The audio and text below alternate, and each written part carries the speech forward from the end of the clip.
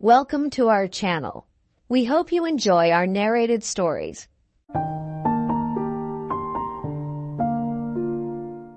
After Dark by Wilkie Collins. Preface. I've taken some pains to string together the various stories contained in this volume on a single thread of interest, which, so far as I know, has at least the merit of not having been used before. The pages entitled Leah's Diary are, however, intended to fulfill another purpose besides that of serving as the framework for my collection of tales. In this part of the book, and subsequently in the prologues to the stories, it has been my object to give the reader one more glimpse at that artist life which circumstances have afforded me peculiar opportunities of studying, and which I've already tried to represent under another aspect in my fiction Hide and Seek. This time I wish to ask some sympathy for the joys and sorrows of a poor traveling portrait painter, presented from his wife's point of view in Leah's Diary, and supposed to be briefly and simply narrated by himself in the prologues to the stories.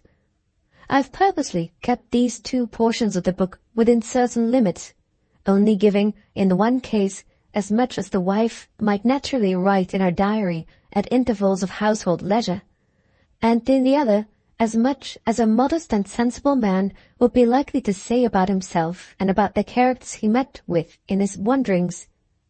If I've been so fortunate as to make my idea intelligible by this brief and simple mode of treatment, and if I have, at the same time, achieved the necessary object of gathering several separate stories together as neatly fitting parts of one complete whole, I shall have succeeded in a design which I have for some time past been very anxious, creditably, to fulfill.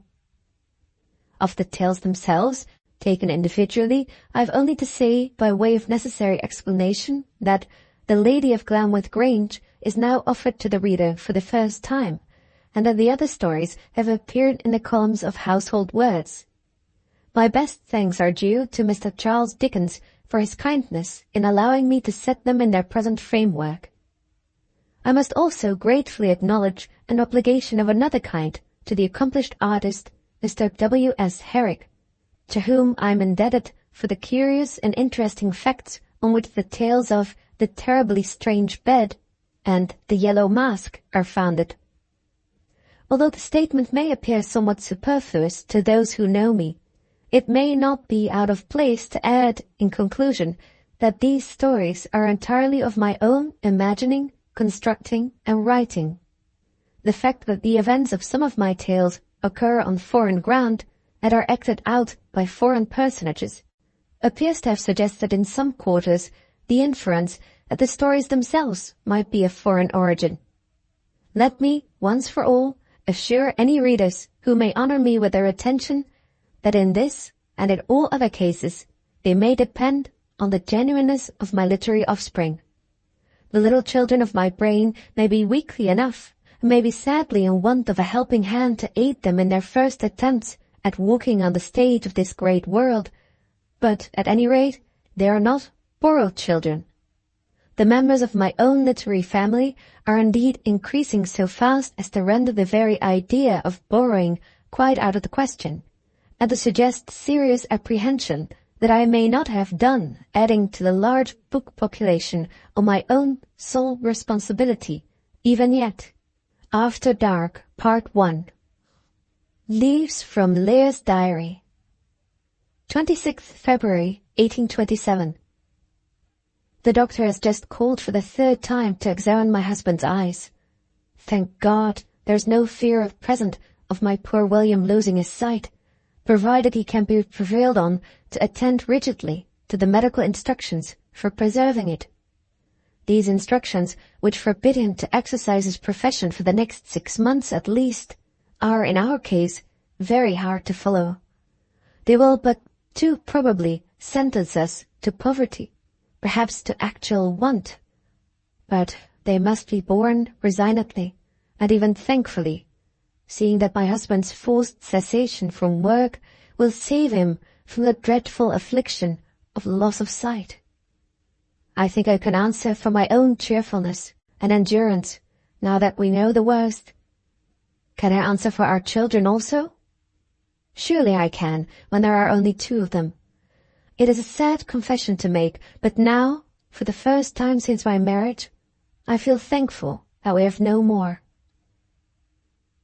17th.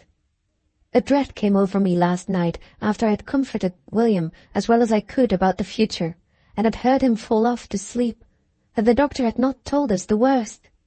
Medical men do sometimes deceive their patients from what has always seemed to me to be misdirected kindness of heart. The mere suspicion that I had been trifled with on the subject of my husband's illness caused me such uneasiness that I made an excuse to get out and went in secret to the doctor. Fortunately, I found him at home, and in 3 words I confessed to him the object of my visit. He smiled and said I might make myself easy. He had told us the worst. And that worst, I said to make certain, is that for the next 6 months my husband must allow his eyes to have the most perfect repose. Exactly, the doctor answered.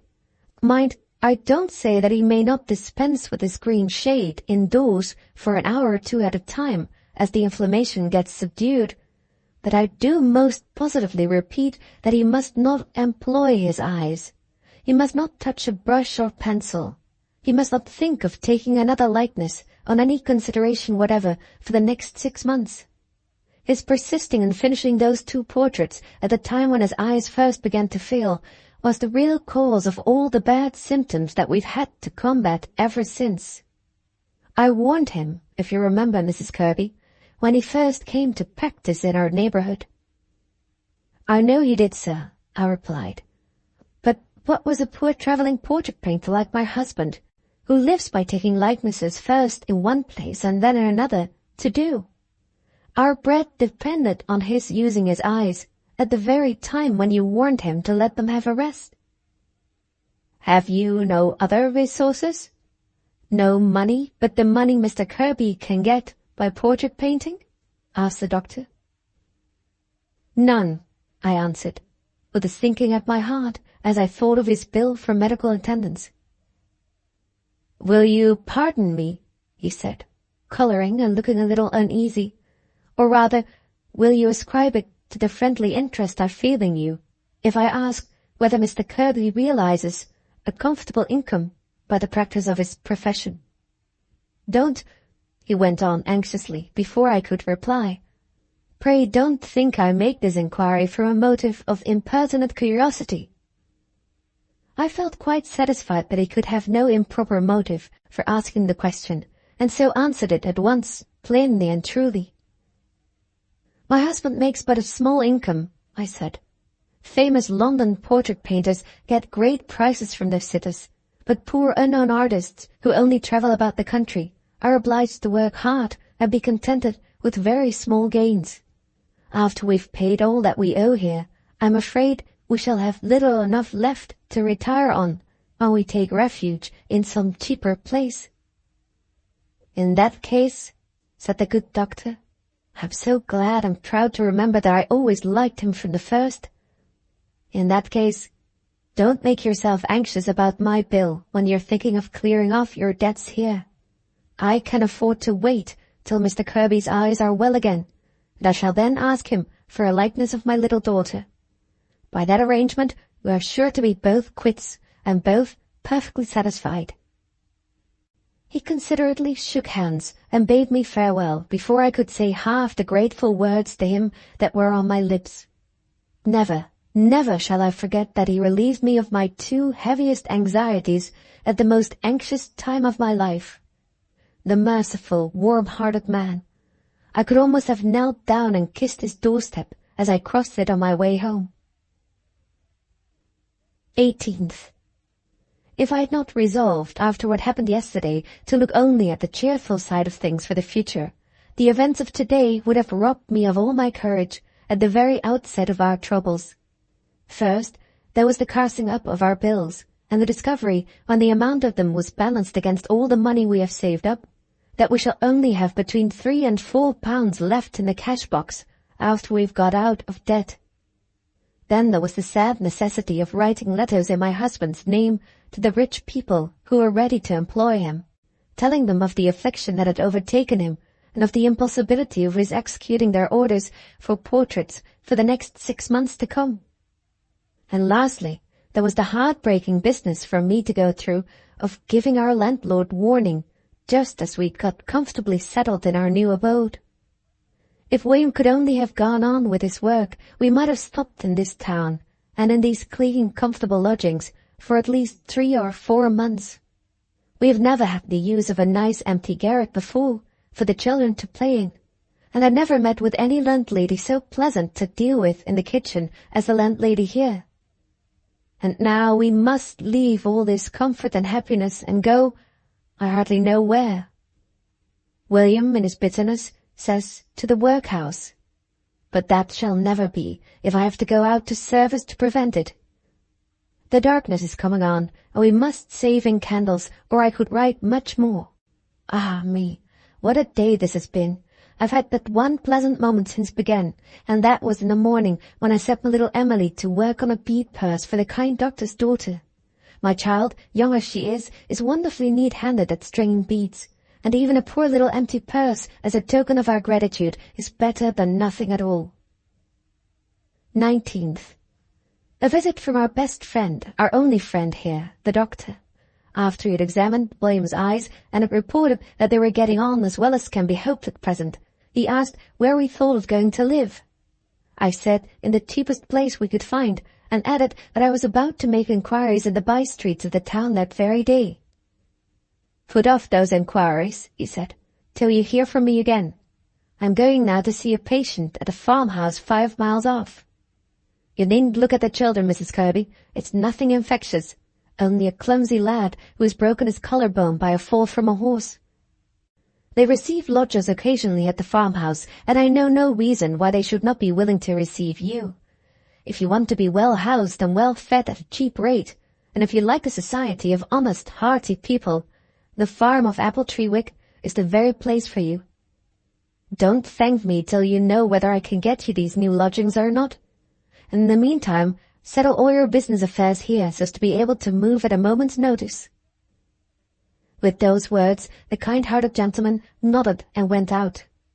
Pray heaven he may succeed at the farmhouse.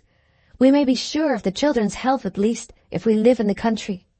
Talking of the children, I must not omit to record that Emily has nearly done one end of the bead purse already. 20th.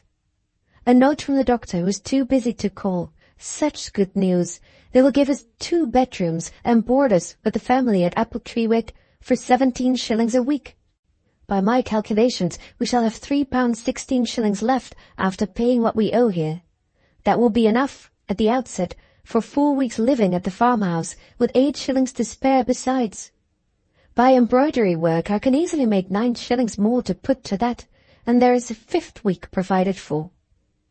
Surely, in 5 weeks' time, considering the number of things I can turn my hand to, we may hit on some plan for getting a little money. This is what I am always telling my husband, and what, by dint of constantly repeating it, I am getting to believe myself. William, as is but natural, poor fellow, does not take so light-hearted a view of the future as I do. He says that the prospect of sitting idle and being kept by his wife for months to come is something more wretched and hopeless than words can describe. I try to raise his spirits by reminding him of his years of honest hard work for me and the children, and of the doctor's assurance that his eyes will get the better, in good time, of their present helpless state. But he still sighs and murmurs, being one of the most independent and high-spirited of men, about living a burden on his wife. I can only answer what in my heart of hearts I feel, that I took him for better and for worse, that I've had many years of the better, and that, even in our present trouble, the worse shows no signs of coming yet. The bead purse is getting on fast, red and blue, and a pretty striped pattern. 21st. A busy day. We go to Appletreewick tomorrow, paying bills and packing up, all poor William's new canvases and painting things huddled together into a packing case.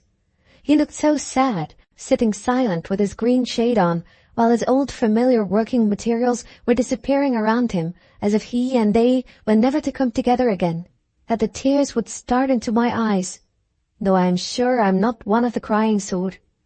Luckily, the green shade kept him from seeing me, and I took good care, though the effort nearly choked me, that he should not hear I was crying at any rate. The bead purse is done. How are we to get the steel rings and tassels for it? I'm not justified now in spending sixpence unnecessarily, even for the best of purposes. 22nd. 23rd. The farm of Appletreewick. Too tired after our move yesterday to write a word in my diary about our journey to this delightful place. But now that we're beginning to get settled, I can manage to make up for past omissions.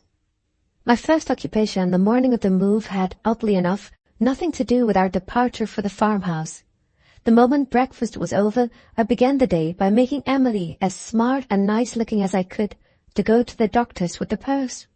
She had her best silk frock on, showing the mending a little in some places, I'm afraid, and her straw hat trimmed with my bonnet ribbon.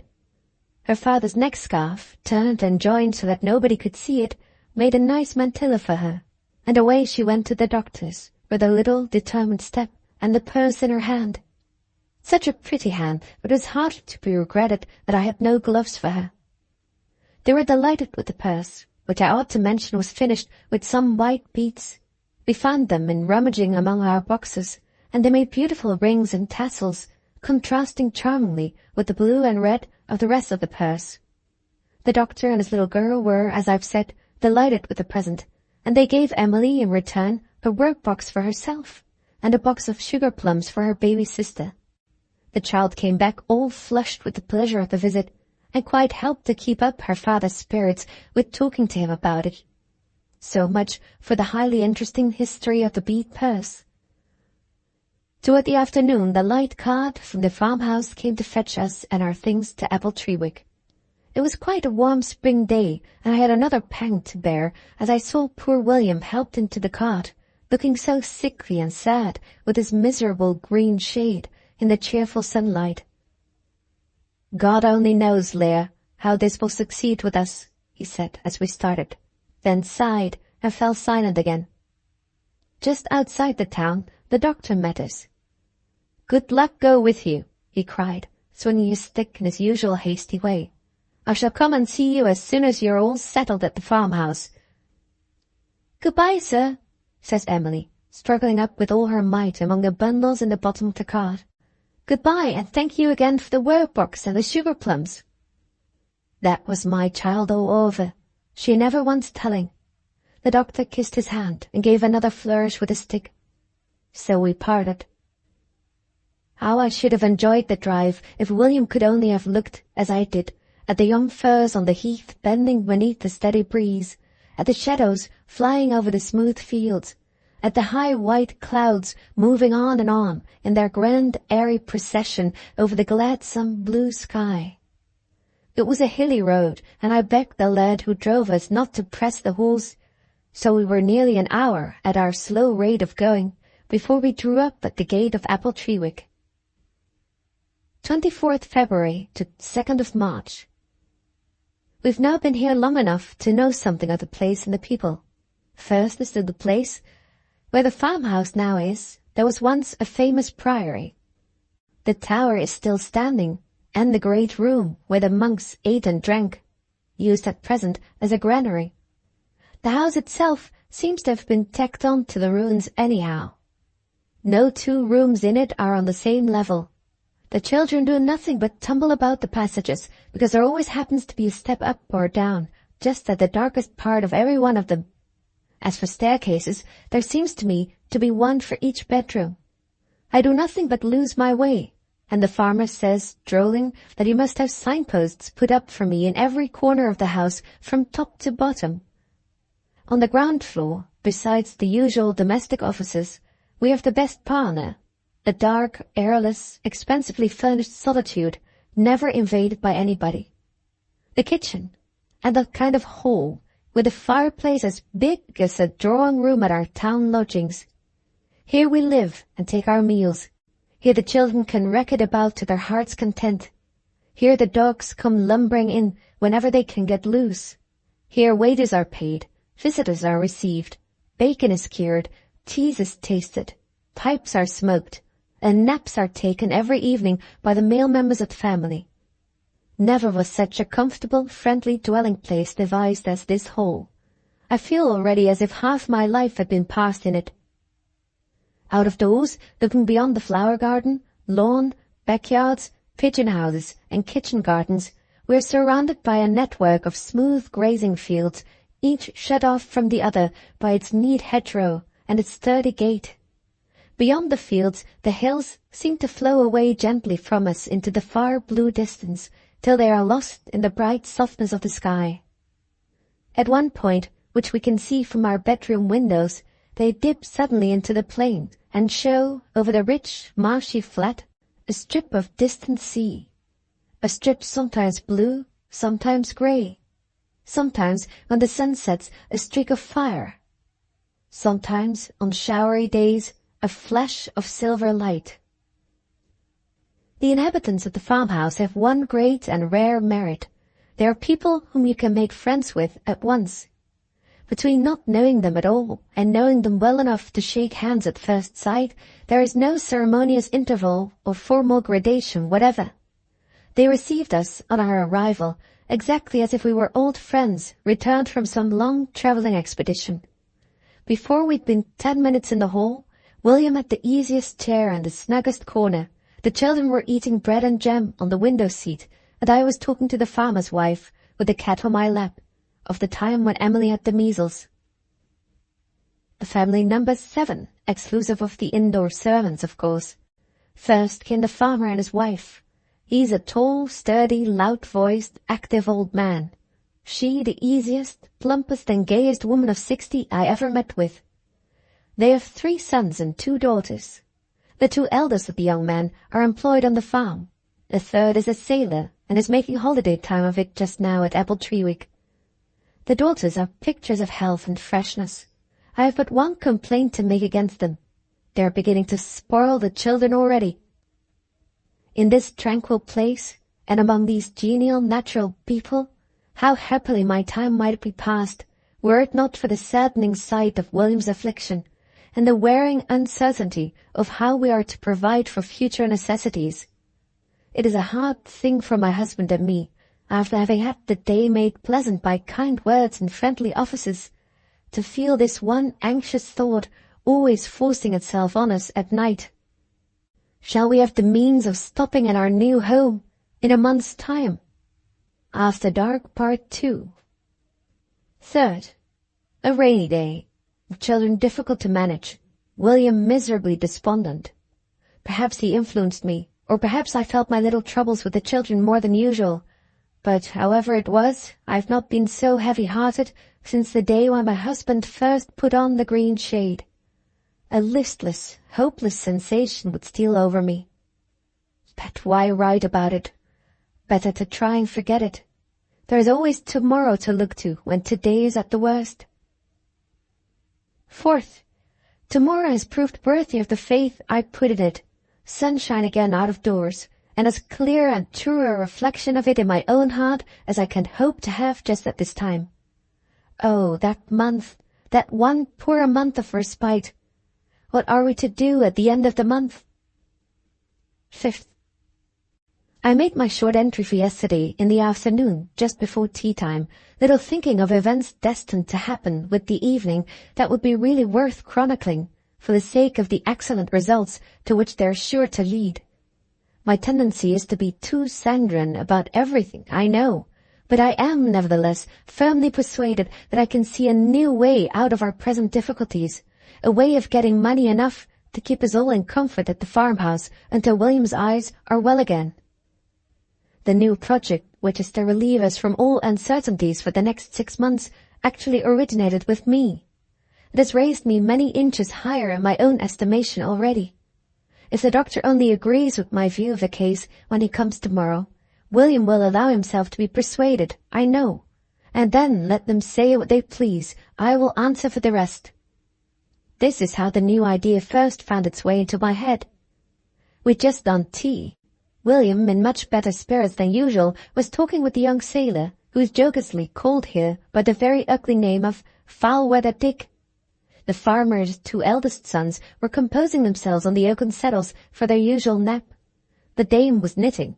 The 2 girls were beginning to clear the tea table, and I was darning the children's socks. To all appearance, this was not a very propitious state of things for the creation of new ideas, and yet my idea grew out of it for all that. Talking with my husband on various subjects connected with life in ships, the young sailor began giving us a description of his hammock, telling us how it was slum, how it was impossible to get into it any other way than stern foremost, whatever that may mean, how the rolling of the ship made it rock like a cradle, and how on rough nights it sometimes swayed to and fro at such a rate as to bump bodily against the ship's side, and wake him up with the sensation of having just received a punch on the head from a remarkably hard fist. Hearing all this, I ventured to suggest that it must be an immense relief to him to sleep on shore in a good, motionless, solid, 4-posted bed. But to my surprise, he scoffed at the idea, said he never slept comfortably out of his hammock, declared that he quite missed his occasional punch on the head from the ship's side, and ended by giving a most comical account of all the uncomfortable sensations he felt when he slept in a 4-post bed. The odd nature of one of the young sailor's objections to sleeping on shore reminded my husband, as indeed it did me too, of the terrible story of a bed in a French gambling house, which he once heard from a gentleman whose likeness he took. "You're laughing at me," says honest foul-weather Dick, seeing William turn toward me and smile. "No, indeed," says my husband. "That last objection of yours to the 4-post beds on shore seems by no means ridiculous to me, at any rate. I once knew a gentleman, Dick, who practically realized your objection." "Excuse me, sir," says Dick, after a pause, and with an appearance of great bewilderment and curiosity. "But could you put 'practically realized' into plain English, so that a poor man like me might have a chance of understanding you?" "Certainly," says my husband, laughing. "I mean that I once knew a gentleman who actually saw and felt what you say in jest you're afraid of seeing and feeling whenever you sleep in a 4-post bed. Do you understand that?" Foul-weather Dick understood it perfectly, and begged with great eagerness to hear what the gentleman's adventure really was. The dame, who had been listening to our talk, begged her son's petition. The 2 girls sat down expectant at the half-cleared tea-table. Even the farmer and his drowsy sons roused themselves lazily on the settle. My husband saw that he stood fairly committed to the relation of the story, so he told it without more ado. I've often heard him relate that strange adventure. William is the best teller of a story I ever met with, to friends of all ranks in many different parts of England, and I never yet knew it fail of producing an effect. The farmhouse audience were, I may almost say, petrified by it. I never before saw people look so long in the same direction and sit so long in the same attitude as they did. Even the servants stole away from their work in the kitchen and, unrebuked by master or mistress, stood quite spellbound in the doorway to listen. Observing all this in silence while my husband was going on with his narrative, the thought suddenly flashed across me. Why should William not get a wider audience for that story, as well as for others, which he has heard from time to time from his sitters, and which he has hitherto only repeated in private among a few friends? People tell stories in books and get money for them. What if we told our stories in a book? And what if the book sold? Why, freedom, surely, from the one great anxiety that is now preying on us. Money enough to stop at the farmhouse till William's eyes are fit for work again. I almost jumped up from my chair as my thought went on shaping itself in this manner. When great men make wonderful discoveries, do they feel sensations like mine, I wonder?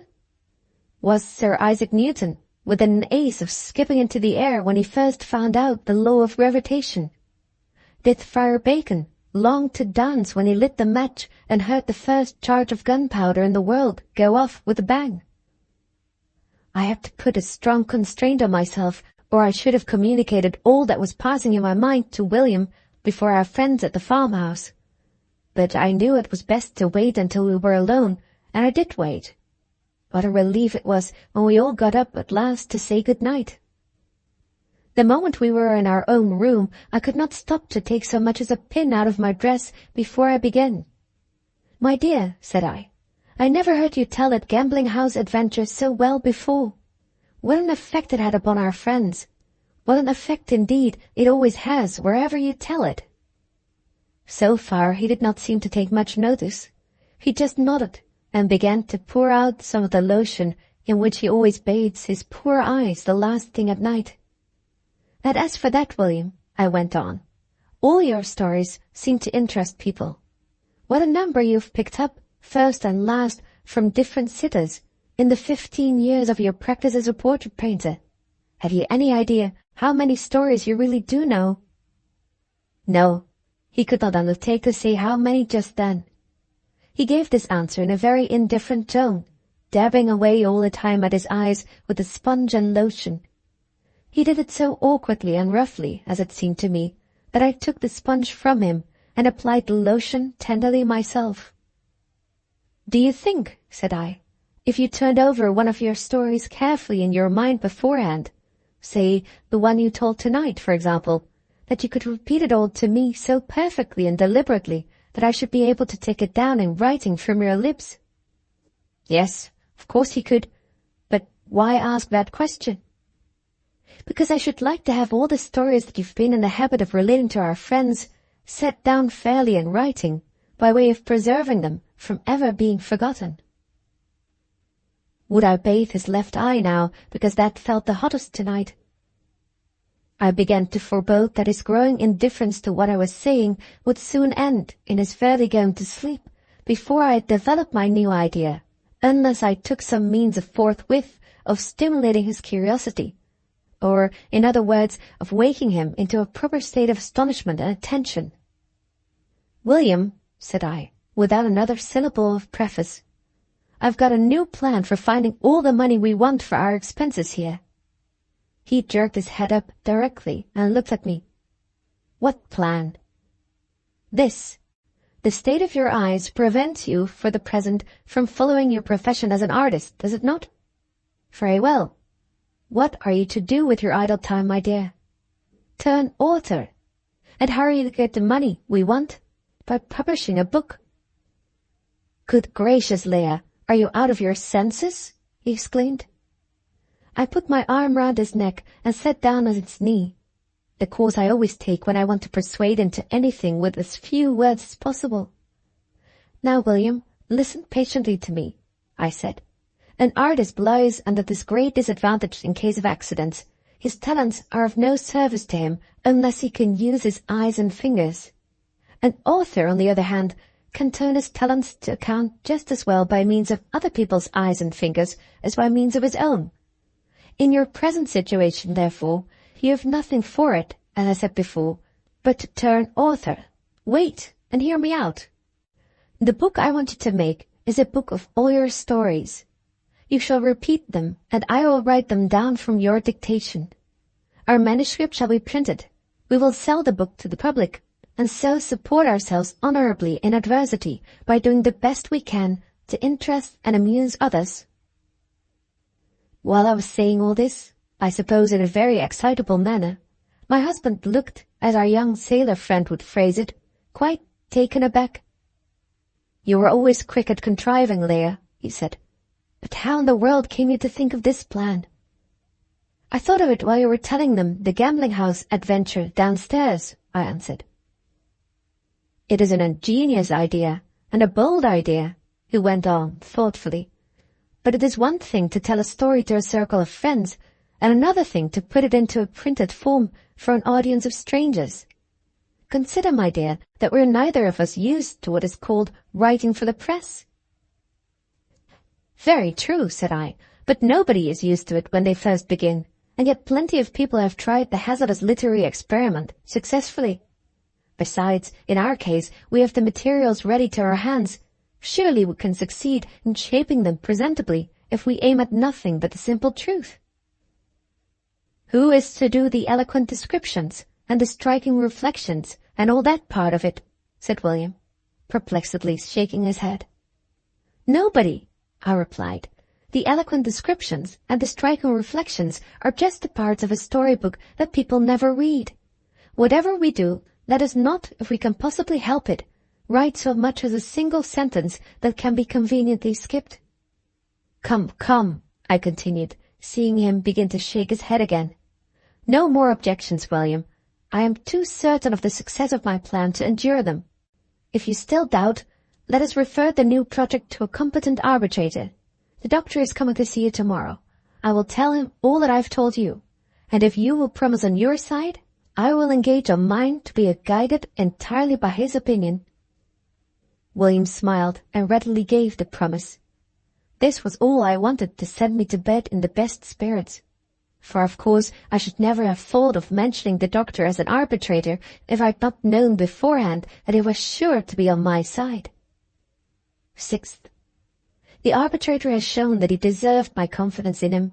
He ranked himself entirely on my side before I had half done explaining to him what my new project really was. As to my husband's doubts and difficulties, the dear good man would not so much as hear them mentioned. "No objections," he cried gaily. "Set to work, Mr. Kirby, and make your fortune. I always said your wife was worth her weight in gold, and here she is now, all ready to get into the bookseller's scales and prove it. Set to work. Set to work." "With all my heart," said William, beginning at last to catch the infection of our enthusiasm. "But when my part of the work and my wife's has been completed, what are we to do with the produce of our labor?" "Leave that to me," answered the doctor.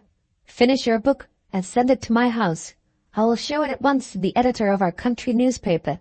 He has plenty of literary friends in London, and he will be just the man to help you. By the by," added the doctor, addressing me, "you'll think of everything, Mrs. Kirby. Pray, have you thought of a name yet for the new book?" At that question it was my turn to be taken aback. The idea of naming the book had never once entered my mind. "A good title is of vast importance," said the doctor, knitting his brows thoughtfully.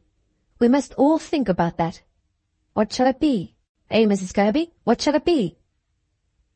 "Perhaps something may strike us after we've fairly set to work," my husband suggested. "Talking of work," he continued, turning to me. "How are you to find time, Leah, with your nursery occupations, for writing down all the stories as I tell them?"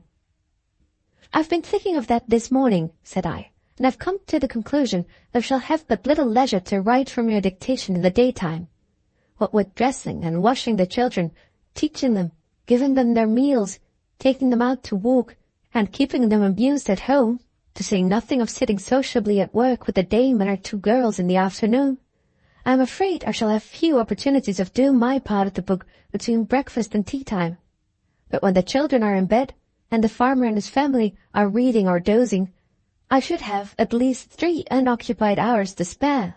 So, if you don't mind putting off our working time till after dark—" "There's the title!" shouted the doctor, jumping out of his chair as if he had been shot. "Where?" cried I, looking all round me in the surprise of the moment, as if I had expected to see the title magically inscribed for us on the walls of the room. "In your last words, to be sure," rejoined the doctor. "You said just now that you would not have leisure to write from Mr. Kirby's dictation till after dark. What can we do better than name the book after the time when the book is written? Call it boldly After Dark. Stop! Before anybody says a word for or against it, let us see how the name looks on paper." I opened my writing desk in a great flutter. The doctor selected the largest sheet of paper and the broadest knit pen he could find, and wrote in majestic round text letters, with alternate thin and thick strokes beautiful to see, the 2 cabalistic words, "After Dark."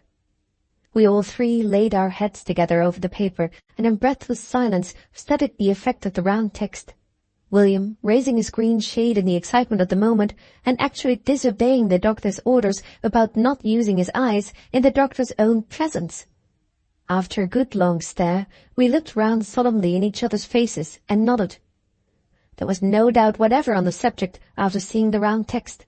In one happy moment the doctor had hit on the right name.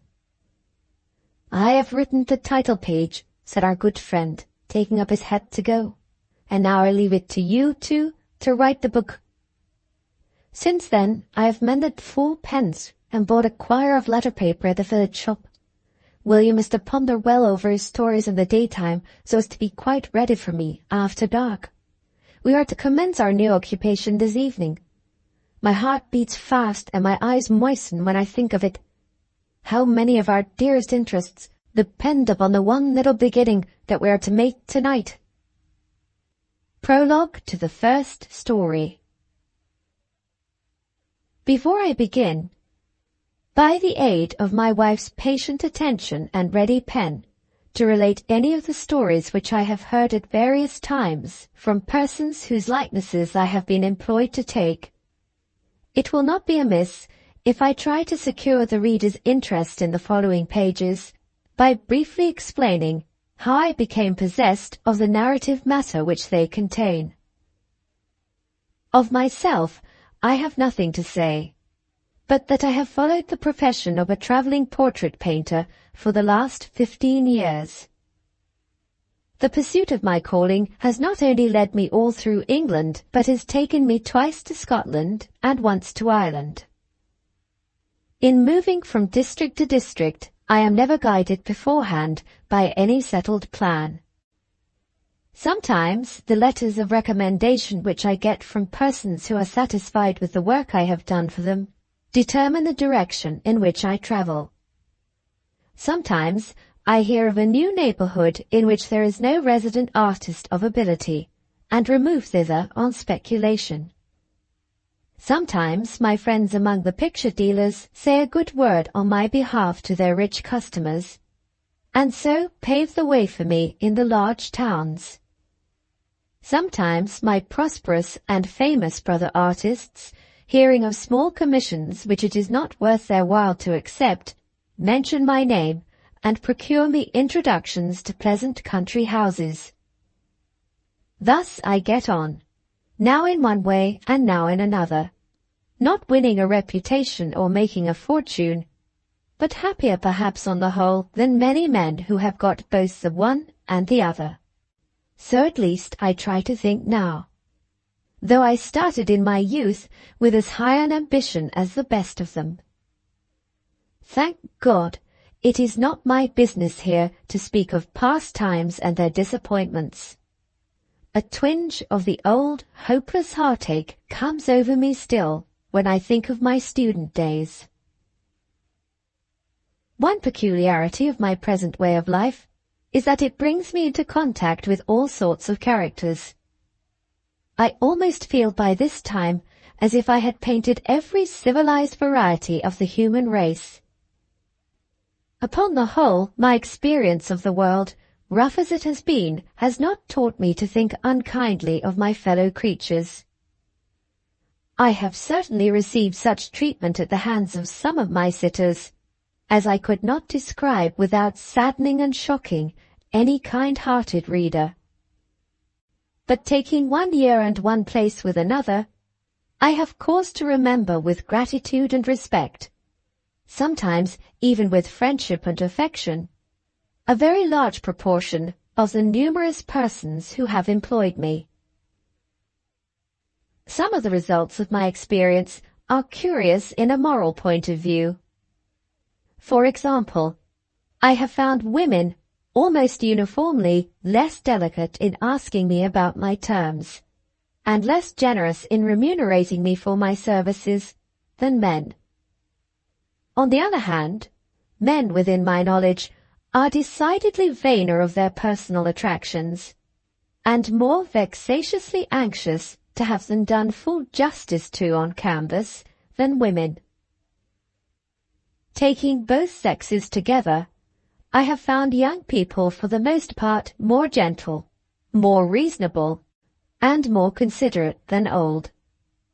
And summing up in a general way, my experience of different ranks, which extends, let me premise, all the way down from peers to publicans, I have met with most of my formal and ungracious receptions among rich people of uncertain social standing.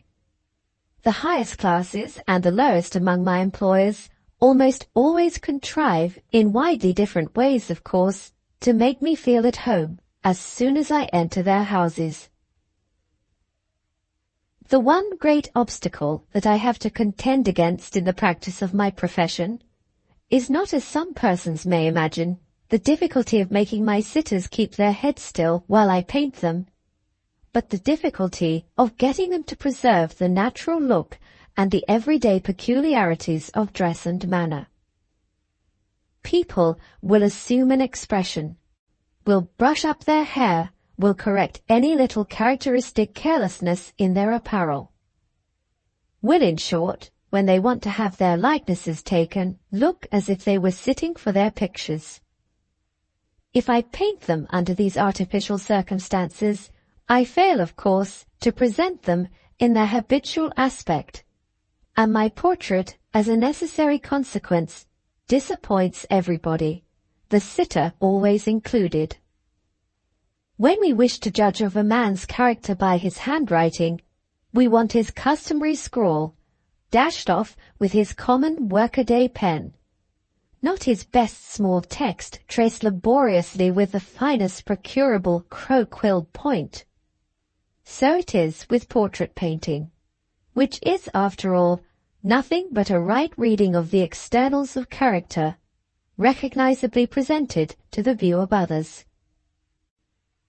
Experience, after repeated trials, has proved to me that the only way of getting sitters who persist in assuming a set look to resume their habitual expression is to lead them into talking about some subject in which they are greatly interested. If I can only beguile them into speaking earnestly, no matter on what topic, I am sure of recovering their natural expression, sure of seeing all the little precious everyday peculiarities of the man or woman peep out one after another, quite unawares. The long, maundering stories about nothing, the wearisome recitals of petty grievances, the local anecdotes unrelieved by the faintest suspicion of anything like general interest, which I have been condemned to hear as a consequence of thawing the ice of the features of formal sitters by the method just described, would fill hundreds of volumes and promote the repose of thousands of readers. On the other hand, if I have suffered under the tediousness of the many, I have not been without my compensating gains from the wisdom and experience of the few. To some of my sitters I have been indebted for information which has enlarged my mind, to some for advice which has lightened my heart, to some for narratives of strange adventure which riveted my attention at the time, which have served to interest and amuse my fireside circle for many years past, and which are now, I would fain hope, destined to make kind friends for me among a wider audience than any that I have yet addressed. Singularly enough, almost all the best stories that I have heard from my sitters have been told by accident. I only remember 2 cases in which a story was volunteered to me, and although I have often tried the experiment, I cannot call to mind even a single instance in which leading questions, as the lawyers call them, on my part, addressed to a sitter, ever produced any result worth recording. Over and over again, I have been disastrously successful in encouraging dull people to weary me. But the clever people who have something interesting to say seem, so far as I have observed them, to acknowledge no other stimulant than chance. For every story which I propose including in the present collection, excepting one, I have been indebted in the first instance to the capricious influence of the same chance. Something my sitter has seen about me, something I have remarked in my sitter or in the room in which I take the likeness, or in the neighborhood through which I pass on my way to work, has suggested the necessary association, or has started the right train of recollections, and then the story appeared to begin of its own accord. Occasionally, the most casual notice on my part of some very unpromising object has smoothed the way for the relation of a long and interesting narrative. I first heard one of the most dramatic of the stories that will be presented in this book merely through being carelessly inquisitive to know the history of a stuffed poodle dog. It is thus not without reason that I lay some stress on the desirableness of prefacing each one of the following narratives by a brief account of the curious manner in which I became possessed of it. As to my capacity for repeating these stories correctly, I can answer for it that my memory may be trusted. I may claim it as a merit, because it is after all a mechanical one, that I forget nothing, and that I can call long past conversations and events as readily to my recollection as if they had happened but a few weeks ago. Of two things at least I feel tolerably certain beforehand in meditating over the contents of this book. First, that I can repeat correctly all that I have heard. And secondly, that I have never missed anything worth hearing when my sitters are addressing me on an interesting subject. Although I cannot take the lead in talking while I am engaged in painting, I can listen while others speak, and work all the better for it. So much in the way of general preface to the pages for which I am about to ask the reader's attention. Let me now advance to particulars and describe how I came to hear the first story in the present collection. I begin with it because it is the story I have oftenest rehearsed, to borrow a phrase from the stage. Wherever I go, I am sooner or later sure to tell it. Only last night I was persuaded into repeating it once more by the inhabitants of the farmhouse in which I am now staying. Not many years ago, on returning from a short holiday visit to a friend settled in Paris, I found professional letters awaiting me at my agent's in London, which required my immediate presence in Liverpool. Without stopping to unpack, I proceeded by the first conveyance to my new destination, and calling at the picture dealer's shop where portrait painting engagements were received for me, found to my great satisfaction that I had remunerative employment in prospect in and about Liverpool for at least 2 months to come. I was putting up my letters in high spirits, and was just leaving the picture dealer's shop to look out for comfortable lodgings, when I was met at the door by the landlord of one of the largest hotels in Liverpool, an old acquaintance whom I had known as manager of a tavern in London in my student days. "Mr. Kirby!" he exclaimed in great astonishment. "What an unexpected meeting! The last man in the world whom I expected to see, and yet the very man whose services I want to make use of." "What, more work for me?" said I. "Are all the people in Liverpool going to have their portraits painted?" "I only know of one," replied the landlord, "a gentleman staying at my hotel, who wants a chalk drawing done for him. I was on my way here to inquire of any artist whom our picture-dealing friend could recommend. How glad I am that I met you before I committed myself to employing a stranger." "Is this likeness wanted at once?" I asked, thinking of the number of engagements that I had already got in my pocket. "Immediately.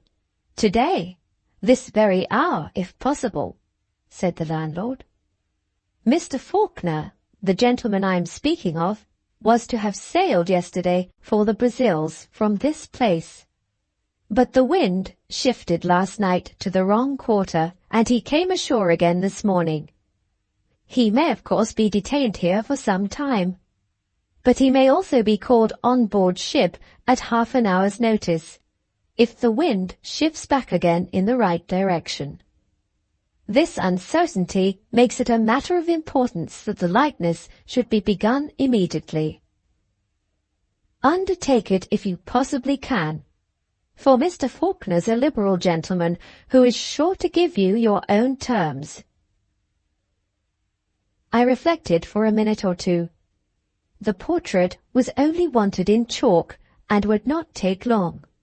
Besides, I might finish it in the evening if my other engagements pressed hard upon me in the daytime. Why not leave my luggage at the picture dealer's, put off looking for lodgings till night, and secure the new commission boldly by going back at once with the landlord to the hotel? I decided on following this course almost as soon as the idea occurred to me, put my chalks in my pocket and a sheet of drawing paper in the first of my portfolios that came to hand, and so presented myself before Mr. Faulkner, ready to take his likeness literally at 5 minutes' notice. I found him a very pleasant, intelligent man, young and handsome. He had been a great traveller, had visited all the wonders of the East, and was now about to explore the wilds of the vast South American continent. Thus much he told me good-humouredly and unconstrainedly, while I was preparing my drawing materials. As soon as I had put him in the right light and position and had seated myself opposite to him, he changed the subject of conversation, and asked me, a little confusedly I thought, if it was not a customary practice among portrait painters to gloss over the faults in their sitters' faces, and to make as much as possible of any good points which their features might possess. "Certainly," I answered. "You have described the whole art and mystery of successful portrait painting in a few words." "May I beg, then," said he, "that you will depart from the usual practice in my case, and draw me with all my defects, exactly as I am? The fact is," he went on, after a moment's pause, "the likeness you are now preparing to take is intended for my mother. My roving disposition makes me a great anxiety to her, and she parted from me this last time very sadly and unwillingly. I don't know how the idea came into my head, but it struck me this morning that I could not better employ the time while I was delayed here on shore than by getting my likeness done to send to her for a keepsake. She has no portrait of me since I was a child, and she is sure to value a drawing of me more than anything else I could send to her. I only trouble you with this explanation to prove that I am really sincere in my wish to be drawn unflatteringly, exactly as I am." Secretly respecting and admiring him for what he had just said, I promised that his directions should be implicitly followed, and began to work immediately. Before I had pursued my occupation for 10 minutes, the conversation began to flag, and the usual obstacle to my success with a sitter gradually set itself up between us. Quite unconsciously, of course, Mr. Faulkner stiffened his neck, shut his mouth, and contracted his eyebrows, evidently under the impression that he was facilitating the process of taking his portrait by making his face as like a lifeless mask as possible. All traces of his natural animated expression were fast disappearing, and he was beginning to change into a heavy and rather melancholy-looking man. This complete alteration was of no great consequence so long as I was only engaged in drawing the outline of his face and the general form of his features. I accordingly worked on doggedly for more than an hour, then left off to point my chalks again, and to give my sitter a few minutes' rest. Thus far, the likeness had not suffered through Mr. Faulkner's unfortunate notion of the right way of sitting for his portrait. But the time of difficulty, as I well knew, was to come. It was impossible for me to think of putting any expression into the drawing unless I could contrive some means, when he resumed his chair, of making him look like himself again. I will talk to him about foreign parts, thought I, and try if I can't make him forget that he is sitting for his picture in that way. While I was pointing my chalks, Mr. Faulkner was walking up and down the room. He chanced to see the portfolio I had brought with me leaning against the wall, and asked if there were any sketches in it. I told him there were a few which I had made during my recent stay in Paris. "In Paris?" he repeated with a look of interest. "May I see them?" I gave him the permission he asked as a matter of course. Sitting down, he took the portfolio on his knee and began to look through it. He turned over the first 5 sketches rapidly enough. But when he came to the 6th, I saw his face flush directly and observed that he took the drawing out of the portfolio, carried it to the window, and remained silently absorbed in the contemplation of it for a full 5 minutes. After that, he turned round to me and asked very anxiously if I had any objection to part with that sketch. It was the least interesting drawing of the collection, merely a view in one of the streets running by the backs of the houses in the Palais Royal. Some 4 or 5 of these houses were comprised in the view, which was of no particular use to me in any way, and which was too valueless as a work of art for me to think of selling it. I begged his acceptance of it at once. He thanked me quite warmly, and then, seeing that I looked a little surprised at the odd selection he had made from my sketches, laughingly asked me if I could guess why he had been so anxious to become possessed of the view which I had given him. "Probably," I answered, "there is some remarkable historical association connected with that street at the back of the Palais Royal, of which I am ignorant." "No," said Mr. Faulkner, "at least none that I know of. The only association connected with the place, in my mind, is a purely personal association. Look at this house in your drawing, the house with the water pipe running down it from top to bottom. I once passed a night there, a night I shall never forget to the day of my death.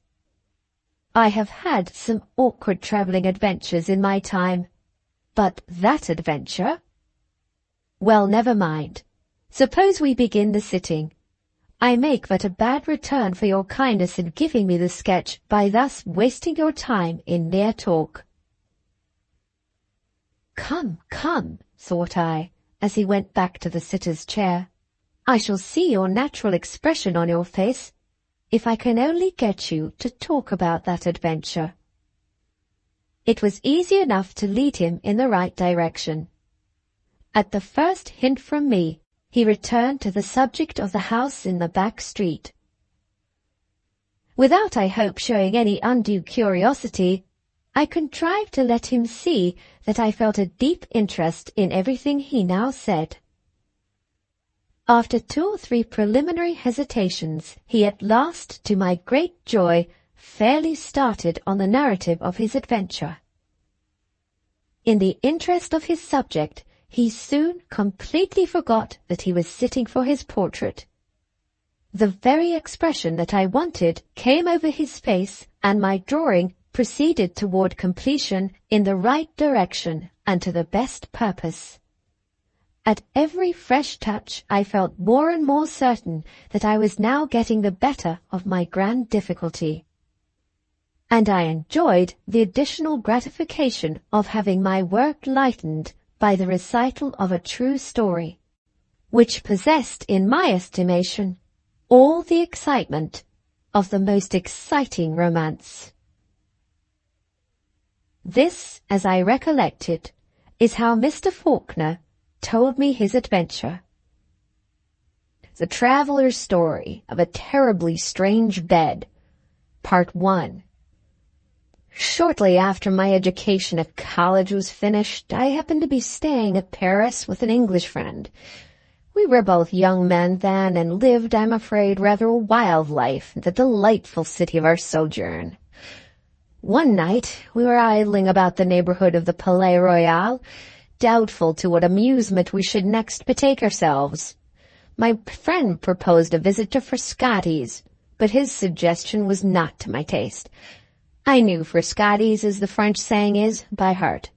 Had lost and won plenty of 5-franc pieces there, merely for amusement's sake, until it was amusement no longer, and was thoroughly tired. In fact, of all the ghastly respectabilities of such a social anomaly as a respectable gambling house. For heaven's sake, said I to my friend, let us go somewhere where we can see a little genuine blackguard, poverty-stricken gaming with no false gingerbread glitter thrown over it all.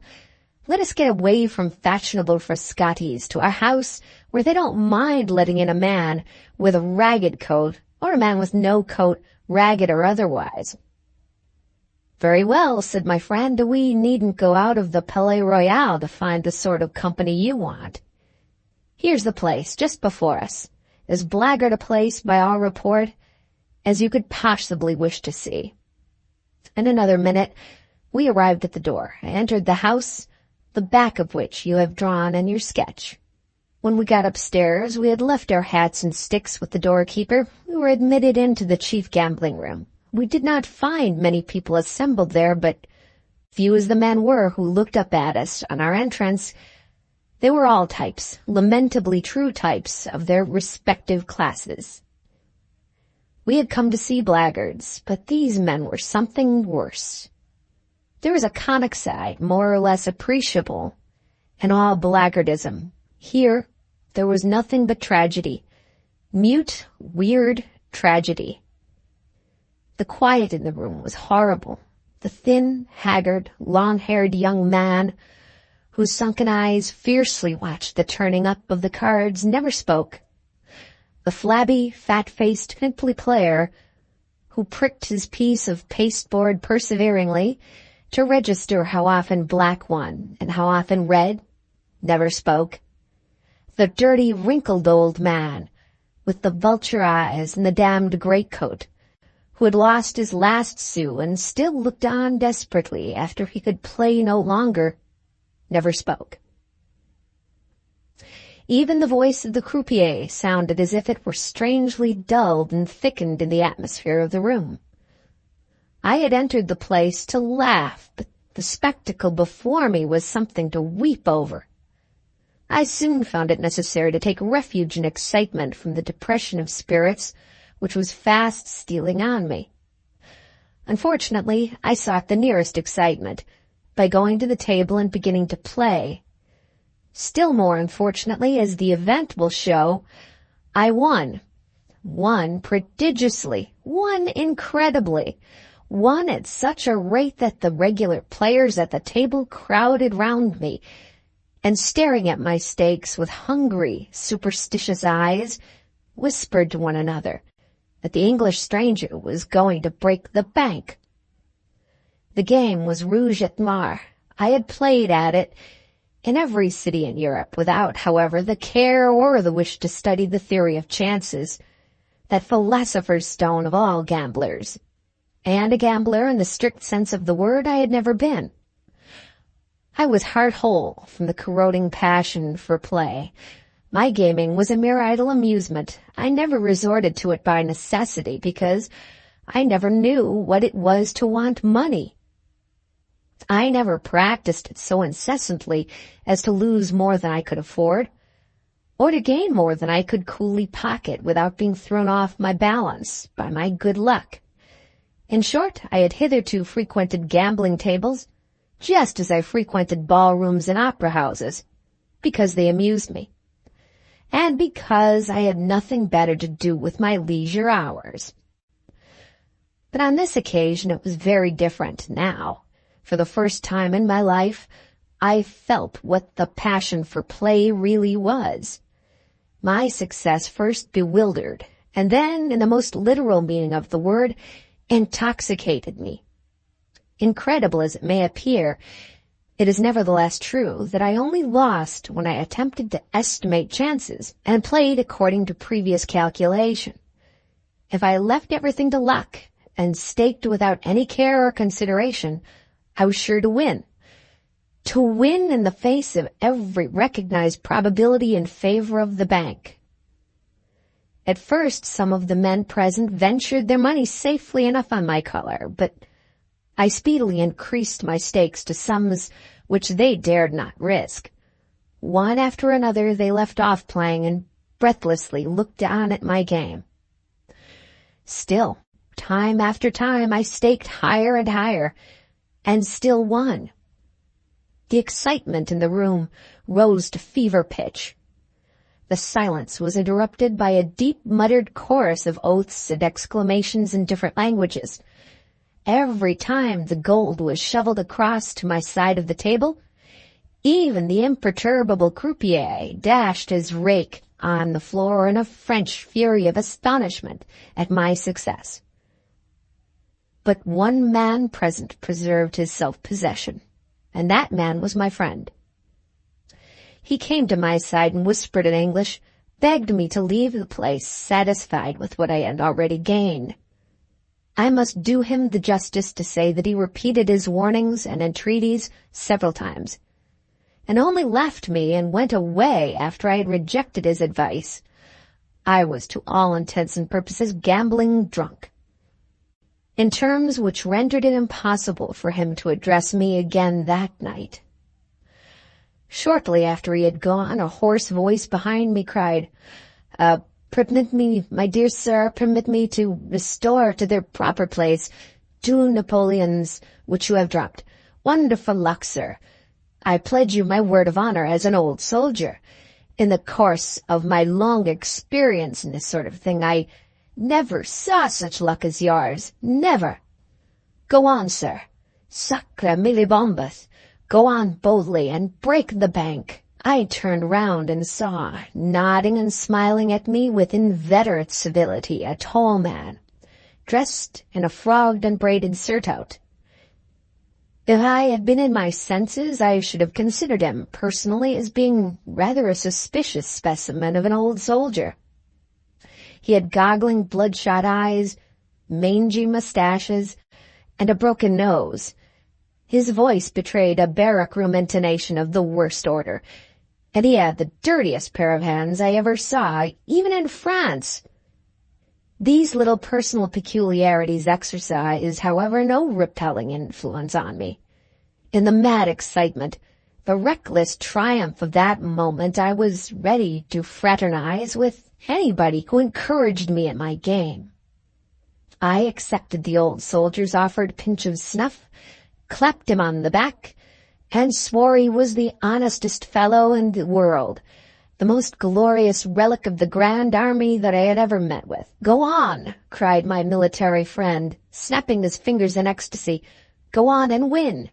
Break the bank. Mille tonneres, my gallant English comrade, break the bank." And I did go on, went on at such a rate that in another quarter of an hour the croupier called out, "Gentlemen, the bank has discontinued for tonight. All the notes and all the gold in that bank now lay in a heap under my hands. The whole floating capital of the gambling house was waiting to pour into my pockets. Tie up the money in your pocket handkerchief, my worthy sir," said the old soldier, as I wildly plunged my hands into my heap of gold. "Tie it up, as we used to tie up a bit of dinner in the Grand Army. Your winnings are too heavy for any breeches pockets that ever were sewed. There, that's it. Shovel them in, notes and all. Credy, what luck!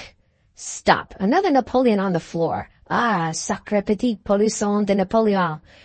Have I found thee at last? Now then, sir.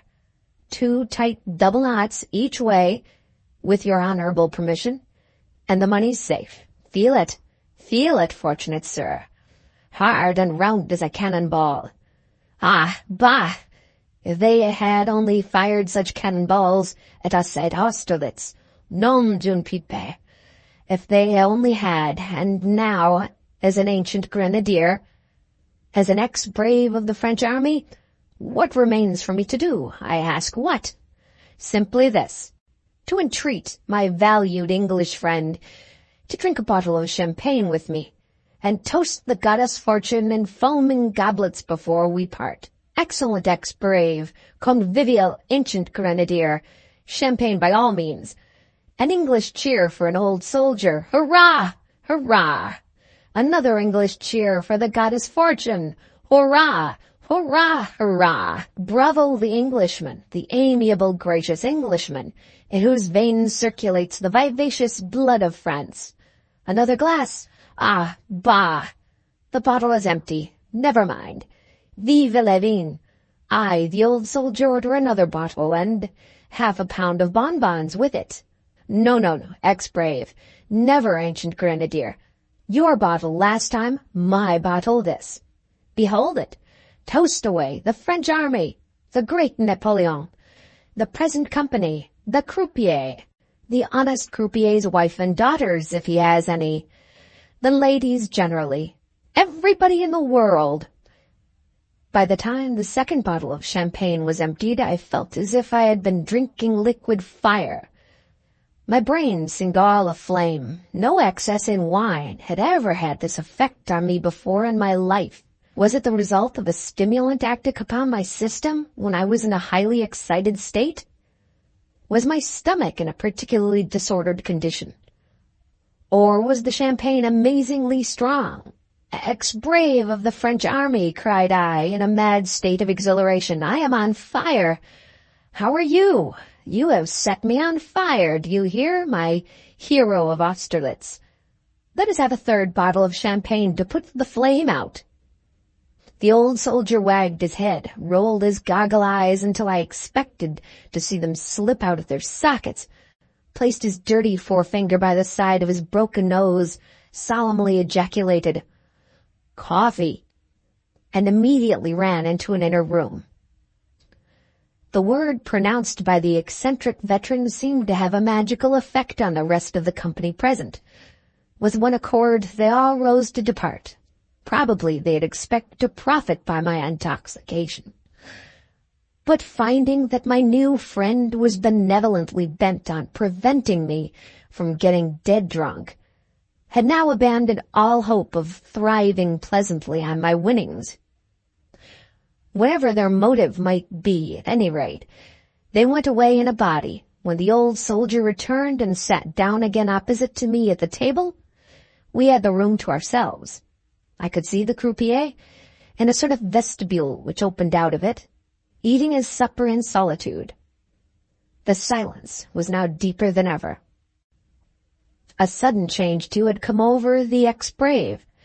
He assumed a portentously solemn look, and when he spoke to me again, his speech ornamented by no oaths, enforced by no finger-snapping, enlivened by no apostrophes or exclamations. "Listen, my dear sir," said he, in mysteriously confidential tones. "Listen to an old soldier's advice. I've been to the mistress of the house, a very charming woman with a genius for cookery, to impress on her the necessity of making us some particularly strong and good coffee. You must drink this coffee in order to get rid of your little amiable exaltation of spirits before you think of going home. You must, my good and gracious friend, with all that money to take home tonight. It is a sacred duty to yourself to have your wits about you.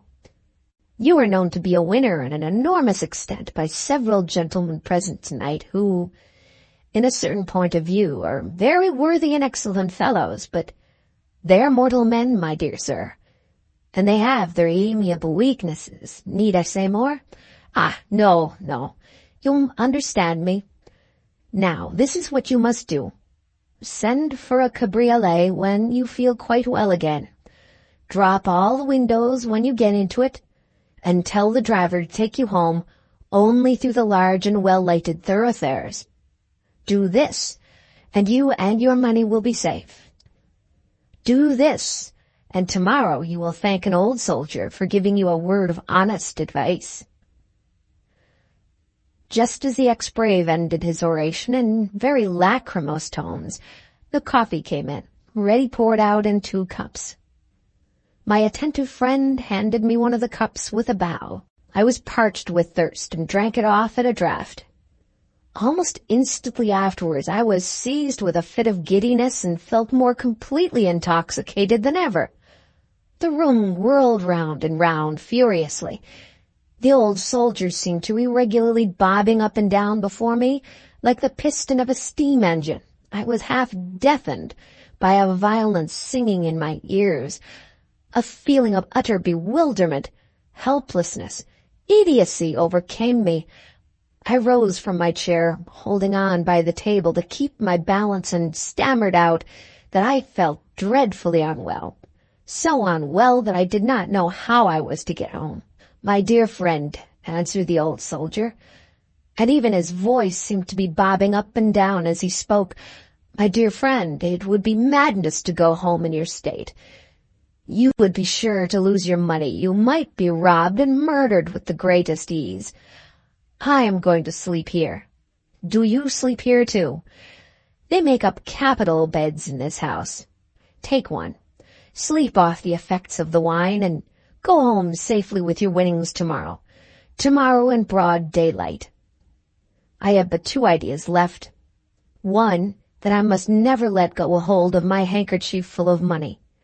The other, that I must lie down somewhere immediately and fall off into a comfortable sleep." So I agreed to the proposal about the bed, and took the offered arm of the old soldier, carrying my money with my disengaged hand. Preceded by the croupier, we passed along some passages and up a flight of stairs into the bedroom which I was to occupy. The ex-brave shook me warmly by the hand, proposed that we should breakfast together, and then, followed by the croupier, left me for the night. I ran to the wash-hand stand, drank some of the water in my jug, poured the rest out, and plunged my face into it, then sat down in a chair and tried to compose myself. I soon felt better. The change from my lungs from the fetid atmosphere of the gambling room to the cool air of the apartment I now occupied, the almost equally refreshing change from my eyes from the glaring gaslights of the salon to the dim quiet flicker of one bedroom candle aided wonderfully the restorative effects of cold water. The giddiness left me, and I began to feel a little like a reasonable being again. My first thought was of the risk of sleeping all night in a gambling house. My second, of the still greater risk of trying to get out after the house was closed, and of going home alone at night, through the streets of Paris, with a large sum of money about me. I had slept in worse places than this in my travels, so I determined to lock, bolt, and barricade my door, and take my chance till the next morning. Accordingly, I secured myself against all intrusion, looked under the bed and into the cupboard, tried the fastening of the window, and then, satisfied that I had taken every proper precaution, pulled off my upper clothing, put my light, which was dim one, on the hearth among a feathery litter of wood ashes, and got into bed with the handkerchief full of money under my pillow. The Traveler's Story of a Terribly Strange Bed, Part 2. I soon felt not only that I could not go to sleep, but that I could not even close my eyes. I was wide awake and in a high fever. Every nerve in my body trembled. Every one of my senses seemed to be preternaturally sharpened. I tossed and rolled and tried every kind of position, and perseveringly sought out the cold corners of the bed, and all to no purpose. Now I thrust my arms over the clothes. Now I poked them under the clothes. Now I violently shot my legs straight down to the bottom of the bed. Now I convulsively coiled them up as near my chin as they would go. Now I shook out my crumpled pillow, changed it to the cool side, patted it flat, and lay down quietly on my back. Now I fiercely doubled it in two, set it up on end, thrust it against the board of the bed, and tried a sitting posture. Every effort was in vain. I groaned with vexation as I felt that I was in for a sleepless night. What could I do? I had no book to read, and yet unless I found out some method of diverting my mind, I felt certain that I was in the condition to imagine all sorts of horrors, to rack my brain with forebodings of every possible and impossible danger.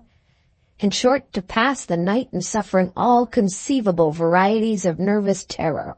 I raised myself on my elbow and looked about the room, which was brightened by a lovely moonlight pouring straight through the window, to see if it contained any pictures or ornaments that I could at all clearly distinguish. While my eyes wandered from wall to wall, a remembrance of the Meister's delightful little book, Voyage autour de ma chambre, occurred to me. I resolved to imitate the French author and find occupation and amusement enough to relieve the tedium of my wakefulness by making a mental inventory of every article of furniture I could see, and by following up to their sources the multitude of associations which even a chair, a table, or a washstand may be made to call forth. In the nervous, unsettled state of my mind at that moment, I found it much easier to make inventory than to make my reflections, and thereupon soon gave up all hope of thinking in Le Meister's fanciful track, or indeed of thinking at all. I looked about the room at the different articles of furniture, and did nothing more. There was first the bed I was lying in, a four-post bed of all things in the world to meet within Paris.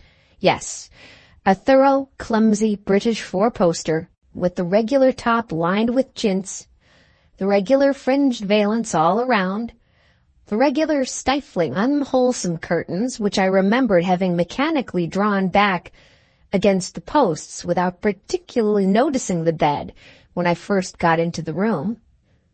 Then there was the marble-topped wash-hand stand, from which the water I had spilled in my hurry to pour it out was still dripping, slowly and more slowly, onto the brick floor. Then two small chairs with my coat, waistcoat, and trousers flung on them.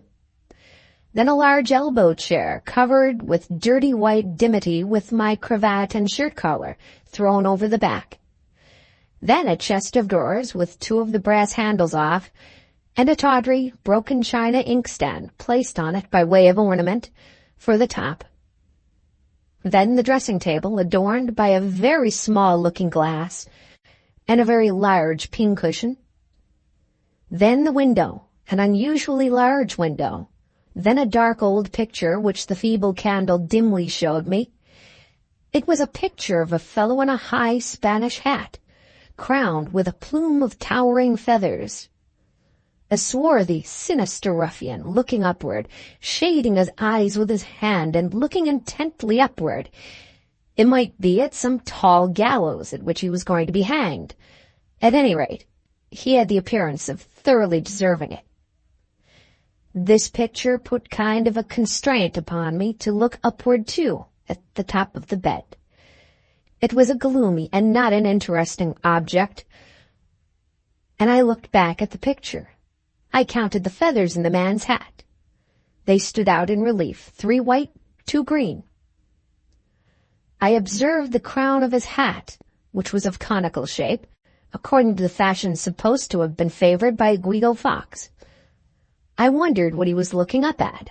It couldn't be at the stars. Such a desperado was neither astrologer nor astronomer. It must be at the high gallows, and he was going to be hanged presently. Would the executioner come into the picture of his conical, crowned hat and plume of feathers? I counted the feathers again, 3 white, 2 green. While I still lingered over this very improving and intellectual employment, my thoughts insensibly began to wander. The moonlight shining into the room reminded me of a certain moonlight night in England, the night after a picnic party in a Welsh valley. Every incident of the drive homeward, through lovely scenery, which the moonlight made lovelier than ever, came back to my remembrance, though I had never given the picnic a thought for years, though if I had tried to recollect it, I could certainly have recalled little or nothing of that scene long past. Of all the wonderful faculties that help to tell us we are immortal, which speaks the sublime truth more eloquently than memory. Here was I, in a strange house of the most suspicious character, in a situation of uncertainty and even of peril, which might seem to make the cool exercise of my recollection almost out of the question. Nevertheless, remembering quite involuntarily places, people, conversations, minute circumstances of every kind which I had thought forgotten forever, which I could not possibly have recalled at will, even under the most favorable auspices, and what cause had produced in a moment the whole of this strange, complicated, mysterious effect? Nothing but some rays of moonlight shining in at my bedroom window. I was still thinking of the picnic, of our merriment on the drive home, of the sentimental young lady who would quote Childe Harold because it was moonlight.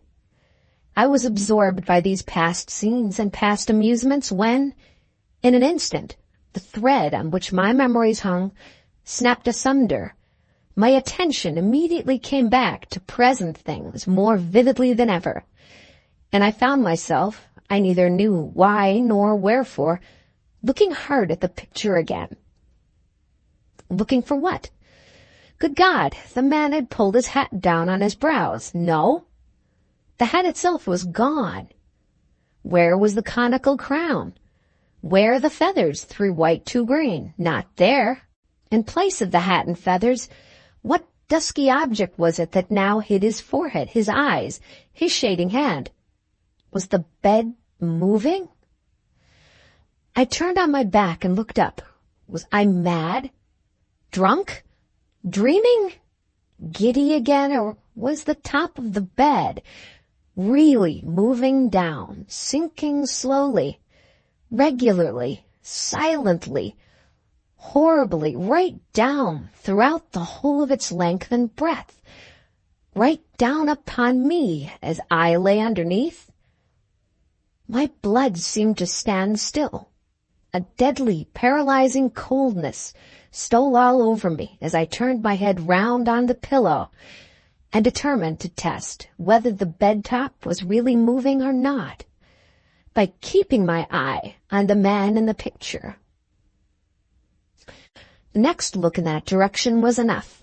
The dull, black, frowsy outline of the valance above me was within an inch of being parallel with his waist. I still looked breathlessly and steadily and slowly, very slowly. I saw the figure and the line, the frame below the figure, vanish as the valance moved down before it. I am constitutionally anything but timid. I have been on more than one occasion in peril of my life, and have not lost my self-possession for an instant.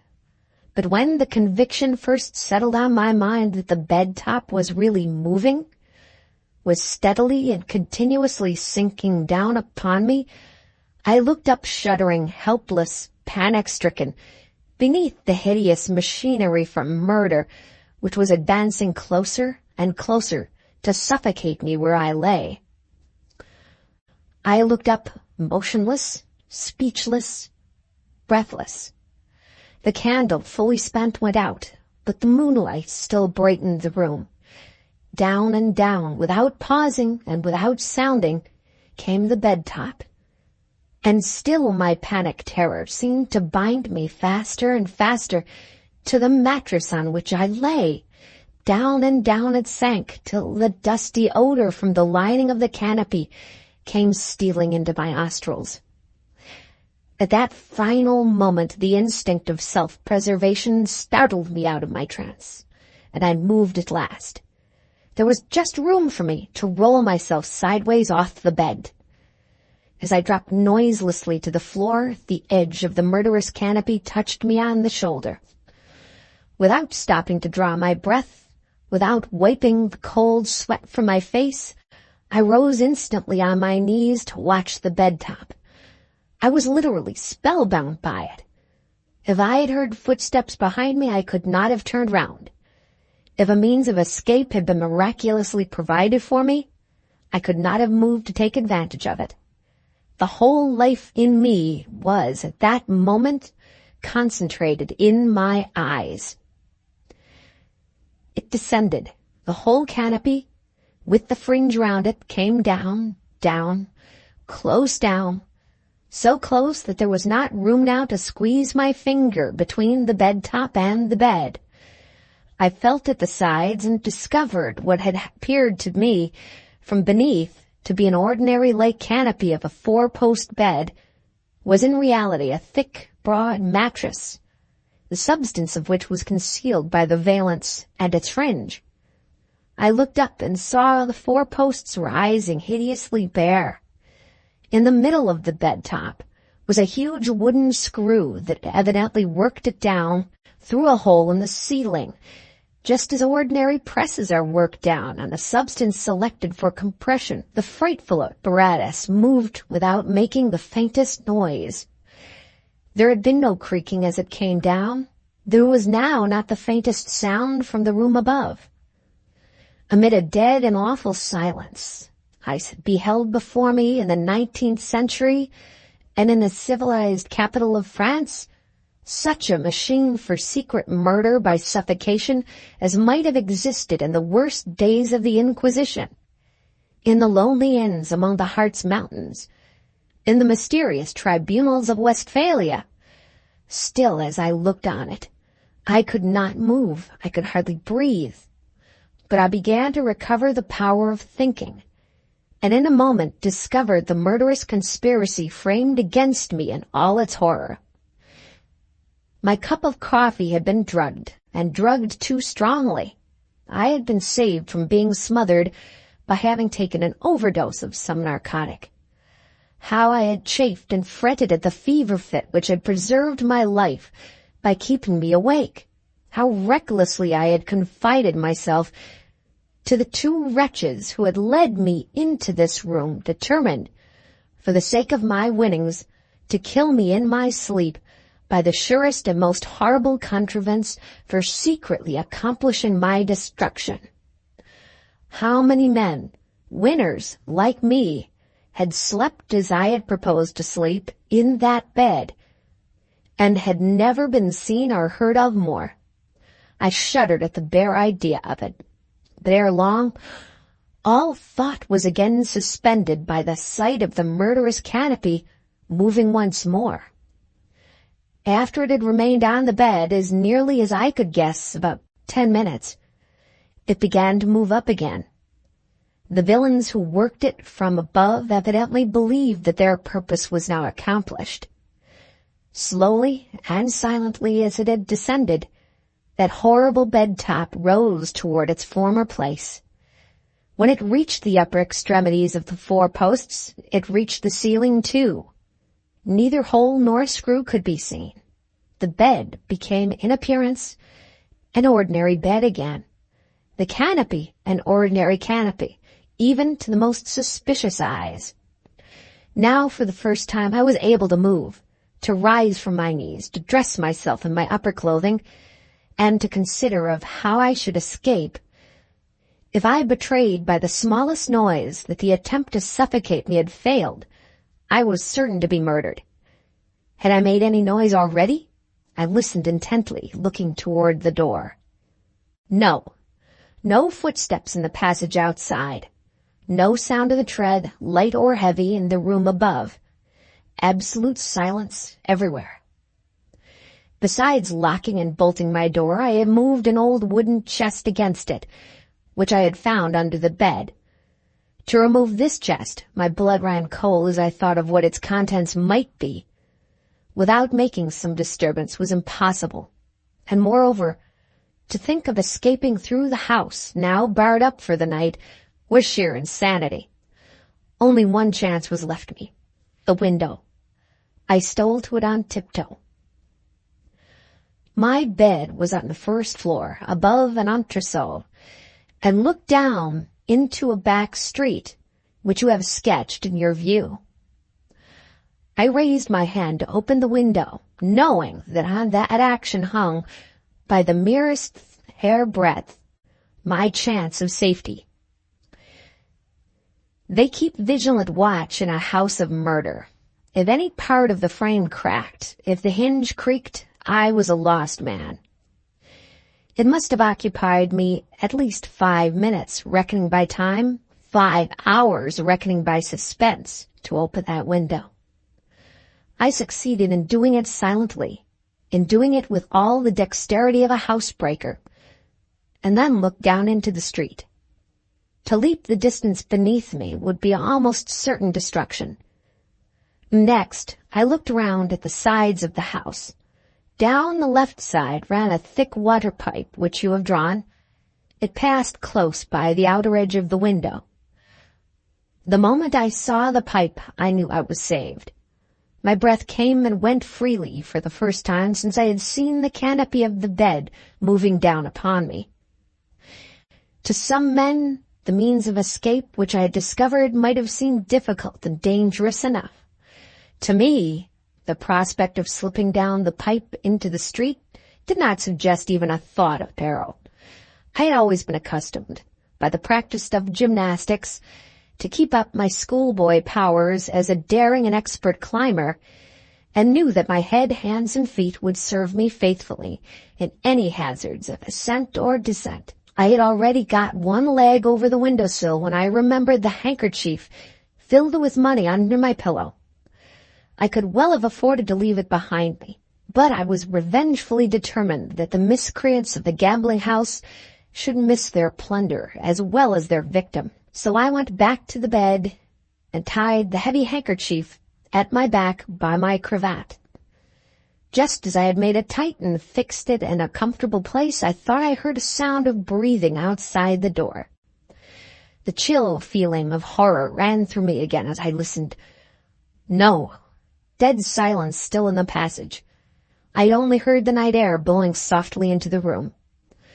The next moment, I was on the windowsill, and the next, I had a firm grip on the water pipe with my hands and knees.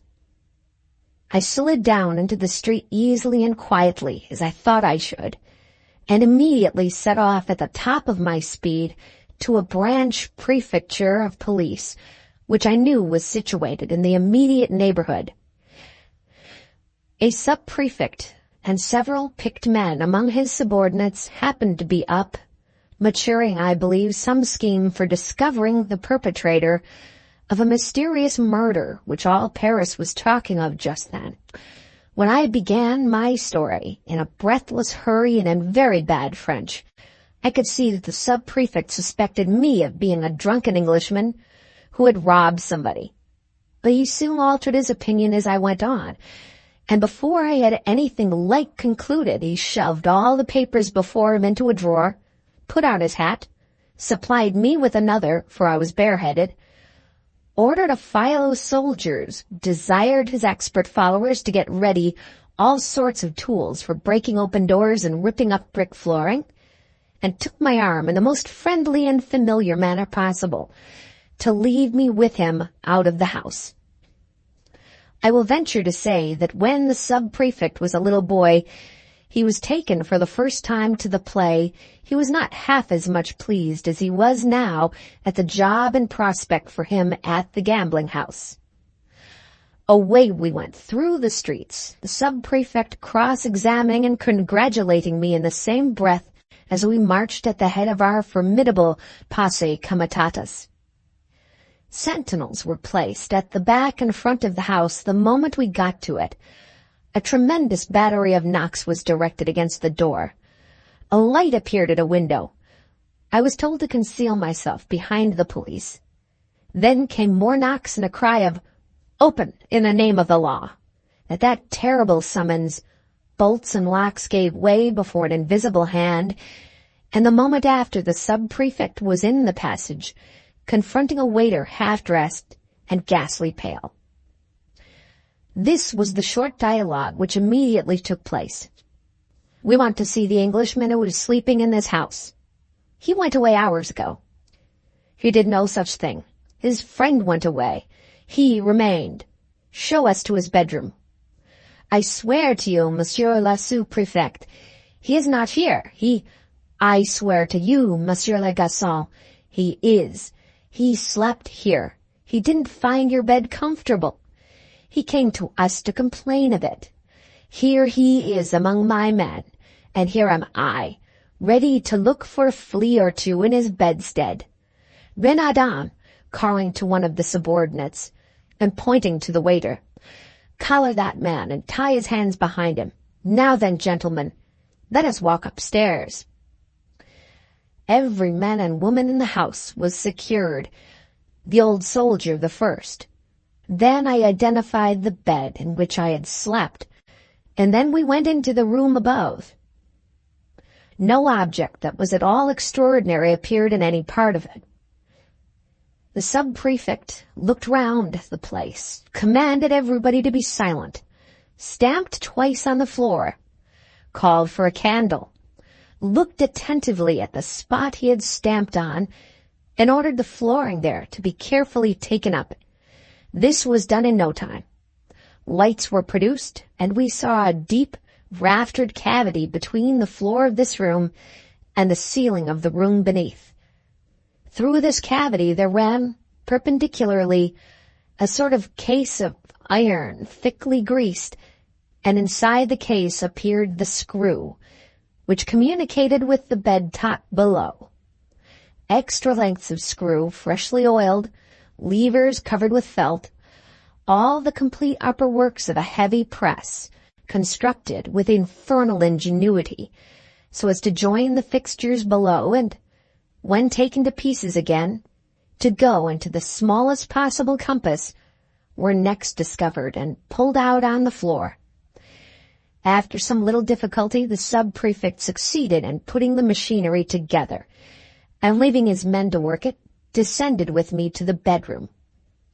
The smothering canopy was then lowered, and not so noiselessly as I had seen it lowered.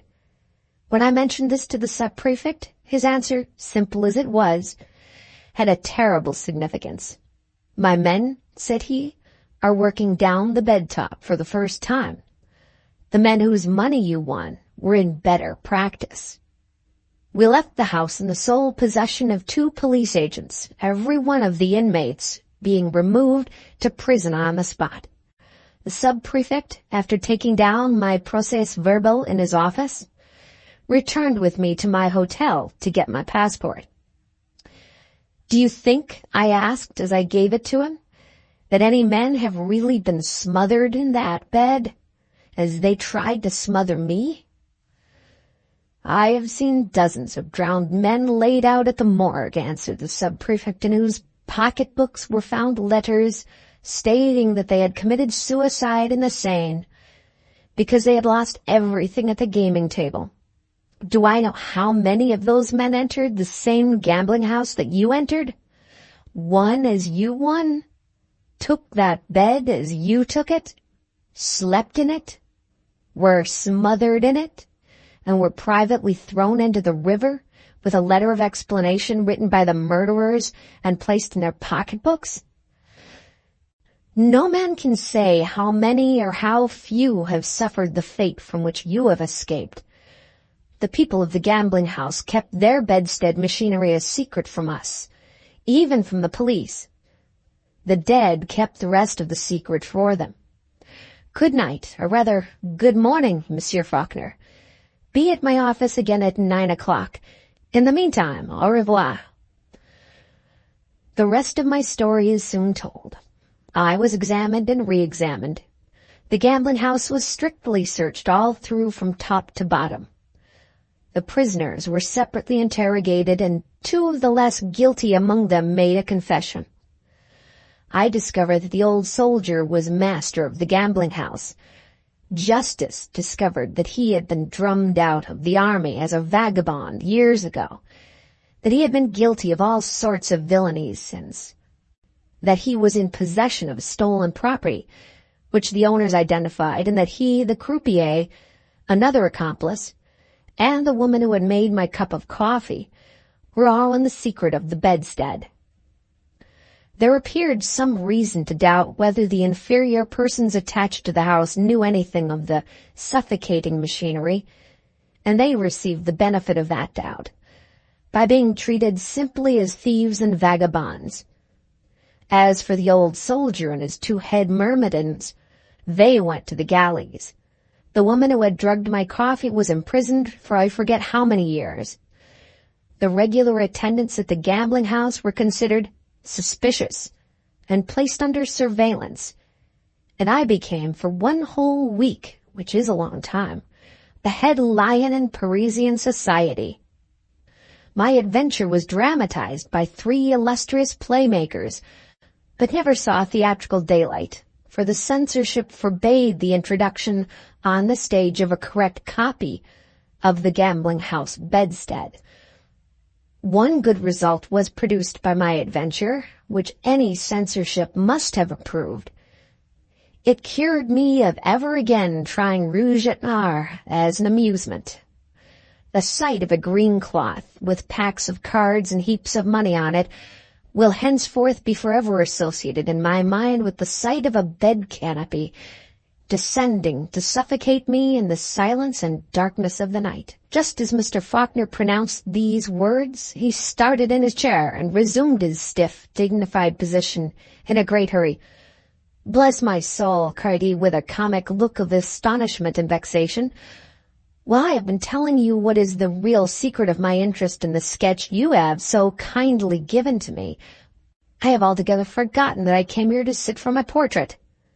For the last hour or more, I must have been the worst model you ever had to draw from."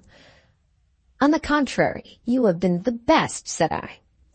"I have been trying to catch your likeness, and while telling your story, you have unconsciously shown me the natural expression I wanted to ensure my success."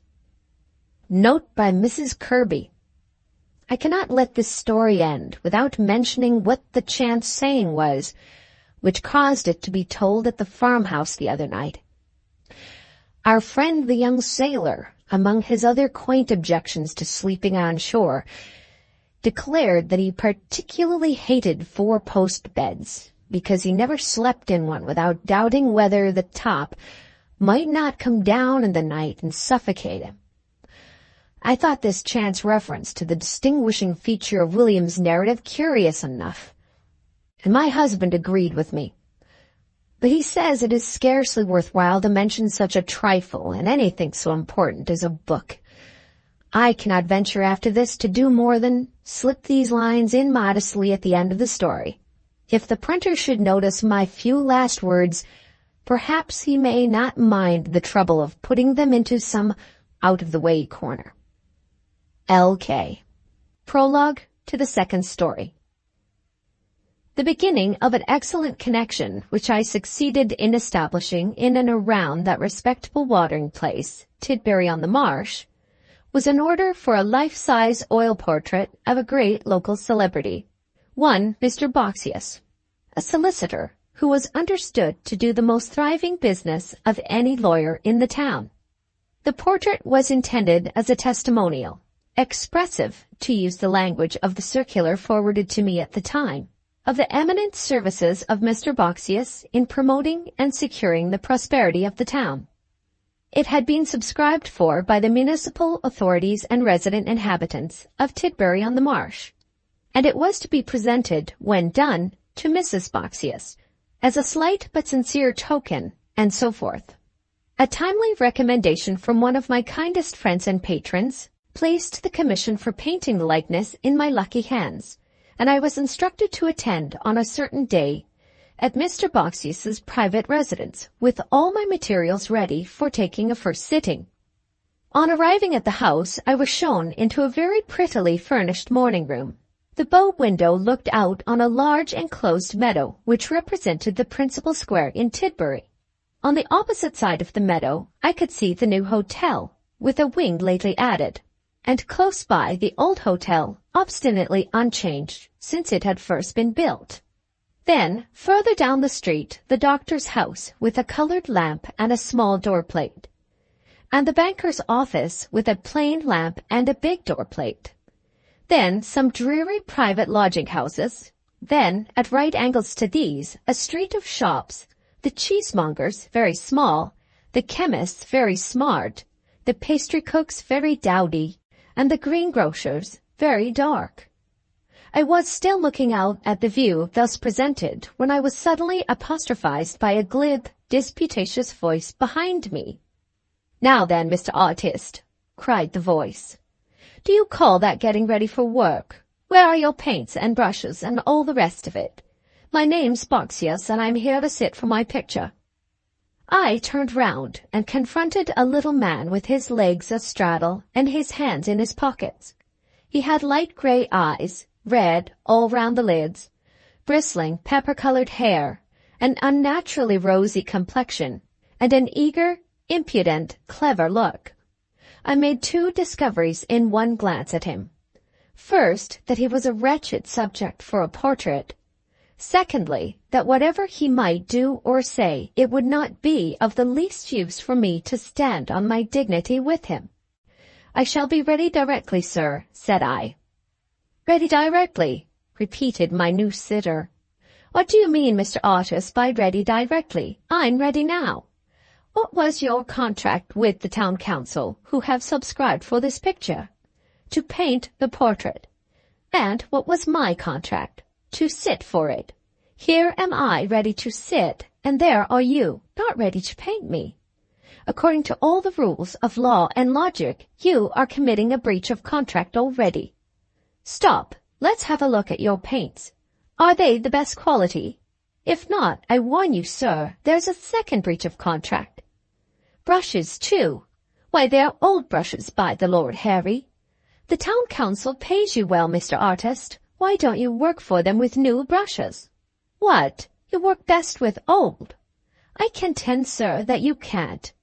Does my housemaid clean best with an old broom? Do my clerks write best with old pens? Don't colour up, and don't look as if you were going to quarrel with me. You can't quarrel with me. If you were 50 times as irritable a man as you look, you couldn't quarrel with me. I'm not young, and I'm not touchy. I'm Boxius, the lawyer, the only man in the world who can't be insulted. Try it how you like." He chuckled as he said this, and walked away to the window. It was quite useless to take anything he said seriously, so I finished preparing my palette for the morning's work with the utmost serenity of look and manner that I could possibly assume. "There," he went on, looking out of the window. "Do you see that fat man slouching along the parade with a snuffy nose? That's my favourite enemy, Dunball. He tried to quarrel with me 10 years ago, and he has done nothing but bring out the hidden benevolence of my character ever since. Look at him. Look how he frowns as he turns this way. And now look at me. I can smile and nod to him. I make a point of always smiling and nodding to him. It keeps my hand in for other enemies. Good morning. I've cast him twice in heavy damages. Good morning, Mr. Dunball. He bears malice, you see. He won't speak. He's short in the neck, passionate, and 4 times as fat as he ought to be. He has fought against my amiability for 10 mortal years. When he can't fight any longer, he'll die suddenly, and I shall be the innocent cause of it." Mr. Boxius uttered this fatal prophecy with extraordinary complacency, nodding and smiling out of the window all the time at the unfortunate man who had rashly tried to provoke him. When his favourite enemy was out of sight, he turned away and indulged himself in a brisk turn or two up and down the room. Meanwhile, I lifted my canvas on the easel and was on the point of asking him to sit down when he assailed me again. "Now, Mr. Artist," he cried, quickening his walk impatiently, "in the interests of the town council, your employers, allow me to ask you for the last time, when are you going to begin? And allow me, Mr. Boxius, in the interests of the town council also," said I, "to ask you if your notion of the proper way of sitting for your portrait is to walk about the room." "Aha! Well put! Devilish well put," returned Mr. Boxius. "That's the only sensible thing you have said since you entered my house. I begin to like you already." With these words he nodded at me approvingly and jumped into the high chair that I had placed for him with the alacrity of a young man. "I say, Mr. Artist," he went on, when I had put him into the right position, He insisted on the front view of his face being taken because the town council would get the most for their money in that way. "You don't have many such good jobs as this, do you?" "Not many," I said. "I should not be a poor man if commissions for life-size portraits often fell in my way." "You poor!" exclaimed Mr. Boxius contemptuously. "I dispute that point with you at the outset. Why, you've got a good cloth coat, a clean shirt, and a smooth-shaved chin. You've got the sleek look of a man who has slept between sheets and had his breakfast.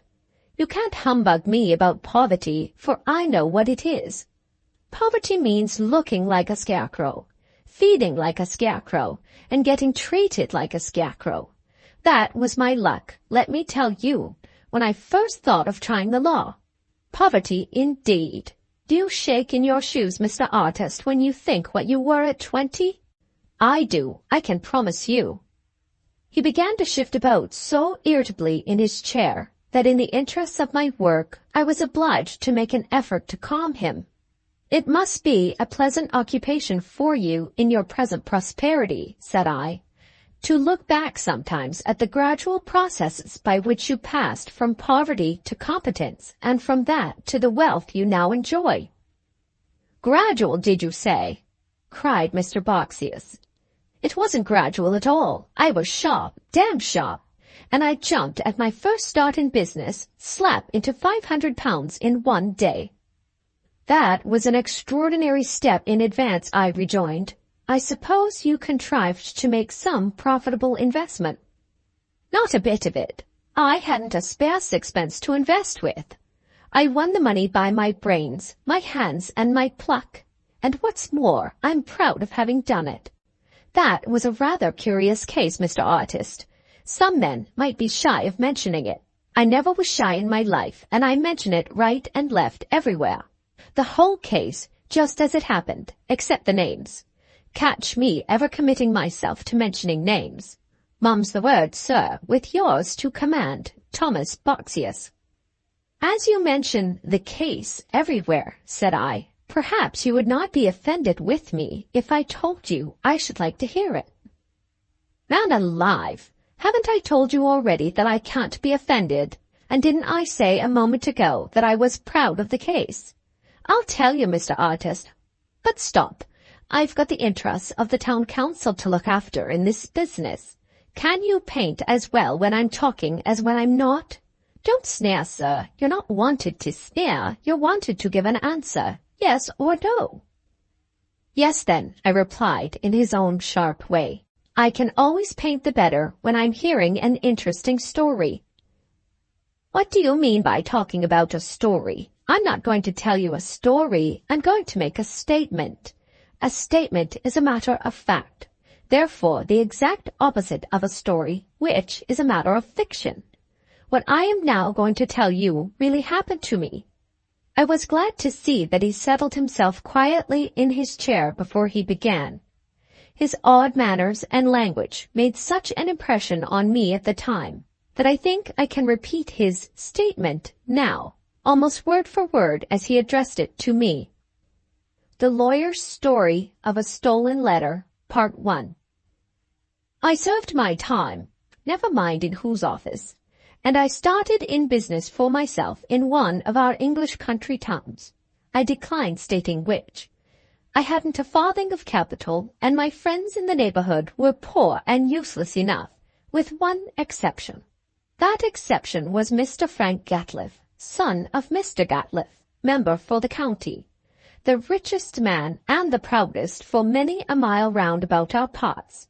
Stop a bit, Mr. Artist. You needn't perk up and look knowing. You won't trace any particulars by the name of Gatliff. I'm not bound to commit myself or anybody else by mentioning names.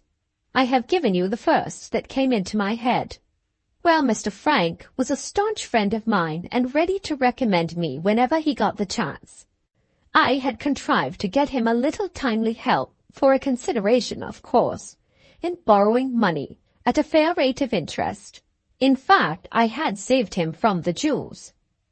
The money was borrowed while Mr. Frank was at college. He came back from college and stopped at home a little while, And then there got spread about all our neighborhood a report that he had fallen in love, as the saying is, with his young sister's governess, and that his mind was made up to marry her. What? You're at it again, Mr. Artist. You want to know her name, don't you?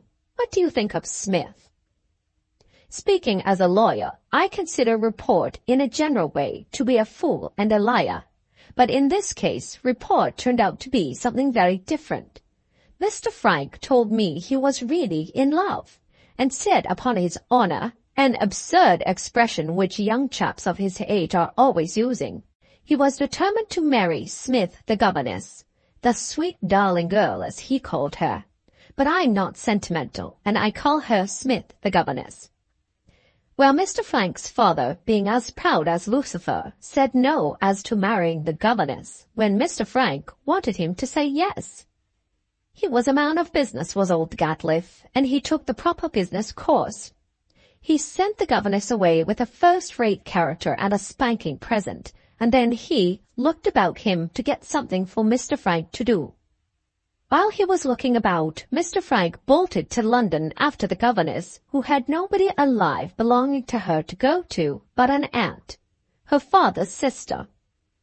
The aunt refuses to let Mr. Frank in without the squire's permission. Mr. Frank writes to his father and says he will marry the girl as soon as he is of age, or shoot himself. Up to town comes the squire, and his wife and his daughter, and a lot of sentimentality, not in the slightest degree material to the present statement, takes place among them. And the upshot of it is that old Gatliffe is forced into withdrawing the word no and substituting the word yes. I don't believe he would ever have done it, though, but for one lucky peculiarity in the case. The governess's father was a man of good family, pretty nigh as good as Gatliffe's own. He had been in the army, had sold out, set up as a wine merchant, failed, died, ditto his wife as to the dying part of it. No relation, in fact, left for the squire to make inquiries about, but the father's sister, who had behaved, as old Gatliffe said, like a thoroughbred gentlewoman in shutting the door against Mr. Frank in the first instance. So, to cut the matter short, things were at last made up pleasant enough. The time was fixed for the wedding and an announcement about it, marriage in high life and all that, put into the county paper. There was a regular biography, besides, of the governess's father, so as to stop people from talking. A great flourish about his pedigree and a long account of his services in the army, but not a word, mind ye, of his having turned wine merchant afterward. Oh no, not a word about that. I knew it, though, for Mr. Frank told me. He hadn't a bit of pride about him. He introduced me to his future wife one day when I met him out walking, and asked me if I did not think he was a lucky fellow. I don't mind admitting that I did, and that I told him so. Ah, but she was one of my sort, was that governess. Stood to the best of my recollection 5'4", good lissom figure that looked as if it had never been boxed up in a pair of stays. Eyes that made me feel as if I was under a pretty stiff cross-examination the moment she looked at me. Fine red, kiss-and-come-again sort of lips, cheeks and complexion. No, Mr. Artist, you wouldn't identify her by her cheeks and complexion if I drew you a picture of them this very moment. She has had a family of children since the time I'm talking of, and her cheeks are a trifle fatter, and her complexion is a shade or two redder now than when I first met her out walking with Mr. Frank. The marriage was to take place on a Wednesday. I decline mentioning the year or the month. I had started as an attorney on my own account, say 6 weeks more or less, and was sitting alone in my office on the Monday morning before the wedding day, trying to see my way clear before me, and not succeeding particularly well, when Mr. Frank suddenly bursts in, as white as any ghost that ever was painted, and says he's got the most dreadful case for me to advise on, and not an hour to lose in acting on my advice. "Is this in the way of business, Mr. Frank?" says I, stopping him just as he was beginning to get sentimental. "Yes or no, Mr. Frank?" rapping my new office paper knife on the table to pull him up short all the sooner. My dear fellow, he was always familiar with me. It's in the way of business, certainly, but friendship. I was obliged to pull him up short again and regularly examine him as if he had been in the witness box, or he would have kept me talking to no purpose half the day. Now, Mr. Frank, says I can't have any sentimentality mixed up with business matters. You please to stop talking and let me ask questions. Answer in the fewest words you can use. Nod when nodding will do instead of words. I fixed him with my eye for about 3 seconds as he sat groaning and wriggling in his chair. When I'd done fixing him, I gave another rap with my paper knife on the table to startle him up a bit. Then I went on. From what you have been stating up to the present time, says I gather that you are in a scrape which is likely to interfere seriously with your marriage on Wednesday. He nodded, and I cut in again before he could say a word. The scrape affects your young lady and goes back to the period of a transaction in which her late father was engaged, doesn't it? He nods, and I cut in once more. There is a party who turned up after seeing the announcement of your marriage in the paper, who is cognizant of what he oughtn't to know, and who is prepared to use his knowledge of the same to the prejudice of the young lady and of your marriage, unless he receives a sum of money to quiet him? Very well. Now, first of all, Mr. Frank, state what you have been told by the young lady herself about the transaction of her late father. How did you first come to have any knowledge of it? She was talking to me about her father one day, so tenderly and prettily that she quite excited my interest about him, begins Mr. Frank. And I asked her, among other things, what had occasioned his death.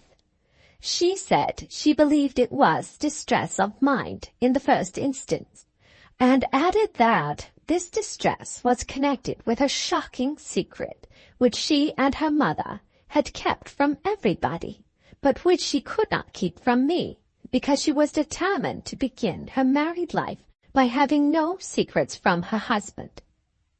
Here Mr. Frank began to get sentimental again, and I pulled him up short once more with the paper knife.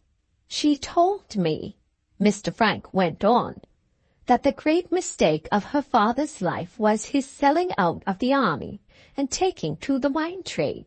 He had no talent for business. Things went wrong with him from the first. His clerk, it was strongly suspected, cheated him.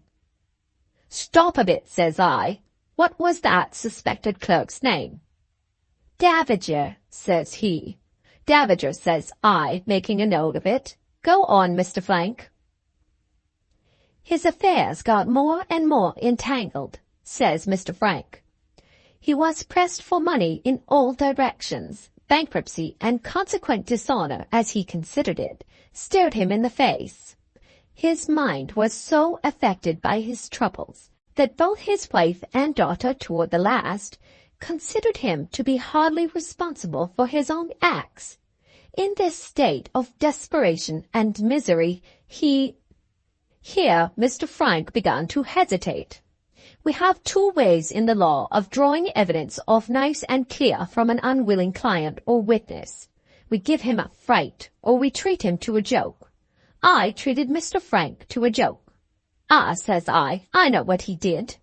He had a signature to write, and by the most natural mistake in the world, he wrote another gentleman's name instead of his own, eh?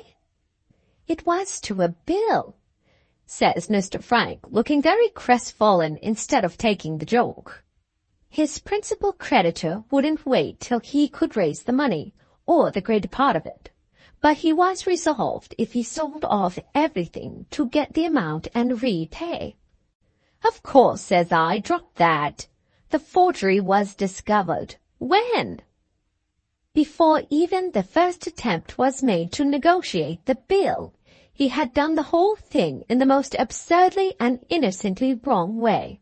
The person whose name he had used was a staunch friend of his, and a relation of his wife's, a good man as well as a rich one. He had influence with the chief creditor, and he used it nobly. He had a real affection for the unfortunate man's wife, and he proved it generously.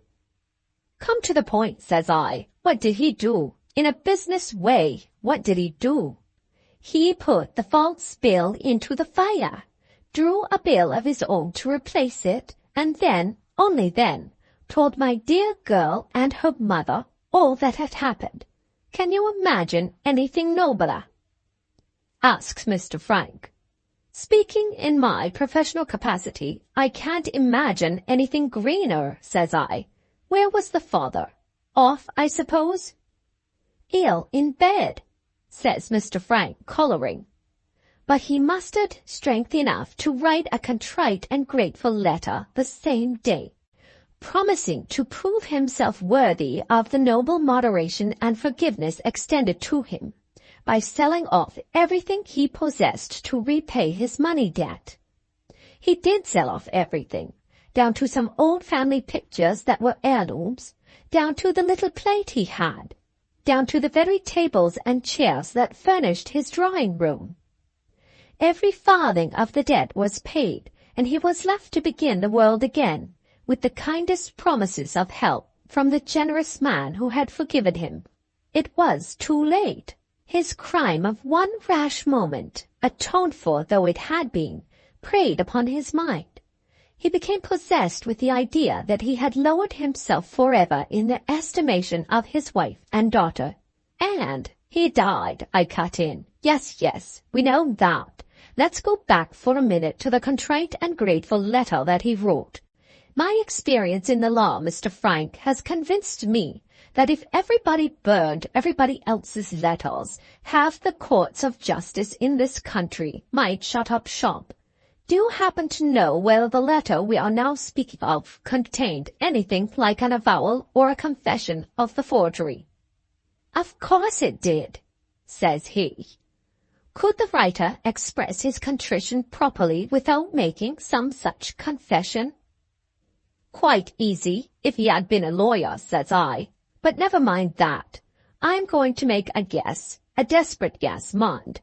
Should I be altogether in error if I thought that this letter had been stolen, and that the fingers of Mr. Davager, of suspicious commercial celebrity, might possibly be the fingers which took it? That is exactly what I wanted to make you understand, cried Mr. Frank. How did he communicate that interesting fact of the theft to you? He has not ventured into my presence. The scoundrel actually had the audacity. Aha, says I, the young lady herself, shop practitioner Mr. Davager. Early this morning, when she was walking alone in the shrubbery, Mr. Frank goes on. He had the assurance to approach her and to say that he had been watching his opportunity of getting a private interview for days past. He then actually showed her, her unfortunate father's letter, put into her hands another letter directed to B, bowed and walked off, leaving her half dead with astonishment and terror. If I had only happened to be there at the time, says Mr. Frank, shaking his fist murderously in the air by way of a finish. It's the greatest luck in the world that you were not, says I. Have you got that other letter? He handed it to me. It was so remarkably humorous and short that I remember every word of it at this distance of time. It began in this way. To Francis Gatliff, Esquire, Jr. Sir, I have an extremely curious autograph letter to sell. The price is a £500 note. The young lady to whom you are to be married on Wednesday will inform you of the nature of the letter and the genuineness of the autograph. If you refuse to deal, I shall send a copy to the local paper, and shall wait on your highly respected father with the original curiosity on the afternoon of Tuesday next. Having come down here on family business, I have put up at the family hotel, being to be heard of at the Gatliff Arms. Your very obedient servant, Alfred Davager. A clever fellow that, says I, putting the letter into my private drawer. Clever, cries Mr. Frank. He ought to be horsewhipped within an inch of his life. I would have done it myself, but she made me promise, before she told me a word of the matter, to come straight to you. That was one of the wisest promises you ever made, says I. We can't afford to bully this fellow, whatever else we may do with him. Do you think I am saying anything libelous against your excellent father's character, when I assert that if he saw the letter, he would certainly insist on your marriage being put off, at the very least? Feeling as my father does about my marriage, he would insist on its being dropped altogether if he saw this letter, says Mr. Frank with a groan. But even that is not the worst of it. The generous, noble girl herself says that if the letter appears in the paper, with all the unanswerable comments this scoundrel would be sure to add to it, she would rather die than hold me to my engagement, even if my father would let me keep it. As he said this, his eyes began to water. He was a weak young fellow and ridiculously fond of her. I brought him back to business with another rap of the paper knife. Hold up, Mr. Frank, says I have a question or two more. Did you think of asking the young lady whether, to the best of her knowledge, this infernal letter was the only written evidence of the forgery now in existence? Yes, I did think directly of asking her that, says he. And she told me she was quite certain that there was no written evidence of the forgery, except that one letter. Will you give Mr. Davager his price for it? Says I. Yes, says Mr. Frank, quite peevish with me for asking him such a question. He was an easy young chap in money matters, and talked of hundreds as most men talk of sixpences. Mr. Frank, says I, you came here to get my help and advice in this extremely ticklish business, and you are ready, as I know without asking, to remunerate me for all and any of my services at the usual professional rate. Now, I've made up my mind to act boldly, desperately if you like, on the hit or miss, win all or lose principle, in dealing with this matter. Here is my proposal. I'm going to try if I can't do Mr. Davager out of his letter. If I don't succeed before tomorrow afternoon, you hand him the money, and I charge you nothing for professional services. If I do succeed, I hand you the letter instead of Mr. Davager, and you give me the money instead of giving it to him. It's a precious risk for me, but I am ready to run it. You must pay your 500 anyway. What do you say to my plan? Is it yes, Mr. Frank, or no? Hang your questions, cries Mr. Frank, jumping up. You know it's yes 10,000 times over. Only you earn the money, and you will be too glad to give it to me. Very good. Now go home. Comfort the young lady. Don't let Mr. Davager so much as set eyes on you. Keep quiet. Leave everything to me, and feel as certain as you please that all the letters in the world can't stop your being married on Wednesday. With these words, I hustled him off out of the office, for I wanted to be left alone to make up my mind about what I should do. The first thing, of course, was to have a look at the enemy. I wrote to Mr. Davager, telling him that I was privately appointed to arrange the little business matter between himself and another party, no names, on friendly terms, and begging him to call on me at his earliest convenience. At the very beginning of the case, Mr. Davager bothered me. His answer was that it would not be convenient to him to call till between 6 and 7 in the evening. In this way, you see, he contrived to make me lose several precious hours at a time when minutes almost were of importance. I had nothing for it but to be patient and to give certain instructions before Mr. Davager came to my boy Tom. There never was such a sharp boy of 14 before, and there never will be again, as my boy Tom. A spy to look after Mr. Davager was, of course, the first requisite in a case of this kind, and Tom was the smallest, quickest, quietest, sharpest, stealthiest little snake of a chap that ever dogged a gentleman's steps and kept cleverly out of range of a gentleman's eyes. I settled it with the boy that he was not to show at all when Mr. Davager came, and that he was to wait to hear me ring the bell when Mr. Davager left. If I rang twice, he was to show the gentleman out. If I rang once, he was to keep out of the way and follow the gentleman wherever he went till he got back to the inn. Those were the only preparations I could make to begin with, being obliged to wait, and let myself be guided by what turned up. The Lawyer's Story of a Stolen Letter, Part 2. About 6:45 my gentleman came. In the profession of the law, we get somehow quite remarkably mixed up with ugly people, blackguard people, and dirty people. But far away the ugliest and dirtiest blackguard I ever saw in my life was Mr. Alfred Davager. He had greasy white hair and a mottled face. He was low in the forehead, fat in the stomach, hoarse in the voice, and weak in the legs. Both his eyes were bloodshot, and one was fixed in his head. He smelled of spirits and carried a toothpick in his mouth. "How are you? I've just done dinner," says he, and he lights a cigar, sits down with his legs crossed, and winks at me. I tried at first to take the measure of him in a wheedling, confidential way, but it was no good. I asked him, in a facetious, smiling manner, how he had got hold of the letter. He only told me in answer that he had been in the confidential employment of the writer of it, and that he had always been famous since infancy for a sharp eye to his own interests. I paid him some compliments, but he was not to be flattered.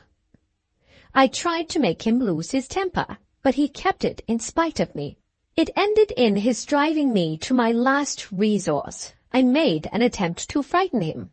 "Before we say a word about the money," I began, "let me put a case, Mr. Davager. The pull you have on Mr. Francis Gatliffe is that you can hinder his marriage on Wednesday. Now, suppose I have got a magistrate's warrant to apprehend you in my pocket. Suppose I have a constable to execute it in the next room. Suppose I bring you up tomorrow, the day before the marriage, charge you only generally with an attempt to extort money, and apply for a day's remand to complete the case. Suppose, as a suspicious stranger, you can't get bail in this town. Suppose—" "Stop a bit," says Mr. Davager. "Suppose I should not be the greenest fool that ever stood in shoes. Suppose that I should not carry the letter about me. Suppose I should have given a certain envelope to a certain friend of mine in a certain place in this town. Suppose the letter should be inside that envelope, directed to old Gatliffe, side by side with a copy of the letter directed to the editor of the local paper. Suppose my friend should be instructed to open the envelope and take the letters to their right address if I don't appear to claim them from him this evening. In short, my dear sir, suppose you were born yesterday, and suppose I wasn't," says Mr. Davager, and winks at me again. He didn't take me by surprise, for I never expected that he had the letter about him. I made a pretense of being very much taken aback and of being quite ready to give in. We settled our business about delivering the letter and handing over the money in no time. I was to draw out a document which he was to sign. He knew the document was stuff and nonsense just as well as I did, and told me I was only proposing it to swell my client's bill. Sharp as he was wrong there. The document was not to be drawn out to gain money from Mr. Frank, but to gain time from Mr. Davager. It served me as an excuse to put off the payment of the £500 till 3 o'clock on the Tuesday afternoon. The Tuesday morning Mr. Davager said he should devote to his amusement, and asked me what sights were to be seen in the neighbourhood of the town. When I had told him, he pitched his toothpick into my grate, yawned, and went out. I rang the bell once, waited till he had passed the window, and then looked after Tom. There was my jewel of a boy on the opposite side of the street, just setting his top going in the most playful manner possible. Mr. Davager walked away up the street toward the marketplace. Tom whipped his top up the street toward the marketplace too. In a quarter of an hour he came back with all his evidence collected in a beautifully clear and compact state. Mr. Davager had walked to a public house just outside the town, in a lane leading to the high road.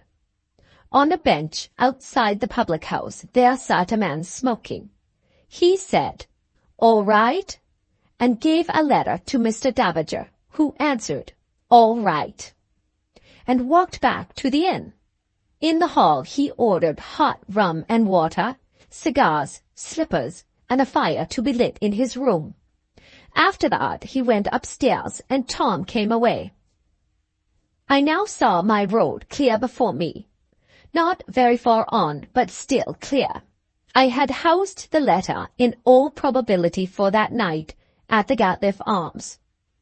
After tipping Tom, I gave him directions to play about the door of the inn, and refresh himself when he was tired at the tart shop opposite, eating as much as he pleased, on the understanding that he crammed all the time with his eye on the window. If Mr. Davager went out, or Mr. Davager's friend called on him, Tom was to let me know. He was also to take a little note from me to the head chambermaid, an old friend of mine, asking her to step over to my office on a private matter of business as soon as her work was done for that night.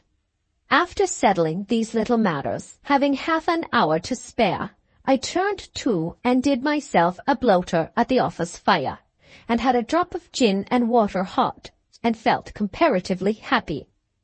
When the head chambermaid came, it turned out, as good luck would have it, that Mr. Davager had drawn her attention rather too closely to his ugliness by offering her a testimony of his regard in the shape of a kiss. I no sooner mentioned him than she flew into a passion, and when I added, by way of clinching the matter, that I was retained to defend the interests of a very beautiful and deserving young lady, name not referred to, of course, against the most cruel underhand treachery on the part of Mr. Davager, the head chambermaid was ready to go to any lengths that she could safely to serve my cause. In a few words, I discovered that Boots was to call Mr. Davager at 8 the next morning, and was to take his clothes downstairs to brush as usual. If Mr. Davager had not emptied his own pockets overnight, we arranged that Boots was to forget to empty them for him, and was to bring the clothes downstairs just as he found them. If Mr. Davager's pockets were emptied then, of course it would be necessary to transfer the searching process to Mr. Davager's room. Under any circumstances, I was certain of the head chambermaid, and under any circumstances, also the head chambermaid was certain of Boots. I waited till Tom came home, looking very puffy and bilious about the face, but as to his intellects, if anything, rather sharper than ever. His report was uncommonly short and pleasant. The inn was shutting up. Mr. Davager was going to bed in rather a drunken condition. Mr. Davager's friend had never appeared.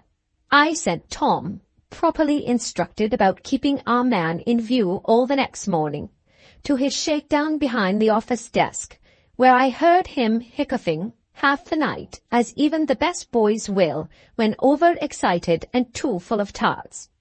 At 7:30 next morning I slipped quietly into Boots' pantry.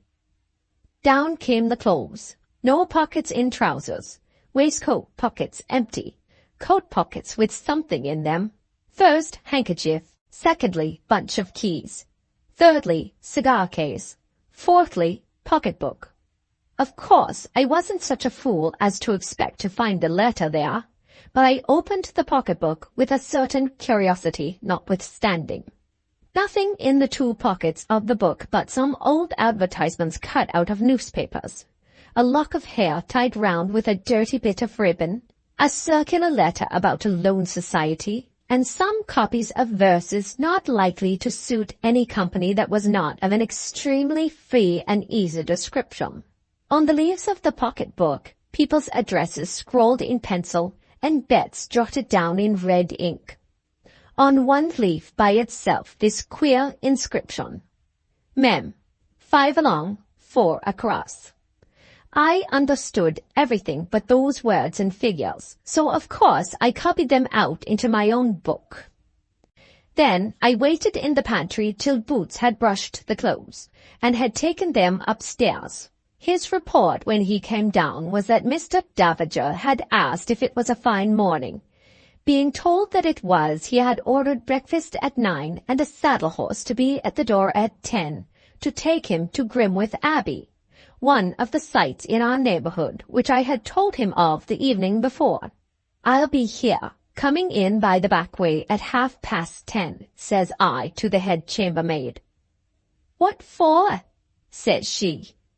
To take the responsibility of making Mr. Davager's bed off your hands for this morning only, says I. Any more orders? Says she. One more, says I. I want to hire Sam for the morning. Put it down in the order book that he is to be brought round to my office at 10. In case you should think Sam was a man, I'd better perhaps tell you he was a pony. I'd made up my mind that it would be beneficial to Tom's health, after the tarts, if he took a constitutional airing on a nice hard saddle in the direction of Grimwith Abbey. Anything else? Says the head chambermaid. Only one more favour, says I. Would my boy Tom be very much in the way if he came, from now till 10, to help with the boots and shoes, and stood at his work close by this window which looks out on the staircase? Not a bit, says the head chambermaid. Thank you, says I, and stepped back to my office directly. When I had sent Tom off to help with the boots and shoes, I reviewed the whole case exactly as it stood at that time. There were 3 things Mr. Davager might do with the letter. He might give it to his friend again before 10, in which case Tom would most likely see the said friend on the stairs. He might take it to his friend, or to some other friend after 10, in which case Tom was ready to follow him on Sam the pony. And lastly, he might leave it hidden somewhere in his room at the inn, in which case I was all ready for him with a search warrant of my own granting, under favour always of my friend the head chambermaid. So far I had my business arrangements all gathered up nice and compact in my own hands. Only 2 things bothered me: the terrible shortness of the time at my disposal, in case I failed in my first experiments, for getting hold of the letter, and that queer inscription which I had copied out of the pocketbook. Mem 5 along, 4 across. It was the measurement most likely of something, and he was afraid of forgetting it. Therefore it was something important. Query. Something about himself. Say 5 inches along. He doesn't wear a wig. Say 5 feet along. It can't be coat, waistcoat, trousers, or underclothing. Say 5 yards along. It can't be anything about himself unless he wears round his body the rope that he's sure to be hanged with one of these days. Then it is not something about himself. What do I know of that is important to him besides? I know nothing but the letter. Can the memorandum be connected with that? Say yes. What do 5 along and 4 across mean then? The measurement of something he carries about with him, or the measurement of something in his room? I could get pretty satisfactorily to myself as far as that, but I could get no further. Tom came back to the office and reported him mounted for his ride. His friend had never appeared. I sent the boy off with his proper instructions on Sam's back, wrote an encouraging letter to Mr. Frank to keep him quiet, then slipped into the inn by the back way a little before 10:30. The head chambermaid gave me a signal when the landing was clear. I got into his room without a soul but her seeing me, and locked the door immediately. The case was, to a certain extent, simplified now. Either Mr. Davager had ridden out with the letter about him, or he had left it in some safe hiding place in his room. I suspected it to be in his room, for a reason that will a little astonish you. His trunk, his dressing case, and all the drawers and cupboards were left open. I knew my customer, and I thought this extraordinary carelessness on his part rather suspicious. Mr. Davager had taken one of the best bedrooms at the Gatliffe Arms, floor carpeted all over, walls beautifully papered, four-poster and general furniture first-rate. I searched to begin with on the usual plan, examining everything in every possible way, and taking more than an hour about it. No discovery. Then I pulled out a carpenter's rule which I had brought with me. Was there anything in the room which, either in inches, feet, or yards, answered to 5 along and 4 across? Nothing. I put the rule back in my pocket. Measurement was no good, evidently. Was there anything in the room that would count up to 5 one way and 4 another, seeing that nothing would measure up to it? I had got obstinately persuaded by this time that the letter must be in the room, principally because of the trouble I had had in looking after it.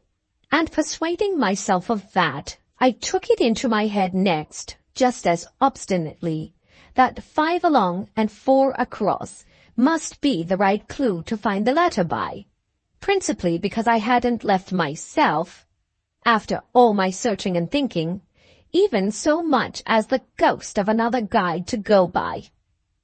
5 along. Where could I count 5 along the room, in any part of it? Not on the paper.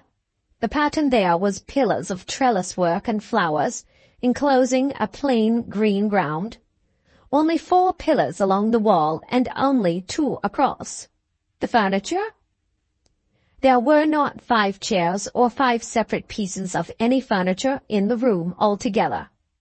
The fringes that hung from the cornice of the bed. Plenty of them at any rate. I jumped up on the counterpane with my penknife in my hand. Every way that 5 along and 4 across could be reckoned on those unlucky fringes, I reckoned on them, probed with my penknife, scratched with my nails, crunched with my fingers. No use. Not a sign of the letter.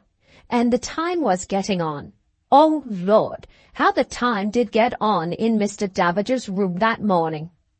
I jumped down from the bed, so desperate at my ill luck that I hardly cared whether anybody heard me or not. Quite a little cloud of dust froze at my feet as they thumped on the carpet. Hello, thought I. My friend the head chambermaid takes it easy here. Nice state for a carpet to be in one of the best bedrooms at the Gatliffe Arms. Carpet! I had been jumping up on the bed and staring up at the walls, but I had never so much as given a glance down at the carpet. Think of me pretending to be a lawyer and not knowing how to look low enough. The carpet! It had been a stout article in its time, had evidently began in a drawing-room, then descended to a coffee-room, then gone upstairs altogether to a bedroom. The ground was brown, and the pattern was bunches of leaves and roses speckled over the ground at regular distances. I reckoned up the bunches. 10 along the room, 8 across it. When I had stepped out 5 one way and 4 the other, and was down on my knees on the center bunch, as true as I sit on this chair, I could hear my own heart beating so loud that it quite frightened me. I looked narrowly all over the bunch, and I felt all over it with the ends of my fingers, and nothing came of that. Then I scraped it over slowly and gently with my nails. My second fingernail stuck a little at one place. I parted the pile of carpet over that place, and saw a thin slit which had been hidden by the pile being smoothed over it, a slit about half an inch long, with a little end of brown thread, exactly the color of the carpet ground, sticking out about 1/4 of an inch from the middle of it. Just as I laid hold of the thread gently, I heard a footstep outside the door. It was only the head chambermaid. "Haven't you done yet?" she whispers. "Give me 2 minutes," says I, "and don't let anybody come near the door. Whatever you do, don't let anybody startle me again by coming near the door." I took a little pull at the thread and heard something rustle. I took a longer pull, and out came a piece of paper, rolled up tight like those candle lighters that the ladies make. I unrolled it, and by George, there was the letter. The original letter. I knew it by the color of the ink. The letter that was worth £500 to me. It was all that I could do to keep myself at first from throwing my hat into the air and hurrahing like mad. I had to take a chair and sit quietly in it for a minute or two before I could cool myself down to my proper business level. I knew that I was safely down again when I found myself pondering how to let Mr. Davager know that he had been done by the innocent country attorney after all. It was not long before a nice little irritating plan occurred to me. I tore a blank leaf out of my pocketbook, wrote on it with my pencil, "Change for a £500 note," folded up the paper, tied the thread to it, poked it back into the hiding place, smoothed over the pile of the carpet, and then bolted off to Mr. Frank. He, in his turn, bolted off to show the letter to the young lady, who first certified to its genuineness, then dropped it into the fire, and then took the initiative for the first time since her marriage engagement, by flinging her arms round his neck, kissing him with all her might, and going into hysterics in his arms. So at least Mr. Frank told me. But that's not evidence. It is evidence, however, that I saw them married with my own eyes on the Wednesday, and that while they went off in a carriage and four to spend the honeymoon, I went off on my own legs to open a credit at the Town and County Bank with a £500 note in my pocket. As to Mr. Davager, I can tell you nothing more about him, except what is derived from hearsay evidence, which is always unsatisfactory evidence, even in a lawyer's mouth. My inestimable boy, Tom, although twice kicked off by Sam the pony, never lost hold of the bridle and kept his man in sight from first to last. He had nothing particular to report, except that on the way out to the Abbey, Mr. Davager had stopped at the public house, had spoken a word or two to his friend of the night before, and had handed him what looked like a bit of paper. This was no doubt a clue to the thread that held the letter, to be used in case of accidents. In every other respect, Mr. D. had ridden out and ridden in like an ordinary sightseer. Tom reported him to me as having dismounted at the hotel about 2. At 1:30, I locked my office door, nailed a card under the knocker with "Not at home till tomorrow" written on it, and retired to a friend's house a mile or so out of the town for the rest of the day. Mr. Davager, I have been given since to understand, left the Gatliffe Arms that same night with his best clothes on his back, and with all the valuable contents of his dressing-case in his pockets. I am not in a condition to state whether he ever went through the form of asking for his bill or not, but I can positively testify that he never paid it, and that the effects left in his bedroom did not pay it either. When I add to these fragments of evidence that he and I have never met, luckily for me, you will say, since I jockeyed him out of his banknote, I have about fulfilled my implied contract as maker of a statement, with you, sir, as hearer of a statement.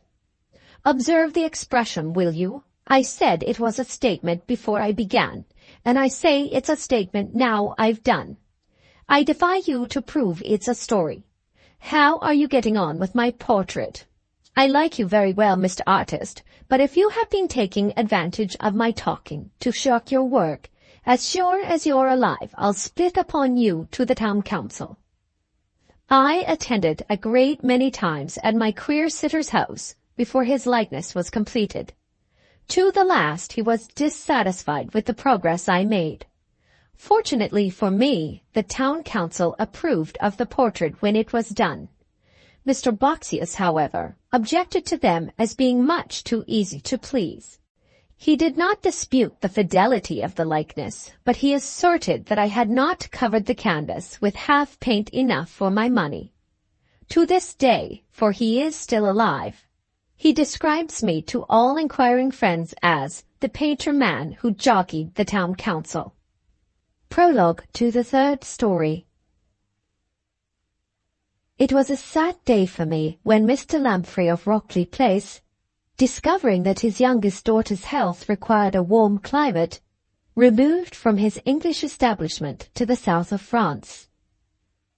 Roving from place to place as I am obliged to do, though I make many acquaintances, I keep but few friends. The nature of my calling is, I am quite aware, mainly answerable for this. People cannot be blamed for forgetting a man who, on leaving their houses, never can tell them for certain when he is likely to be in their neighborhood again. Mr. Lamprey was one of the few exceptional persons who always remembered me. I have proofs of his friendly interest in my welfare in the shape of letters, which I treasure with grateful care. The last of these is an invitation to his house in the south of France. There is little chance at present of my being able to profit by his kindness, but I like to read his invitation from time to time, for it makes me fancy in my happier moments that I may one day really be able to accept it. My introduction to this gentleman, in my capacity of portrait painter, did not promise much for me in a professional point of view. I was invited to Rockley, or to the place as it was more frequently called among the people of the county, to take a likeness in watercolours on a small scale of the French governess who lived with Mr. Lamprey's daughters. My first idea on hearing of this was that the governess was about to leave her situation, and that her pupils wished to have a memorial of her in the shape of a portrait. Subsequent inquiry, however, informed me that I was in error. It was the eldest of Mr. Lamprey's daughters, who was on the point of leaving the house to accompany her husband to India, and it was for her that the portrait had been ordered as a home remembrance of her best and dearest friend. Besides these particulars, I discovered that the governess, though still called Mademoiselle, was an old lady, that Mr. Lamprey had been introduced to her many years since in France after the death of his wife, that she was absolute mistress in the house, and that her three pupils had always looked up to her as a second mother, from the time when their father first placed them under her charge. These scraps of information made me rather anxious to see Mademoiselle Clairfait, the governess. On the day appointed for my attendance at the comfortable country house of Rockley, I was detained on the road, and did not arrive at my destination until late in the evening. The welcome accorded to me by Mr. Lamprey gave an earnest of the unvarying kindness that I was to experience at his hands in after life. I was received at once on equal terms, as if I had been a friend of the family, and was presented the same evening to my host's daughters. They were not merely three elegant and attractive young women, but what means much more than that, three admirable subjects for pictures, the bride particularly. Her young husband did not strike me much at first sight. He seemed rather shy and silent. After I had been introduced to him, I looked round for Mademoiselle Clairfait, but she was not present, and I was soon afterward informed by Mr. Lamprey that she always spent the latter part of the evening in her own room. At the breakfast table the next morning, I again looked for my sitter, and once more in vain. "Mamma, as we call her," said one of the ladies, "is dressing expressly for her picture, Mr. Kirby. I hope you are not above painting silk, lace, and jewelry." The dear old lady, who is perfection in everything else, is perfection also in dress, and is bent on being painted in all her splendor. This explanation prepared me for something extraordinary, but I found that my anticipations had fallen far below the reality, when Mademoiselle Clairfait at last made her appearance, and announced that she was ready to sit for her portrait.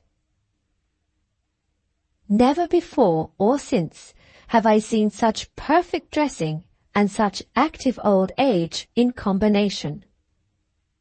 Mademoiselle was short and thin. Her face was perfectly white all over, the skin being puckered up in an infinite variety of the smallest possible wrinkles. Her bright black eyes were perfect marvels of youthfulness and vivacity. They sparkled and beamed and ogled, and moved about over everybody and everything at such a rate that the plain grey hair above them looked unnaturally venerable, and the wrinkles below an artful piece of masquerade to represent old age. As for her dress, I remember few harder pieces of work than the painting of it. She wore a silver-grey silk gown that seemed always flashing out into some new light whenever she moved. It was as stiff as a board, and rustled like the wind. Her head, neck, and bosom were enveloped in clouds of the airiest-looking lace I ever saw, disposed about each part of her with the most exquisite grace and propriety, and glistening at all sorts of unexpected places with little fairy-like toys in gold and precious stones. On her right wrist she wore 3 small bracelets with the hair of her 3 pupils worked into them, and on her left 1 large bracelet with a miniature let in over the clasp. She had a dark crimson and gold scarf thrown coquettishly over her shoulders, and held a lovely little feather fan in her hand. When she first presented herself before me in this costume, with a brisk curtsy and a bright smile, filling the room with perfume and gracefully flirting the feather fan, I lost all confidence in my powers as a portrait painter immediately. The brightest colours in my box looked dowdy and dim, and I myself felt like an unwashed, unbrushed, unpresentable sloven. "Tell me, my angels," said Mademoiselle, apostrophizing her pupils in the prettiest foreign English, "am I the cream of all creams this morning? Do I carry my 60 years resplendently? Will the savages in India, when my own love exhibits my picture among them, say, 'Ah, smart, smart, this was a great dandy'? And the gentleman, the skilful artist, whom it is even more an honor than an happiness to meet, does he approve of me for a model? Does he find me pretty and paintable from top to toe?" Here she dropped me another brisk curtsy, placed herself in a languishing position in the sitter's chair, and asked us all if she looked like a shepherdess in Dresden china. The young ladies burst out laughing, and Mademoiselle, as gay as any of them and a great deal shriller, joined in the merriment. Never before had I contended with any sitter half as restless as that wonderful old lady. No sooner had I begun than she jumped out of the chair, and exclaiming, "Grand Dieu, I have forgotten to embrace my angels this morning," ran up to her pupils, raised herself on tiptoe before them in quick succession, put the 2 first fingers of each hand under their ears, kissed them lightly on both cheeks, and was back again in the chair before an English governess could have said, "Good morning, my dears. I hope you all slept well last night." I began again. Up jumped Mademoiselle for the second time, and tripped across the room to the cheval glass. "No," I heard her say to herself, "I have not discomposed my head in kissing my angels. I may come back and pose for my picture." Back she came. I worked from her for 5 minutes at the most. "Stop!"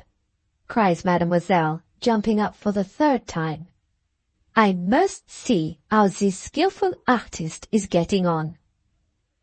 Grand Dieu! Why, he has done nothing."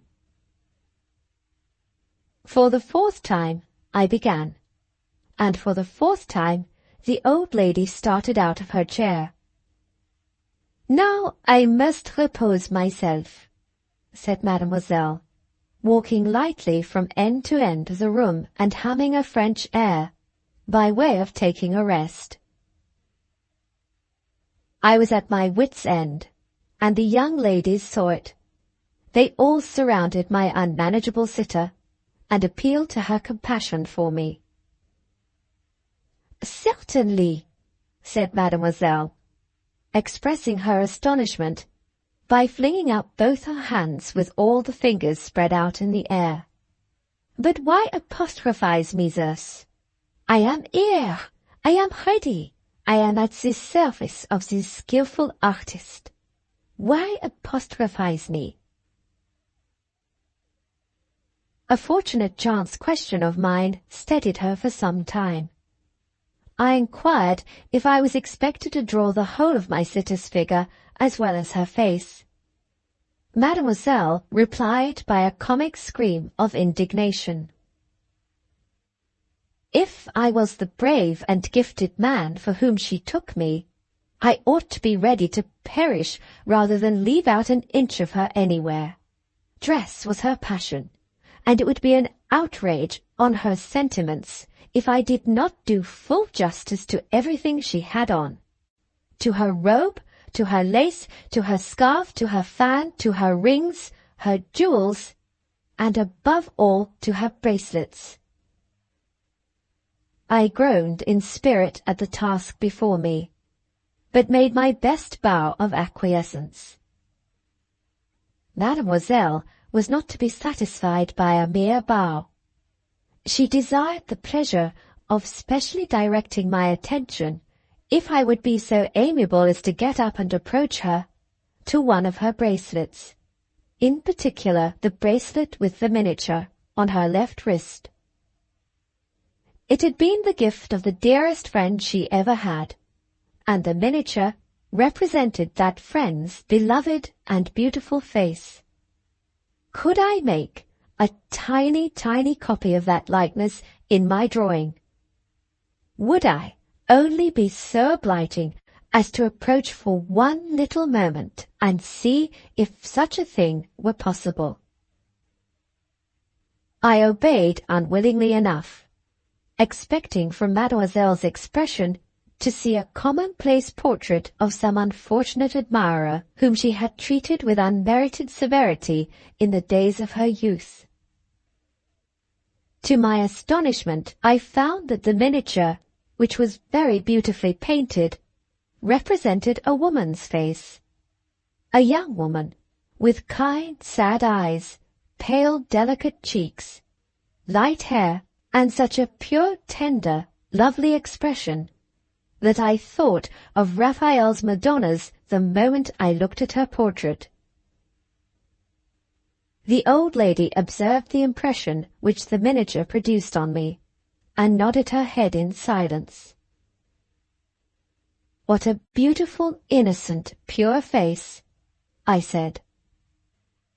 Mademoiselle Clairfait gently brushed a particle of dust from the miniature with her handkerchief, and kissed it. "I have 3 angels still left," she said, looking at her pupils. "They console me for the 4th, who has gone to heaven." She patted the face on the miniature gently, with her little withered white fingers, as if it had been a living thing. "Sister Rose," she sighed to herself. Then looking up again at me said, "I should like it put into my portrait, sir, because I have always worn it since I was a young woman, for Sister Rose's sake." The sudden change in her manner, from the extreme of flighty gaiety to the extreme of quiet sadness, would have looked theatrical in a woman of any other nation. It seemed, however, perfectly natural and appropriate in her. I went back to my drawing rather perplexed. Who was Sister Rose? Not one of the Lamprey family, apparently. The composure of the young ladies when the name was mentioned showed plainly enough that the original of the miniature had been no relation of theirs. I tried to stifle my curiosity on the subject of Sister Rose by giving myself entirely to my work. For a full half-hour, Mademoiselle Clairfait sat quietly before me, with her hands crossed on her lap, and her eyes fixed on the bracelet. This happy alteration enabled me to do something toward completing the outline of her face and figure. I might even, under fortunate circumstances, have vanquished the preliminary difficulties of my task at one effort. But the fates were against me that day.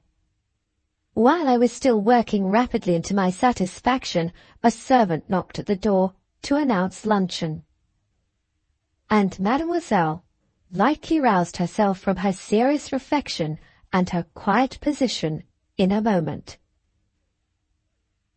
"Ah me," she said, turning the miniature round on her wrist till it was out of sight. "What animals we are, after all. The spiritual part of us is at the mercy of the stomach.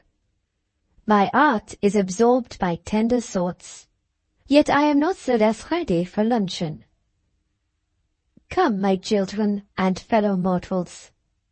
Allons, cultiver notre jardin." With this quotation from Candide plaintively delivered, the old lady led the way out of the room, and was followed by her younger pupils. The elder sister remained behind for a moment, and reminded me that the lunch was ready. "I am afraid you have found the dear old soul rather an unruly sitter," she said, noticing the look of dissatisfaction with which I was regarding my drawing. "But she will improve as you go on. She has done better already for the last half-hour, has she not?" "Much better," I answered. My admiration of the miniature on the bracelet seemed, I suppose, by calling up some old associations, to have a strangely soothing effect on Mademoiselle Clairfait. "Ah, yes. Only remind her of the original of that portrait, and you change her directly, whatever she may have been saying or doing the moment before."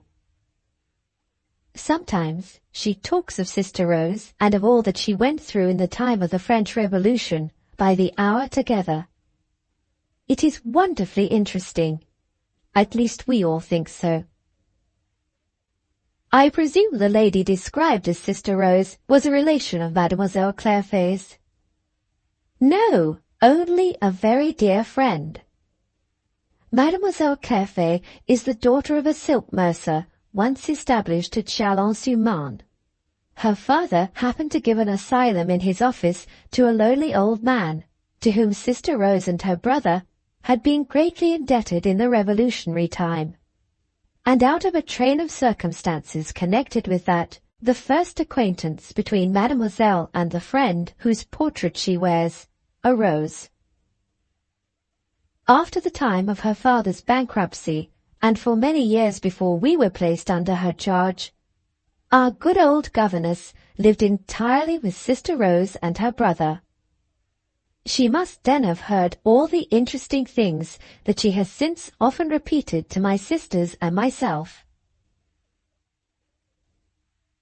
"Might I suggest," said I, after an instant's consideration, that the best way to give me a fair chance of studying Mademoiselle Clairfait's face at the next sitting would be to lead her thoughts again to that quieting subject of the miniature and to the events which the portrait recalls.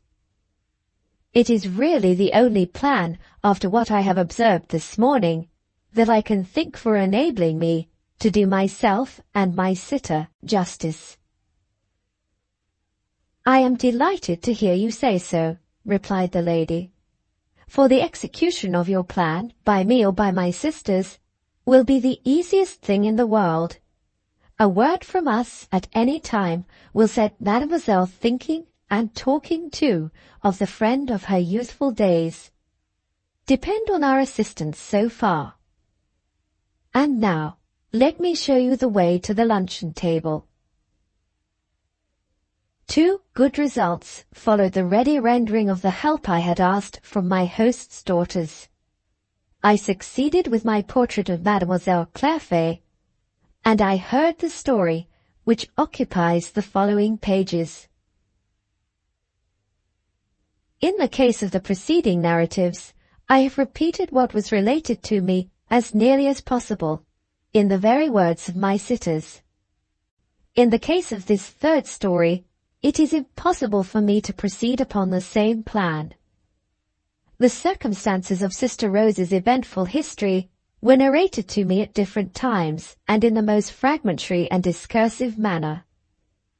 Mademoiselle Clairfait characteristically mixed up with the direct interest of her story, not only references to places and people which had no recognizable connection with it, but outbursts of passionate political declamation on the extreme liberal side, to say nothing of little tender apostrophes to her beloved friend, which sounded very prettily as she spoke them, but which would lose their effect altogether by being transferred to paper. Under these circumstances, I have thought it best to tell the story in my own way, rigidly adhering to the events of it exactly as they were related, and never interfering on my own responsibility, except to keep order in the march of the incidents, and to present them to the best of my ability variously as well as interestingly to the reader.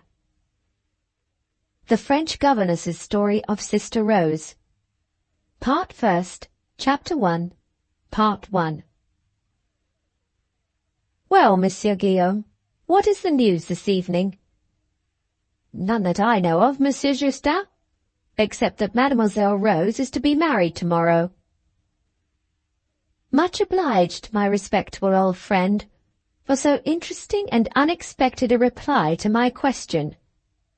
Considering that I am the valet of Monsieur Danville, who plays a distinguished part of bridegroom in the little wedding comedy to which you refer, I think I may assure you, without offence, that your news is, so far as I am concerned, of the stalest possible kind.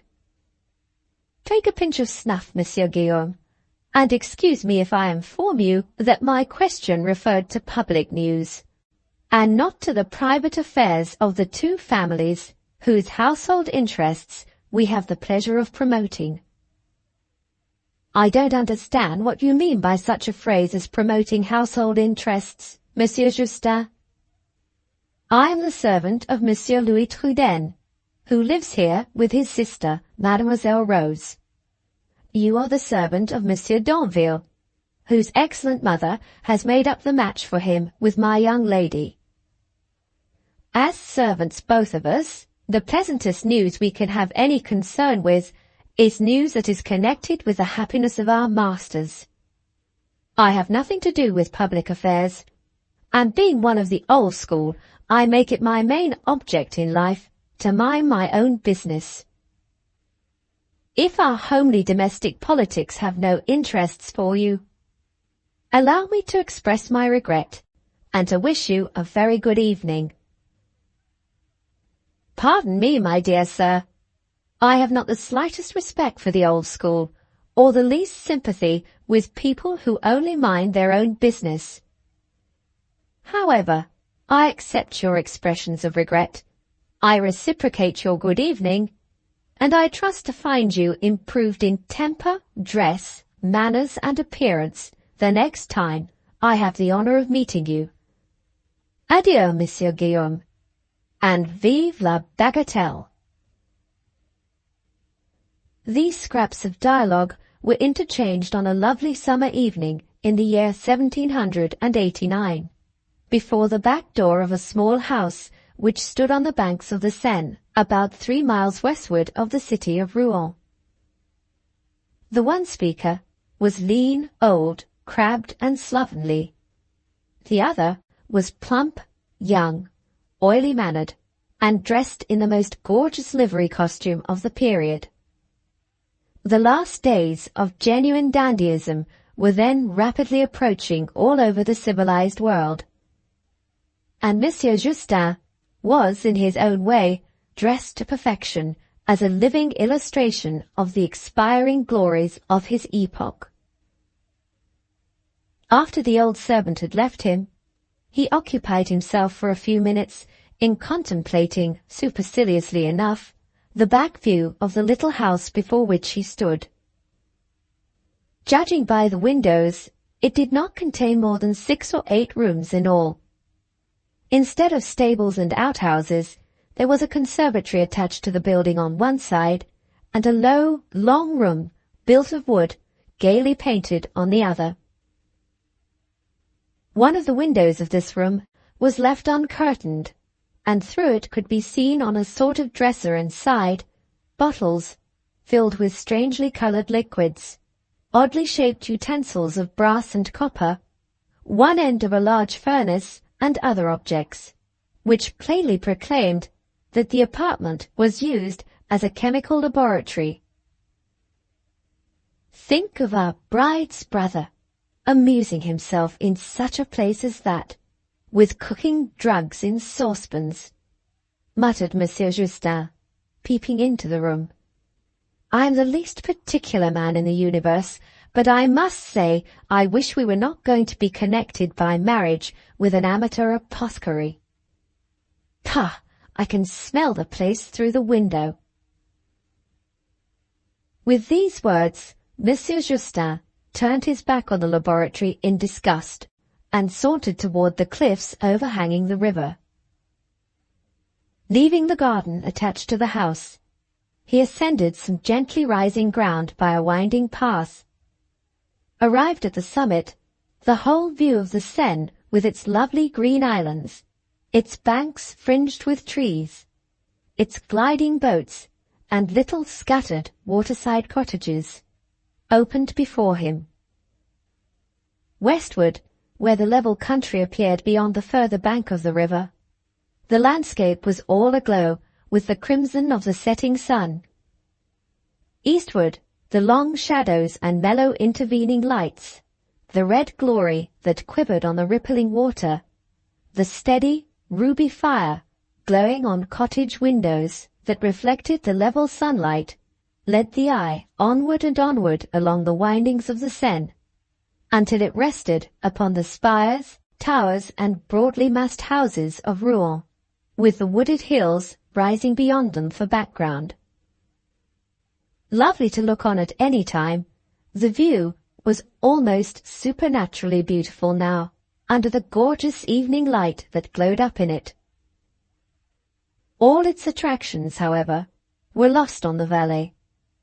He stood yawning, with his hands in his pockets, looking neither to the right nor to the left, but staring straight before him at a little hollow, beyond which the ground sloped away smoothly to the brink of the cliff.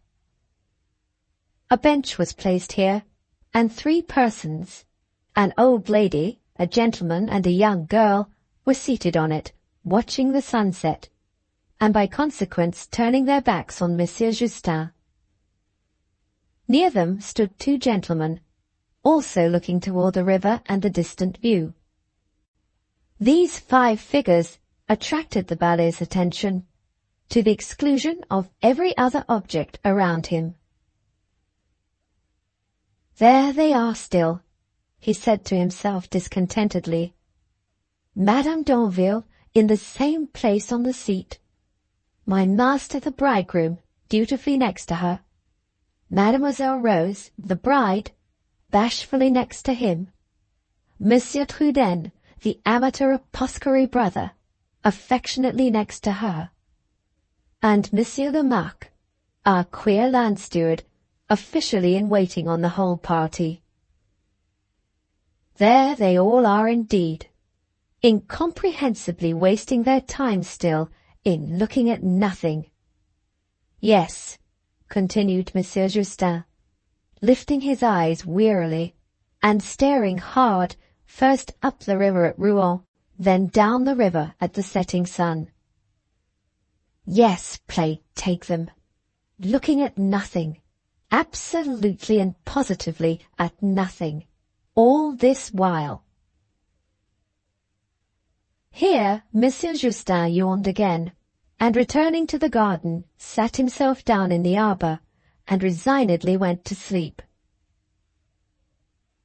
If the valet had ventured near the 5 persons whom he had been apostrophizing from a distance, and if he had been possessed of some little refinement of observation, he could hardly have failed to remark that the bride and bridegroom of the morrow, and their companions on either side, were all in a greater or less degree under the influence of some secret restraint, which affected their conversation, their gestures, and even the expressions of their faces. Madame d'Anville, a handsome, richly dressed old lady, with very bright eyes and a quick, suspicious manner, looked composedly and happily enough, as long as her attention was fixed on her son. But when she turned from him toward the bride, a hardly perceptible uneasiness passed over her face, an uneasiness which only deepened to positive distrust and dissatisfaction whenever she looked toward Mademoiselle Truden's brother. In the same way, her son, who was all smiles and happiness while he was speaking with his future wife, altered visibly in manner and look exactly as his mother altered, whenever the presence of Monsieur Truden specially impressed itself on his attention.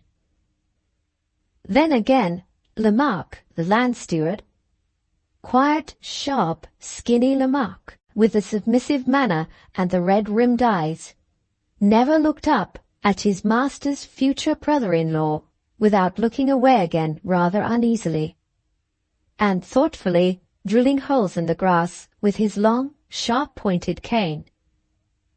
Even the bride herself, the pretty, innocent girl, with her childish shyness of manner, seemed to be affected like the others. Doubt, if not distress, overshadowed her face from time to time, and the hand which her lover held trembled a little and grew restless when she accidentally caught her brother's eye. Strangely enough, there was nothing to repel, but on the contrary, everything to attract in the look and manner of the person whose mere presence seemed to exercise such a curiously constraining influence over the wedding party.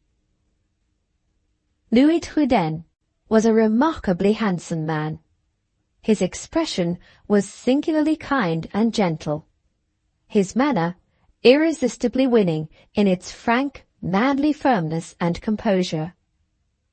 His words, when he occasionally spoke them, seemed as unlikely to give offence as his looks, for he only opened his lips in courteous reply to questions directly addressed to him. Judging by a latent mournfulness in the tones of his voice, and by the sorrowful tenderness which clouded his kind, earnest eyes whenever they rested on his sister, his thoughts were certainly not of the happy or the hopeful kind, but he gave them no direct expression. He intruded his secret sadness, whatever it might be, on no one of his companions. Nevertheless, modest and self-restrained as he was, there was evidently some reproving or saddening influence in his presence which affected the spirits of everyone near him, and darkened the eve of the wedding to bride and bridegroom alike. As the sun slowly sank in the heavens, the conversation flagged more and more. After a long silence, the bridegroom was the first to start a new subject. "Rose, love," he said, "that magnificent sunset is a good omen for our marriage. It promises another lovely day tomorrow." The bride laughed and blushed. "Do you really believe in omens, Charles?" she said. "My dear," interposed the old lady before her son could answer, "if Charles does believe in omens, it is nothing to laugh at. You will soon know better when you are his wife than to confound him, even in the slightest things, with the common herd of people. All his convictions are well-founded, so well that if I thought he really did believe in omens, I should most assuredly make up my mind to believe in them too." "I beg your pardon, madam," Rose began tremulously. "I only meant—" "My dear child, have you so little knowledge of the world as to suppose that I could be offended—" "Let Rose speak," said the young man. He turned round petulantly, almost with the air of a spoiled child, to his mother as he said those words. She had been looking fondly and proudly on him the moment before. Now her eyes wandered disconcertedly from his face. She hesitated an instant, with a sudden confusion which seemed quite foreign to her character, then whispered in his ear, "Am I to blame, Charles, for trying to make her worthy of you?" Her son took no notice of the question. He only reiterated sharply, "Let Rose speak." "I really had nothing to say," faltered the young girl, growing more and more confused. "Oh, but you had." There was such an ungracious sharpness in his voice, such an outburst of petulance in his manner as he spoke, that his mother gave him a warning touch on the arm and whispered, "Hush." Monsieur le Marque, the land steward, and Monsieur Truden, the brother, both glanced searchingly at the bride as the words passed the bridegroom's lips. She seemed to be frightened and astonished, rather than irritated or hurt. A curious smile puckered up Lamarck's lean face as he looked demurely down on the ground and began drilling a fresh hole in the turf with the sharp point of his cane. Truden turned aside quickly and, sighing, walked away a few paces, then came back and seemed about to speak, but Danville interrupted him. "Pardon me, Rose," he said. "I am so jealous of even the appearance of any want of attention toward you that I was nearly allowing myself to be irritated about nothing." He kissed her hand very gracefully and tenderly as he made his excuse. But there was a latent expression in his eye which was at variance with the apparent spirit of his action. It was noticed by nobody but observant and submissive Monsieur le Marque, who smiled to himself again and drilled harder than ever at his hole in the grass. "I think Monsieur Truden was about to speak," said Madame Danville. "Perhaps he will have no objection to let us hear what he was going to say." "None, madame," replied Truden politely. "I was about to take upon myself the blame of Rose's want of respect for believers in omens by confessing that I have always encouraged her to laugh at superstitions of every kind." "You, a ridiculer of superstitions?" said Danville, turning quickly on him. "You, who have built a laboratory? You, who are an amateur professor of the occult arts of chemistry, a seeker after the elixir of life? On my word of honor, You astonish me." There was an ironical politeness in his voice, look, and manner as he said this, which his mother and his land steward, Monsieur Lamarque, evidently knew how to interpret. The first touched his arm again and whispered, "Be careful." The second suddenly grew serious and left off drilling his hole in the grass. Rose neither heard the warning of Madame d'Anville nor noticed the alteration in Lamarque. She was looking round at her brother and was waiting with a bright, affectionate smile to hear his answer. He nodded, as if to reassure her, before he spoke again to d'Anville. "You have rather romantic ideas about experiments in chemistry," he said quietly. "Mine have so little connection with what you call the occult arts that all the world might see them if all the world thought it worth while. The only elixirs of life that I know of are a quiet heart and a contented mind. Both those I found years and years ago, when Rose and I first came to live together in the house yonder." He spoke with a quiet sadness in his voice, which meant far more to his sister than the simple words he uttered. Her eyes filled with tears. She turned for a moment from her lover and took her brother's hand. "Don't talk, Louis, as if you thought you were going to lose your sister, because—" Her lips began to tremble, and she stopped suddenly. "More jealous than ever of your taking her away from him," whispered Madame d'Anville in her son's ear. "Hush!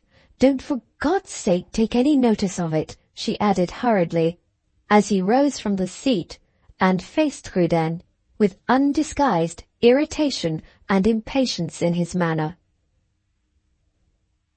Before he could speak, the old servant Guillaume made his appearance and announced that coffee was ready.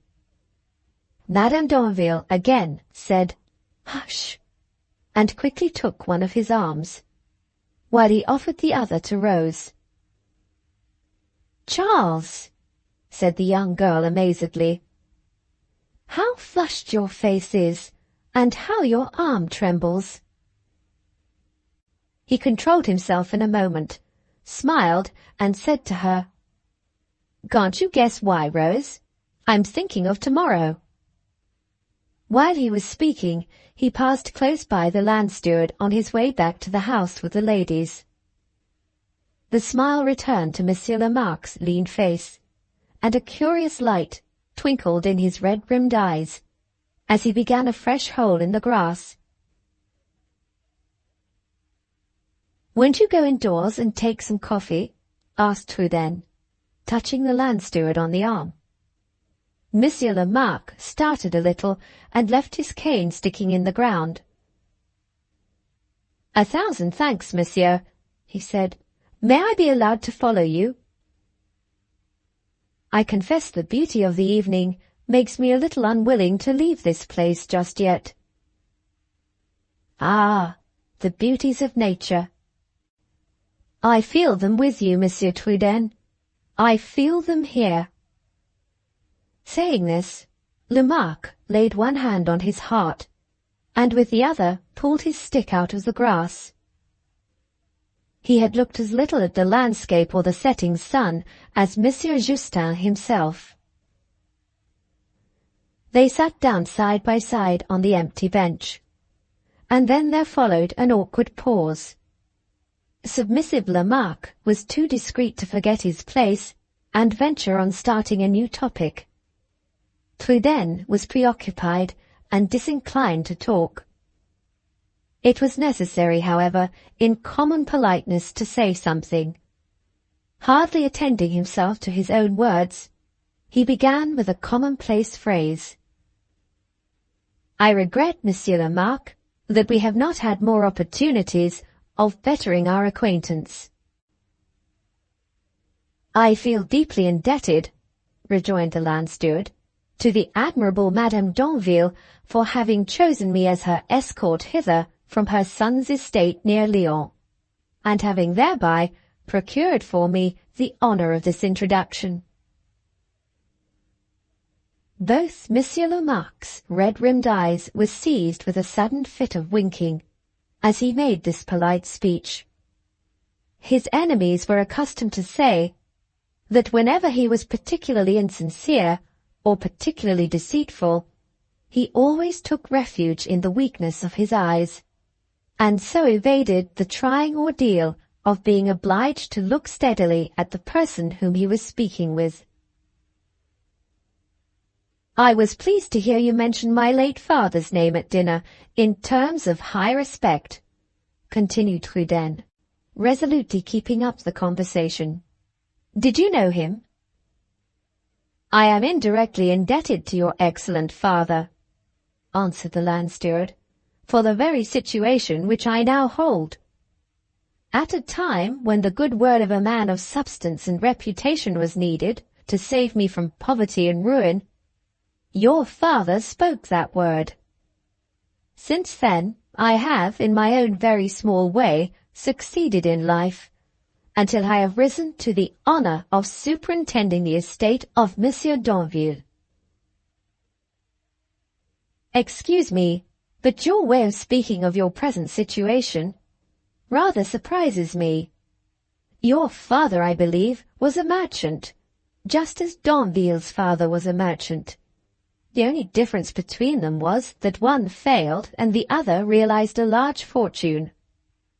Why should you speak of yourself as honored by holding your present place?" "Have you never heard," exclaimed Lamarque, with an appearance of great astonishment, "or can you have heard and forgotten, that Madame d'Anville is descended from one of the noble houses of France? Has she never told you, as she has often told me, that she condescended when she married her late husband, and that her great object in life is to get the title of her family, years since extinct in the male line, settled on her son?" "Yes," replied Trudaine, "I remember to have heard something of this, and to have paid no great attention to it at the time, having little sympathy with such aspirations as you describe. You have lived many years in d'Anville's service, Monsieur Lamarque.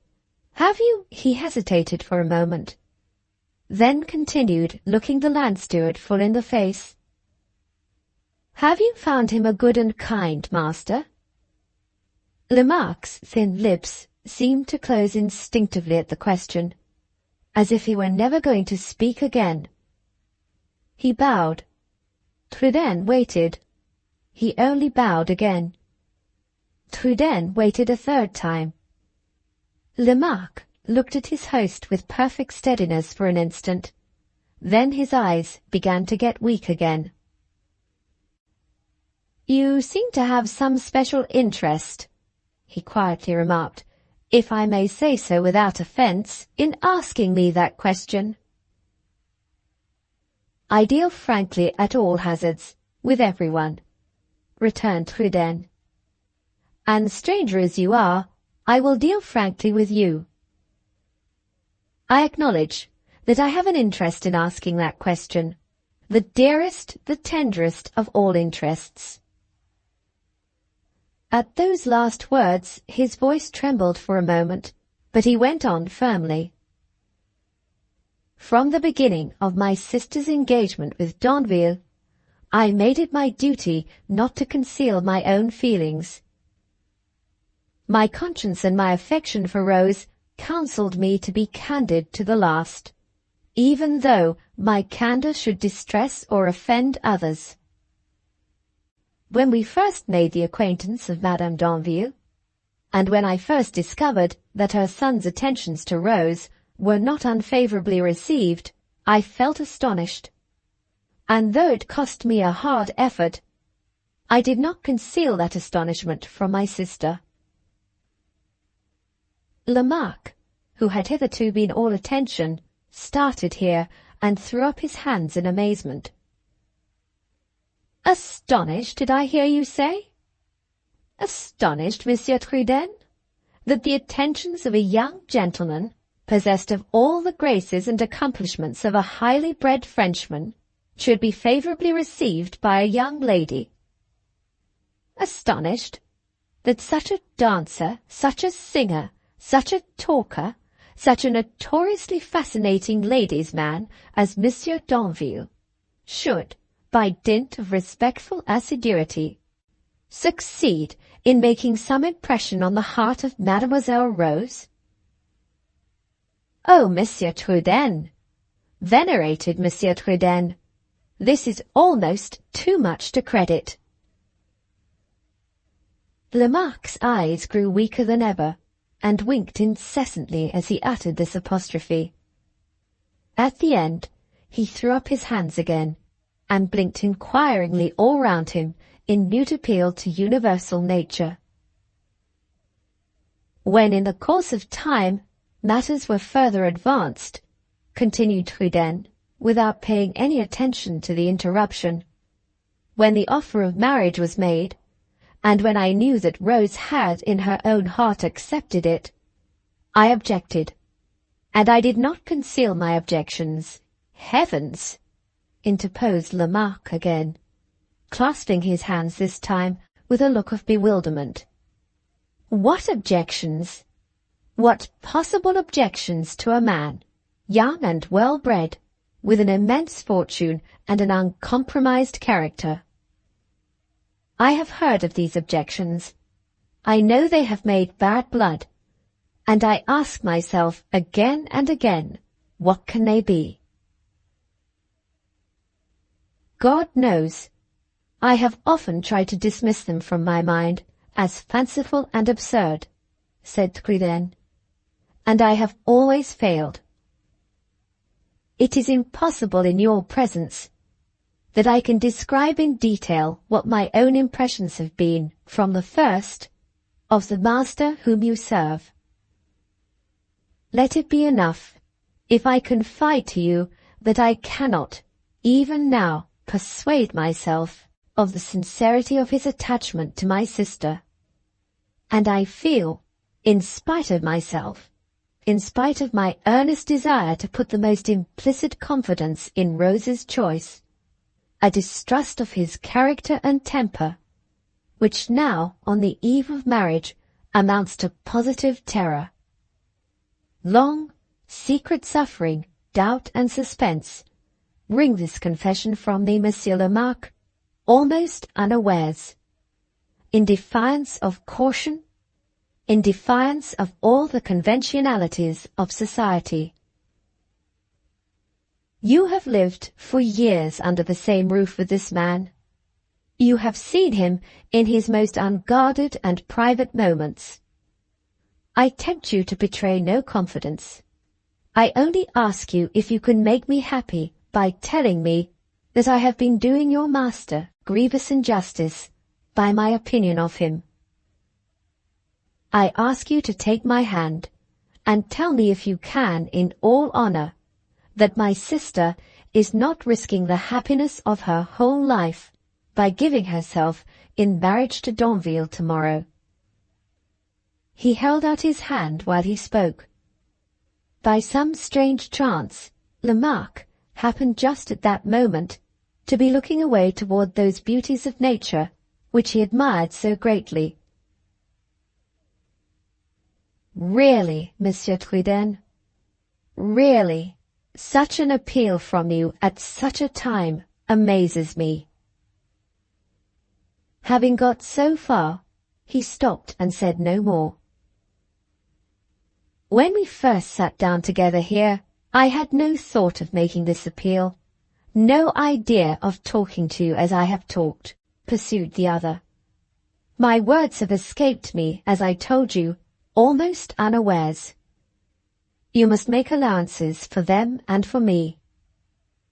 I cannot expect others, Monsieur Lamarque, to appreciate and understand my feelings for Rose. We two have lived alone in the world together. Father, mother, kindred, they all died years since and left us. I am so much older than my sister that I have learned to feel toward her more as a father than as a brother. All my life, all my dearest hopes, all my highest expectations have centered in her. I was past the period of my boyhood when my mother put my little child sister's hand in mine and said to me on her deathbed, "Louis, be all to her that I have been, for she has no one left to look to but you." Since then, the loves and ambitions of other men have not been my loves or my ambitions. Sister Rose, as we all used to call her in those past days, as I love to call her still, Sister Rose has been the one aim, the one happiness, the one precious trust, the one treasured reward of all my life. I have lived in this poor house, in this dull retirement, as in a paradise, because Sister Rose, my innocent, happy, bright-faced Eve, has lived here with me. Even if the husband of her choice had been the husband of mine, the necessity of parting with her would have been the hardest, the bitterest of trials. As it is, thinking what I think, dreading what I dread, judge what my feelings must be on the eve of her marriage, and know why and with what object I made the appeal which surprised you a moment since, but which cannot surprise you now. Speak if you will, I can say no more. He sighed bitterly, his head dropped on his breast, and the hand which he extended to Lamarck trembled as he withdrew it and let it fall at his side. The land steward was not a man accustomed to hesitate, but he hesitated now. He was not usually at a loss for phrases in which to express himself, but he stammered at the very outset of his reply. "Suppose I answered," he began slowly. "Suppose I told you that you wronged him. Would my testimony really be strong enough to shake opinions, or rather presumptions, which have been taking firmer and firmer hold of you for months and months past? Suppose, on the other hand, that my master had his little—" Lamarck hesitated before he pronounced the next word. "His little infirmities, let me say. But only hypothetically, mind that. Infirmities. And suppose I had observed them, and was willing to confide them to you. What purpose would such a confidence answer now, at the 11th hour, with Mademoiselle Rose's heart engaged, with the marriage fixed for tomorrow?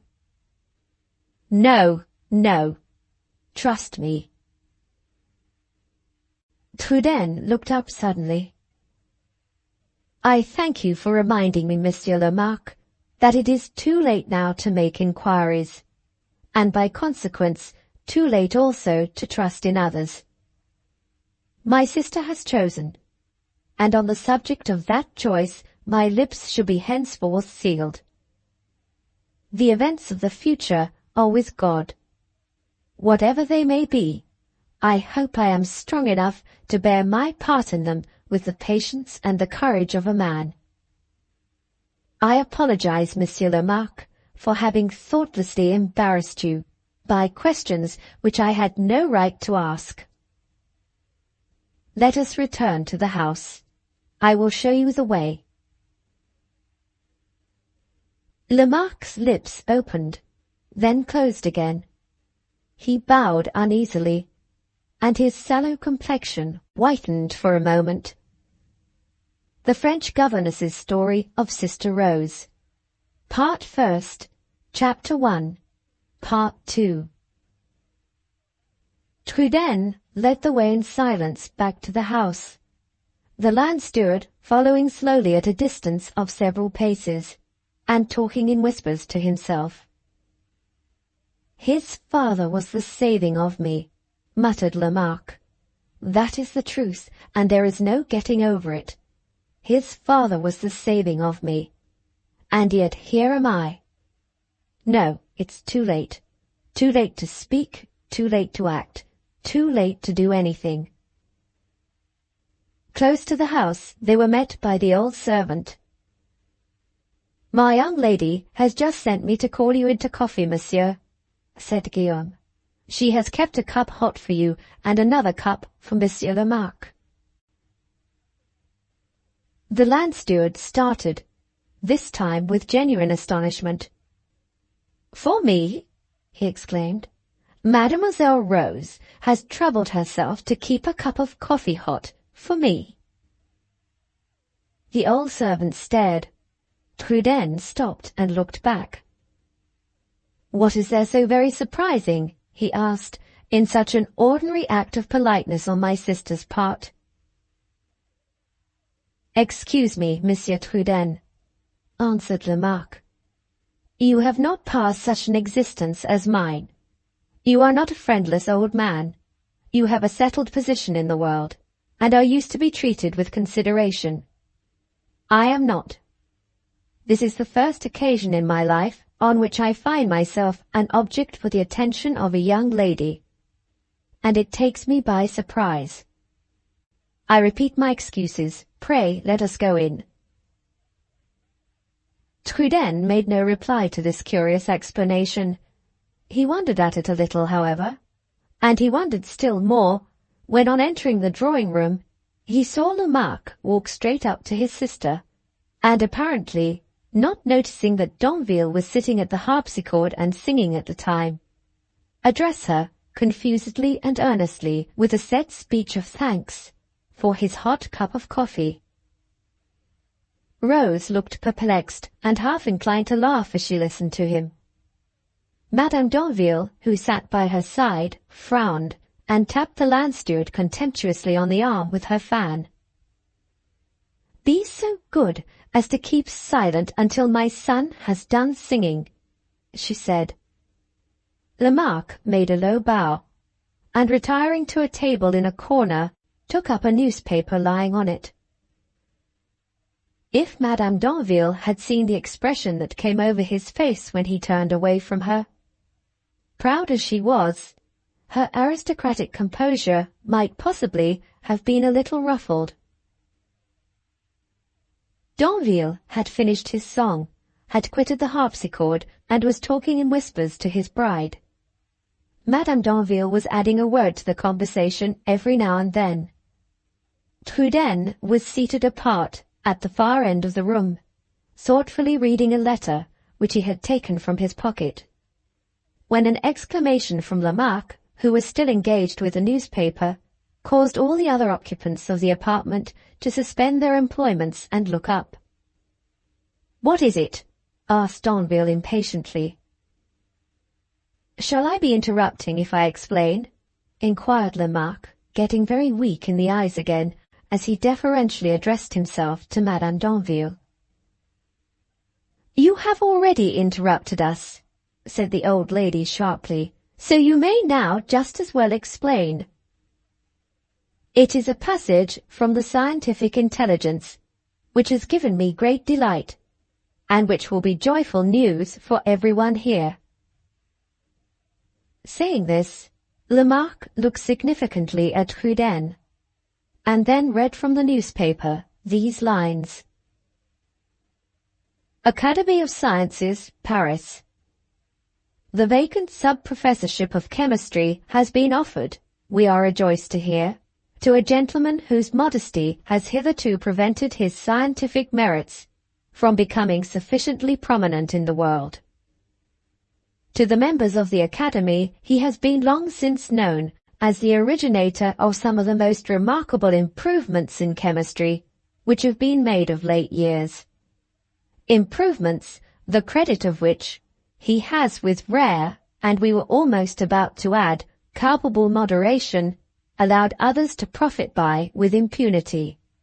No man, in any profession, is more thoroughly entitled to have a position of trust and distinction conferred on him by the state than the gentleman to whom we refer, Monsieur Louis Trudaine.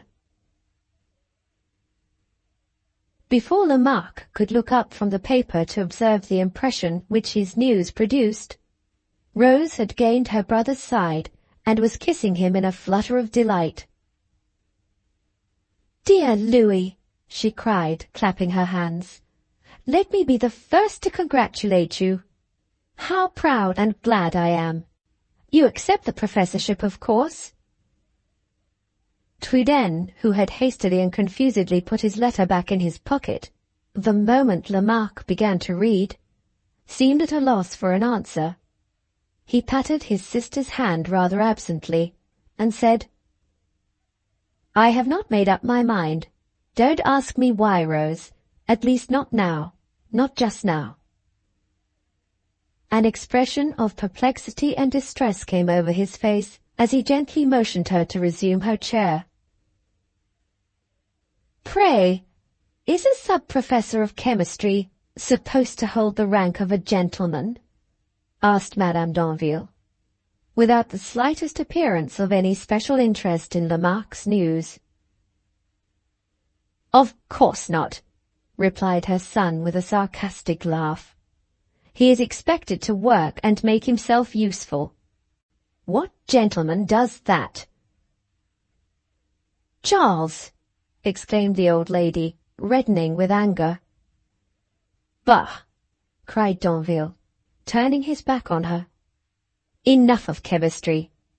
Lamarck, now you have begun reading the newspaper, try, if you can't find, something interesting to read about. What are the last accounts from Paris? Any more symptoms of a general revolt?" Lamarck turned to another part of the paper. "Bad, very bad prospects for the restoration of tranquillity," he said. "Necker, the people's minister, is dismissed. Placards against popular gatherings are posted all over Paris. The Swiss Guards have been ordered to the Champs-Élysées with 4 pieces of artillery. No more is yet known, but the worst is dreaded. The breach between the aristocracy and the people is widening fatally, almost hour by hour." Here he stopped and laid down the newspaper. Trudaine took it from him and shook his head forebodingly as he looked over the paragraph which had just been read. "Bah!" cried Madame d'Anville. "The people, indeed! Let those 4 pieces of artillery be properly loaded. Let the Swiss Guards do their duty, and we shall hear no more of the people." "I advise you not to be sure of that," said her son carelessly. "There are rather too many people in Paris for the Swiss Guards to shoot conveniently. Don't hold your head too aristocratically high, mother, till we are quite certain which way the wind really does blow. Who knows if I may not have to bow just as low one of these days to King Mob as ever you curtsied in your youth to King Louis XV. He laughed complacently as he ended and opened his snuff-box. His mother rose from her chair, her face crimson with indignation. "I won't hear you talk so. It shocks, it horrifies me," she exclaimed with vehement gesticulation. "No, no, I decline to hear another word. I decline to sit by patiently while my son, whom I love, jests at the most sacred principles and sneers at the memory of an anointed king. This is my reward, is it, for having yielded and having come here against all the laws of etiquette the night before the marriage? I comply no longer. I resume my own will and my own way. I order you, my son, to accompany me back to Rouen. We are the bridegroom's party, and we have no business overnight at the house of the bride. You meet no more till you meet at the church. Justin, my coach. Lamarck, pick up my hood. Monsieur Trudaine, thanks for your hospitality. I shall hope to return it with interest the first time you are in our neighborhood. Mademoiselle, put on your best looks tomorrow along with your wedding finery. Remember, my son's bride must do honor to my son's taste. Justin, my coach, drone, vagabond, idiot, where is my coach? My mother looks handsome when she's in a passion, does she not, Rose? Said Danville, quietly putting up his snuff-box as the old lady sailed out of the room. Why, you seem quite frightened, love, he added, taking her hand with his easy, graceful air. Frightened, let me assure you, without the least cause. My mother has but one prejudice, and that one weak point, Rose. You will find her a very duff for gentleness, as long as you do not wound her pride of caste. Come, come, on this night of all others, you must not send me away with such a face as that. He bent down and whispered to her a bridegroom's compliment, which brought the blood back to her cheek in an instant. Ah, how she loves him! How dearly she loves him, thought her brother, watching her from his solitary corner of the room, and seeing the smile that brightened her blushing face when Danville kissed her hand at parting. Lamarck, who had remained imperturbably cool during the outbreak of the old lady's anger, Lamarck, whose observant eyes had watched sarcastically the effect of the scene between mother and son on Trudaine and his sister, was the last to take leave. After he had bowed to Rose with a certain gentleness in his manner, which contrasted strangely with his wrinkled, haggard face, he held out his hand to her brother. I did not take your hand when we sat together on the bench, he said. May I take it now? Trudaine met his advance courteously, but in silence. You may alter your opinion of me one of these days. Adding those words in a whisper, Monsieur Lamarck bowed once more to the bride and went out. For a few minutes after the door had closed, the brother and sister kept silence. Our last night together at home. That was the thought which now filled the heart of each. Rose was the first to speak. Hesitating a little as she approached her brother, she said to him anxiously, I am sorry for what happened with Madame Danville, Louis. Does it make you think the worse of Charles? I can make allowance for Madame Danville's anger, returned Trudaine evasively, because she spoke from honest conviction. Honest, echoed Rose sadly. Honest. Oh, Louis, I know you are thinking disparagingly of Charles's convictions when you speak so of his mother's. Trudaine smiled and shook his head, but she took no notice of the gesture of denial, only stood looking earnestly and wistfully into his face. Her eyes began to fill. She suddenly threw her arms round his neck and whispered to him, Oh, Louis, Louis, how I wish I could teach you to see Charles with my eyes. He felt her tears on his cheek as she spoke, and tried to reassure her. You shall teach me, Rose, you shall indeed. Come, come, we must keep up our spirits, or how are you to look your best tomorrow? He unclasped her arms and led her gently to a chair. At the same moment there was a knock at the door, and Rose's maid appeared, anxious to consult her mistress on some of the preparations for the wedding ceremony. No interruption could have been more welcome just at that time. It obliged Rose to think of present trifles, and it gave her brother an excuse for retiring to his study. He sat down by his desk doubting and heavy-hearted, and placed the letter from the Academy of Science open in front of him. Passing over all the complimentary expressions which it contained, his eye rested only on these lines at the end.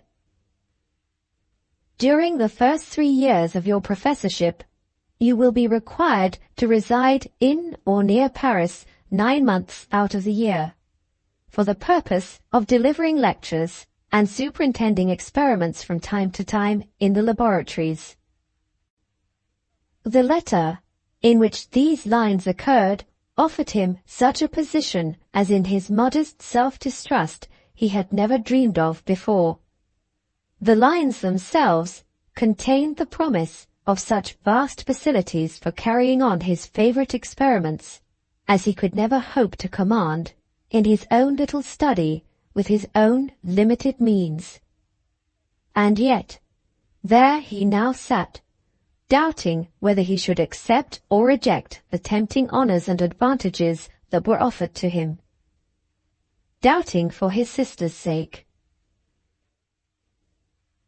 9 months of the year in Paris, he said to himself sadly, and Rose is to pass her married life at Lyons. Oh, if I could clear my heart of its dread on her account, if I could free my mind of its foreboding for her future, how gladly I would answer this letter by accepting the trust it offers me. He paused for a few minutes and reflected. The thoughts that were in him marked their ominous course in the growing paleness of his cheek, in the dimness that stole over his eyes. If this cleaving distrust, from which I cannot free myself, should be in very truth the mute prophecy of evil to come I know not when, if it be so, which God forbid, how soon she may want a friend, a protector near at hand, a ready refuge in the time of her trouble. Where shall she then find protection or refuge? With that passionate woman, with her husband's kindred and friends? He shuddered as the thought crossed his mind, and opening a blank sheet of paper, dipped his pen in the ink. Be all to her, Louis, that I have been, he murmured to himself, repeating his mother's last words, and beginning the letter while he uttered them. It was soon completed. It expressed in the most respectful terms his gratitude for the offer made to him, and his inability to accept it, in consequence of domestic circumstances which it was needless to explain. The letter was directed, sealed. It only remained for him to place it in the post-bag lying near at hand. At this last decisive act he hesitated. He had told Lamarck, and he had firmly believed himself, that he had conquered all ambitions for his sister's sake. He knew now, for the first time, that he had only lulled them to rest. He knew that the letter from Paris had aroused them. His answer was written, his hand was on the post-bag, and at that moment the whole struggle had to be risked over again, risked when he was most unfit for it. He was not a man under any ordinary circumstances to procrastinate, but he procrastinated now. Night brings counsel. I will wait till tomorrow, he said to himself, and put the letter of refusal in his pocket and hastily quitted the laboratory. The French governess's story of Sister Rose. Part First, Chapter 2. Inexorably the important morrow came. Irretrievably, for good or for evil, the momentous marriage vow was pronounced. Charles Danville and Rose Trudenne were now man and wife. The prophecy of the magnificent sunset overnight had not proved false. It was a cloudless day on the marriage morning. The nuptial ceremonies had proceeded smoothly throughout, and had even satisfied Madame d'Anville. She returned with the wedding party to Trudaine's house, all smiles and serenity. To the bride she was graciousness itself. "Good girl," said the old lady, following Rose into a corner and patting her approvingly on the cheek with her fan. "Good girl. You have looked well this morning. You have done credit to my son's taste. Indeed, you have pleased me, child. Now go upstairs and get on your travelling dress, and count on my maternal affection as long as you make Charles happy." It had been arranged that the bride and bridegroom should pass their honeymoon in Brittany, and then return to D'Anville's estate near Lyons. The parting was hurried over, as all such partings should be. The carriage had driven off. Trudaine, after lingering long to look after it, had returned hastily to the house. The very dust of the whirling wheels had all dispersed. There was absolutely nothing to see. And yet, there stood Monsieur Remarque at the outer gate, idly, as if he was an independent man, calmly, as if no such responsibilities as the calling of Madame d'Anville's coach and the escorting of Madame d'Anville back to Lyons could possibly rest on his shoulders. Idly and calmly, slowly rubbing his hands one over the other, slowly nodding his head in the direction by which the bride and bridegroom had departed, stood the eccentric land steward at the outer gate. On a sudden, the sound of footsteps approaching from the house seemed to arouse him. Once more he looked out into the road, as if he expected still to see the carriage of the newly married couple. "Poor girl! Oh, poor girl!" said Monsieur Remarque softly to himself, turning round to ascertain who was coming from the house. It was only the postman with a letter in his hand, and the post-bag crumpled up under his arm. "Any fresh news from Paris, friend?" asked Remarque. "Very bad, monsieur," answered the postman. "Camille Desmoulins has appealed to the people in the Palais Royal. There are fears of a riot." "Only a riot," repeated Remarque sarcastically. "Oh, what a brave government not to be afraid of anything worse. Any letters?" he added, hastily dropping the subject. "None to the house," said the postman. "Only one from it, given me by Monsieur Trudaine. Hardly worth while," he added, twirling the letter in his hand, "to put it into the bag, is it?" Remarque looked over his shoulder as he spoke, and saw that the letter was directed to the President of the Academy of Sciences, Paris. "I wonder whether he accepts the place or refuses it," thought the land steward, nodding to the postman and continuing on his way back to the house. At the door he met Trudaine, who said to him rather hastily, "You are going back to Lyons with Madame d'Anville, I suppose?" "This very day," answered Remarque. "If you should hear of a convenient bachelor lodging at Lyons, or near it," continued the other, dropping his voice and speaking more rapidly than before, "you would be doing me a favour if you would let me know about it."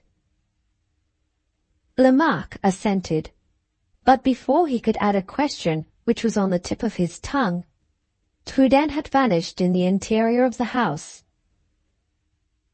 "A bachelor lodging," repeated the land steward, standing alone on the doorstep. "At or near Lyons?" "Aha, Monsieur Trudaine! I put your bachelor lodging and your talk to me last night together, and I make out a sum total, which is, I think, pretty near the mark. You have refused that Paris appointment, my friend, and I fancy I can guess why." He paused thoughtfully, and shook his head with ominous frowns and bitings of his lips. "All clear enough in that sky," he continued after a while, looking up at the lustrous midday heaven. "All clear enough there, but I think I see a little cloud rising in a certain household firmament already, a little cloud which hides much, and which I, for one, will watch carefully." The French Governess's Story of Sister Rose, Part 2, Chapter 1. 5 years have elapsed since Monsieur Lomaque stood thoughtfully at the gate of Trudaine's house, looking after the carriage of the bride and bridegroom, and seriously reflecting on the events of the future. Great changes have passed over that domestic firmament in which you prophetically discerned the little warning cloud. Greater changes have passed over the firmament of France. What was revolt 5 years ago is revolution now. Revolution which has engulfed thrones and principalities and powers, which has set up crownless, inhereditary kings and counselors of its own, and has bloodily torn them down again by dozens, which has raged and raged on unrestrainedly in fierce earnest, until but one king can still govern and control it for a little while. That king is named Terror, and 1794 is the year of his reign. Monsieur Lomaque, land steward no longer, sits alone in an official-looking room in one of the official buildings of Paris. It is another July evening, as fine as that evening when he and Trudaine sat talking together on the bench overlooking the Seine. The window of the room is wide open, and a faint, pleasant breeze is beginning to flow through it. But Lomaque breathes uneasily, as if still oppressed by the sultry midday heat, and there are signs of perplexity and trouble in his face as he looks down absently now and then into the street. The times he lives in are enough of themselves to sadden any man's face. In the reign of terror, no living being in all the city of Paris can rise in the morning and be certain of escaping the spy, the denunciation, the arrest, or the guillotine before night. Such times are trying enough to oppress any man's spirits, but Lomaque is not thinking of them or caring for them now.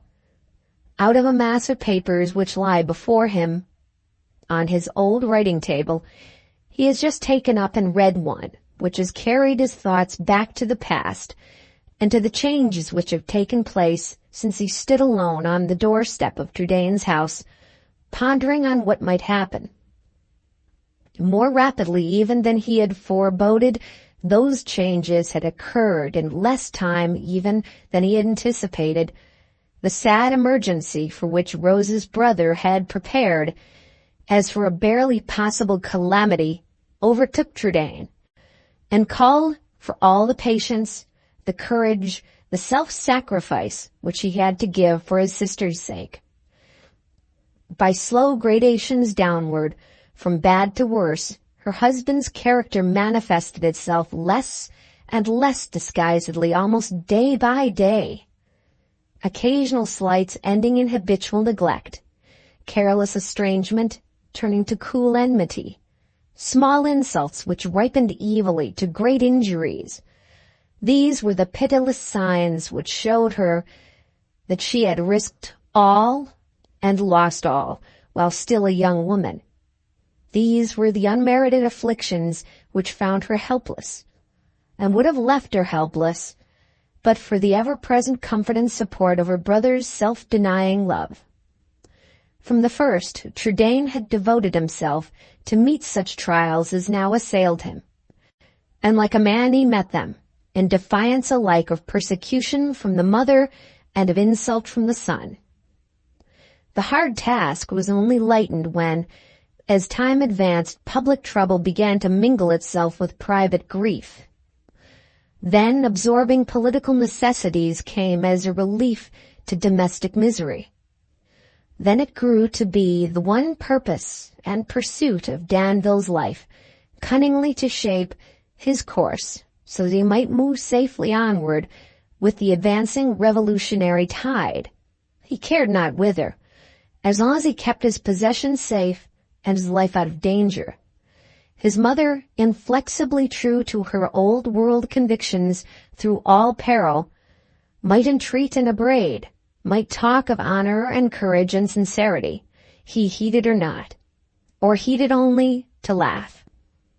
As he had taken the false way with his wife, so he was now bent on taking it with the world. The years passed on. Destroying changes swept hurricane-like over the old governing system of France, and still Danville shifted successfully with the shifting times. The first days of the Terror approached. In public and in private, in high places and in low, each man now suspected his brother. Crafty as Danville was, even he fell under suspicion at last. At headquarters in Paris principally, on his mother's account. This was his first political failure. And in a moment of thoughtless rage and disappointment, he wreaked the irritation caused by it on Lamaque. Suspected himself, he in turn suspected the land steward. His mother fomented the suspicion. Lamaque was dismissed. In the old times, the victim would have been ruined. In the new times, he was simply rendered eligible for a political vocation in life. Lamaque was poor, quick-witted, secret, not scrupulous. He was a good patriot. He had good patriot friends, plenty of ambition, a subtle, cat-like courage, nothing to dread, and he went to Paris. There were plenty of small chances there for men of his caliber. He waited for one of them. It came. He made the most of it. Attracted favorably the notice of the terrible Fouquier Tinville, and won his way to a place in the office of the secret police. Meanwhile, Danville's anger cooled down. He recovered the use of that cunning sense which had hitherto served him well, and sent to recall the discarded servant. It was too late. Lamaque was already in a position to set him at defiance, nay, to put his neck perhaps under the blade of the guillotine. Worse than this, anonymous letters reached him, warning him to lose no time in proving his patriotism by some indisputable sacrifice, and in silencing his mother, whose imprudent sincerity was likely ere long to cost her her life. Danville knew her well enough to know that there was but one way of saving her, and thereby saving himself. She had always refused to emigrate, but he now insisted that she should seize the first opportunity he could procure for her of quitting France until calmer times arrived. Probably she would have risked her own life 10 times over rather than have obeyed him, but she had not the courage to risk her son's too, and she yielded for his sake, partly by secret influence, partly by unblushing fraud. Danville procured for her such papers and permits as would enable her to leave France by way of Marseille. Even then, she refused to depart until she knew what her son's plans were for the future.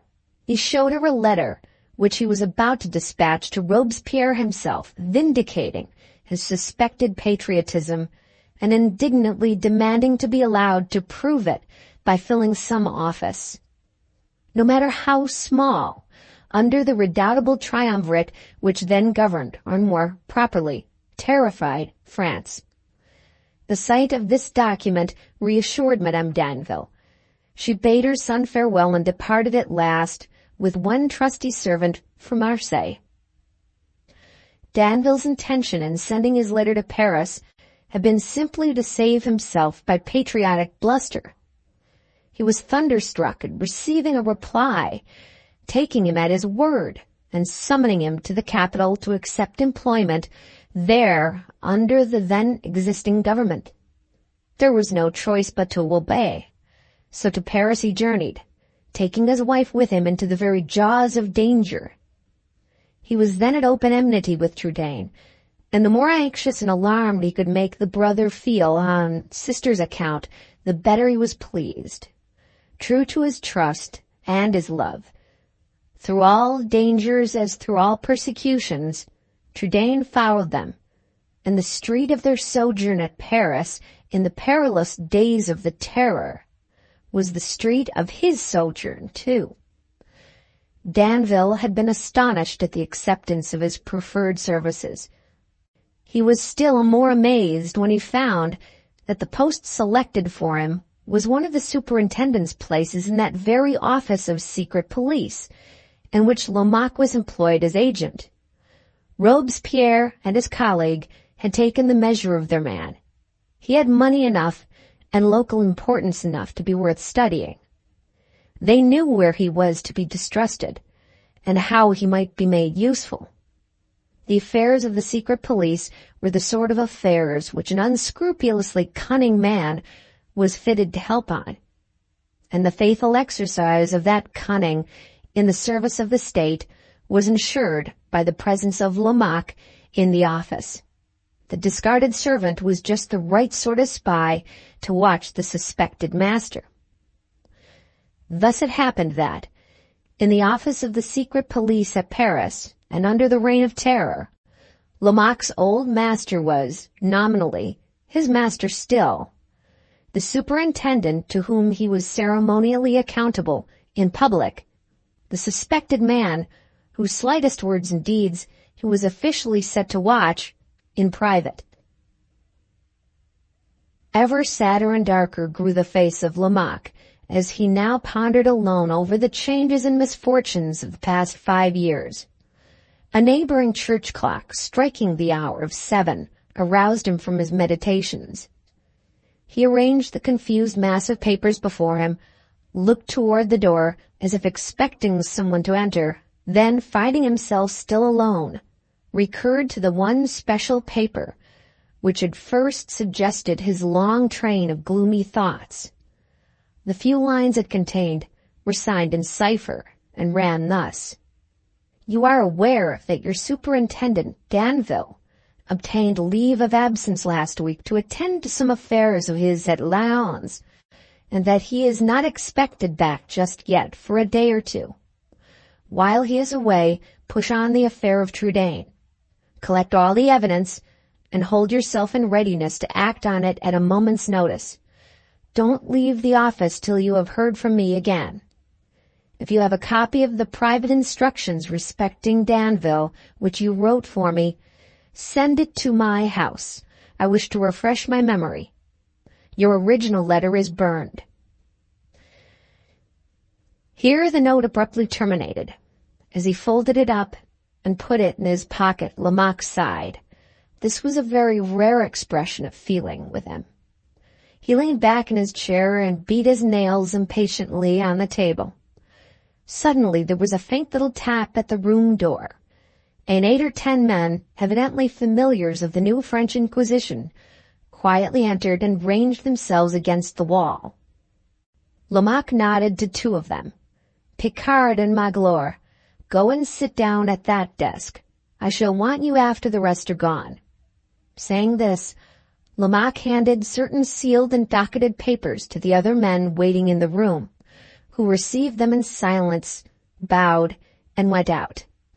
Innocent spectators might have thought them clerks taking bills of lading from a merchant. Who could have imagined that the giving and receiving of denunciations, arrest orders, and death warrants, the providing of its doomed human meal for the all-devouring guillotine, could have been managed so coolly and quietly, with such unruffled calmness of official routine? "Now," said Lomaque, turning to the 2 men at the desk, as the door closed, "have you got those notes about you?" They answered in the affirmative. "Picard, you have the first particulars of this affair of Trudaine, so you must begin reading. I have sent in the reports, but we may as well go over the evidence again from the commencement, to make sure that nothing has been left out. If any corrections are to be made, now is the time to make them. Read, Picard, and lose as little time as you possibly can." Thus admonished, Picard drew some long slips of paper from his pocket and began reading from them as follows.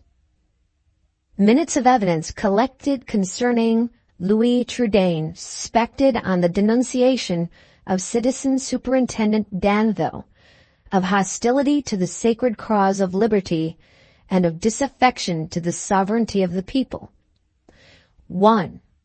The suspected person is placed under secret observation, and these facts are elicited. He is twice seen passing at night from his own house to a house in the Rue de Cléry. On the first night, he carries with him money. On the second, papers. He returns without either. These particulars have been obtained through a citizen engaged to help Trudaine in housekeeping, one of the sort called servants in the days of the tyrants. This man is a good patriot who can be trusted to watch Trudaine's actions. 2. The inmates of the house in the Rue de Cléry are numerous, and in some cases not so well known to the government as could be wished. It is found difficult to gain certain information about the person or persons visited by Trudaine without having recourse to an arrest. 3. An arrest is thought premature at this preliminary stage of the proceedings, being likely to stop the development of conspiracy and give warning to the guilty to fly. Order thereupon given to watch and wait for the present. 4. Citizen Superintendent Danville quits Paris for a short time. The office of watching Trudaine is then taken out of the hands of the undersigned and is confided to his comrade, Magloire, signed Picard, countersigned Lomaque. Having read so far, the police agent placed his papers on the writing table, waiting a moment for orders, and receiving none, went out. No change came over the sadness and perplexity of Lomaque's face. He still beat his nails anxiously on the writing table, and did not even look at the second agent as he ordered the man to read his report. Magloire produced some slips of paper, precisely similar to Picard's, and read from them in the same rapid, businesslike, unmodulated tones. Affair of Trudaine. Minutes continued. Citizen Agent Magloire, having been appointed to continue the surveillance of Trudaine, reports the discovery of additional facts of importance. 1. Appearances make it probable that Trudaine meditates a third secret visit to the house in the Rue de Cléry. The proper measures are taken for observing him closely, and the result is the implication of another person discovered to be connected with the supposed conspiracy. This person is the sister of Trudaine and the wife of Citizen Superintendent Danville. "Poor lost creature, ah, poor lost creature," muttered Lomaque to himself, sighing again and shifting uneasily from side to side in his mangy old leathern armchair. Apparently Magloire was not accustomed to sighs, interruptions, and expressions of regret from the usually imperturbable chief agent. He looked up from his papers with a stare of wonder. "Go on, Magloire," cried Lomaque with a sudden outburst of irritability. "Why the devil don't you go on?" "All ready, citizen," returned Magloire submissively, and proceeded. 2. It is at Trudaine's house that the woman Danville's connection with her brother's secret designs is ascertained, through the vigilance of the before-mentioned patriot citizen. The interview of the two suspected persons is private. Their conversation is carried on in whispers. Little can be overheard, but that little suffices to prove that Trudaine's sister is perfectly aware of his intention to proceed for the third time to the house in the Rue de Cléry. It is further discovered that she waits his return, and that she then goes back privately to her own house. 3. Meanwhile, the strictest measures are taken for watching the house in the Rue de Cléry. it is discovered that Trudane's visits are paid to a man and woman known to the landlord and lodgers by the name of Dubois. They live in the 4th floor. It is impossible at the time of the discovery to enter this room or to see the citizen and citoyenne Dubois without producing an undesirable disturbance in the house and neighborhood. A police agent is left to watch the place while search and arrest orders are applied for. The granting of these is accidentally delayed. When they are ultimately obtained, it is discovered that the man and woman are both missing. They have not hitherto been traced. 4. The landlord of the house is immediately arrested, as well as the police agent appointed to watch the premises. The landlord protests that he knows nothing of his tenants. It is suspected, however, that he has been tampered with, as also that Trudane's papers delivered to the citizen and citoyenne Dubois are forged passports. With these and with money, it may not be impossible that they have already succeeded in escaping from France. The proper measures have been taken for stopping them, if they have not yet passed the frontiers. No further report in relation to them has yet been received. 5. Trudane and his sister are under perpetual surveillance, and the undersigned holds himself ready for further orders. Signed, Magloire, countersigned, Lomaque. Having finished reading his notes, Magloire placed them on the writing table. He was evidently a favored man in the office, and he presumed upon his position, for he ventured to make a remark instead of leaving the room in silence like his predecessor Picard. When Citizen Danville returns to Paris, he began, he will be rather astonished to find that in denouncing his wife's brother, he had also unconsciously denounced his wife. Lomaque looked up quickly, with that old weakness in his eyes, which affected them in such a strangely irregular manner on certain occasions. Magloire knew what this symptom meant, and would have become confused if he had not been a police agent. As it was, he quietly backed a step or two from the table and held his tongue. "Friend Magloire," said Lomaque, winking mildly, "your last remark looks to me like a question in disguise. I put questions constantly to others. I never answer questions myself.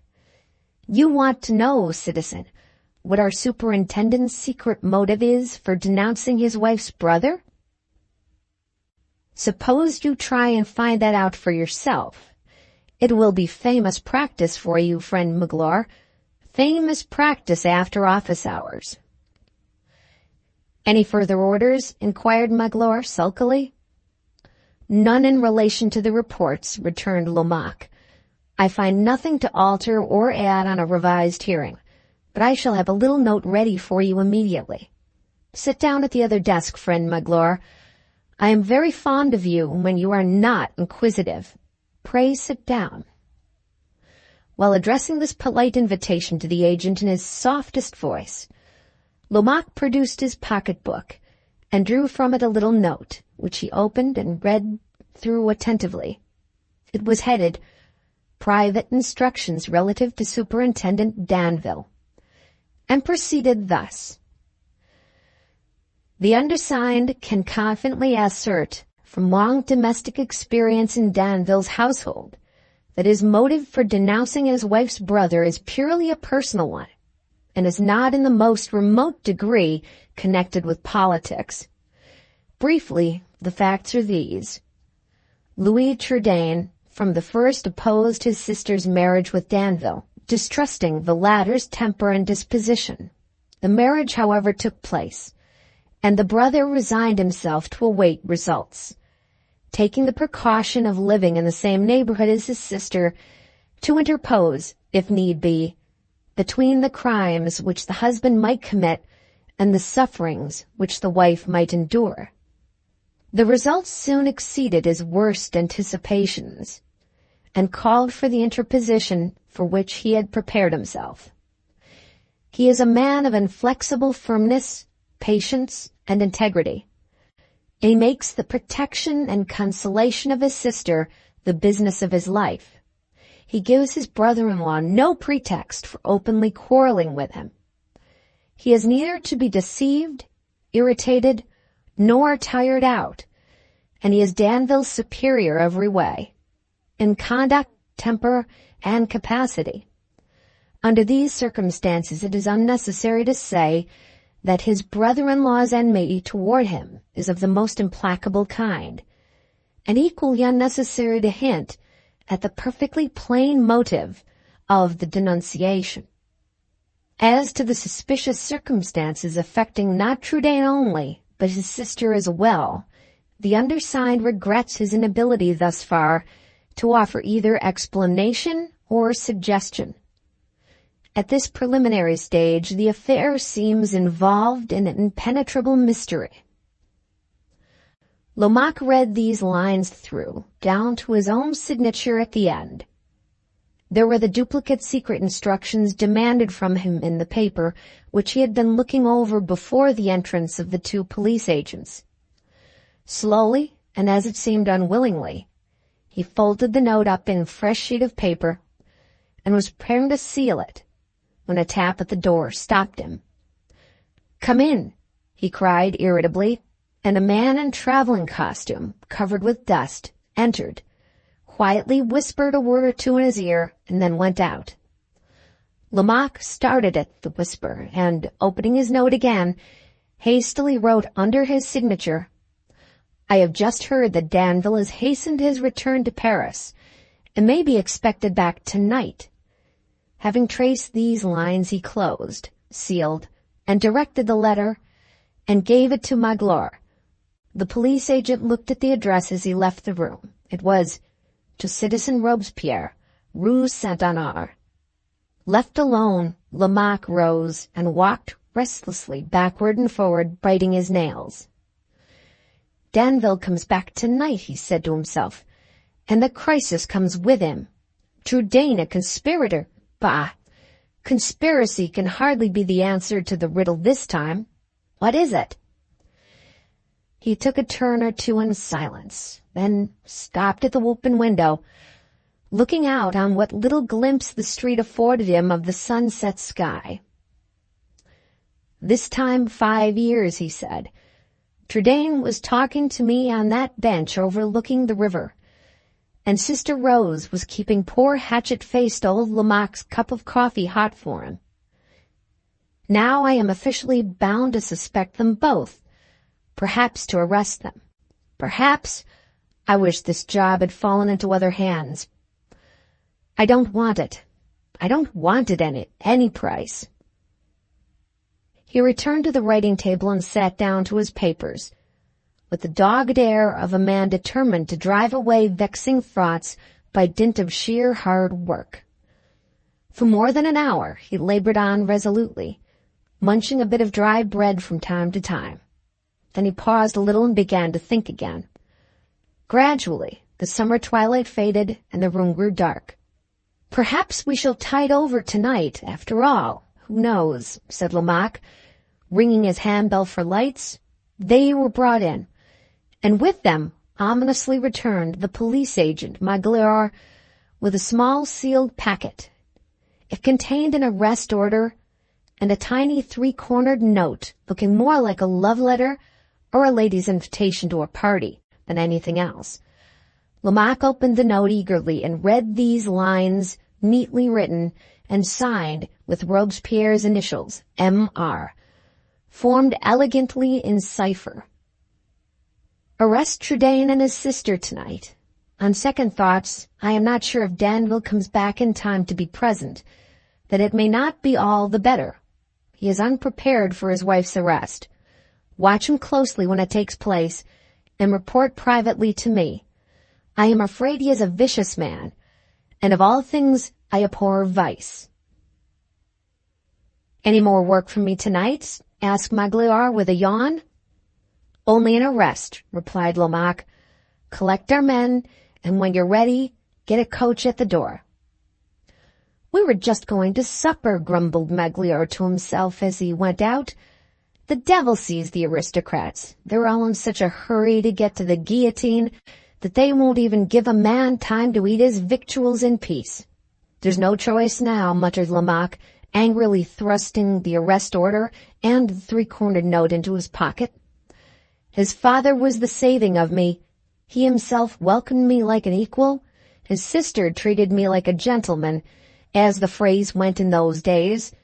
And now—" He stopped and wiped his forehead, then unlocked his desk, produced a bottle of brandy, and poured himself out a glass of the liquor, which he drank by sips slowly. "I wonder whether other men get softer-hearted as they grow older," he said. "I seem to do so at any rate. Courage, courage. What must be, must. If I risked my head to do it, I couldn't stop this arrest. Not a man in the office but would be ready to execute it if I wasn't." Here the rumble of carriage wheels sounded outside. "There's the coach!" exclaimed Lomaque, looking up the brandy bottle and taking his hat. "After all, as this arrest is to be made, it's as well for them as I should make it." Consoling himself as he best could with this reflection, Chief Police Agent Lamarck blew out the candles and quitted the room. The French Governess Story of Sister Rose, Part 2, Chapter 2. Ignorant of the change in her husband's plans, which was to bring him back to Paris a day before the time that had been fixed for his return, Sister Rose had left her solitary home to spend evening with her brother. They had sat talking together long after sunset, and had let the darkness steal on them insensibly, as people will who are only occupied with quiet, familiar conversation. Thus it happened, by a curious coincidence, that just as Lomaque was blowing out his candles at the office, Rose was lighting the reading lamp at her brother's lodgings. 5 years of disappointment and sorrow had subtly changed her to outward view. Her face looked thinner and longer. The once delicate red and white of her complexion was gone. Her figure had wasted under the influence of some weakness, which had already made her stoop a little when she walked. Her manner had lost its maiden shyness, only to become unnaturally quiet and subdued. Of all the charms which had so fatally, yet so innocently, allured her heartless husband, but one remained, the winning gentleness of her voice. It might be touched now and then with a note of sadness, but the soft attraction of his even, natural tones still remained. In the marring of all other harmonies, this one harmony had been preserved unchanged. Her brother, though his face was careworn and his manner sadder than of old, looked less altered from his former self. It is the most fragile material which soonest shows the flaw.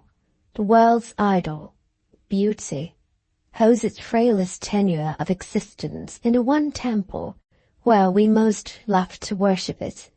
"And so you think, Louis, that our perilous undertaking has really ended well by this time?" said Rose, anxiously, as she lighted the lamp and placed the glass shade over it. "What a relief it is only to hear you say you think we have succeeded at last." "I said I hope, Rose," replied her brother. "Well, even hoped is a great word from you, Louis, a great word from anyone in this fearful city, and in these days of terror." She stopped suddenly, seeing her brother raise his hand in warning. They looked at each other in silence and listened. The sound of footsteps going slowly past the house, ceasing for a moment just beyond it, then going on again, came through the open window. There was nothing else, out of doors or in, to disturb the silence of the night, the deadly silence of terror which, for months past, had hung over Paris. It was a significant sign of the times that even a passing footstep, sounding a little strangely at night, was subject for suspicion, both the brother and sister. So common a subject that they suspended their conversation as a matter of course, without exchanging a word of explanation, until the tramp of the strange footsteps had died away. "Louis," continued Rose, dropping her voice to a whisper, after nothing more was audible, "when may I trust our secret to my husband?" Not yet, rejoined Trudaine earnestly. Not a word, not a hint of it, till I give you leave. Remember, Rose, you promised silence from the first. Everything depends on your holding that promise sacred till I release you from it. I will hold it sacred. I will indeed, at all hazards, under all provocations, she answered. That is quite enough to reassure me. And now, love, let us change the subject. Even these walls may have ears, and the closed door yonder may be no protection.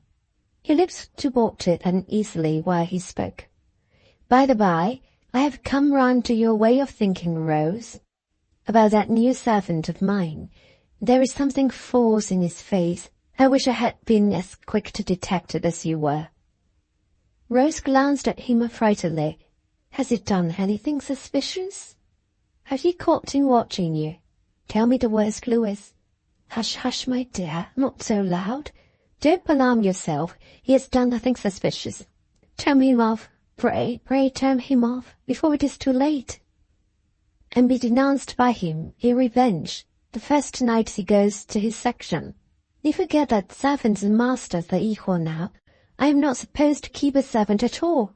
I have a citizen living with me who lays me under domestic obligations, for which I make a pecuniary acknowledgment. No, if I do anything, I must try if I can't entrap him into giving me warning. But we have got to another unpleasant subject already. Suppose I change the topic again? You will find a little book on that table there, in the corner. Tell me what you think of it. The book was a copy of Corneille's Cid, prettily bound in blue morocco. Rose was enthusiastic in her praises. I found it in the bookseller's shop yesterday, said her brother, and bought it as a present for you. Corneille is not an author to compromise anyone, even in these times. Don't you remember saying the other day that you felt ashamed of knowing but little of our greatest dramatist? Rose remembered well, and smiled almost as happily as in the old times over her present. There are some good engravings at the beginning of each act, continued Trudaine, directing her attention rather earnestly to the illustrations, and then suddenly, leaving her side when he saw that she became interested in looking at them, he went to the window, listened, then drew aside the curtain, and looked up and down the street. No living soul was in sight. I must have been mistaken, he thought, returning hastily to his sister. But I certainly fancied I was followed in my walk today by a spy. I wonder, asked Rose, still busy over her book. I wonder, Louis, whether my husband would let me go with you to see Le Cid the next time it is acted. No, cried a voice at the door. Not if you went on your knees to ask him. Rose turned round with a scream. There stood her husband on the threshold, scowling at her, with his hat on, and his hands thrust doggedly into his pockets. Trudaine's servant announced him with an insolent smile. During the pause that followed the discovery, Citizen Superintendent Downfield, to visit the citoyenne his wife, said the fellow, making a mock bow to his master. Rose looked at her brother, then advanced a few paces toward the door. This is a surprise, she said faintly. Has anything happened? We didn't expect you. Her voice failed her as she saw her husband advancing, pale to his very lips with suppressed anger. How dare you come here, after what I told you? He asked, in quick, low tones. She shrank at his voice almost as if he had struck her. The blood flew into her brother's face as he noticed the action, but he controlled himself, and taking her hand, led her in silence to a chair. I forbid you to sit down in this house, said Downfield, advancing still. I order you to come back with me. Do you hear? I order you. He was approaching nearer to her, when he saw Trudaine's eyes fixed on him, and stopped. Rose started up, and placed herself between them. Oh, Charles, she said to her husband, be friends with Louis tonight, and be kind again to me. I have a claim to ask that much of you, though you may not think it. He turned away from her, and laughed contemptuously. She tried to speak again, but Trudaine touched her on the arm, and gave her a warning look. "Signals," exclaimed Danfield. "Secret signals between you." His eye, as he glanced suspiciously at his wife, fell on Trudane's gift book, which she still held unconsciously. "What book is that?" he asked. "A new play of Corneille's," answered Rose. "Louis had just made me a present of it." At this avowal, Danfield's suppressed anger burst beyond all control. "Give it him back," he cried in a voice of fury. "You shall take no presents from him. The venom of the household spy soils everything he touches. Give it him back." She hesitated.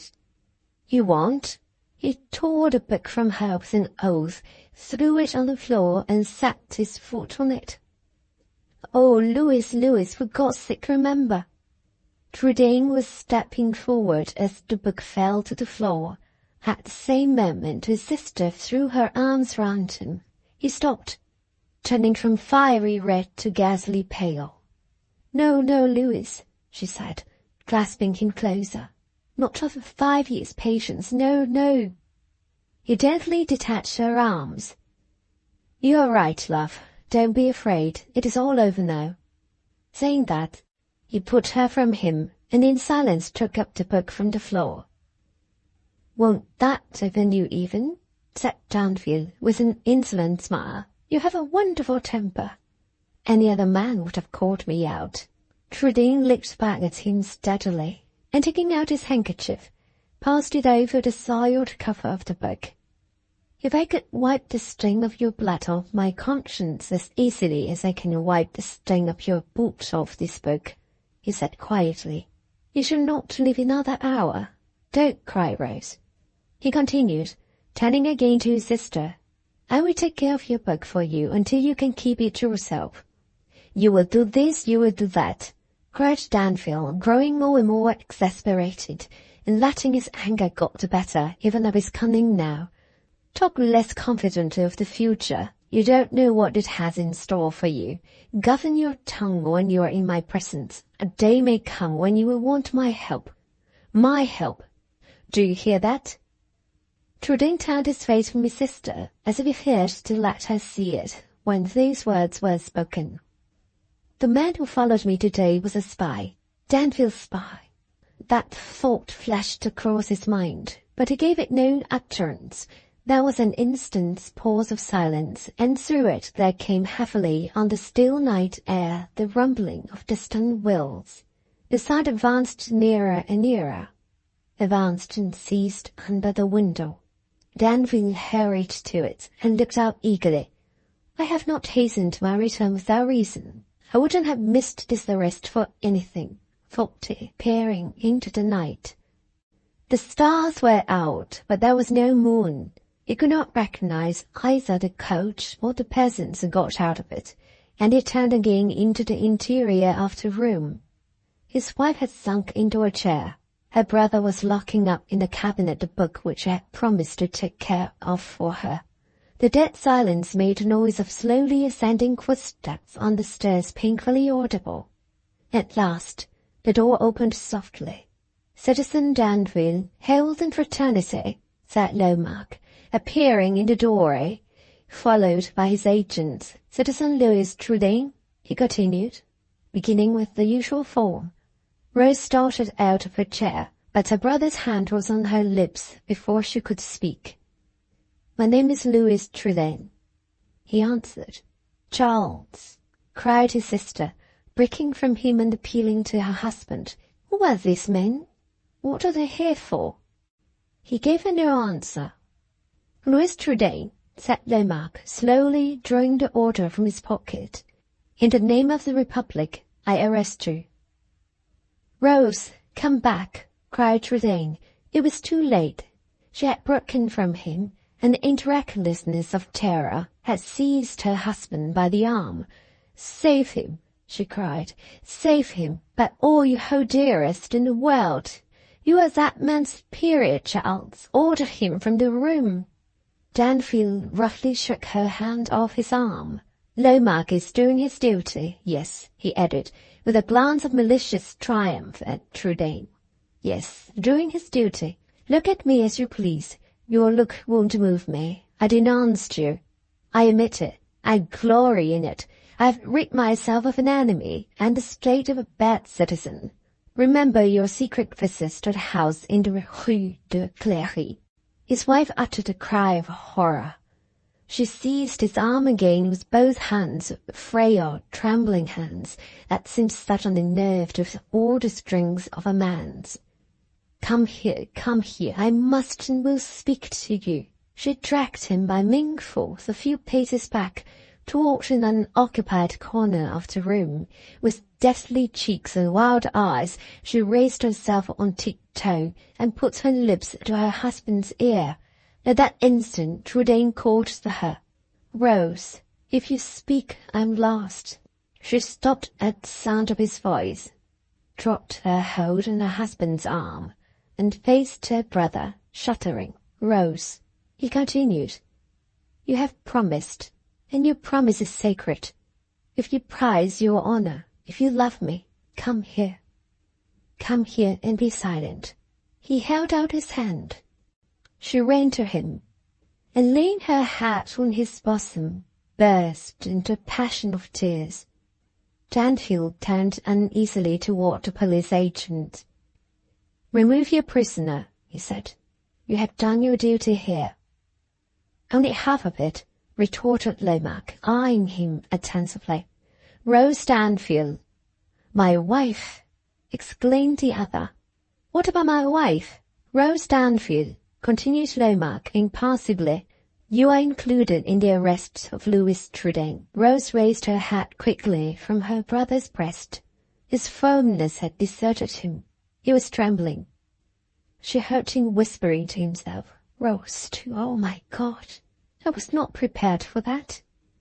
She heard these words and dashed the tears from her eyes and kissed them, saying, "I am glad of it, Louis. We risked all together. We shall now suffer together.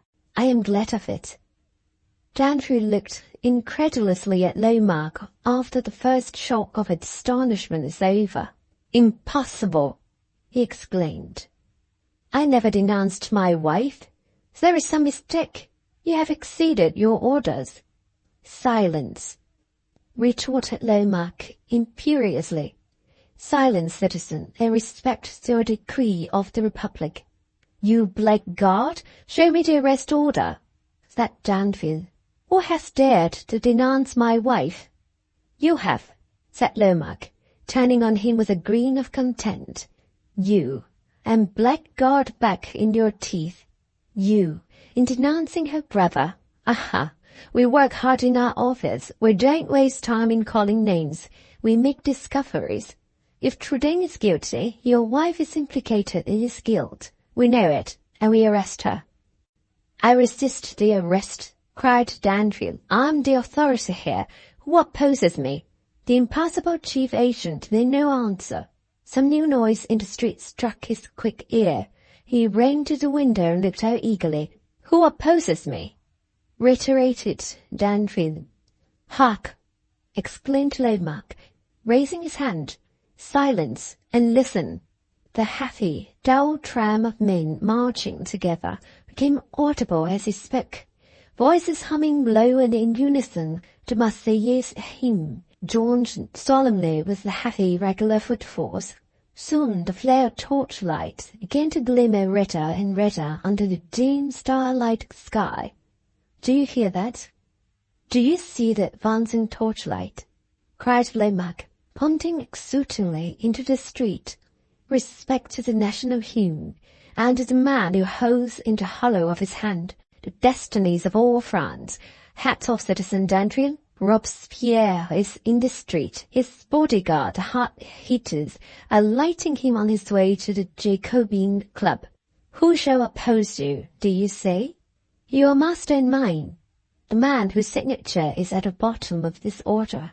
The man who, with a scratch of a pen, can send both our hats rolling together into the sack of the guillotine. Shall I call to him as he passes the house? Shall I tell him that Superintendent Danfield resists me in making an arrest? Shall I? Shall I? And in the immensity of his contempt, Lomaque seemed absolutely to rise in stature. as he thrust the arrest order under Denfield's eyes and pointed to the signature with the head of his stick. Rose looked round in terror as Lomax spoke his last words, looked round, and saw her husband recoil before the signature on the arrest order, as if the guillotine itself had suddenly arisen before him. Her brother felt her shrinking back in his arms, and trembled for the preservation of her self-control if the terror and suspense of the arrest lasted any longer. "Courage, Rose, courage," he said. "You have behaved nobly. You must not fail now. No, no, not a word more, not a word till I am able to think clearly again, and to decide what is best. Courage, love. Our lives depend on it. Citizen," he continued, addressing himself to Lomax, "proceed with your duty. We are ready." The heavy marching footsteps outside were striking louder and louder on the ground. The chanting voices were every moment swelling in volume. The dark street was flaming again with brightening torchlight as Lomax, under pretext of giving Trudaine his hat, came close to him, and turning his back towards Denfield, whispered, "I have not forgotten the eve of the wedding and the bench on the river bank." Before Trudaine could answer, he had taken Rose's cloak and hood from one of his assistants, and was helping her on with it. Denfield, still pale and trembling, advanced a step when he saw these preparations for departure, and addressed a word or two to his wife, but they spoke in low tones, and the fast advancing march of feet and sullen low roar singing outside drowned his voice. An oath burst from his lips, and he struck his fist in impotent fury on the table near him. "The seals are set on everything in this room and in the bedroom," said Magloire. Approaching Lomax, nodded inside to him to bring up the other police agents at the door. "Ready?" cried Magloire, coming forward immediately with his men, and raising his voice to make himself heard. "Where to?" Robespierre and his heart-heaters were passing the house. The smoke of the torchlight was rolling in at the window. The tramping footsteps struck heavier and heavier on the ground. The low, sullen roar of the Marseillaise was swelling to its loudest, as Lomax referred for a moment to his arrest order, and then answered, "To the prison of Saint Lazare." The French Governess's Story of Sister Rose, Part 2, Chapter 3, Part 1. The head jailer of Saint Lazare stood in the outer hall of the prison, 2 days after the arrest at Trudaine's lodgings, smoking his morning pipe. Looking towards the courtyard gate, he saw the wicket open, and a privileged man let in, whom he soon recognized as the chief agent of the 2nd section of the secret police. "Why, friend, Lomax," cried the jailer, advancing towards the courtyard. "What brings you here this morning? Business or pleasure?" "Pleasure this time, citizen. I have an idle hour or two to spare for a walk. I find myself passing the prison, and I can't resist calling in to see how my friend, the head jailer, is getting on." Lomax spoke in a surprisingly brisk and airy manner. His eyes were suffering under a violent fit of weakness and winking, but he smiled, notwithstandingly, with an air of the most inveterate cheerfulness. Those old enemies of his, who always distrusted him the most when his eyes were most affected, would have certainly disbelieved every word of the friendly speech he had just made, and would have assumed it a matter of fact that his visit to the head jailer had some specially underhand business at the bottom of it. "How am I getting on?" said the jailer, shaking his head. "Overworked, friend, overworked. No idle hours in this department. Even the guillotine is getting too slow for us."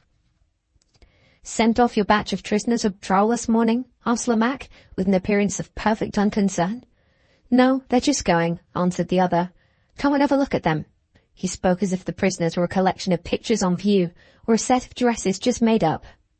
Lomax nodded his head, still with his air of happy holiday carelessness. The jailer led the way to the inner hall, and, pointing lazily with his pipe stem, said, "Our morning batch, citizen, just ready for the baiting." In one corner of the hall were huddled together more than 30 men and women of all ranks and ages, some staring round them with looks of blank despair, some laughing and gossiping recklessly. Near them lounged a guard of patriots, smoking, spitting, and swearing. Between the patriots and the prisoners sat, On a rickety stool, the second jailer, a humpbacked man with an immense red moustache, finishing his breakfast of broiled beans, which he scooped out of a basin with his knife, and washed down with copious draughts of wine from a bottle. Carelessly, as Lamach looked at the shocking scene before him, his hook eyes contrived to take note of every prisoner's face, and to descry, in a few minutes, Trudaine and his sister standing together at the back of the room. "Now then, Apollo," cried the head jailer, addressing his subordinate by a facetious prison nickname. "Don't be all day staring that trumpety batch of yours. And hark I, friend. I shall leave of absence on business at my section this afternoon. So it will be your duty to read the list for the guillotine and chalk the prisoners' doors before the cart comes tomorrow morning. Wear the bottle, Apollo. Today, wear the bottle for fear of accidents with the death list of tomorrow." "Thirsty July weather this, citizen," said Lamach, leaving the head jailer and patting the hunchback in the friendliest manner on the shoulder. "Why, how have you got your batch huddled up together this morning? Shall I help you to shove them into marching order? My time is quite at your disposal. This is a holiday morning with me." "Ha ha ha! What a jolly dog he is on his holiday morning," explained the head jailer, as Lamach, apparently taking leave of his natural character altogether in the exhilaration of an hour's unexpected leisure, began pushing and pulling the prisoners into rank with the humorous mock apologies, at which not the officials only, but many of the victims themselves, reckless victims of reckless tyranny, laughed heartily. Persevering to the last in his practical jest, Lamach contrived to get close to Trudaine for a minute and give him one significant look before he seized him by the shoulders, like the rest. "Now then, rear guard," cried Lamach, pushing Trudaine on. "Close the line of march, and mind you keep step with that young woman over there. Pluck up your spirits, citoyen.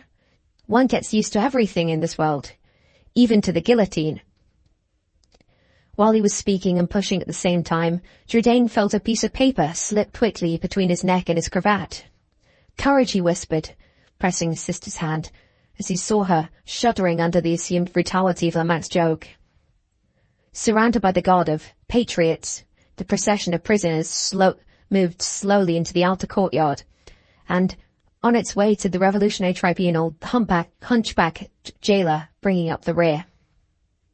Lamach was about to follow at some little distance, but the head jailer hospitably expostulated.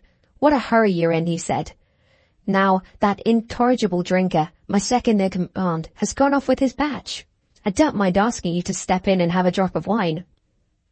"Thank you," answered Lamach, "but I have rather a fancy for hearing the trial this morning. Suppose I come back afterward. What time do you go to your section?" "At 2:00. "Nah, good. I shall try if I can't get here soon after 1. With these words he nodded and went out. The brilliant sunlight in the courtyard made him wink faster than ever. Had any of his old enemies been with him, they would have whispered within themselves, "If you mean to come back at all, citizen Lamach, it will not be soon after 1. On his way through the streets, the chief agent met one of the 2 police officer friends who delayed his progress, so that when he arrived at the Revolutionary Tribunal, the trials of the day were just about to begin. The principal article of furniture in the Hall of Justice was a long, clumsy deal table covered with green baize. At the head of the table sat the president and his court with their hats on, backed by a heterogeneous collection of patriots officially connected in various ways with the proceedings that were to take place.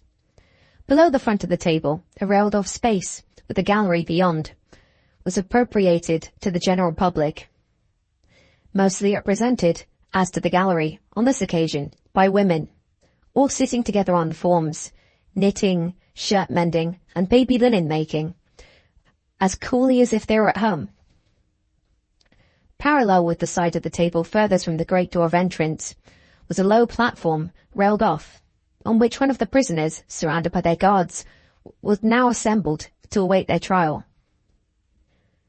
The sun shone in brightly from a high window, and a hum of ceaseless talking pervaded the hall cheerfully as Lamach entered it. He was a privileged man here, as at the prison, and he made his way in by a private door so as to pass to the prisoner's platform and to walk round it before he got to a place behind the president's chair. Trudaine, standing with his sister on the outermost limits of the group, nodded significantly at Lemac, as Lemac looked up for him in an instant. He had contrived, on his way to the tribunal, to get an opportunity of reading the paper, which the chief agent had slipped into his cravat. It contained these lines: "I have just discovered who the citizen and citoyenne Dubes are. There is no chance for you but to confess everything. By that means you may inculpate a certain citizen holding authority and may make it his interest, if he loves his own life, to save yours and your sister's." Arrived at the back of the president's chair, Lemac recognized his two trusty subordinates, Magloire and Picard, waiting among the assembled Patriot officials to give their evidence. Beyond them, leaning against the wall, addressed by no one and speaking to no one, stood the superintendent, Danville. Doubt and suspense were written in every line of his face. The fretfulness of an uneasy mind expressed itself in his slightest gesture, even in his manner of passing a handkerchief from time to time on his face, on which the precipitation was gathering thick and fast already. "Silence!" cried the usher of the court, for the time being. A hoarse-voiced man in top boots with a huge saber buckled to the side and a bludgeon in his hand. "Silence for the citizen president," he reiterated, striking his bludgeon on the table. The president rose and proclaimed that the sitting for the day had begun, and then sat down again. The momentary silence which followed was interrupted by a sudden confusion among the prisoners on the platform. Two of the guards sprang in among them. There was the thump of a heavy fall, a scream of terror from some of the female prisoners, and another dead silence broken by one of the guards, who walked across the hall with a bloody knife in his hand and laid it on the table. "Citizen President," he said, "I have to report that one of the prisoners has just stabbed himself." There was a murmured explanation. "Is that all?" among the women spectators, as they resumed their work.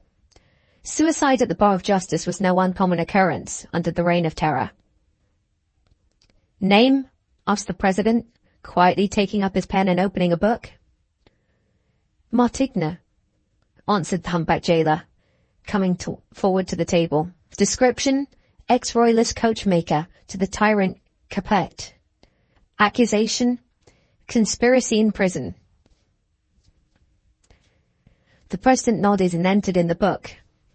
"Martin, coachmaker, accused of conspiring in prison. Anticipated course of law by suicide. Action accepted as sufficient confession of guilt. Goods confiscated. First Theodore, year 2 of the Republic." "Silence!" cried the man with the bludgeon as the president dropped a little sand on the entry and signed to the jailer that he might remove the dead body, closing the book. "Any special cases this morning?" resumed the president, looking round at the group behind him. "There is one," said Lemac, making his way to the back of the official chair. "Will it be convenient to you, citizen, to take the case of Louis Trudaine and Rose Danville first? 2 of my men are detained here as witnesses, and their time is valuable to the Republic."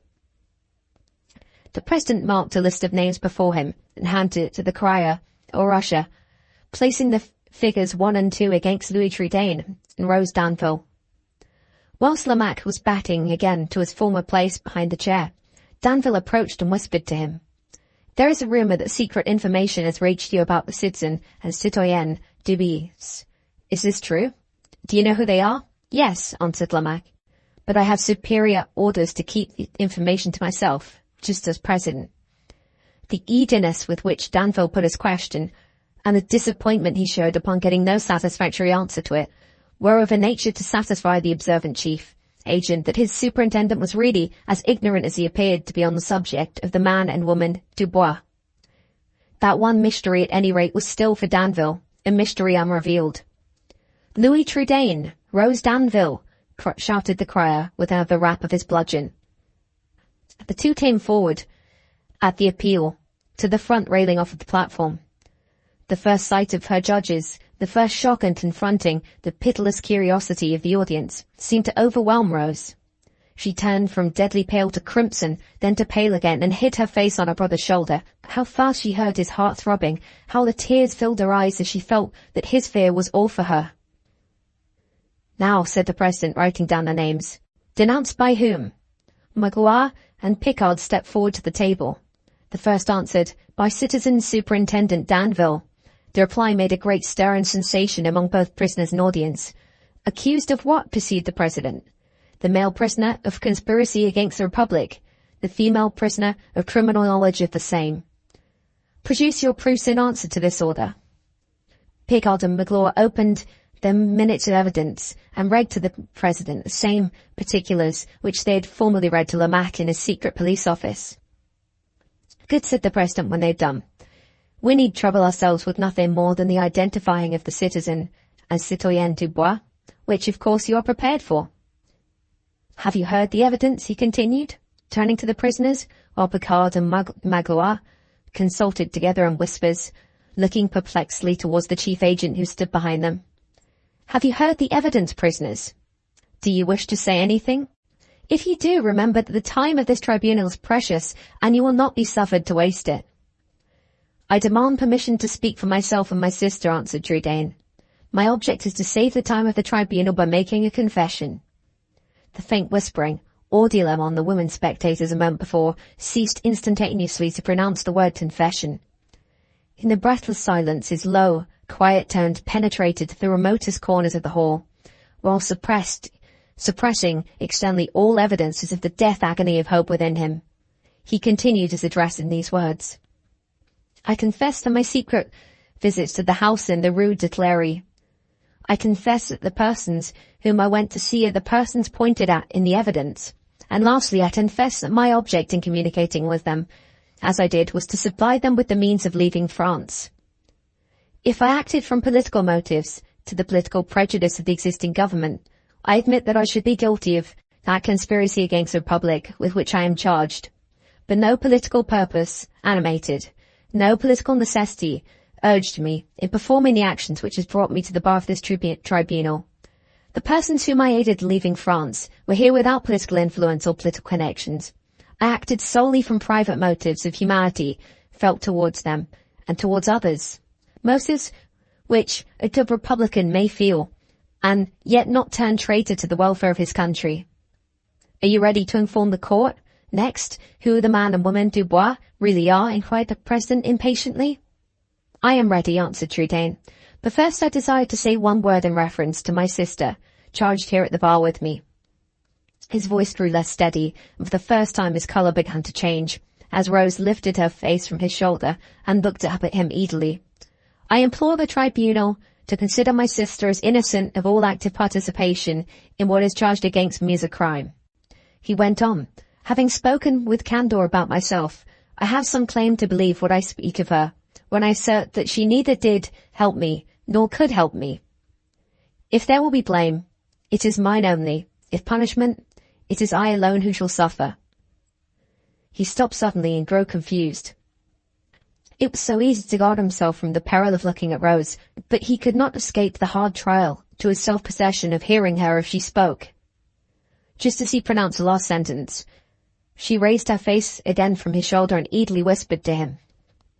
No, no, Louis, not that sacrifice. After all the others, not that, though you should force me into speaking to them myself. She abruptly quitted her hold of him and fronted the whole court in an instant. The railing in front of her shook with the quivering of her arms and hands as she held by it to support herself. Her hair lay tangled on her shoulders, her face had assumed a strange fixedness.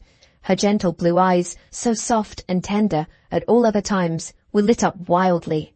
A low hum of murmured curiosity and admiration broke from the women in the audience. Some rose easily from the benches, others cried, Listen, listen, she's going to speak. She did speak. Silvery and pure, the sweet voice, sweeter than ever in sadness, stole its way through the gross sound, through the coarse humming and the hissing whispers. My lord, the President, began the poor girl firmly. Her next words were drowned in a volley of hisses from the women. Governess's Story of Sister Rose. Part 2nd, Chapter 3, Part 2. My lord, the President, began the poor girl firmly. Her next words were drowned in a volley of hisses from the women. Ah, aristocrat, aristocrat, none of your accursed titles here, was their shrill cry at her. She fronted that cry.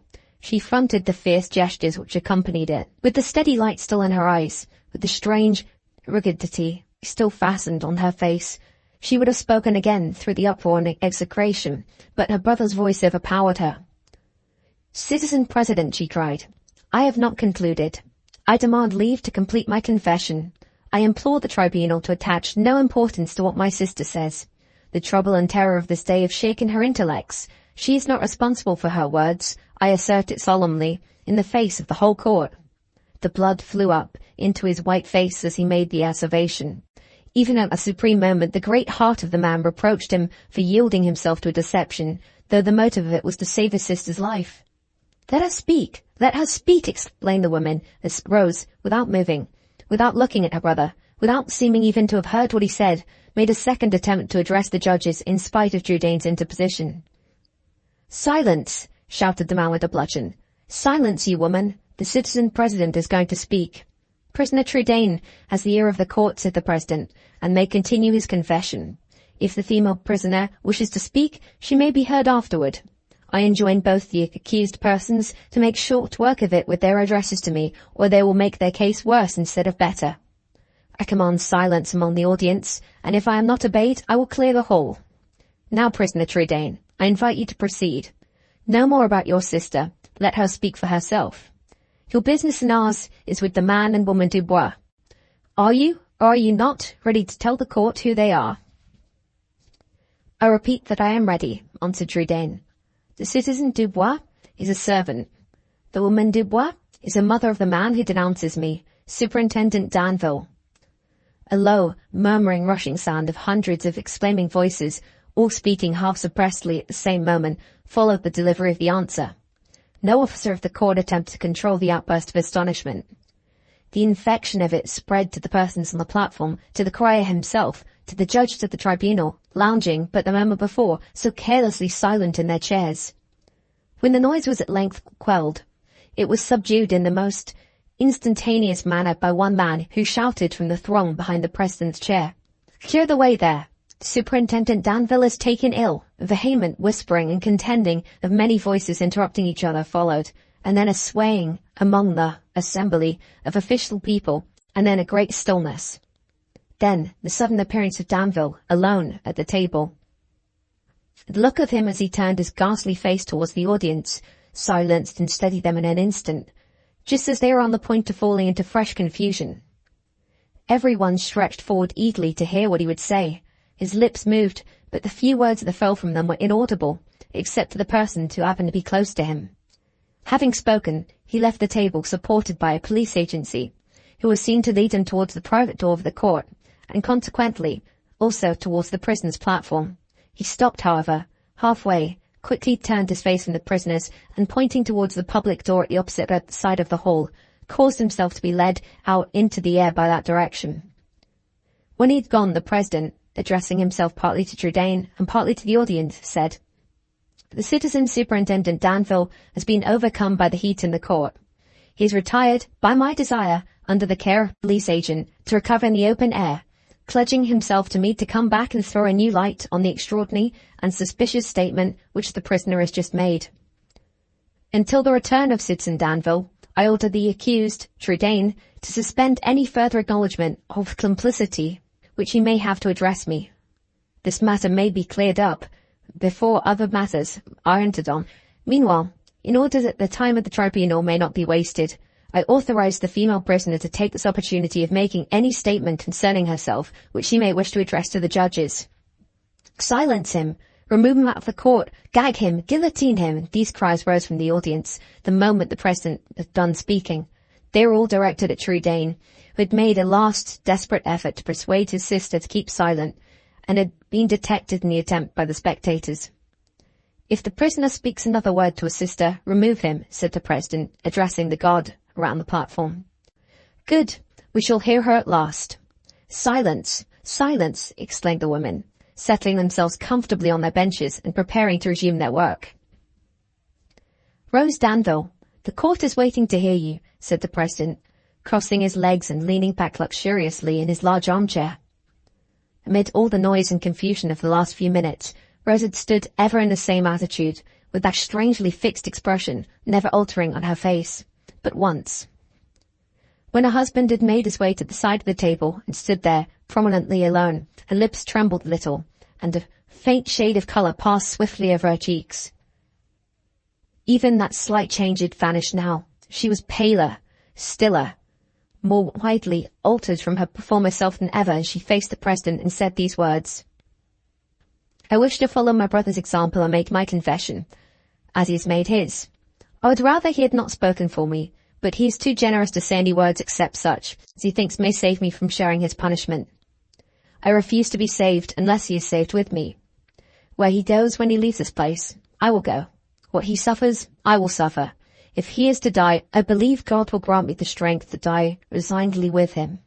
She paused for a moment and half-turned towards Trudane, then checked herself instantly and went on. This is what I now wish to say, as to my share in the offence charged against my brother. Some time ago, he told me one day that he'd seen my husband's mother in Paris, disguised as a poor woman, that he'd spoken to her and forced her to acknowledge herself. Up to this time, we'd all felt certain that she had left France because she held old-fashioned opinions, which it is dangerous for people to hold now, had left France before we came to Paris. She told my brother she had indeed gone, with an old, tried servant of the family to help and protect her, as far as Marseille, and that finding unforeseen difficulty there in getting further, she had taken it as a warning from Providence not to desert her son, of whom she was very passionately fond, and from whom she had been most unwilling to depart. Instead of waiting in exile for quieter times, she determined to go and hide herself in Paris, knowing her son was going there too. She assumed the name of her old and faithful servant, who declined to the last to leave her unprotected, and she proposed to live in the strictest secrecy and retirement, watching, unknown, the career of her son, and ready at a moment's notice to disclose herself to him. When the settlement of public affairs might reunite her safety to her beloved child. My brother thought this plan full of danger, both for herself and for her son, and for the honest old man, who was risking his head for his mistress' sake. I thought so too, and in an evil hour I said to Louis, will you try in secret to get my husband's mother away, and see that her faithful servant makes her really leave France this time? I wrongfully asked my brother to do this for a selfish reason of my own, a reason connected with my married life, which had not been a happy one. I had not succeeded in gaining my husband's affection, and was not treated kindly by him. My brother, who had always loved me far more dearly, I'm afraid, than I've ever deserved, my brother increased his kindness to me, seeing me treated unkindly by my husband. This made ill blood between them. My thought when I asked my brother to do for me what I've said was that if we two in secret saved my husband's mother without danger to him from imperiling herself and her son, we should, when the time came for speaking of what we had done, appear to my husband in a new and better light. I should have shown how well I deserved his love, and Louis would have shown how well he deserved his brother-in-law's gratitude, and so we should have made home happy at last, and all three have lived together affectionately. This was my thought, and when I told it to my brother and asked him if there would be much risk, out of his kindness and indulgence towards me, he said no. He had so used me to accept sacrifices for my happiness, so I let him endanger himself to help me in my little household plan. I repent this bitterly now. I ask his pardon with my whole heart. If he is acquitted, I shall try to show myself worthier of his love. If he is found guilty, I too will go to the scaffold and die with my brother, who risked his life for my sake. She ceased as quietly as she began, and turned once more to her brother. As she looked away from the court and looked at him, a few tears came into her eyes, and something of the old softness of form and gentleness of expression seemed to return to her face. He let her take his hand, but he seemed purposely to avoid meeting the anxious gaze she fixed on him. His head sunk on her breast. He drew his breath heavily. His countenance darkened and grew distorted, as if he was suffering some sharp pang of physical pain. He bent down a little, and, leaning his elbow on the rail before him, covered his face with his hand, and so quelled the rising agony, so forced back the scalding tears to his heart. The audience had heard Rose in silence, and they preserved the same tranquillity when she had done. This was a rare tribute to a prisoner from the people of the Reign of Terror. The president looked round to his colleagues and shook his head suspiciously. This statement of the female prisoners complicates the matter very seriously, he said. Is there anybody in court, he added, looking at the persons behind his chair, who knows where the mother of Superintendent Danville and the servant are now? Lamaque came forward to the appeal and placed himself by the table. Why, citizen agent, continued the president, looking hard at him, are you overcome by the heat too? The fit seemed to take him. Citizen President, when the female prisoner had made an end of her statement, exclaimed Magloire, pressing forward officiously. Lamaque gave his subordinate a look which sent the man back directly to the shelter of the official group, and then said in lower tones that were customary to him, I have received information relative to the mother of Superintendent Danville and the servant, and am now ready to answer any questions that may be put to me. Where are they now? Asked the president. She and the servant are known to have crossed the frontier and are supposed to be on their way to Cologne, but since they entered Germany, their whereabouts is necessarily a matter of uncertainty to the Republican authorities. Have you any information relevant to the conduct of the old servant while he was in Paris? I have information enough to prove that he was not an object for political suspicion. He seems to have simply animated by servile zeal for the woman's interests, to have performed for her all the menial offices of a servant in private, and to have misled the neighbours by affected equality with her in public. Have you any reason to believe that Superintendent Danville was privy to his mother's first attempt at escaping from France? I infer it what the female prisoner has said, and that for other reasons, which it would be irregular to detain before the tribunal. The proofs can no doubt be obtained if I am to allow time to communicate with the authorities at Lyon and Marseille. At this moment, Danville re-entered the court and, advancing to the table, placed himself close to the chief agent's side. They looked each other steadily in the face for an instant. He has recovered from the shock of Trudaine's answer, thought Lamaque, retiring.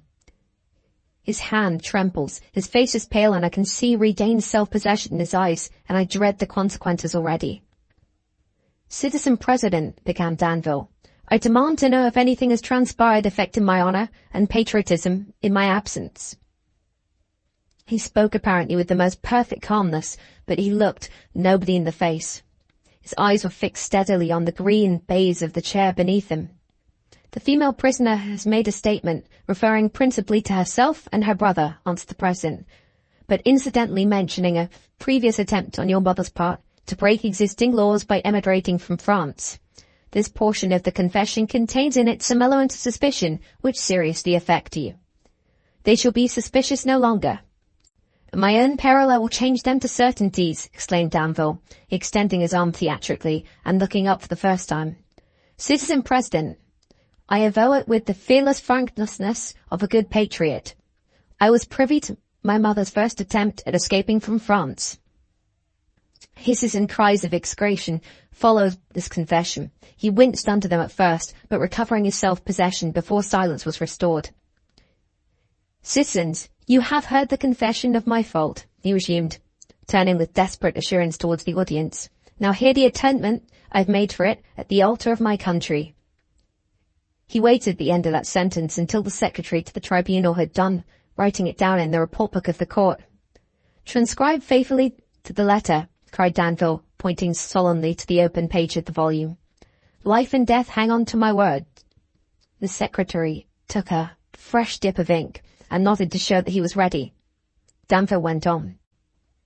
In these words of glory and trial for France, he proceeded, pitching his voice to a tone of deep emotion.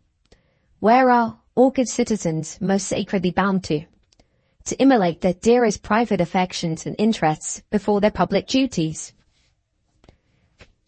On the first attempt of my mother to violate the laws against emigration by escaping from France, I failed in making the heroic sacrifices which inexorable patriotism demanded from me. My situation was more terrible than the situation of Brutus sitting in judgment of his own sons. I had not the Roman fortitude to rise equal to it. I erred, citizens. I erred as Coriolanus did, when his august mother pleaded with him for the safety of Rome. For that error I deserve to be purged out of the Republican community, but I escaped my merited punishment. Nay, I even rose to the honor of holding an office under the government. Time passed, and again my mother attempted an escape from France. Again, inevitable fate brought my civic virtue to the test. How did I meet the second supremist trial? By an atonement for past weakness, terrible as the trial itself. Citizens, you will shudder, but you will applaud whilst you tremble. Citizens, look, and whilst you look, remember well the evidence given at the opening of this case. Yonder stands the enemy of this country, who intrigued to help my mother to escape. Here stands the patriot son, whose voice was the first, the only voice to denounce himself for the crime. As he spoke, he pointed to Trudaine, then struck himself on the breast and folded his arms, and looked sternly at the benches occupied by the spectators. Do you assert, exclaimed the president, that at the time when you denounced Trudaine, you knew him to be intriguing to aid your mother's escape? I assert it, answered Danville. The pen which the president held dropped from his hand at that reply. His colleagues started and looked at each other in blank silence. A murmur of "Monster! Monster!" began from the prisoner on the platform, and spread instantly to the audience, who echoed and echoed it again. The fiercest woman Republican on the benches joined cause at last with the haughtiest women aristocrats on the platform. Even in that sphere of direct discords, in that age of sharpest enemies, the one touch of nature preserved its old eternal virtue, and roused the mother instinct which makes the whole world kin.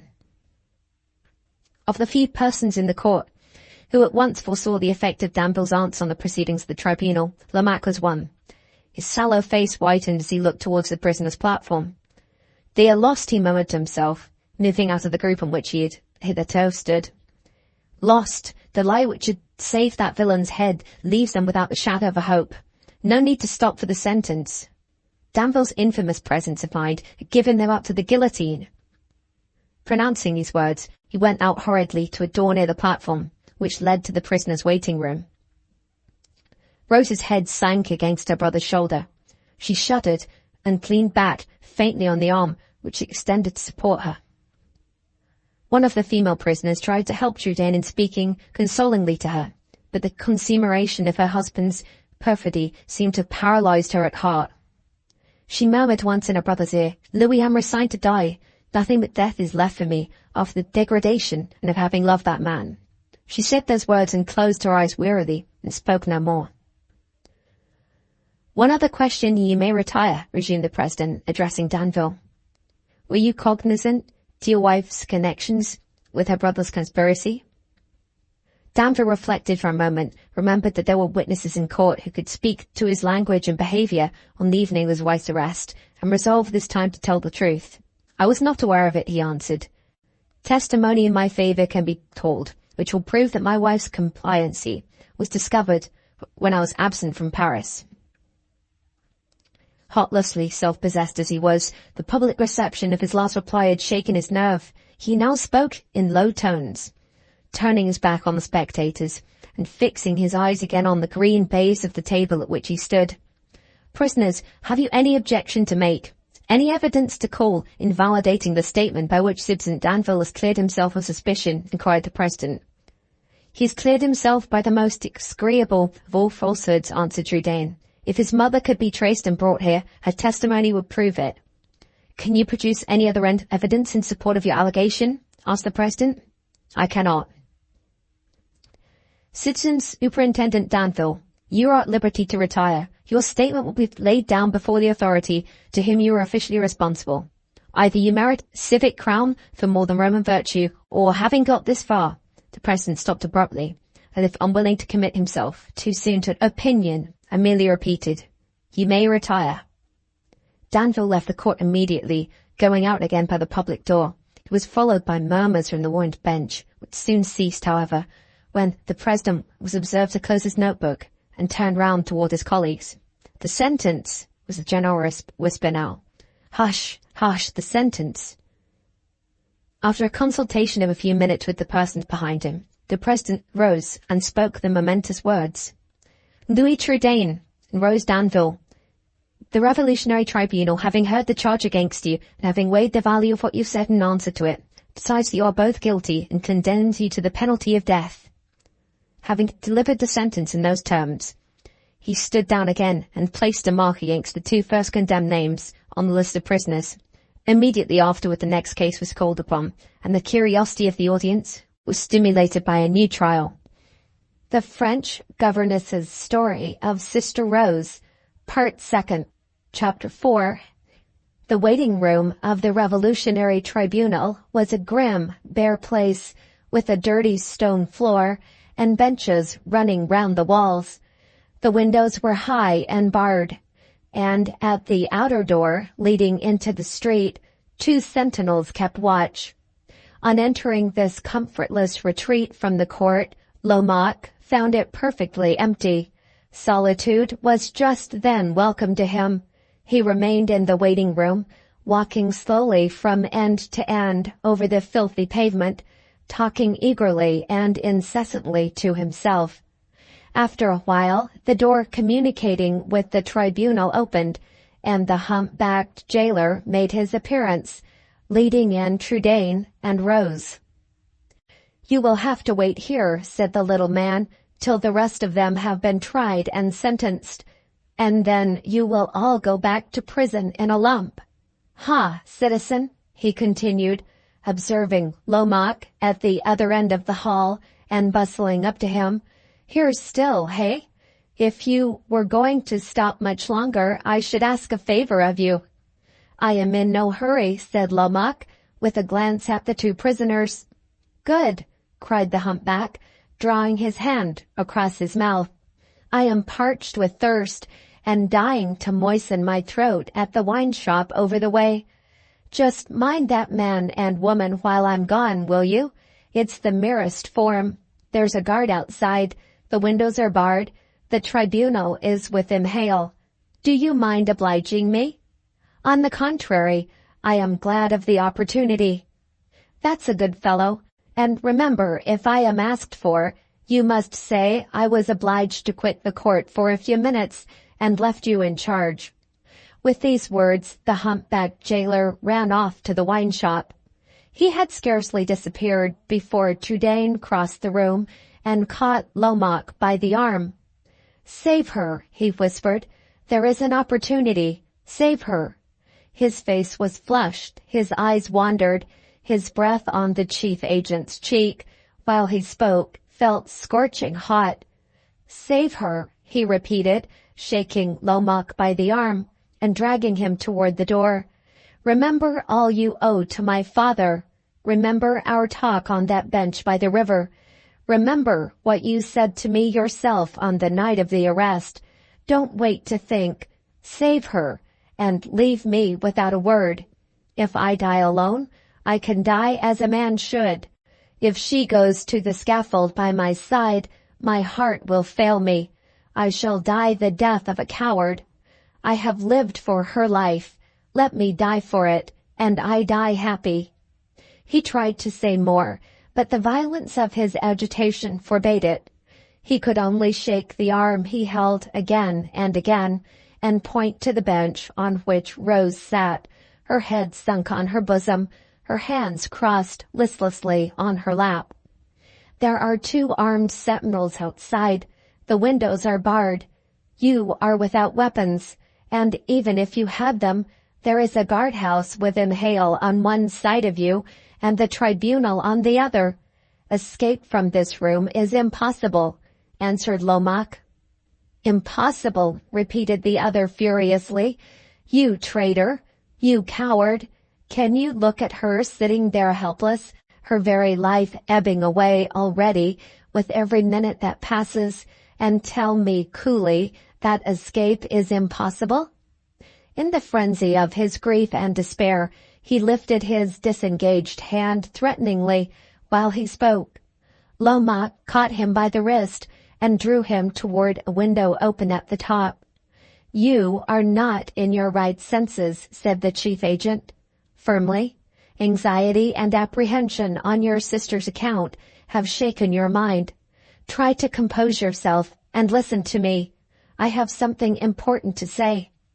Trudaine looked at him incredulously. "Important," continued Lomaque, "as affecting your sister's interests at this terrible crisis. That last appeal had an instantaneous effect.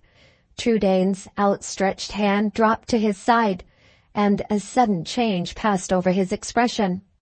"Give me a moment," he said faintly, and turning away, leaned against the wall and pressed his burning forehead on the chill, damp stone. He did not raise his head again till he had mastered himself and could say quietly, "Speak, I am fit to hear you, and sufficiently in my senses to ask your forgiveness for what I said just now." "When I left the tribunal and entered this room," Lomaque began in a whisper, "there was no thought in my mind that could be turned to good account, either for your sister or for you. I was fit for nothing but to deplore the failure of the confession which I came to Saint Lazare to suggest to you as your best plan of defense. Since then, an idea has struck me which may be useful, an idea so desperate, so uncertain, involving a proposal so absolutely dependent as to its successful execution on the merest chance, that I refuse to confide it to you except on one condition." "Mention the condition. I submit to it beforehand." "Give me your word of honor that you will not mention what I am about to say to your sister until I grant you permission to speak.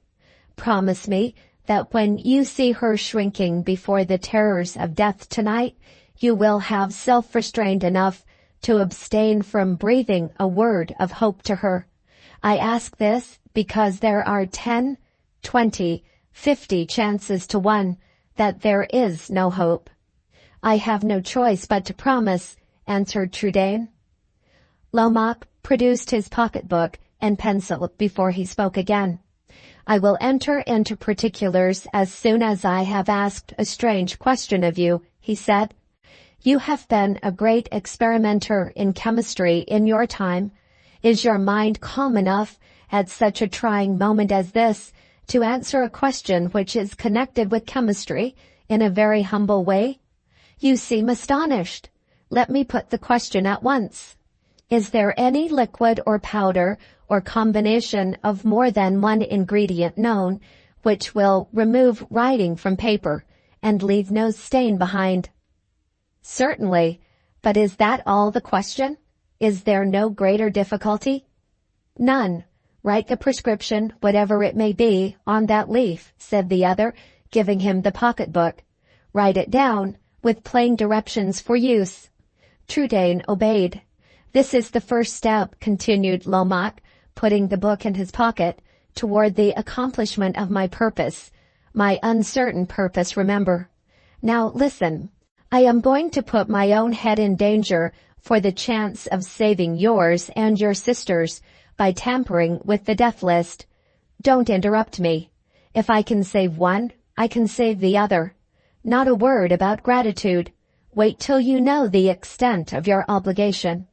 I tell you plainly at the outset, there is a motive of despair as well as a motive of pity at the bottom of the action in which I am now about to engage. Silence! I insist on it. Our time is short. It is for me to speak, and for you to listen. The president of the tribunal has put the death mark against your names on the prison list of today. That list, when the trials are over and it is marked to the end, will be called in this room before you are taken to Saint Lazare. It will then be sent to Robespierre, who will keep it, having a copy made of it the moment it is delivered, for circulation among his colleagues, Saint Just and the rest. It is my business to make a duplicate of this copy in the first instance. The duplicate will be compared with the original, and possibly with the copy too, either by Robespierre himself or by someone in whom he can place implicit trust, and will then be sent to Saint Lazare without passing through my hands again. It will be read in public the moment it is received at the grating of the prison, and will afterward be kept by the jailer, who will refer to it as he goes round in the evening with a piece of chalk to mark the cell doors of the prisoners destined for the guillotine tomorrow. That duty happens today to fall to the hunchback, whom you saw speaking to me.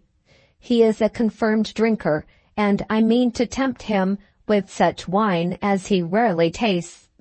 If, after the reading of the list in public, and before the marking of the cell doors, I can get him to sit down to the bottle, I will answer for making him drunk, for getting the list out of his pocket, and for wiping your names out of it with the prescription you have just written for me. I shall write all the names, one under another, just irregularly enough in my duplicate to prevent the interval left by the erasure from being easily observed. If I succeed in this, your door will not be marked, and your names will not be called tomorrow morning when the tumbrils come for the guillotine. In the present confusion of prisoners pouring in every day for trial, and prisoners pouring out every day for execution, you will have the best possible chance of security against awkward inquiries, if you play your cards properly, for a good fortnight or 10 days at least. In that time— Well, well, cried Trudaine eagerly.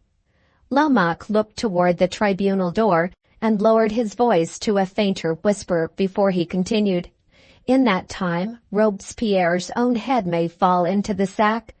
France is beginning to sicken under the reign of terror.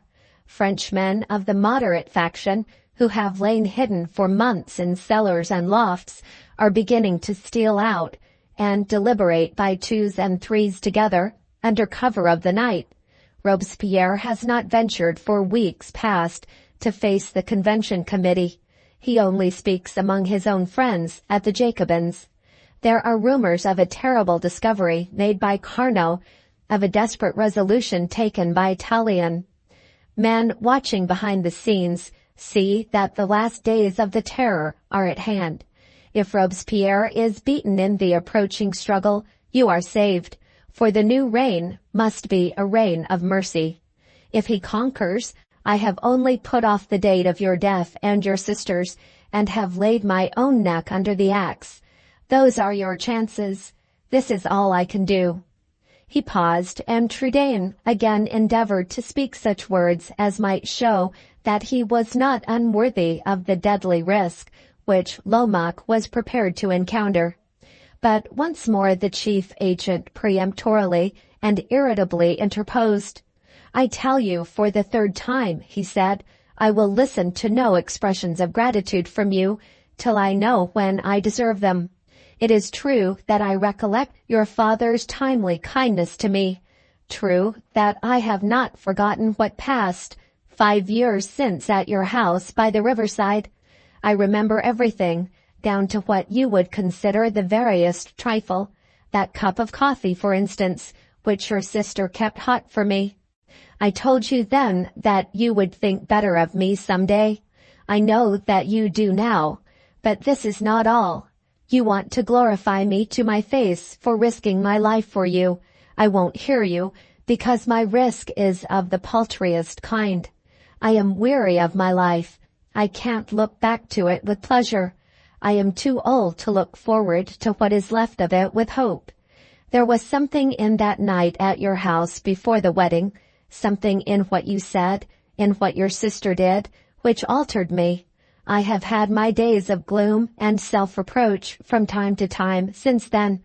I have sickened at my slavery and subjection and duplicity, and cringing, first under one master, then under another.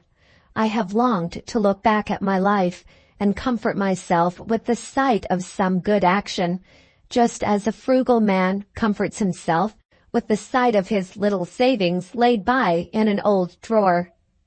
I can't do this, and I want to do it. The want takes me like a fit at uncertain intervals, suddenly, under the most incomprehensible influences. A glance up at the blue sky, starlight over the houses of this great city, when I look out at the night from my garret window, a child's voice coming suddenly, I don't know where from, the piping of my neighbor's linnet in his little cage, now one trifling thing, now another, wakes up that want in me in a moment. Rascal as I am, those few simple words your sister spoke to the judge went through and through me like a knife. Strange in a man like me, isn't it? I am amazed at it myself. My life? Bah! I've let it out for hire to be kicked about by rascals from one dirty place to another like a football. It's my whim to give it a last kick myself and throw it away decently before it lodges on the dunghill forever. Your sister kept a good cup of coffee hot for me, and I give her a bad life in return for the compliment. You want to thank me for it. What folly! Thank me when I have done something useful. Don't thank me for that. He snapped his fingers contemptuously as he spoke, and walked away to the outer door to receive the jailer, who returned at that moment. Well, inquired the hunchback, has anybody asked for me? No, answered Lomaque, not a soul has entered the room. What sort of wine did you get? So. Good at a pinch, friend, good at a pinch.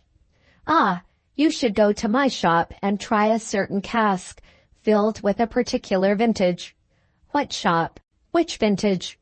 I can't stop to tell you now, but we shall most likely meet again today.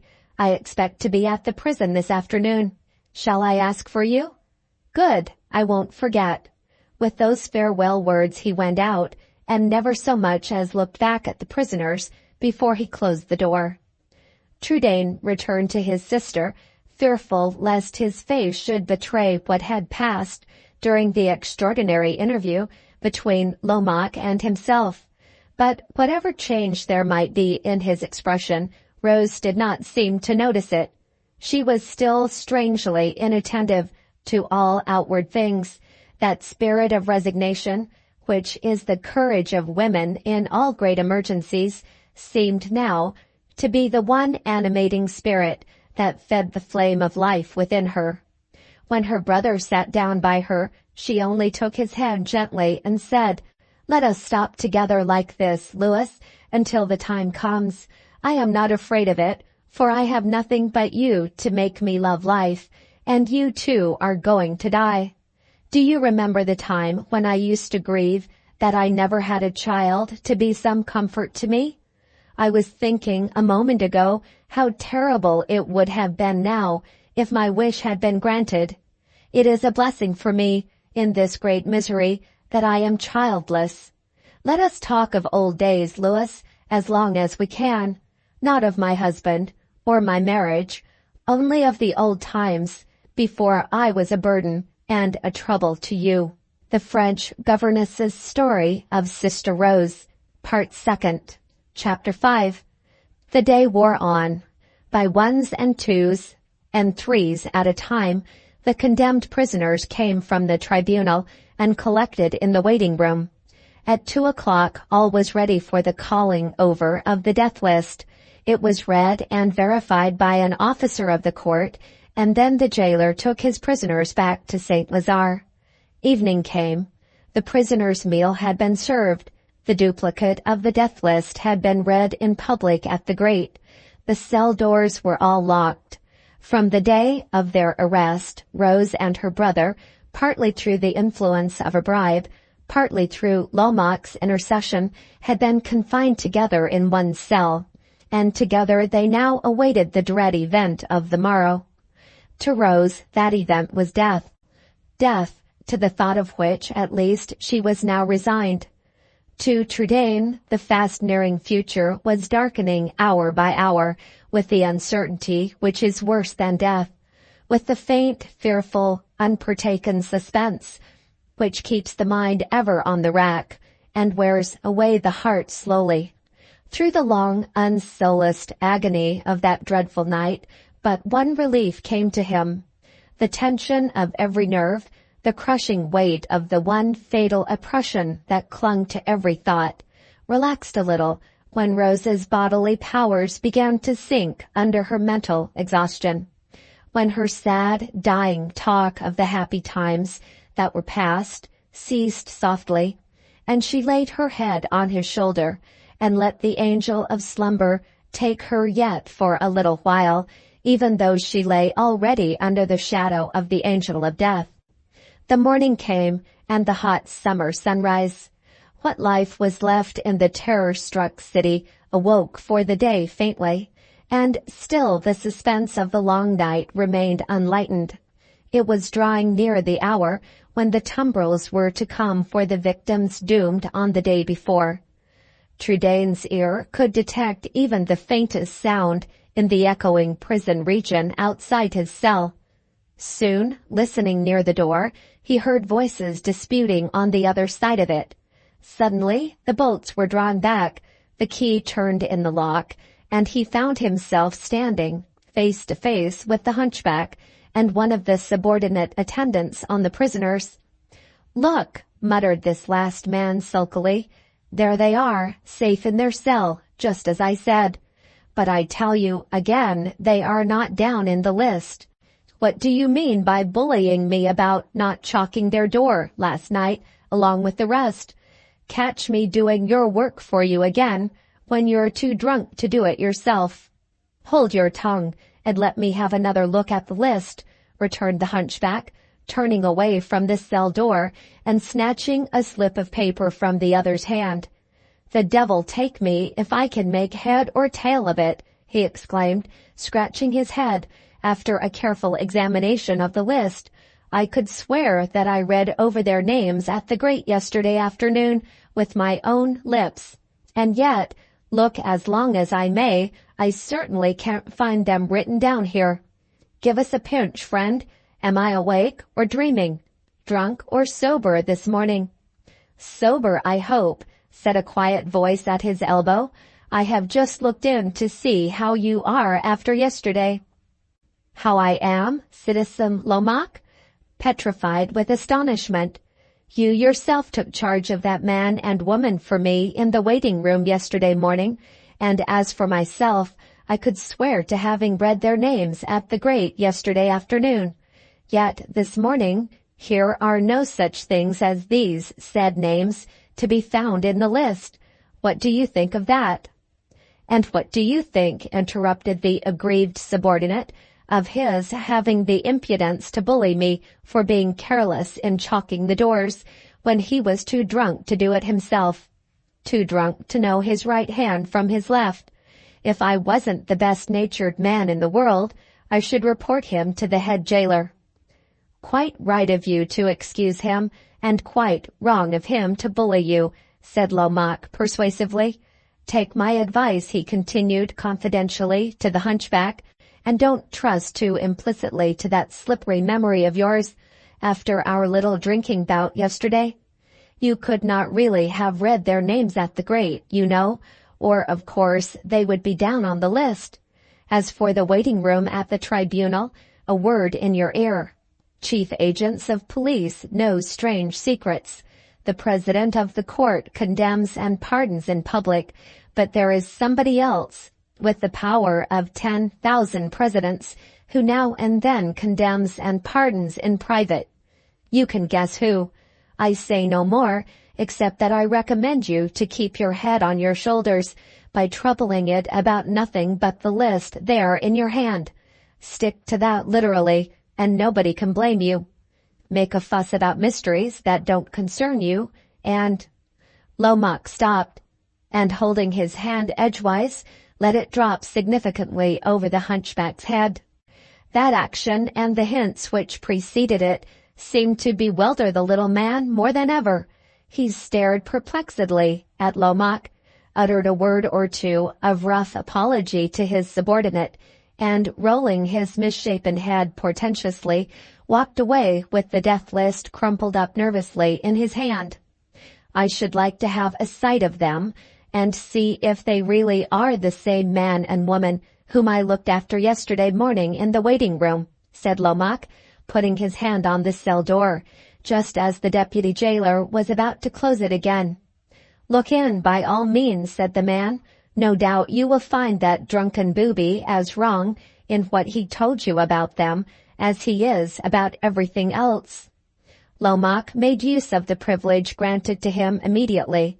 He saw Trudaine sitting with his sister in the corner of the cell furthest from the door, evidently for the purpose of preventing her from overhearing the conversation outside.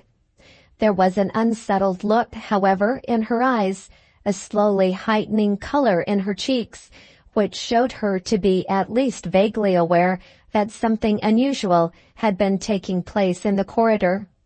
Lomaque beckoned to Trudane to leave her and whispered to him, "The prescription has worked well. You are safe for today. Break the news to your sister as gently as you can. Danville." He stopped and listened till he satisfied himself, by the sound of the deputy jailer's footsteps, that the man was lounging toward the further end of the corridor. "Danville," he resumed, "after having mixed with the people outside the grate yesterday, and having heard your names read, was arrested in the evening by secret order from Robespierre, and sent to the Temple. What charge will be laid to him, or when he will be brought to trial, it is impossible to say. I only know that he is arrested. Hush! Don't talk now. My friend outside is coming back. Keep quiet. Hope everything from the chances and changes of public affairs, and comfort yourself with the thought that you are both safe for today." "And tomorrow?" whispered Trudane. "Don't think of tomorrow," returned Lomaque, turning away hurriedly to the door. "Let tomorrow take care of itself." The French Governess's Story of Sister Rose. Part 3rd, Chapter 1, Part 1. On a spring morning in the year 1798, the public conveyance, then running between Chalons-sur-Marne and Paris, sat down one of its outside passengers at the first post station beyond Meaux. The traveller, an old man, looking about him hesitatingly for a moment or two, betook himself to a little inn opposite the post-house, known by the sign of the Piebald Horse, and kept by the widow Duval, a woman who enjoyed and deserved the reputation of being the fastest talker and the best maker of gibelotte in the whole locality. Although the traveller was carelessly noticed by the village idlers, and received without ceremony by the widow Duval, he was by no means so ordinary and uninteresting a stranger as the rustics of the place were pleased to consider him. The time had been when this quiet, elderly, unobtrusive applicant for refreshment at the Piebald Horse was trusted with the darkest secrets of the Reign of Terror, and was admitted at all times and seasons to speak face to face with Maximilien Robespierre himself. The widow Duval and the hangers-on in front of the post-house would have been all astonished indeed if any well-informed personage from the metropolis had been present to tell them that the modest old traveller with the shabby little carpet-bag was an ex-chief agent of the secret police of Paris. Between 3 and 4 years had elapsed since Lomaque had exercised for the last time his official functions under the Reign of Terror. His shoulders had contracted an extra stoop, and his hair had all fallen off except at the sides and back of his head. In other respects, however, advancing age seemed to have improved rather than deteriorated him in personal appearance. His complexion looked healthier, his expression cheerfuller, his eyes brighter than they had ever been of late years. He walked, too, with a brisker step than the step of old times in the police office, and his dress, though it certainly did not look like the costume of a man in affluent circumstances, was cleaner and far more nearly worn than ever it had been in the past days of his political employment at Paris.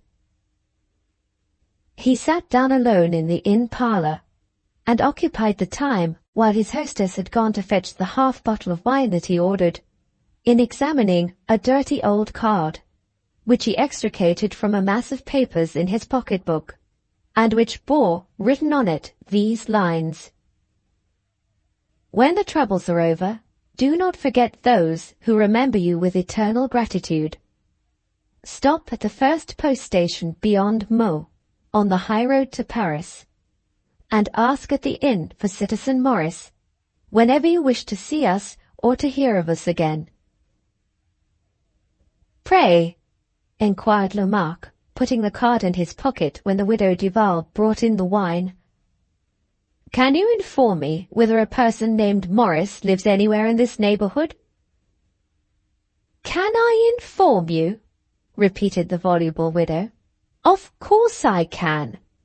Citizen Morris and the citoyenne, his amiable sister, who is not to be passed over because you don't mention her, my honest man, lives within 10 minutes' walk of my house. A charming cottage in a charming situation, inhabited by 2 charming people.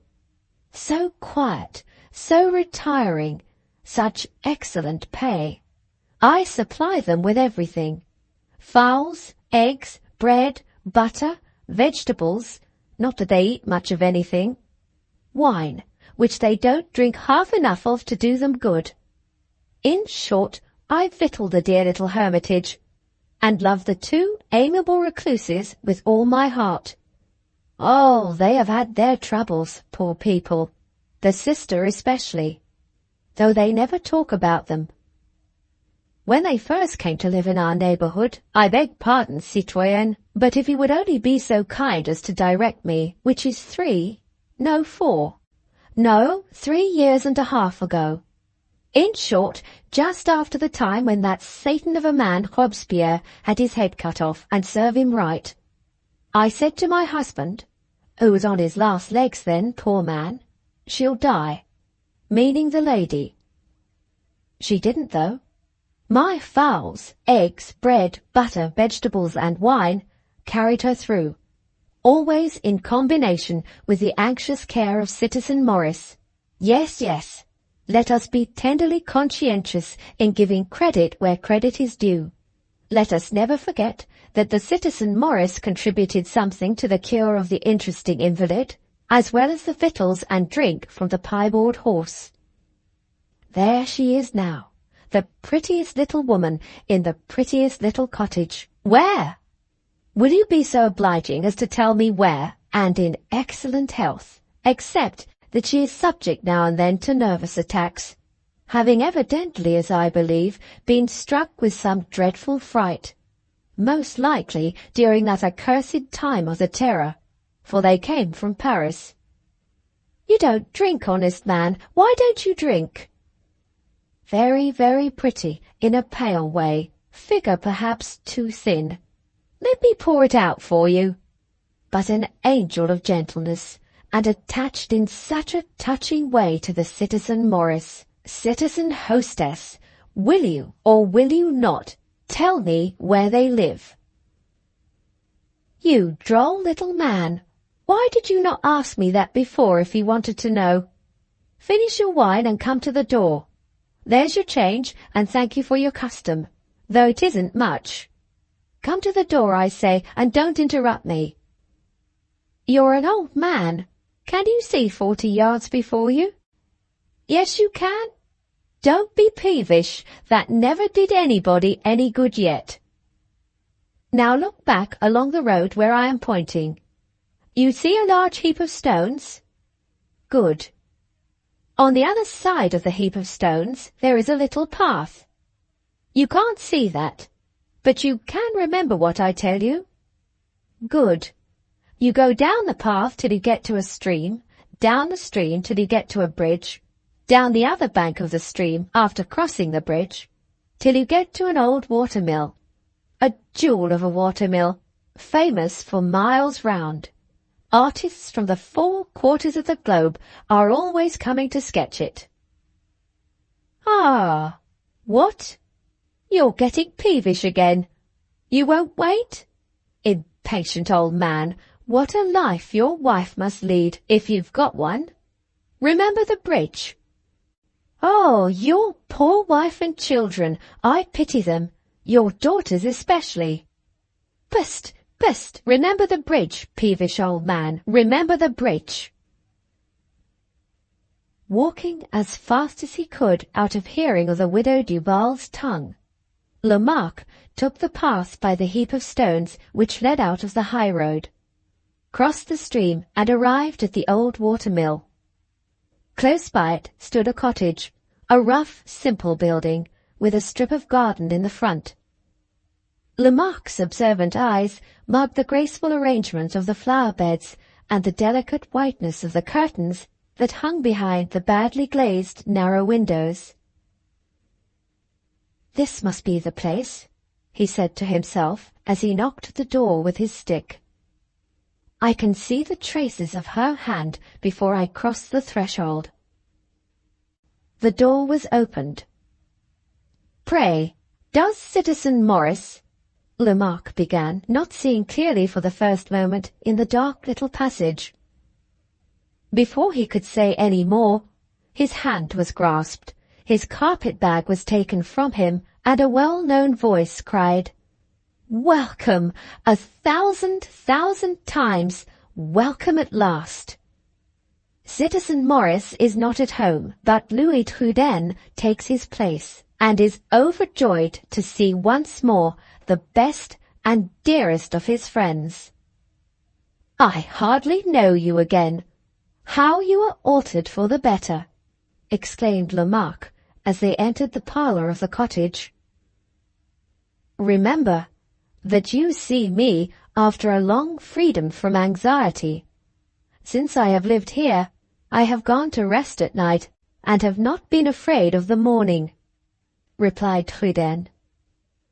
He went out into the passage while he spoke, and called at the foot of the one flight of stairs which the cottage possessed, "Rose, Rose, come down. The friend whom you most wish to see has arrived at last." She answered the summons immediately. The frank, friendly warmth of her greeting, her resolute determination after the first inquiries were over, to help the guest to take off his upper coat with her own hands, so confused and delighted Lamarck that he hardly knew which way to turn or what to say. "This is even more trying in a pleasant way to a lonely old fellow like me," he was about to add, than the unexpected civility of the hot cup of coffee years ago. But remembering what recollections even that trifling circumstance might recall, he checked himself. "More trying than what?" asked Rose, leading him to a chair. "Oh, I forget. I'm in my dotage already," he answered confusedly. "I have not got used just yet to the pleasure of seeing your kind face again." It was indeed a pleasure to look at that face now, after Lamarck's last experience of it.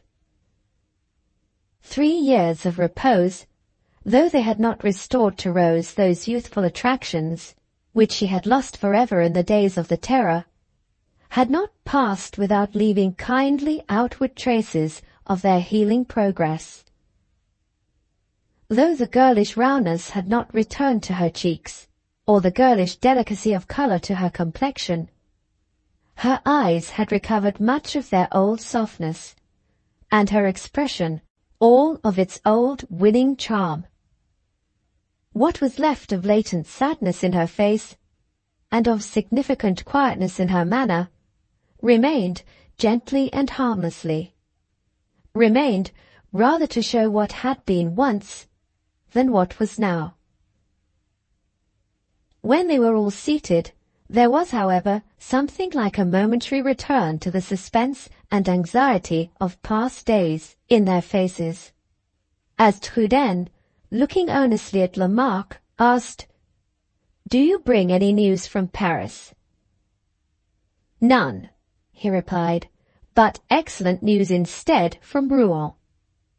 I have heard accidentally, through the employer whom I have been serving since we parted, that your old house by the riverside is to let again." Rose started from her chair. "Oh, Louis, if we could only live there once more! My flower garden?" she continued to Lamarck. "Cultivated throughout," he answered, "by the late proprietor." "And the laboratory?" added her brother. "Left standing," said Lamarck. "Here is a letter with all the particulars. You may depend upon them, for the writer is the person charged with the letting of the house. Truden looked over the letter eagerly. The price is not beyond our means, he said.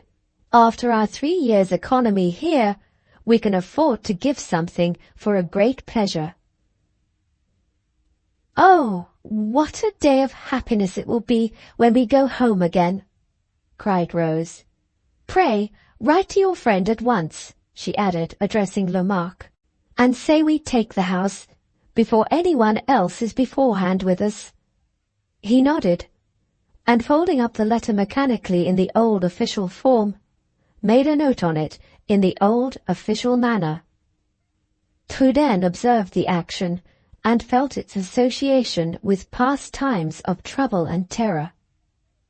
His face grew grave again as he said to Lamarck, "And is this good news really all the news of importance you have to tell us?" Lamarck hesitated and fidgeted in his chair. "What other news I have will bear keeping," he replied. "There are many questions I should like to ask first about your sister and yourself. Do you mind allowing me to refer for a moment to the time when we last met?" He addressed this inquiry to Rose, who answered in the negative, but her voice seemed to falter, even in saying the one word no. She turned her head away when she spoke, and Lamarck noticed that her hands trembled as she took up some work lying on a table near, and hurriedly occupied herself with it. "We speak as little about that time as possible," said Truden, looking significantly toward his sister. "But we have some questions to ask you in our turn. So the illusion for this once is inevitable. Your sudden disappearance at the very crisis of that time of danger has not yet been fully explained to us. The one short note which you left behind you helped us to guess at what had happened, rather than to understand it." "I can easily explain it now," answered Lamarck. "The sudden overthrow of the reign of terror, which was salvation to you, was destruction to me. The new Republican reign was a reign of mercy, except for the tale of Robespierre, as the phrase ran then. Every man who had been so wicked or so unfortunate as to be involved, even in the meanest capacity, with the machinery of the government of terror, was threatened, and justly, with the fate of Robespierre. I, among others, fell under this menace of death. I deserved to die, and should have resigned myself to the guillotine but for you. From the course taken by public events, I knew you would be saved, and although your safety was the work of circumstances, still I had a hand in rendering it possible at the outset. And a yearning came over me, to behold you both free again with my own eyes. A selfish yearning, to see in you a living, breathing, real result of the one good impulse of my heart, which I could look back on with satisfaction. This desire gave me a new interest in life. I resolved to escape death if it were possible. For 10 days I lay hidden in Paris. After that, thanks to certain scraps of useful knowledge which my experience in the Office of Secret Police had given me, I succeeded in getting clear of Paris and in making my way safely to Switzerland. The rest of my story is so short and so soon told that I may as well get it over at once. The only relation I knew of in the world to apply to was a cousin of mine whom I had never seen before, established as a silk mercer at Bern. I threw myself on this man's mercy. He discovered that I was likely, with my business habits, to be of some use to him, and he took me into his house. I worked for what he pleased to give me, travelled about for him in Switzerland, deserved his confidence and won it. Till within the last few months I remained with him, and only left my employment to enter by my master's own desire the house of his brother, established also as a silk mercer at Chalon-sur-Marne. In the counting-house of this merchant, I am corresponding clerk, and am only able to come and see you now by offering to undertake a special business mission for my employer at Paris. It is drudgery at my time of life, after all I have gone through. But my hard work is innocent work. I am not obliged to cringe for every crown piece I put in my pocket, not bound to denounce, deceive, and dog to death other men before I can earn my bread and scrape together money enough to bury me. I am ending a bad, base life harmlessly at last. It is a poor thing to do, but it is something done, and even that contents a man at my age. In short, I am happier than I used to be, or at least less ashamed when I look people like you in the face. Hush, hush, interrupted Rose, laying her hand on his arm. I cannot allow you to talk of yourself in that way, even in jest. I was speaking in earnest, answered Lamarck quietly. But I won't weary you with any more words about myself. My story is told. The French Governess's Story of Sister Rose, Part 3rd, Chapter 1, Part 2.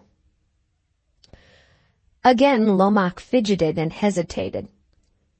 Is it not a little hard on an old man to be always asking questions of him and never answering one of his inquiries in return? He said to Rose, very gaily as to manner, but rather uneasily as to look.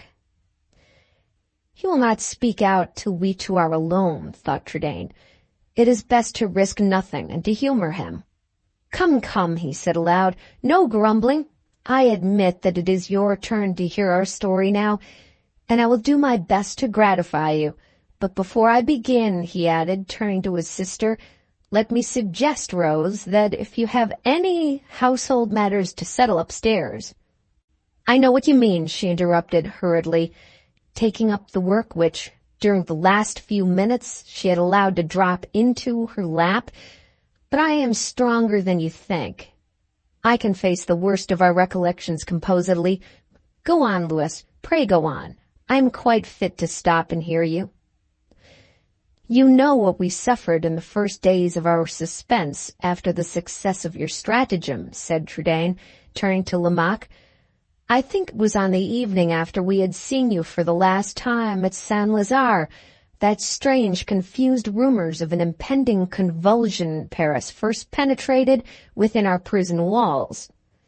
During the next few days, the faces of our jailers were enough to show us that those rumors were true, and that the reign of terror was actually threatened with overthrow at the hands of the moderate party.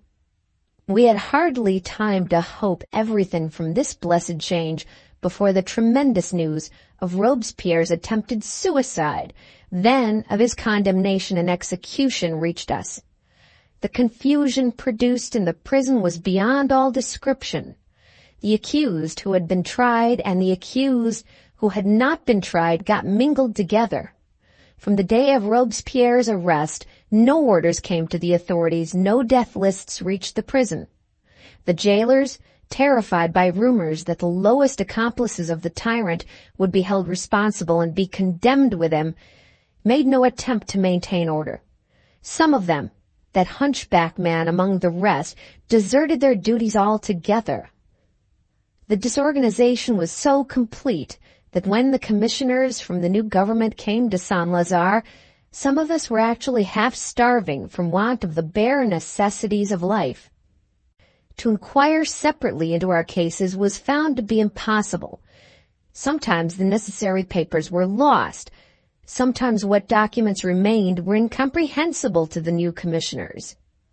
They were obliged at last to make short work of it by calling us up before them in dozens. Tried or not tried, we had all been arrested by the tyrant, had all been accused of conspiracy against him, and were all ready to hail the new government as the salvation of France. In 9 cases out of 10, our best claim to be discharged was derived from these circumstances. We were trusted by Tallien and the men of the 9th Thermidor because we had been suspected by Robespierre, Couthon, and Saint-Just. Arrested informally, we were now liberated informally. When it came to my sister's turn and mine, we were not under examination 5 minutes. No such thing as a searching question was asked of us. I believe we might have even given our own names with perfect impunity. But I had previously instructed Rose that we were to assume our mother's maiden name, Maurice, as the citizen and citoyenne Maurice. Accordingly, we passed out of prison under the same name we have lived ever since in hiding here. Our past repose has depended, our future happiness will depend, on our escape from death being kept the profoundest secret among us 3. For one all-sufficient reason which you can easily guess at, the brother and sister Maurice must still know nothing of Louis Trudaine and Rose Danville, except that they were 2 among the hundreds of victims guillotined during the Reign of Terror. He spoke the last sentence with a faint smile, and with the air of a man trying in spite of himself to treat a grave subject lightly. His face clouded again, however, in a moment, when he looked toward his sister as he ceased. Her work had once more dropped on her lap. Her face was turned away so that he could not see it, but he knew by the trembling of her clasped hands as they rested on her knee and by the slight swelling of the veins on her neck, which she could not hide from him, that her boasted strength of nerve had deserted her. 3 years of repose had not yet enabled her to hear her marriage name uttered, or to be present when pastimes of deathly suffering and terror were referred to, without betraying the shock in her face and manner. Trudaine looked saddened, but in no way surprised by what he saw. Making a sign to Lamaque to say nothing, he rose and took up his sister's hood, which lay on a window seat near him. "Come, Rose," he said. "The sun is shining, the sweet spring air is inviting us out. Let us have a quiet stroll along the banks of the stream. Why should we keep our good friend here, cooped up in this narrow little room, when we have miles and miles of beautiful landscape to show him on the other side of the threshold? Come, it is high treason to Queen Nature to remain indoors on such a morning as this." Without waiting for her to reply, he put on her hood, drew her arm through his, and led the way out. Lamaque's face grew grave as he followed them. "I am glad I only showed the bright side of my budget of news in her presence," thought he. "She is not well at heart yet. I might have hurt her, poor thing. I might have hurt her again sadly if I had not held my tongue." They walked for a little while down the banks of the stream, talking of indifferent matters, then returned to the cottage. By that time Rose had recovered her spirits and could listen with interest and amusement to Lamaque's dryly humorous description of his life as a clerk at Chalons-sur-Marne. They parted for a little while at the cottage door. Rose retired to the upstairs room from which she had been summoned by her brother. Trudaine and Lamaque returned to wander again along the banks of the stream. With one accord, and without a word passing between them, they left the neighborhood of the cottage hurriedly, then stopped on a sudden, and attentively looked each other in the face, looked in silence for an instant. Trudaine spoke first. "I thank you for having spared her," he began abruptly. "She's not strong enough yet to bear hearing of a new misfortune unless I break the tidings to her first." "You suspect me of bringing bad news?" said Lamaque. "I know you do. When I saw your first look at her, after we were all seated in the cottage parlor, I knew it. Speak without fear, without caution, without one useless word of preface. After 3 years of repose, if it pleases God to afflict us again, I can bear the trial calmly, and if need be, can strengthen her to bear it calmly too. I say again, Lamach, speak at once and speak out. I know your news is bad, for I know beforehand that it is news of Danville. You are right. My bad news is news of him. He has discovered the secret of our escape from the guillotine? No. He has not a suspicion of it. He believes, as his mother, as everyone does, that you were both executed the day after the Revolutionary Tribunal sentenced you to death. Lamach, you speak positively of that belief of his, but you cannot be certain of it. I can, on the most indisputable, the most startling evidence on the authority of Danville's own act. You have asked me to speak out. I ask you again. I insist on it. Your news, Lamach, your news without another word of preface. You shall have it without another word of preface. Danville is on the point of being married. As the answer was given, they both stopped by the bank of the stream and again looked each other in the face. There was a minute of dead silence between them. During that minute, the water bubbling by happily over its bed of pebbles seemed strangely loud. The singing of birds in a little wood by the stream side, strangely near and shrill in both their ears. The light breeze, for all its midday warmth, touched their cheeks coldly, and the spring sunlight pouring on their faces felt as if it were glimmering on them through winter clouds. "Let us walk on," said Trudaine in a low voice. "I was prepared for bad news, yet not for that. Are you certain of what you have just told me?" "As certain as that stream here is flowing by our side. Hear how I made the discovery, and you will doubt no longer. Before last week I knew nothing of Danville except that his arrest on suspicion by Robespierre's order was, as events turned out, the saving of his life. He was imprisoned, as I told you. On the evening after, he had heard your names read from the death list at the prison gate. He remained in confinement at the Temple, unnoticed in the political confusion out of doors, just as you remained unnoticed at Saint-Lazare. And he profited precisely in the same manner that you profited by the timely insurrection which overthrew the reign of terror. I knew this, and I knew that he walked out of prison in the character of a persecuted victim of Robespierre's. And for better than 3 years past, I knew no more. Now listen. Last week I happened to be waiting in the shop of my employer, Citizen Clairfait, for some papers to take into the counting-house, when an old man enters with a sealed parcel which he hands to one of the shopmen, saying, 'Give that to Citizen Clairfait.' 'Any name?' says the shopman. 'The name is of no consequence,' answers the old man, 'but if you please, you can give mine. Say the parcel came from Citizen Dubois.' And then he goes out. His name, in connection with his elderly look, strikes me directly. 'Does that old fellow live at Chalons?' I ask. 'No,' says the shopman. 'He is here in attendance on a customer of ours, an old ex-aristocrat named Danville. She is on a visit in our town.' I leave you to imagine how that reply startles and amazes me. The shopman can answer none of the other questions I put to him, but the next day I'm asked to dinner by my employer, who, for his brother's sake, shows me the utmost civility.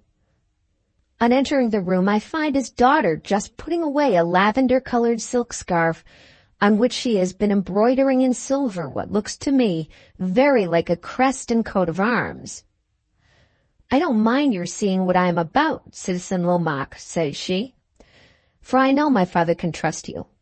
That scarf is sent back to us by the purchaser, an ex-emigrant lady of the old aristocratic school, to have her family coat of arms embroidered on it.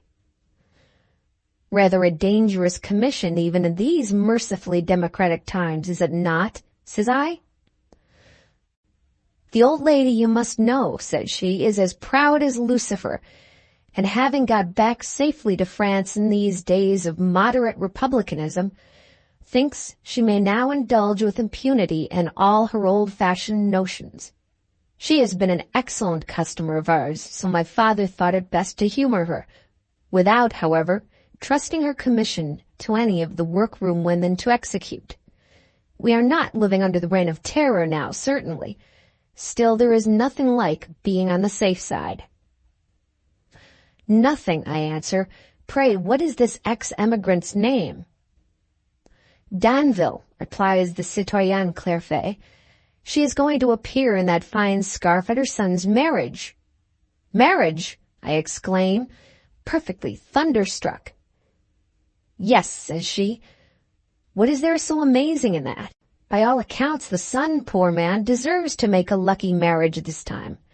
His first wife was taken away from him in the reign of terror by the guillotine. Who is he going to marry? I inquire, still breathless. The daughter of General Berthelin, an ex-aristocrat by family, like the old lady, but by principle as good a Republican as ever lived, a hard-drinking, loud-swearing, big-whiskered old soldier, who snaps his fingers at his ancestors and says, "We are all descended from Adam, the first genuine sans-culotte in the world." In this way, the citoyenne Clairfait gasps on all dinner time, but says nothing more of any importance. I, with my old police office habits, set to the next day, and try to make some discoveries for myself. The sum of what I find out is this. Danville's mother is staying with General Berthelin's sister and daughter at Chalons, and Danville himself is expected to arrive every day to escort them all three to Paris, where the marriage contract is to be signed at the General's house.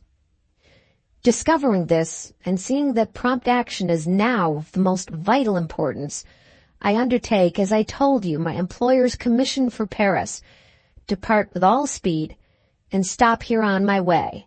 Wait, I have not done yet. All the haste I can make is not haste enough to give me a good start of the wedding party. On my road here, the diligence by which I travel is passed by a carriage, posting along at full speed. I cannot see inside that carriage, but I look at the box seat and recognize on it the old man Dubois. He whirls by in a cloud of dust, but I am certain of him. And I say to myself what I now say again to you. No time is to be lost. No time shall be lost, answers Trudaine firmly. 3 years have passed, he continued in a lower voice, speaking to himself rather than to Lamaque. 3 years since the day when I led my sister out of the gates of the prison. 3 years since I said in my heart, I will be patient, and I will not seek to avenge myself. Our wrongs cry from earth to heaven, from man who inflicts to God who redresses.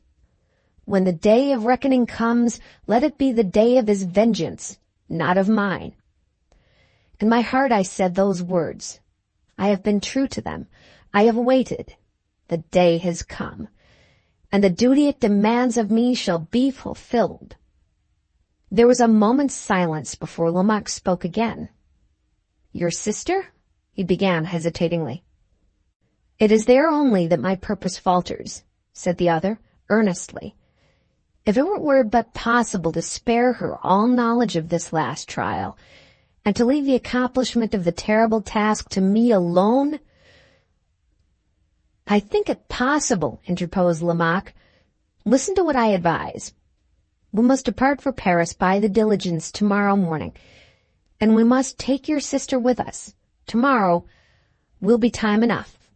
People don't sign marriage contracts on the evening after a long day's journey. We must go then, and we must take your sister.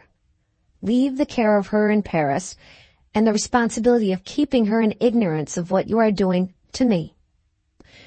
Go to this General Berthelin's house at the time when you know Danville is there. We can get that knowledge through the servants. Confront him, and without a moment's previous warning, confront him as a man risen from the dead. confront him before every soul in the room, though the room should be full of people, and leave the rest to the self-betrayal of a panic-stricken man. Say but 3 words, and your duty will be done. You may return to your sister, and may depart with her in safety to your old retreat in Rouen, or where else you please, on the very day when you have put it out of her infamous husband's power to add another to the list of his crimes. You forget the suddenness of the journey to Paris, said Trudaine. How are we to account for it without risk of awakening my sister's suspicions? Trust that to me, answered Lamach. Let us return to the cottage at once. No, not you, he added suddenly, as they turned to retrace their steps. There is that in your face which would betray us. Leave me to go back alone.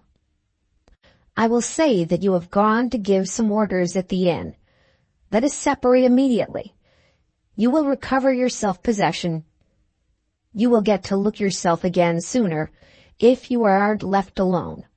I know enough of you to know that. We will not waste another minute in explanations. Even minutes are precious to us on such a day as this.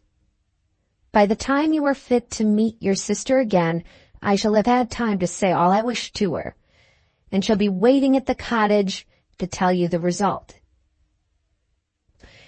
He looked at Trudaine, and his eyes seemed to brighten again with something of the old energy and sudden decision of the days when he was a man in office under the Reign of Terror.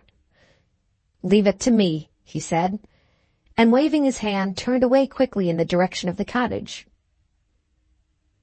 Nearly an hour passed before Trudaine ventured to follow him.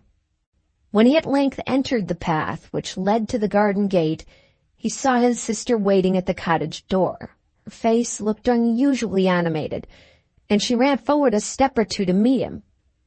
"Oh, Louis," she said, "I have a confession to make, and I must beg you to hear it patiently to the end.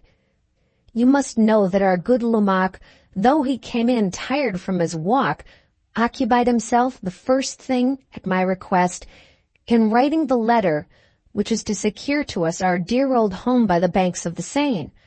When he had done, he looked at me and said, 'I should like to be present at your happy return to the house where I first saw you.' 'Oh, come with us,' I said directly. 'I am not an independent man,' he answered.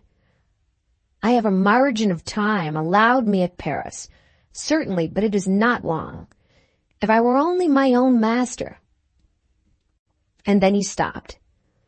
Louis, I remembered all we owed to him. I remembered that there was no sacrifice we ought not to be too glad to make for his sake. I felt the kindness of the wish he had expressed, and perhaps I was a little influenced by my own impatience to see once more my flower garden and the rooms where we used to be so happy. So I said to him, 'I am sure Louis will agree with me that our time is yours, and that we shall be only too glad to advance our departure so as to make your traveling leisure enough for you to come with us to Rouen.' We should be worse than ungrateful." He stopped me. "You have always been good to me," he said. "I must not impose on your kindness now." No. You have formalities to settle before you can leave this place." "Not one," I said, "for we have not, as you know, Louis. Why, here is your furniture to begin with," he said. "A few chairs and tables hired from the inn," I answered. "We have only to give the landlady our key, to leave a letter for the owner of the cottage, and then," he laughed, "why, to hear you talk, one would think you were as ready to travel as I am." "So we are," I said, "quite as ready, living in the way we do here." He shook his head. "But you will not shake yours, Louis, I am sure, now you have heard all my long story. You can't blame me, can you?" Before Trudaine could answer, Lamach looked out of the cottage window. "I have just been telling my brother everything," said Rose, turning round toward him. "And what does he say?" asked Lamach. He says what I say, replied Rose, answering for her brother, that our time is your time, the time of our best and dearest friend. Shall it be done, then? Asked Lomaque, with a meaning look at Trudaine. Rose glanced anxiously at her brother. His face was much graver than she had expected to see it, but his answer relieved her from all suspense. "You are quite right, love, to speak as you did," he said gently. Then, turning to Lomaque, he added in a firmer voice, "It shall be done." The French Governess's Story of Sister Rose. Part Third, Chapter 2. 2 days after the travelling carriage described by Lomaque had passed the diligence on the road to Paris, Madame d'Anville sat in the drawing-room of an apartment in the Rue de Canal, handsomely dressed for driving out. After consulting a large gold watch that hung at her side, and finding that it wanted a quarter of an hour only to 2 o'clock, she rang her handbell and said to the maidservant who answered the summons, "I have 5 minutes to spare. Send Dubois here with my chocolate." The old man made his appearance with great alacrity. After handing the cup of chocolate to his mistress, he ventured to use the privilege of talking, to which his long and faithful services entitled him, and paid the old lady a compliment. "I am rejoiced to see Madame looking so young and in such good spirits this morning," he said, with a low bow and a mild deferential smile. "I think I have some reason for being in good spirits on the day when my son's marriage contract is to be signed," said Madame d'Anville, with a gracious nod of the head. "Ha, Dubois! I shall live yet to see him with a patent of nobility in his hand. The mob has done its worst. The end of this infamous revolution is not far off. Our order will have its turn again soon. And then, who will have such a chance at court as my son? He is noble already through his mother. He will then be noble also through his wife. Yes, yes, let that coarse-mannered, passionate old soldier-father of hers be as unnaturally republican as he pleases. He has inherited a name which will help my son to a peerage. The Vicomte d'Anville. D with an apostrophe Dubois. You understand? The Vicomte d'Anville. How prettily it sounds. Charmingly, madam, charmingly. Ah, this second marriage of my young master's begins under much better auspices than the first. The remark was an unfortunate one. Madame d'Anville frowned portentously, and rose in a great hurry from her chair. "Are your wits failing you, you old fool?" she exclaimed indignantly. "What do you mean by referring to such a subject as that on this day of all others? You are always harping on those 2 wretched people who were guillotined, as if you thought I could have saved their lives. Were you not present when my son and I met, after the time of the Terror? Did you not hear my first words to him, when he told me of the catastrophe? Were they not, 'Charles, I love you, but if I thought you had let those 2 unfortunates, who risked themselves to save me, die, without risking your life in return to save them, I would break my heart rather than ever look at you or speak to you again.' Did I not say that? And did he not answer, 'Mother, my life was risked for them. I proved my devotion by exposing myself to arrest. I was imprisoned for my exertions, and then I could do no more.' Did you not stand by and hear him give that answer, overwhelmed while he spoke by generous emotion? Do you not know that he really was imprisoned in the temple? Do you dare to think that we are to blame after that? I owe you much, Dubois. But if you are to take liberties with me, oh, madam, I beg pardon 1,000 times. I was thoughtless, only thoughtless. Silence. Is my coach at the door? Very well. Get ready to accompany me. Your master will not have time to return here. He will meet me for the signing of the contract at General Berthelin's house at 2 precisely. Stop. Are there many people in the street? I can't be stared at by the mob as I go to my carriage. Dubois hobbled penitently to the window and looked out, while his mistress walked to the door. The street is almost empty, madam, he said. Only a man with a woman on his arm, stopping and admiring your carriage. They seem like decent people, as well as I can tell without my spectacles. Not mob, I should say, madam. Certainly not mob. Very well. Attend me downstairs, and bring some loose silver with you in case those 2 decent people should be fit objects for charity. No orders for the coachman, except that he is to go straight to the General's house. The party assembled at General Berthelin's to witness the signature of the marriage contract comprised, besides the persons immediately interested in the ceremony of the day, some young ladies, friends of the bride, and a few officers who had been comrades of her father's in past years. The guests were distributed rather unequally in 2 handsome apartments opening into each other. One called in the house the drawing-room, and the other the library. In the drawing-room were assembled the notary with the contract ready, the bride, the young ladies, and the majority of General Berthelin's friends. In the library, the remainder of the military guests were amusing themselves at a billiard table until the signing of the contract should take place, while Danville and his future father-in-law walked up and down the room together, the first listening absently, the last talking with all his accustomed energy, and with more than his accustomed allowance of barrack-room expletives.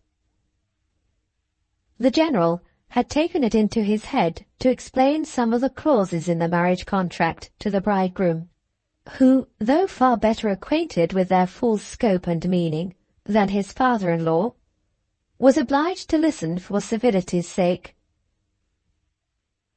While the old soldier was still in the midst of his long and confused harangue, a clock struck on the library mantelpiece.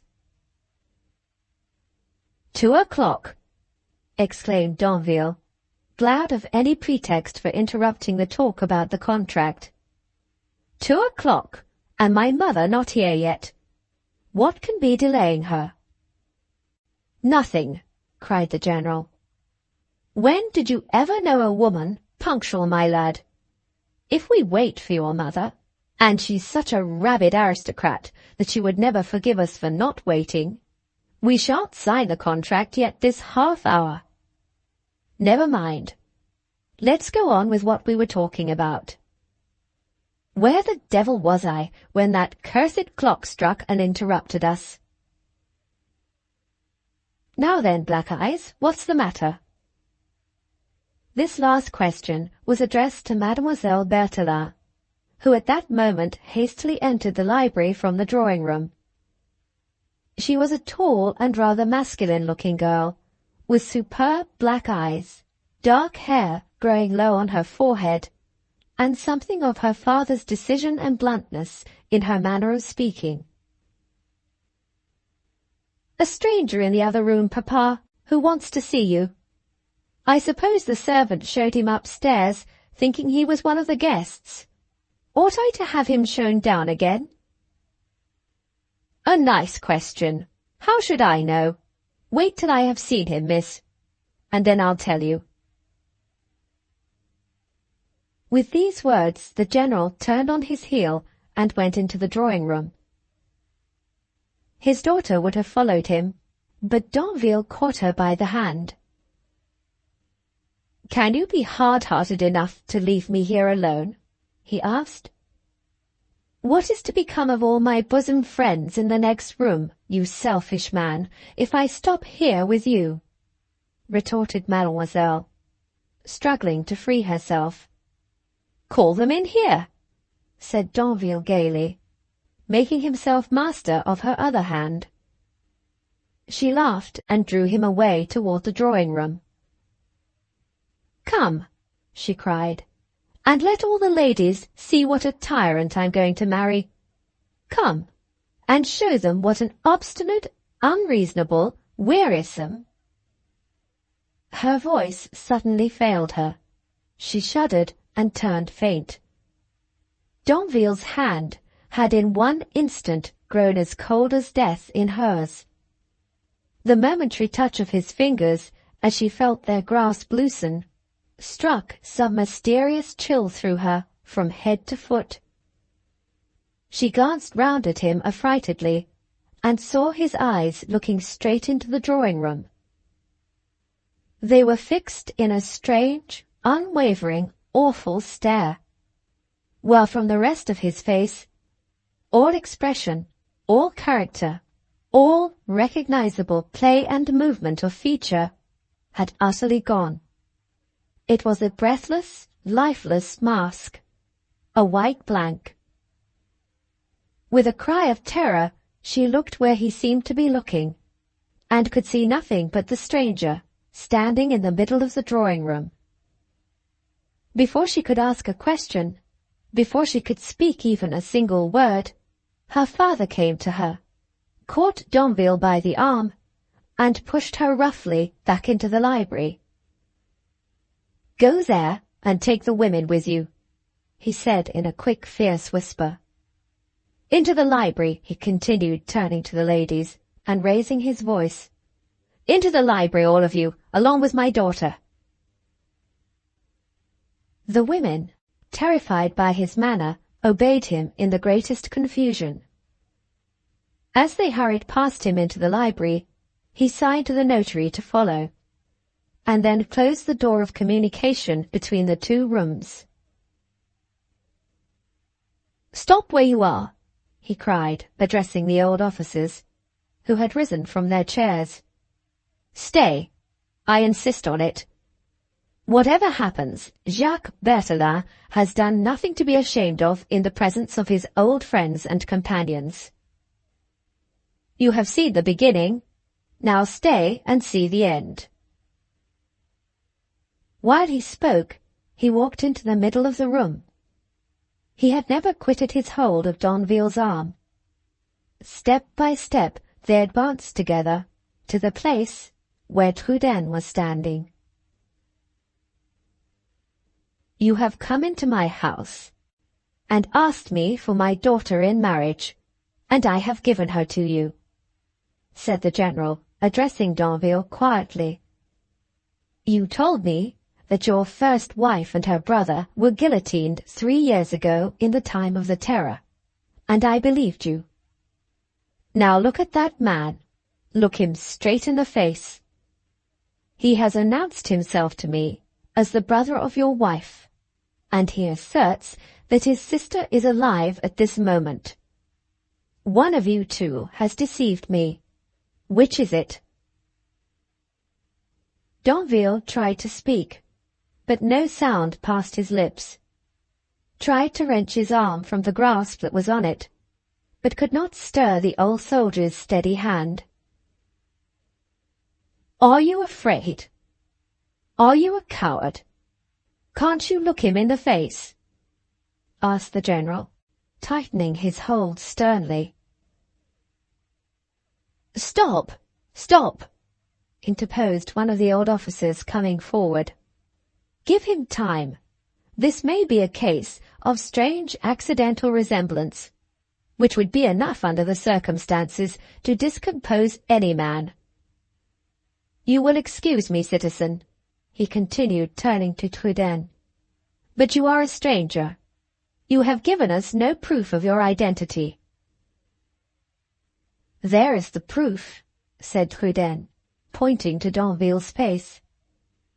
"Yes, yes," pursued the other. "He looks pale and startled enough, certainly. But I say again, let us not be too hasty. There are strange cases on record of accidental resemblances, and this may be one of them." As he repeated those words, Danville looked at him with a faint, cringing gratitude stealing slowly over the blank terror of his face. He bowed his head, murmured something, and gesticulated confusedly with the hand that he was free to use. "Look," cried the old officer. "Look, Berthelin. He denies the man's identity." "Do you hear that?" said the general, appealing to Trudaine. "Have you proofs to confute him? If you have, produce them instantly." Before the answer could be given, the door leading into the drawing-room from the staircase was violently flung open, and Madame Danville, her hair in disorder, her face in its colourless terror, looking like the very counterpart of her son's, appeared on the threshold, with the old man Dubois and a group of amazed and startled servants behind her. "For God's sake, don't sign! For God's sake, come away!" she cried. "I have seen your wife. In the spirit or in the flesh, I know not which, but I have seen her. Charles, Charles, as true as heaven is above us, I have seen your wife." "You have seen her in the flesh, living and breathing as you see her brother yonder," said a firm, quiet voice from among the servants on the landing outside. "Let that man enter, whoever he is," cried the general. Lamarque passed Madame Danville on the threshold. She trembled as he brushed by her, then supporting herself by the wall, followed him a few paces into the room. She looked first at her son, after that at Trudaine, after that back again at her son. Something in her presence silenced everyone. There fell a sudden stillness over all the assembly, a stillness so deep that the eager, frightened whispering and sharp rustling of dresses among the women in the library became audible from the other side of the closed door. "Charles," she said, slowly advancing, "why do you look—" She stopped and fixed her eyes again on her son more earnestly than before, then turned them suddenly on Trudaine. "You are looking at my son, sir," she said, "and I see contempt in your face. By what right do you insult a man whose grateful sense of his mother's obligations to you made him risk his life for the saving of yours and your sisters? By what right have you kept the escape of my son's wife from death by the guillotine?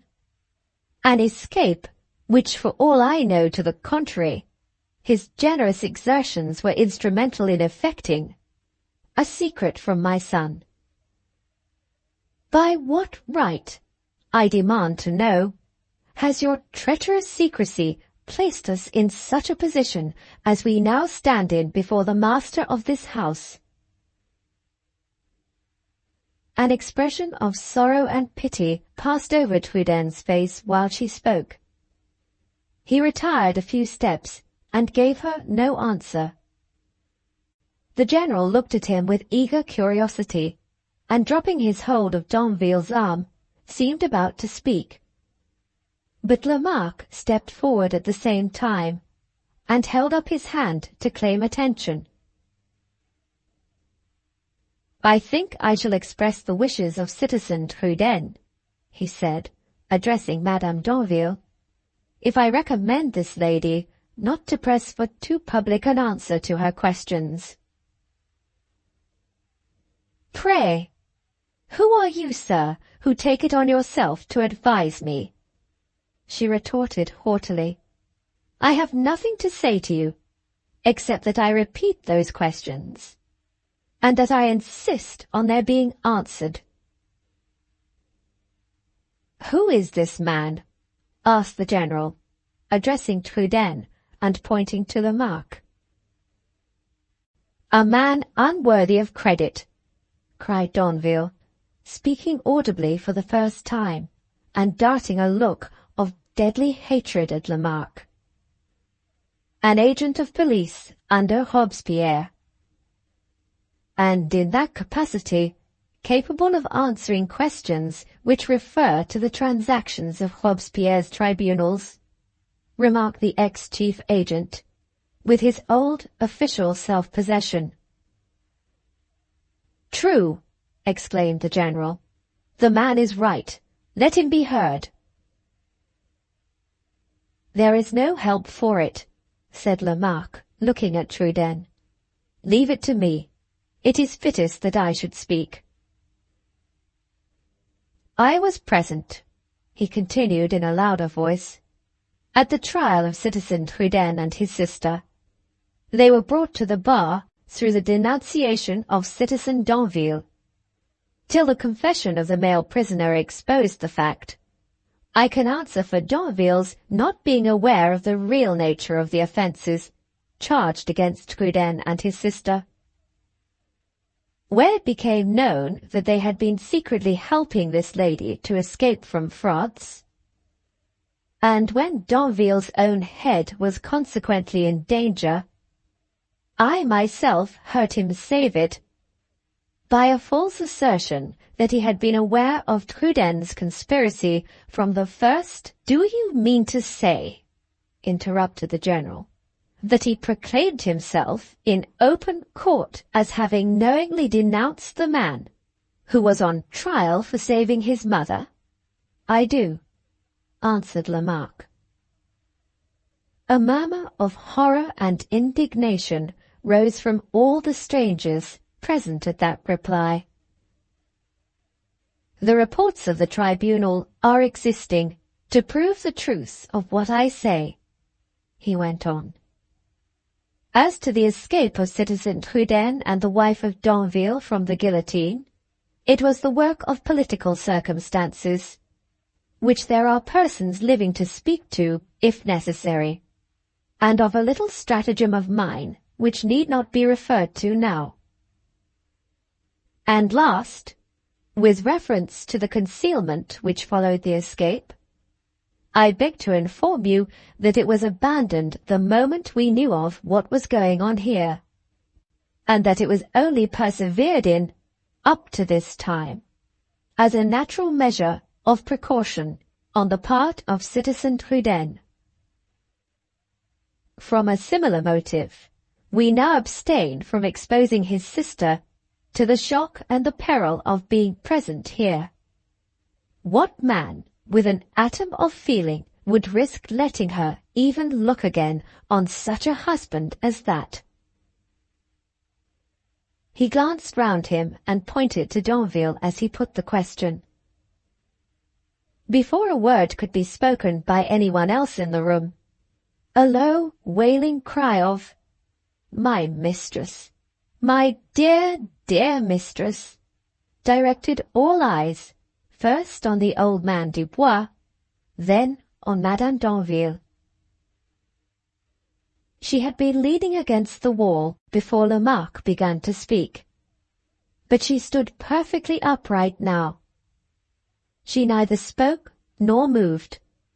Not one of the light, gaudy ribbons flaunting on her disordered headdress so much as trembled. The old servant Dubois was crouched on his knees at her side, kissing her cold right hand, chafing it in his, reiterating his faint, mournful cry, "Oh, my mistress! My dear, dear mistress!" But she did not appear to know that he was near her. It was only when her son advanced a step or two toward her that she seemed to awaken suddenly from that death trance of mental pain.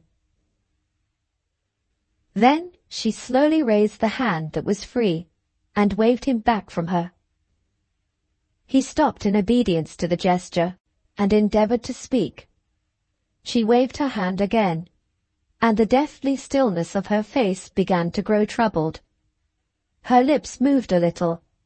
She spoke. "Oblige me, sir, for the last time, by keeping silence. You and I have henceforth nothing to say to each other. I am the daughter of a race of nobles, and the widow of a man of honor. You are a traitor and a false witness, a thing from which all true men and true women turn with contempt. I renounce you. Publicly, in the presence of these gentlemen, I say it. I have no son." She turned her back on him, and bowing to the other persons in the room, with the old formal courtesy of bygone times, walked slowly and steadily to the door. Stopping there, she looked back, and then the artificial courage of the moment failed her. With a faint, suppressed cry, she clutched at the hand of the old servant, who still kept faithfully at her side. He caught her in his arms, and her head sank on his shoulder. "Help him!" cried the general to the servants near the door. "Help him to take her into the next room." The old man looked up suspiciously from his mistress to the persons who were assisting him to support her. With a strange, sudden jealousy, he shook his hand at them. "Home," he cried. "She shall go home. I will take care of her. Away, you there. Nobody holds her head but Dubois. Downstairs, downstairs to her carriage. She has nobody but me now, and I say that she shall be taken home." As the door closed, General Berthelin approached Truden, who had stood silent and apart from the time when Lamarck first appeared in the drawing-room. "I wish to ask your pardon," said the old soldier, "because I have wronged you by a moment of unjust suspicion. For my daughter's sake, I bitterly regret that we did not see each other long ago. But I thank you, nevertheless, for coming here, even at the 11th hour." While he was speaking, one of his friends came up, and touching him on the shoulder said, "Berthelin, is that scoundrel to be allowed to go?" The general turned on his heel directly, and beckoned contemptuously to Danville to follow him to the door. When they were well out of earshot, he spoke these words: "You have been exposed as a villain by your brother-in-law, and renounced as a liar by your mother. They have done their duty by you, and now it only remains for me to do mine. When a man enters the house of another under false pretenses, and compromises the reputation of his daughter, we old army men have a very expeditious way of making him answer for it. It is just 3 o'clock now. At 5 you will find me and one of my friends—" He stopped and looked round cautiously, then whispered the rest in Danville's ear, threw open the door, and pointed downstairs. "Our work here is done," said Lamarck, laying his hand on Truden's arm. "Let us give Danville time to get clear of the house, and then leave it too." "My sister, where is she?" asked Truden eagerly. "Make your mind easy about her. I will tell you more when we get out." "You will excuse me, I know," said General Berthelin. speaking to all the persons present with his hand on the library door, "If I leave you, I have bad news to break to my daughter, and private business after that to settle with a friend." He saluted the company with his usual bluff nod of the head, and entered the library. A few minutes afterward, Trudaine and Lamarck left the house. "You will find your sister waiting for you in our apartment at the hotel," said the latter. "She knows nothing, absolutely nothing of what has passed." "But the recognition?" asked Trudaine amazedly. "His mother saw her. Surely I managed it so that she should be seen and should not see." Our former experience of Danville suggested to me the propriety of making the experiment, and my old police office practice came in useful in carrying it out. I saw the carriage standing at the door, and waited till the old lady came down. I walked your sister away as she got in, and walked her back again past the window as the carriage drove off. A moment did it, and it turned out as useful as I thought it would. Enough of that. Go back now to your sister. Keep indoors till the night mail starts for Rouen. I have had 2 places taken for you on speculation. Go, resume possession of your house, and leave me here to transact the business which my employer has entrusted to me, and to see how matters end with Danville and his mother. I will make time somehow to come and bid you good-bye at Rouen, though it should be only for a single day." "Bah, no thanks. Give us your hand. I was ashamed to take it 8 years ago. I can give it a hearty shake now. There is your way, here is mine. Leave me to my business in silks and satins, and go you back to your sister, and help her to pack up for the night mail." The French Governess's Story of Sister Rose, Part 3rd, Chapter 3. 3 more days have passed. It is evening. Rose, Trudaine, and Lamarck are seated together on the bench that overlooks the windings of the Seine. The old familiar scene spreads before them, beautiful as ever, unchanged, as if it was but yesterday since they had all looked on it for the last time. They talk together seriously and in low voices. The same recollections fill their hearts, recollections which they refrain from acknowledging, but the influence of which each knows by instinct that the other partakes. Sometimes one leads the conversation, sometimes another, but whoever speaks, the topic chosen is always, as if by common consent, a topic connected with the future. The evening darkens in, and Rose is the first to rise from the bench. A secret look of intelligence passes between her and her brother, and then she speaks to Lamarck. "Will you follow me into the house?" she asks, with as little delay as possible. "I have something that I very much wish to show you."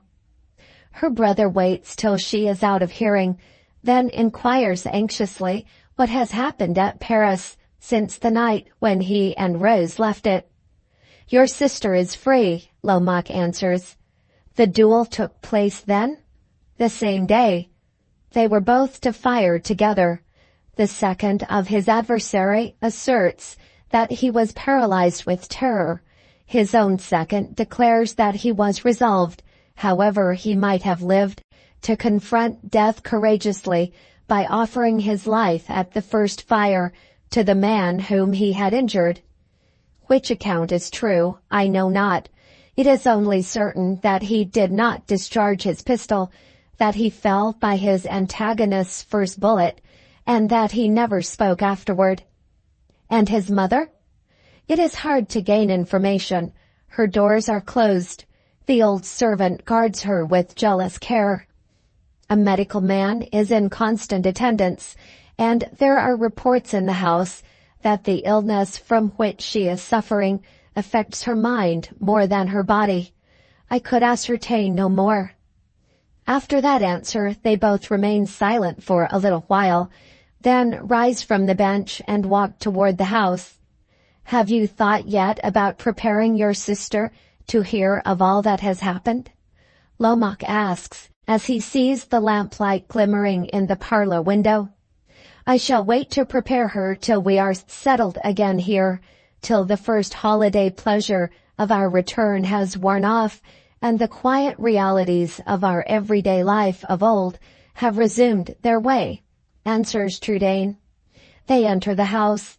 Rose beckons to Lomaque to sit down near her, and places pen and ink and an open letter before him. "I have a last favor to ask of you," she says, smiling.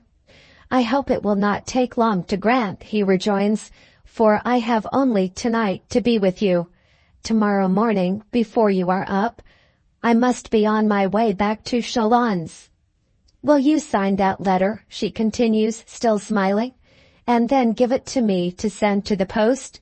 It was dictated by Louis and written by me, and it will be quite complete, if you will put your name at the end of it. I suppose I may read it?" She nods, and Lomaque reads these lines. "Citizen, I beg respectfully to apprise you that the commission you entrusted to me at Paris has been performed. I have also to beg that you will accept my resignation of the place I hold in your counting house. The kindness shown me by you and your brother before you emboldens me to hope that you will learn with pleasure the motive of my withdrawal. Two friends of mine, who consider that they are under some obligations to me, are anxious that I should pass the rest of my days in the quiet and protection of their home. Troubles of former years have knit us together as closely as if we were all three members of one family. I need the repose of a happy fireside as much as any man after the life I have led, and my friends assure me so earnestly that their whole hearts are set on establishing the old man's easy chair by their hearth, that I cannot summon resolution enough to turn my back on them and their offer.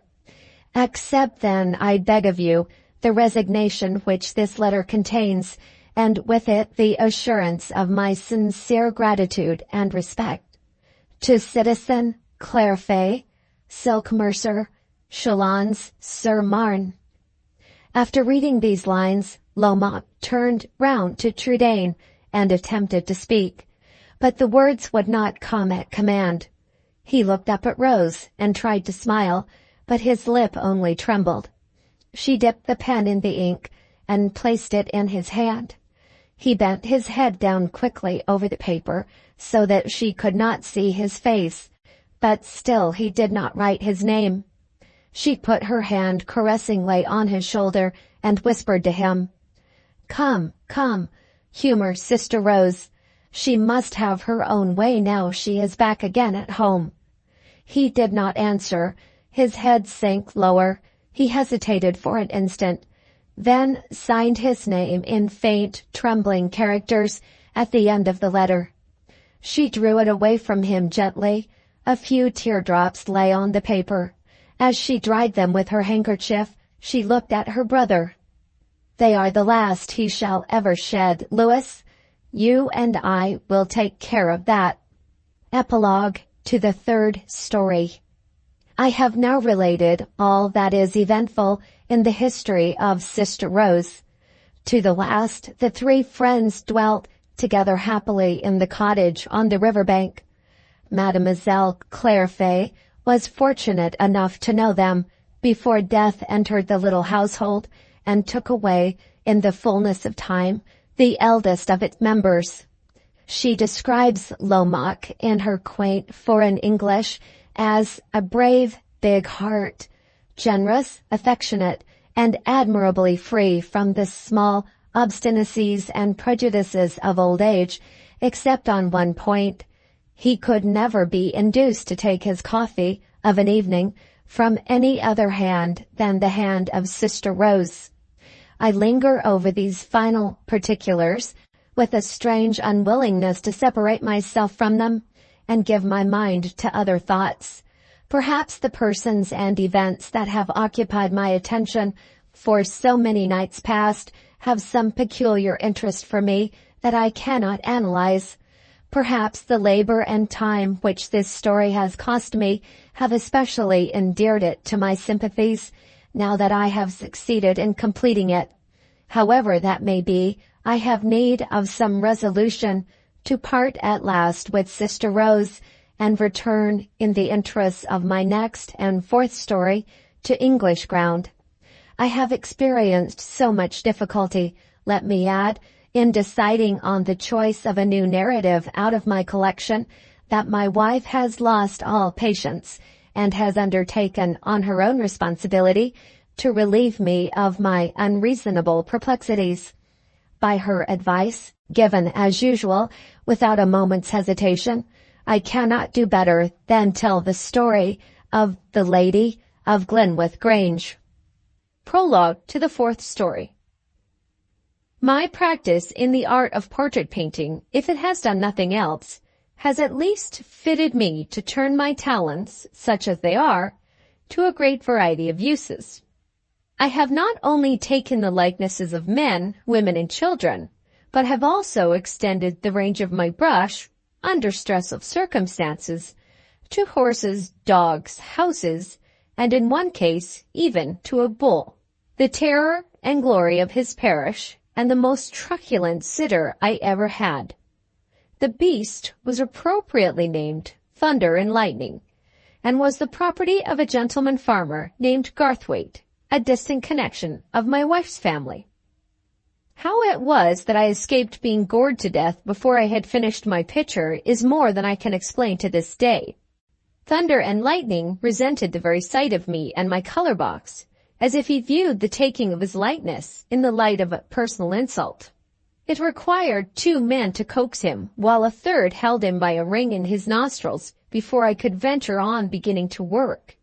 Even then, he always lashed his tail and jerked his huge head and rolled his fiery eyes with a devouring anxiety to have me on his horns for daring to sit down quietly and look at him.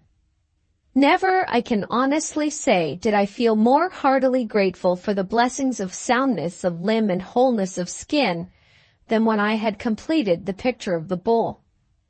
One morning, when I had but little more than half done my unwelcome task, my friend and I were met on our way to the bull stable by the farm bailiff, who informed us gravely that Thunder and Lightning was just then in such an especially surly state of temper as to render it quite unsafe for me to think of painting him.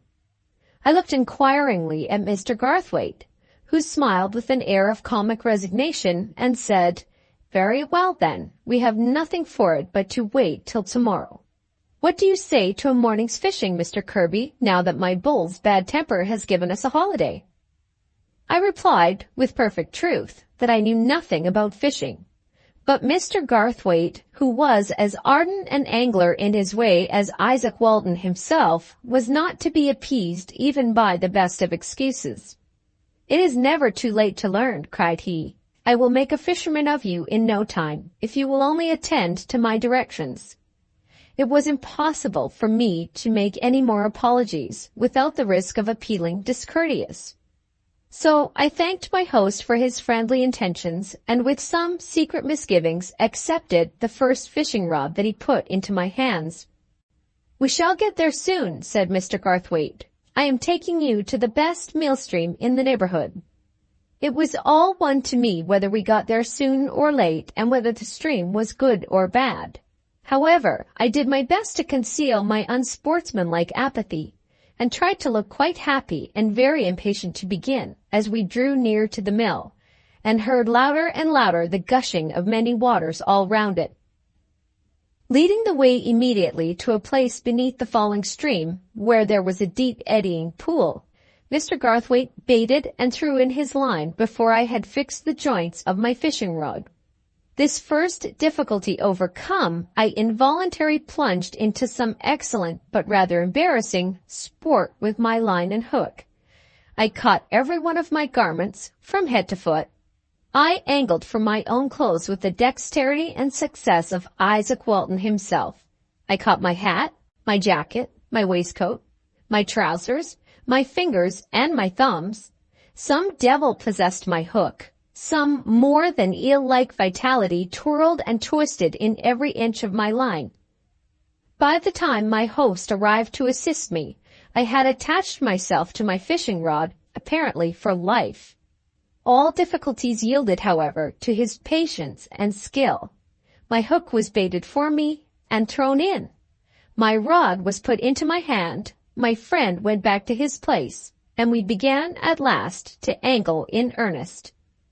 We certainly caught a few fish. In my case, I mean, of course, that the fish caught themselves, but they were scanty in number and light in weight. Whether it was the presence of the miller's foreman, a gloomy personage who stood staring disastrously upon us from a little flower garden on the opposite bank, that cast adverse influence over our sport, or whether my want of faith and earnestness as an angler acted retributively on my companion as well as myself, I know not. But it is certain that he got almost as little reward for his skill as I got for my patience. After nearly 2 hours of intense expectation on my part and intense angling on his, Mr. Garthwaite jerked his line out of the water in a rage and bade me follow him to another place, declaring that the stream must have been netted by poachers in the night, who had taken all the large fish away with them and had thrown in the small ones to grow until their next visit. We moved away farther down the bank, leaving the imperturbable foreman still in the flower garden, staring at us speechlessly on our departure, exactly as he already stared at us on our approach.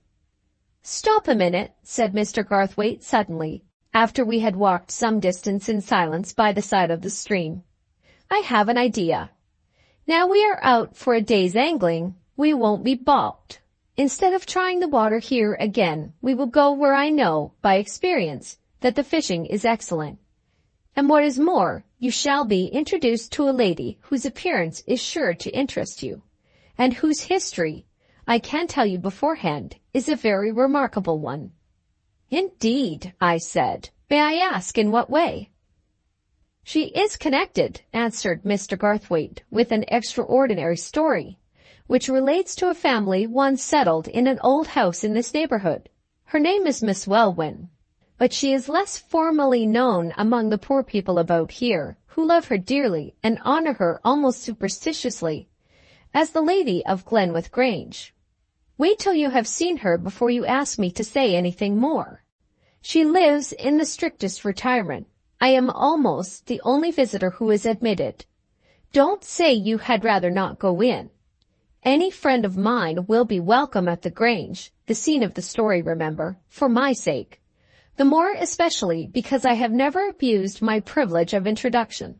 The place is not above 2 miles from here, and the stream, which we call in our county dialect Glenwith Beck, runs through the ground." As we walked on, Mr. Garthwaite's manner altered. He became unusually silent and thoughtful. The mention of Miss Welwyn's name had evidently called up some recollections which were not in harmony with his everyday mood. Feeling that to talk to him on any indifferent subject would be only to interrupt his thoughts to no purpose, I walked by his side in perfect silence, looking out already with some curiosity and impatience for a first view of Glenwith Grange. We stopped at last, close by an old church standing on the outskirts of a pretty village. The low wall of the churchyard was bounded on one side by a plantation, and was joined by a park paling, in which I noticed a small wicket gate. Mr. Garthwaite opened it and led me along a shrubbery path, which conducted us circuitously to the dwelling house. We had evidently entered by a private way, for we approached the building by the back. I looked up at it curiously and saw standing at one of the windows on the lower floor a little girl watching us as we advanced. She seemed to be about 9 or 10 years old. I could not help stopping a moment to look up at her. Her clear complexion and her long dark hair were so beautiful, and yet there was something in her expression, a dimness and vacancy in her large eyes, a changeless, unmeaning smile on her parted lips, which seemed to jar with all that was naturally attractive in her face, which perplexed, disappointed, and even shocked me, though I hardly knew why. Mr. Garthwaite, who had been walking along thoughtfully with his eyes on the ground, turned back when he found me lingering behind him, looked up where I was looking, started a little, I thought, then took my arm, whispered rather impatiently, "Don't say anything about having seen that poor child when you were introduced to Miss Welwyn. I'll tell you why afterward," and led me round hastily to the front of the building. It was a very dreary old house with a lawn in front thickly sprinkled with flower beds and creepers of all sorts climbing in profusion about the heavy stone porch and the mullions of the lower windows. In spite of these prettiest of all ornaments clustering brightly around the building, in spite of the perfect repair in which it was kept from top to bottom, there was something repellent to me in the aspect of the whole place. A deathly stillness hung over it, which fell oppressively on my spirits. When my companion rang the loud, deep-toned bell, the sound startled me as if we had been committing a crime in disturbing the silence. And when the door was opened by an old female servant, while the hollow echo of the bell was still vibrating in the air, I could hardly imagine it possible that we should be let in. We were admitted, however, without the slightest demur. I remarked that there was the same atmosphere of dreary repose inside the house which I had already observed, or rather felt, outside it. No dogs barked at our approach, no doors banged in the servants' offices, no heads peeped over the banisters. Not one of the ordinary domestic consequences of an unexpected visit in the country met either eye or ear. The large, shadowy apartment, half library, half breakfast room, into which we were ushered, was as solitary as the hall of entrance, unless I accept such drowsy evidences of life as were here presented to us in the shape of an Angora cat and a gray parrot, the first lying asleep in a chair, the second sitting ancient, solemn, and voiceless in a large cage. Mr. Garthwaite walked to the window when we entered, without saying a word. Determining to let his taciturn humor have its way, I asked him no questions, but looked around the room to see what information it would give me, and rooms often do give such information about the character and habits of the owner of the house. 2 tables covered with books were the first objects that attracted me. On approaching them, I was surprised to find that the all-influencing periodical literature of the present day, whose sphere is already almost without limit, whose readers even in our time may be numbered by millions, was entirely unrepresented on Miss Welwyn's table. Nothing modern, nothing contemporary in the world of books presented itself. Of all the volumes beneath my hand, not one bore the badge of the circulating library, or wore the flaring modern livery of gilt cloth. Every work that I took up had been written at least 15 or 20 years since. The prints hanging round the walls, toward which I next looked, were all engraved from devotional subjects by the old masters. The music stand contained no music of later date than the compositions of Haydn and Mozart. Whatever I examined besides told me with the same consistency the same strange tale. The owner of these possessions lived in the bygone time, lived among old recollections and old associations, a voluntary recluse from all that was connected with the passing day. In Miss Welwyn's house, the stir, the tumult, the idle business of the world evidently appealed in vain to sympathies, which grew no longer with the growing hour. As these thoughts were passing through my mind, the door opened and the lady herself appeared. She looked certainly past the prime of life, longer past it, as I afterward discovered, than she really was. But I never remember, in any other face, to have seen so much of the better part of the beauty of early womanhood still remaining, as I saw in hers. Sorrow had evidently passed over the fair, calm countenance before me, but had left resignation there as its only trace. Her expression was still youthful in its kindness and its candor especially. It was only when I looked at her hair that was now growing gray, at her wan, thin hands, at the faint lines marked round her mouth, at the sad serenity of her eyes, that I fairly detected the mark of age, and more than that, the token of some great grief, which had been conquered but not banished. Even from her voice alone, from the peculiar uncertainty of its low, calm tones when she spoke, it was easy to conjecture that she must have passed through sufferings at some time of her life, which had tried to the quick the noble nature that they could not subdue. Mr. Garthwaite and she met each other almost like brother and sister. It was plain that the friendly intimacy between them had been of very long duration. Our visit was a short one. The conversation never advanced beyond the commonplace topics suited to the occasion. It was, therefore, from what I saw, and not from what I heard, that I was enabled to form my judgment of Miss Welwyn.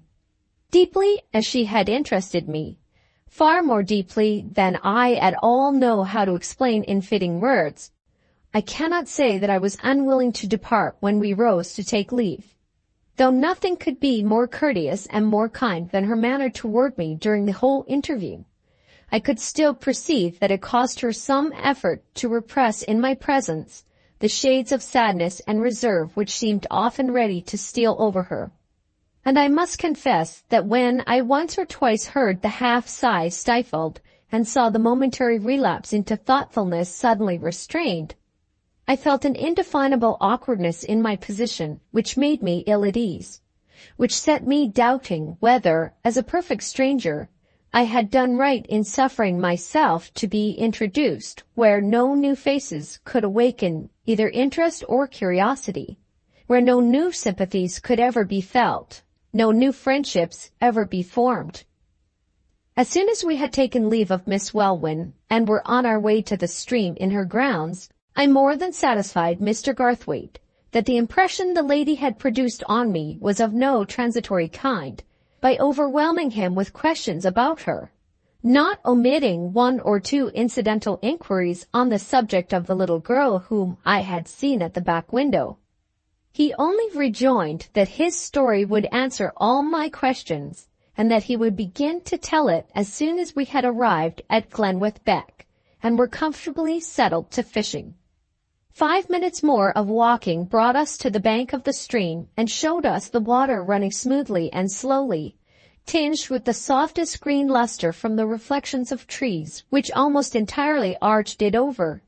Leaving me to admire the view at my ease, Mr. Garthwaite occupied himself with the necessary preparations for angling, baiting my hook as well as his own. Then, desiring me to sit near him on the bank, he at last satisfied my curiosity by beginning his story. I shall relate it in his own manner, and as nearly as possible in his own words. The Angler's Story of the Lady of Glenwith Grange, Part 1. I have known Miss Welwyn long enough to be able to bear personal testimony to the truth of many of the particulars which I am now about to relate. I knew her father and her younger sister Rosamond, and I was acquainted with the Frenchman who became Rosamond's husband.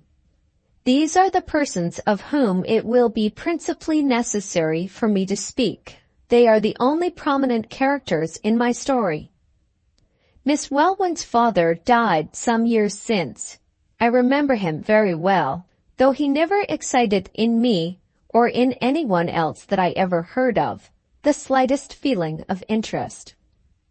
When I have said that he inherited a very large fortune, amassed during his father's time, by speculations of a very daring, very fortunate, but not always very honorable kind, and that he bought this old house with the notion of raising his social position by making himself a member of our landed aristocracy in these parts, I have told you as much about him, I suspect, as you would care to hear.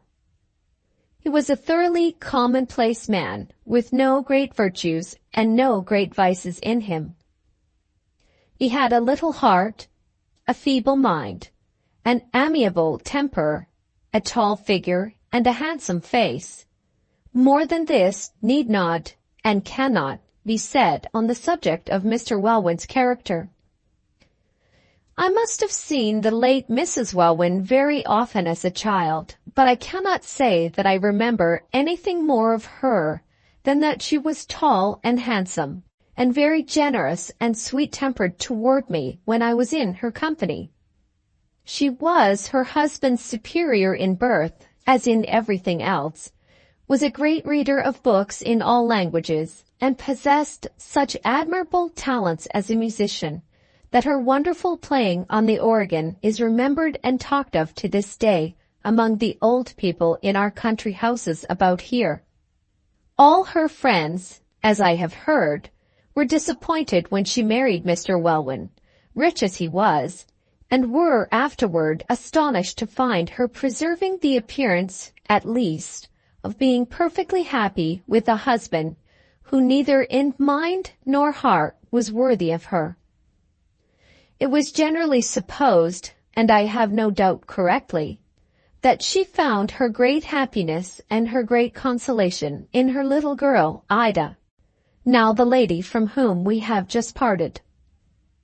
The child took after her mother from the first, inheriting her mother's fondness for books, her mother's love of music, her mother's quick sensibilities, and more than all, her mother's quiet firmness, patience, and loving kindness of disposition. From Ida's earliest years, Mrs. Welwyn undertook the whole superintendence of her education. The two were hardly ever apart, within doors or without. Neighbors and friends said that the little girl was being brought up too fancifully, and was not enough among other children, was sadly neglected as to all reasonable and practical teaching, and was perilously encouraged in those dreamy and imaginative tendencies of which she had naturally more than her due share. There was, perhaps, some truth in this, and there might have been more if Ida had possessed an ordinary character, or had been reserved for an ordinary destiny. But she was a strange child from the first, and a strange future was in store for her. Little Ida reached her 11th year without either brother or sister to be her playfellow and companion at home. Immediately after that period, however, her sister Rosamond was born. Though Mr. Welwyn's own desire was to have had a son, there were, nevertheless, great rejoicings yonder in the old house on the birth of this second daughter. But they were all turned, only a few months afterward, to the bitterest grief and despair. The Grange lost its mistress. While Rosamond was still an infant in arms, her mother died. Mrs. Welwyn had been afflicted with some disorder after the birth of her second child, the name of which I am not learned enough in medical science to be able to remember.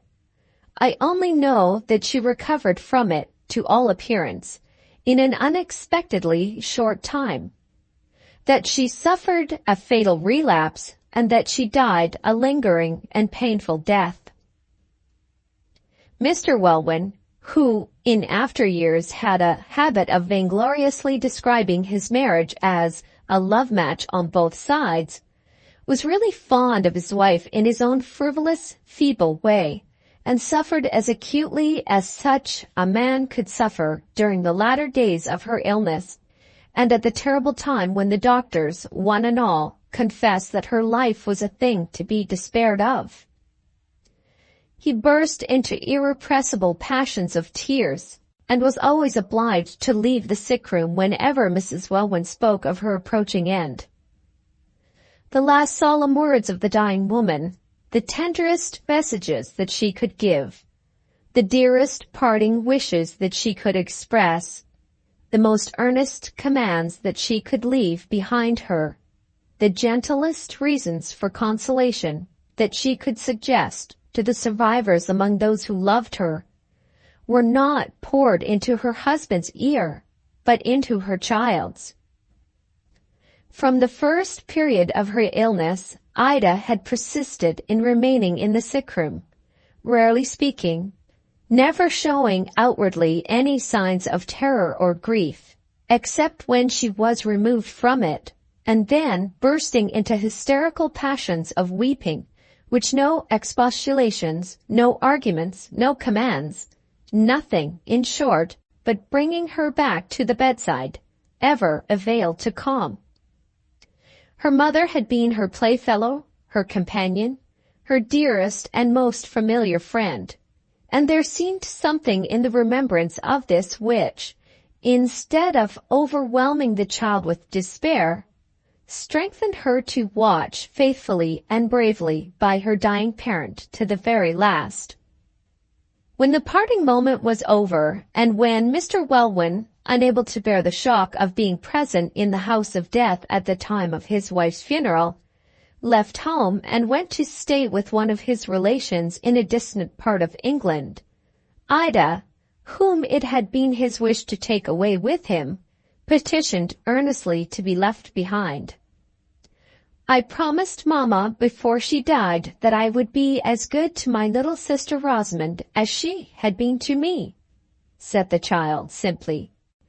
"And she told me in return that I might wait here and see her laid in her grave." There happened to be an aunt of Mrs. Welwyn and an old servant of the family in the house at this time, who understood Ida much better than her father did, and they persuaded him not to take her away. I have heard my mother say that the effect of the child's appearance at the funeral on her and on all who went to see it was something that she could never think of without the tears coming into her eyes, and could never forget to the last day of her life. It must have been very shortly after this period that I saw Ida for the first time.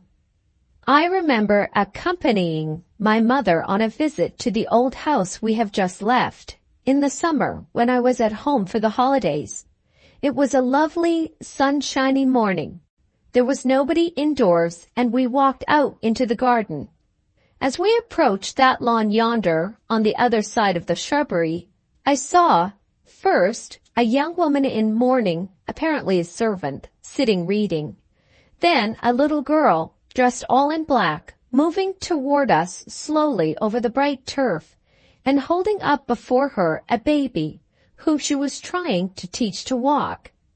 She looked to my ideas so very young to be engaged in such an occupation as this, and her gloomy black frock appeared to be such an unnaturally grave garment for a mere child of her age, and looked so doubly dismal by contrast with the brilliant sunny lawn on which she stood, that I quite started when I first saw her, and eagerly asked my mother who she was. The answer informed me of the sad family story which I have been just relating to you. Mrs. Welwyn had then been buried about 3 months, and Ida, in her childish way, was trying, as she had promised, to supply her mother's place to her infant sister Rosamond. I only mention this simple incident because it is necessary, before I proceed to the eventful part of my narrative, that you should know exactly in what relation the sisters stood toward one another from the first. Of all the last parting words that Mrs. Welwyn had spoken to her child, none had been oftener repeated, none more solemnly urged, than those which had commended the little Rosamond to Ida's love and care. To other persons, the full, the all-trusting dependence which the dying mother was known to have placed in a child hardly 11 years old seemed merely a proof of that helpless desire to cling even to the feeblest consolations, which the approach of death so often brings with it. But the event showed that the trust so strangely placed had not been ventured vainly when it was committed to young and tender hands. The whole future existence of the child was one noble proof that she had been worthy of her mother's dying confidence when it was first reposed in her. In that simple incident which I have just mentioned, the new life of the two motherless sisters was all foreshadowed. Time passed. I left school, went to college, traveled in Germany, and stayed there some time to learn the language. At every interval, when I came home and asked about the Welwyns, the answer was, in substance, almost always the same.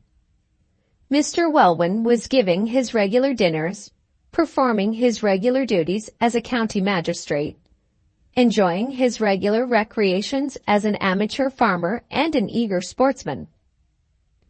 His two daughters were never separate. Ida was the same strange, quiet, retiring girl that she had always been, and was still, as the phrase went, spoiling Rosamond in every way in which it was possible for an elder sister to spoil a younger by too much kindness. I myself went to the Grange occasionally when I was in this neighborhood, in holiday and vacation time, and was able to test the correctness of the picture of life there which had been drawn for me. I remember the two sisters, when Rosamond was 4 or 5 years old, and when Ida seemed to me even then to be more like the child's mother than her sister. She bore with her little caprices as sisters do not bear with one another. She was so patient at lesson time, so anxious to conceal any weariness that might overcome her in play hours, so proud when Rosamond's beauty was noticed, so grateful for Rosamond's kisses when the child thought of bestowing them, so quick to notice all that Rosamond did and to attend to all that Rosamond said, even when visitors were in the room, that she seemed to my boyish observation altogether different from other elder sisters in other family circles into which I was then received. I remember then, again, when Rosamond was just growing to womanhood and was in high spirits at the prospect of spending a season in London and being presented at court. She was very beautiful at that time, much handsomer than Ida. Her accomplishments were talked of far and near in our country circles. Few, if any, of the people, however, who applauded her playing and singing, who admired her watercolor drawings, who were delighted at her fluency when she spoke French, and amazed at her ready comprehension when she read German, knew how little of all this elegant mental cultivation and nimble manual dexterity she owed to her governess and masters, and how much to her elder sister. It was Ida who really found out the means of stimulating her when she was idle. Ida who helped her through all her worst difficulties. Ida who gently conquered her defects of memory over her books, her inaccuracies of ear at the piano, her errors of taste when she took the brush and pencil in hand. It was Ida alone who worked these marvels, and who all sufficient reward for her hardest exertions was a chance word of kindness from her sister's lips. Rosamond was not unaffectionate, and not ungrateful, but she inherited much of her father's commonness and frivolity of character. She became so accustomed to owe everything to her sister, to resign all her most trifling difficulties to Ida's ever-ready care, to have all her tastes consulted by Ida's ever-watchful kindness, that she never appreciated, as it deserved, the deep, devoted love of which she was the object. When Ida refused 2 good offers of marriage, Rosamond was as much astonished as the various strangers, who wondered why the elder Miss Welwyn seemed bent on remaining single all her life. When the journey to London, to which I have already alluded, took place, Ida accompanied her father and sister. If she had consulted her own tastes, she would have remained in the country. But Rosamond declared that she should feel quite lost and helpless 20 times a day, in town, without her sister. It was in the nature of Ida to sacrifice herself to anyone whom she loved, on the smallest occasions as well as the greatest.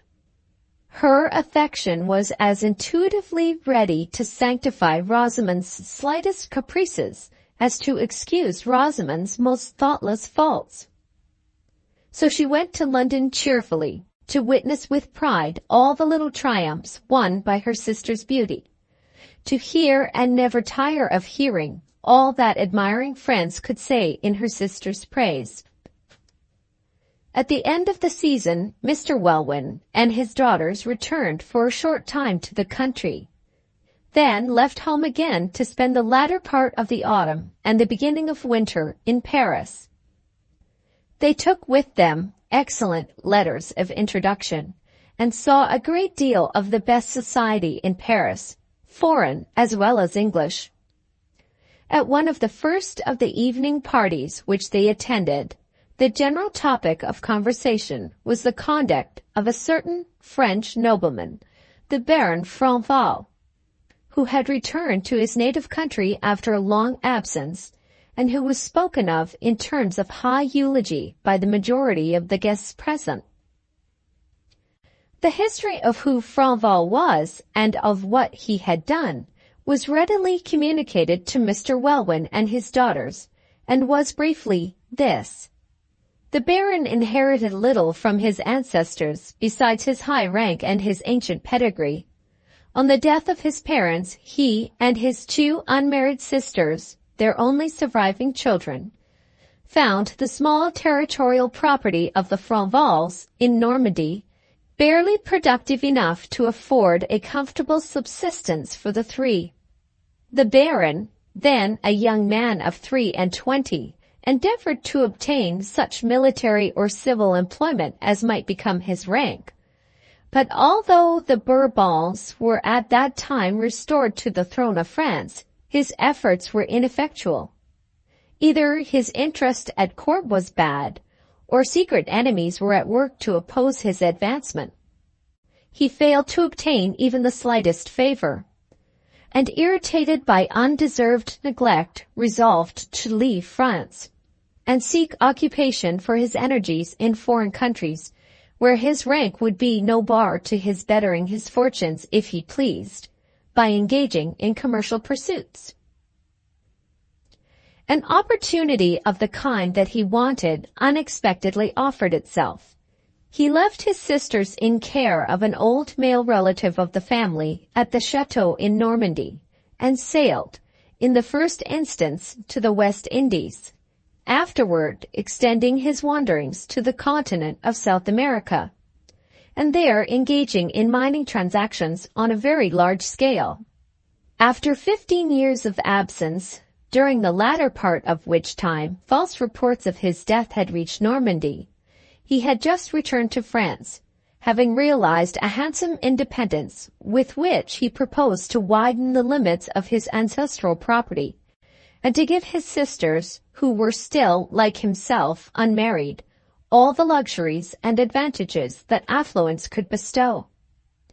The Baron's independent spirit and generous devotion to the honor of his family and the happiness of his surviving relatives were themes of general admiration in most of the social circles of Paris. He was expected to arrive in the capital every day, and it was naturally enough predicted that his reception in society there could not fail to be of the most flattering and most brilliant kind. The Welwyns listened to this story with some little interest, Rosamond, who was very romantic, being especially attracted by it, and openly avowing to her father and sister, when they got back to their hotel, that she felt as ardent a curiosity as anybody to see the adventurous and generous Baron. The desire was soon gratified. Franval came to Paris as had been anticipated, was introduced to the Welwyns, met them constantly in society, made no favorable impression on Ida, but won the good opinion of Rosamond from the first. and was regarded with such high approval by their father that when he mentioned his intentions of visiting England in the spring of the new year, he was cordially invited to spend the hunting season at Glenwith Grange. I came back from Germany about the same time that the Welwyns returned from Paris, and at once set myself to improve my neighborly intimacy with the family. I was very fond of Ida, more fond perhaps than my vanity will now allow me to, but that is of no consequence. It is much more to the purpose to tell you that I heard the whole of the Baron's story enthusiastically related by Mr. Welwyn and Rosamond, that he came to the Grange at the appointed time, that I was introduced to him, and that he produced as unfavorable an impression upon me as he had already produced upon Ida. It was whimsical enough, but I really could not tell why I disliked him, though I could account very easily, according to my own notions, for his winning the favor and approval of Rosamond and her father. He was certainly a handsome man as far as features went. He had a winning gentleness and graceful respect in his manner when he spoke to women, and he sang remarkably well, with one of the sweetest tenor voices I ever heard. These qualities alone were quite sufficient to attract any girl of Rosamond's disposition, and I certainly never wondered why he was a favorite of hers. Then, as to her father, the Baron was not only fitted to win his sympathy and regard in the field by proving himself an ardent sportsman and an excellent rider, but was also, in virtue of some of his minor personal peculiarities, just the man to gain the friendship of his host. Mr. Welwyn was as ridiculously prejudiced as most weak-headed Englishmen are on the subject of foreigners in general. In spite of his visit to Paris, the vulgar notion of a Frenchman continued to be his notion, both while he was in France and when he returned from it. Now, the Baron was as unlike the traditional monsieur of English songs, plays, and satires as a man could well be, and it was on account of this very dissimilarity that Mr. Welwyn first took a violent fancy to him, and then invited him to his house. Frau Val spoke English remarkably well, wore neither beard, mustache, nor whiskers, kept his hair cut almost unbecomingly short, dressed in the extreme of plainness and modest good taste, talked little in general society, uttered his words, when he did speak, with singular calmness and deliberation, and, to crown all, had the greater part of his acquired property invested in English securities. In Mr. Welwyn's estimation, such a man as this was a perfect miracle of a Frenchman, and he admired and encouraged him accordingly. I have said that I disliked him, yet could not assign a reason for my dislike, and I can only repeat it now. He was remarkably polite to me. We often rode together in hunting and sat near each other at the Grange table, but I could never become familiar with him. He always gave me the idea of a man who had some mental reservation in saying the most trifling thing. There was a constant restraint, hardly perceptible to most people, but plainly visible, nevertheless, to me, which seemed to accompany his lightest words and to hang about his most familiar manner. This, however, was no just reason for my secretly disliking or distrusting him as I did.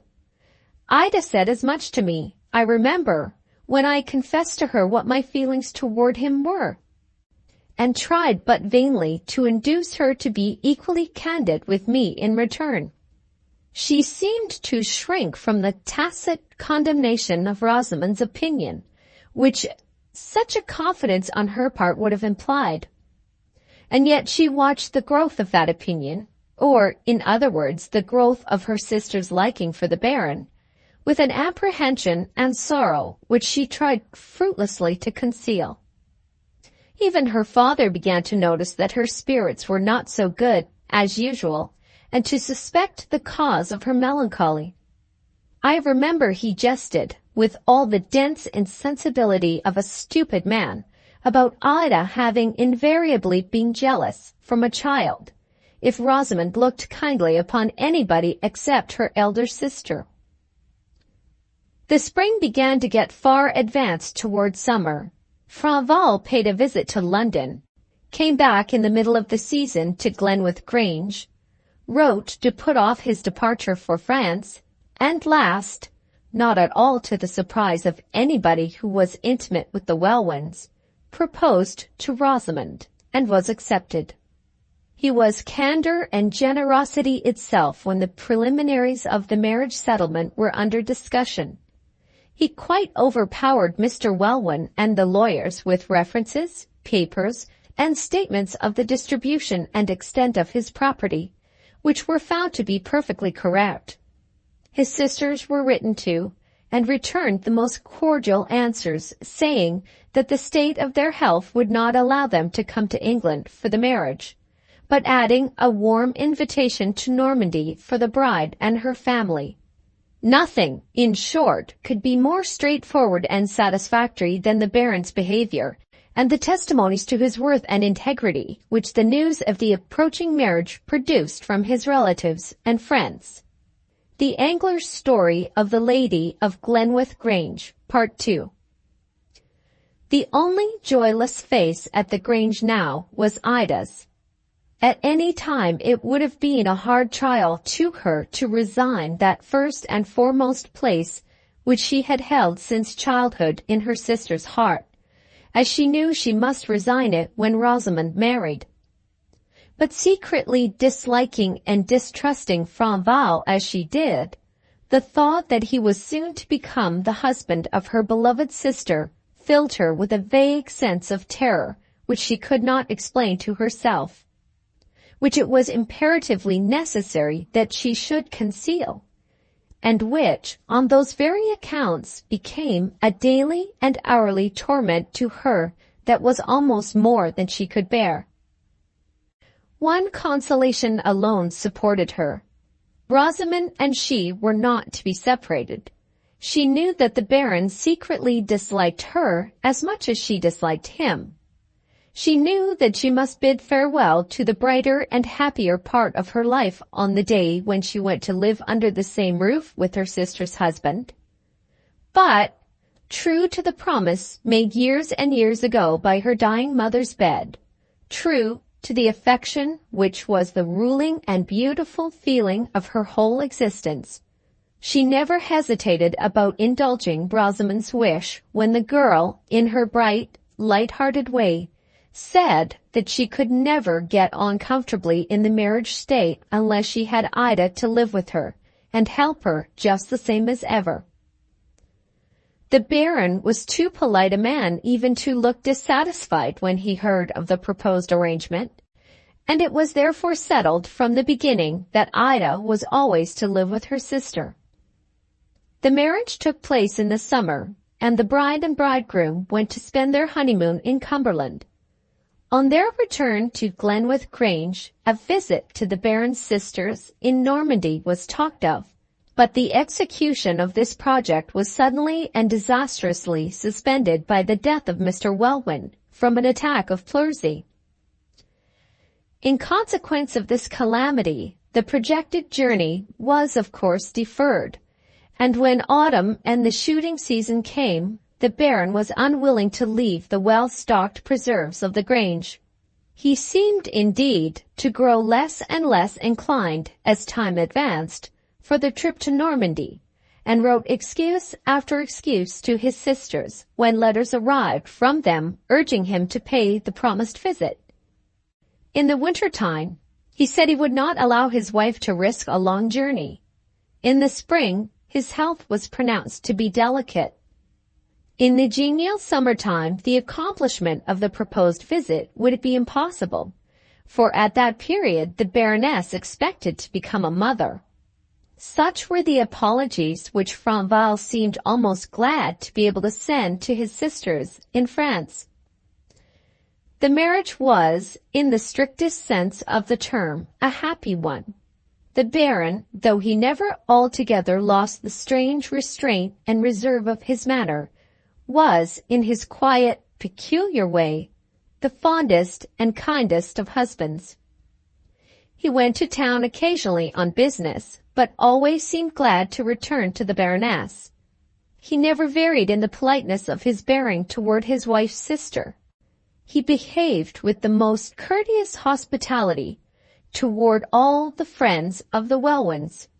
In short, he thoroughly justified the good opinion which Rosamond and her father had formed of him when they first met at Paris. And yet no experience of his character thoroughly reassured Ida. Months passed on quietly and pleasantly, and still that secret sadness, that indefinable, unreasonable apprehension on Rosamond's account, hung heavily on her sister's heart. At the beginning of the first summer months, a little domestic inconvenience happened, which showed the Baroness, for the first time, that her husband's temper could be seriously ruffled, and that by the veriest trifle. He was in the habit of taking in 2 French provincial newspapers, one published at Bordeaux and the other at Havre. He always opened these journals the moment they came, looked at one particular column of each with the deepest attention for a few minutes, then carelessly threw them aside into his waste-paper basket. His wife and her sister were at first rather surprised at the manner in which he read his 2 papers, but they thought no more of it when he explained that he only took them in to consult them about French commercial intelligence, which might be, occasionally, of importance to him. These papers were published weekly. On the occasion to which I have just referred, the Bordeaux paper came on the proper day as usual, but the Havre paper never made its appearance. This trifling circumstance seemed to make the Baron seriously uneasy. He wrote off directly to the country post office and to the newspaper agent in London. His wife, astonished to see his tranquillity so completely overthrown by so slight a cause, tried to restore his good humor by jesting with him about the missing newspaper. He replied by the first angry and unfeeling words that she had heard issue from his lips. She was then within about 6 weeks of her confinement and very unfit to hear harsh words from anybody, least of all from her husband. On the 2nd day, no answer came. On the afternoon of the 3rd, the Baron rode off to the post town to make inquiries. About an hour after he had gone, a strange gentleman came to the Grange and asked to see the Baroness. On being informed that she was not well enough to receive visitors, he sent up a message that his business was of great importance and that he should wait downstairs for a second answer. On receiving this message, Rosamond turned, as usual, to her elder sister for advice. Ida went downstairs immediately to see the stranger. What I am now about to tell you of the extraordinary interview which took place between them, and of the shocking events that followed it, I have heard from Miss Welwyn's own lips. She felt unaccountably nervous when she entered the room. The stranger bowed very politely and asked in a foreign accent if she were the Baroness Franval. She set him right on this point and told him she attended to all matters of business for the Baroness, adding, if his errand at all concerned her sister's husband, the Baron was not then at home. The stranger answered that he was aware of it when he called, and that the unpleasant business on which he came could not be confided to the Baron, at least in the first instance. She asked why. He said he was there to explain, and expressed himself as feeling greatly relieved at having to open his business to her, because she would, doubtless, be able to prepare her sister for the bad news that he was, unfortunately, obliged to bring. The sudden faintness which overcame her as he spoke those words prevented her from addressing him in return.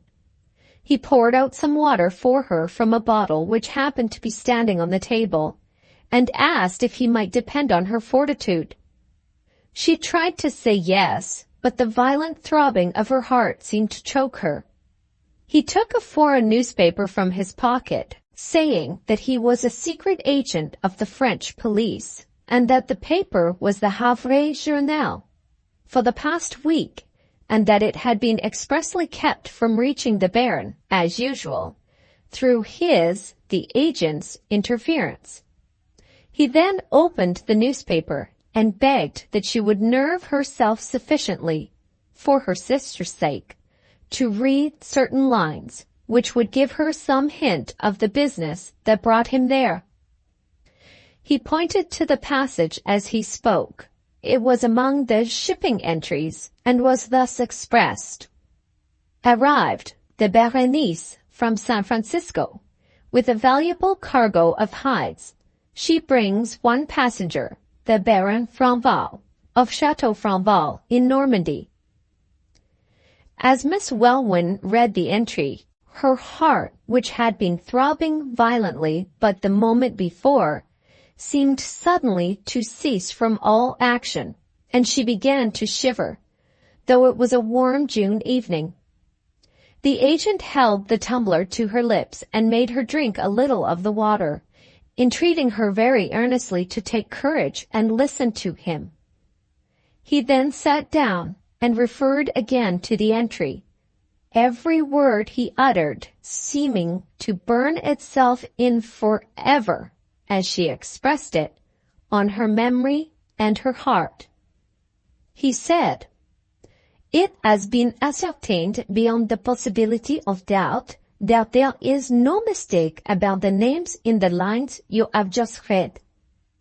And it is as certain as that we are here that there is only one Baron Franval now alive. The question, therefore, is whether the passenger by the Berenice is the true Baron, or, I beg you most earnestly to bear with me and to compose yourself, or the husband of your sister. The person who arrived last week at Havre was scouted as an impostor by the ladies at the chateau. The moment he presented himself there as the brother, returning to them after 16 years of absence. The authorities were communicated with, and I and my assistants were instantly sent for from Paris. We wasted no time in questioning the supposed impostor. He either was or affected to be in a perfect frenzy of grief and indignation. We just ascertained from competent witnesses that he bore an extraordinary resemblance to the real Baron, and that he was perfectly familiar with places and persons in and about the chateau.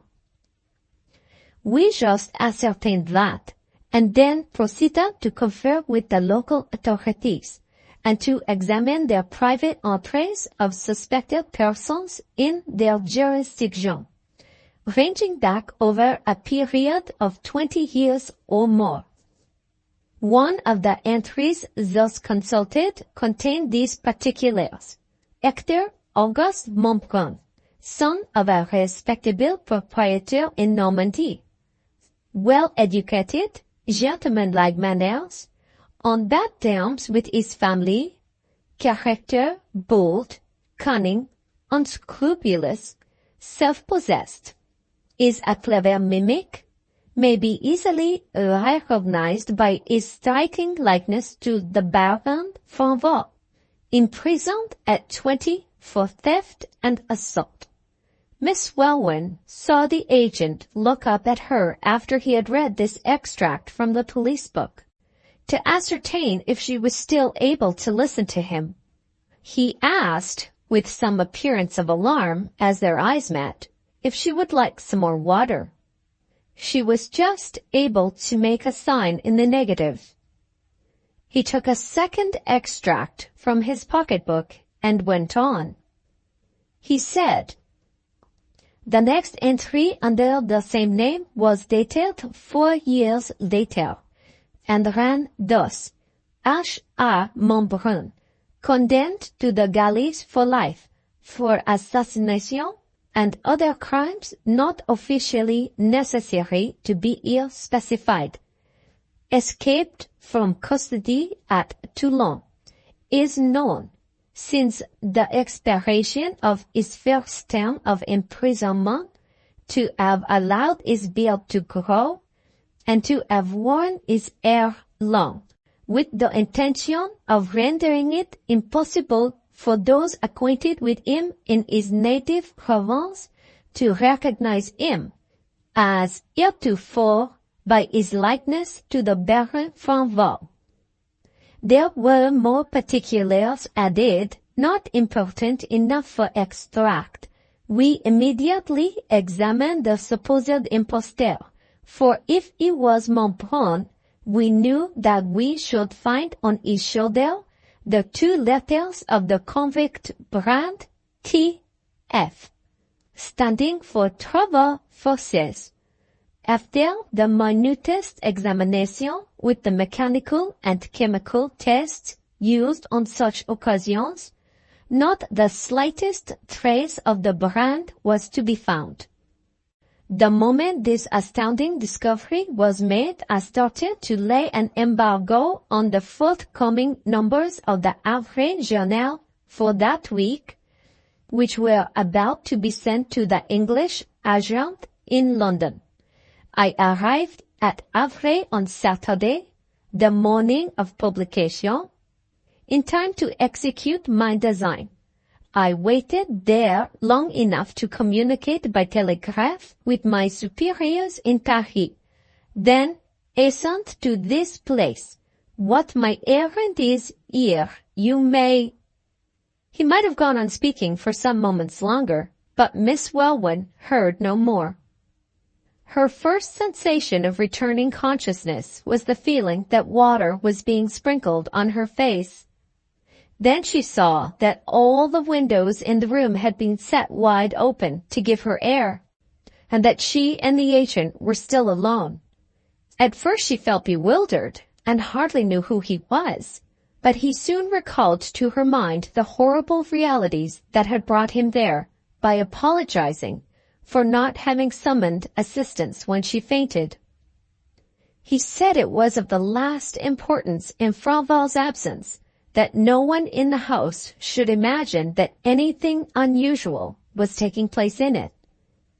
Then, after giving her an interval of a minute or 2 to collect what little strength she had left, he added that he would not increase her sufferings by saying anything more just then on the shocking subject of the investigation which it was his duty to make, that he would leave her to recover herself and to consider what was the best course to be taken with the Baroness in present terrible emergency, and that he would privately return to the house between 8 and 9 o'clock that evening, ready to act as Miss Welwyn wished, and to afford her and her sister any aid and protection of which they might stand in need.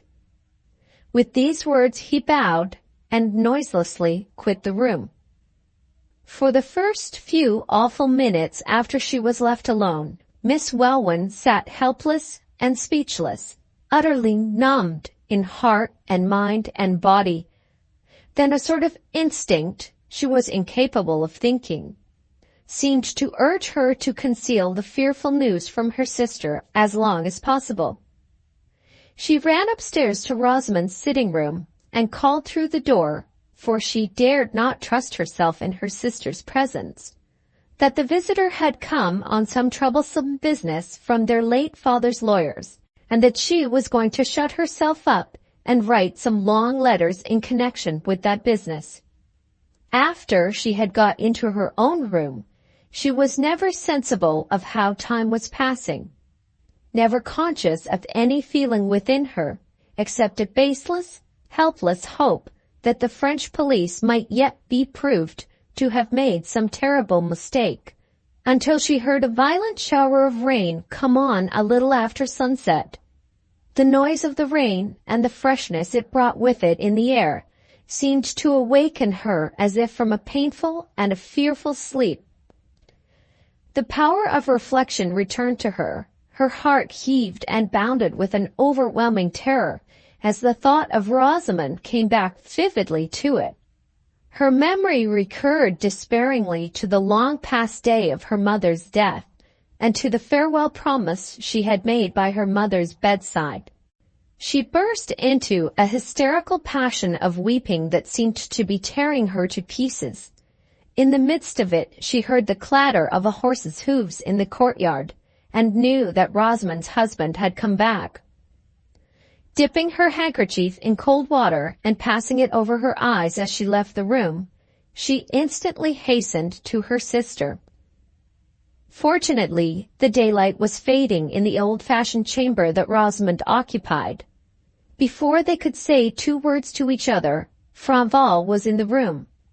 He seemed violently irritated, said that he had waited for the arrival of the mail, that the missing newspaper had not come by it, that he had got wet through, that he felt a shivering fit coming on, and that he believed he had caught a violent cold. His wife anxiously suggested some simple remedies. He roughly interrupted her, saying there was but one remedy, the remedy of going to bed, and so left them without another word. She just put her handkerchief to her eyes and said softly to her sister, "How he has changed," then spoke no more. They sat silent for half an hour or longer. After that, Rosamond went affectionately and forgivingly to see how her husband was. She returned saying that he was in bed and in a deep, heavy sleep, and predicting hopefully that he would wake up quite well the next morning. In a few minutes more the clock struck 9, and Ida heard the servant's step ascending the stairs. She suspected what his errand was and went out to meet him.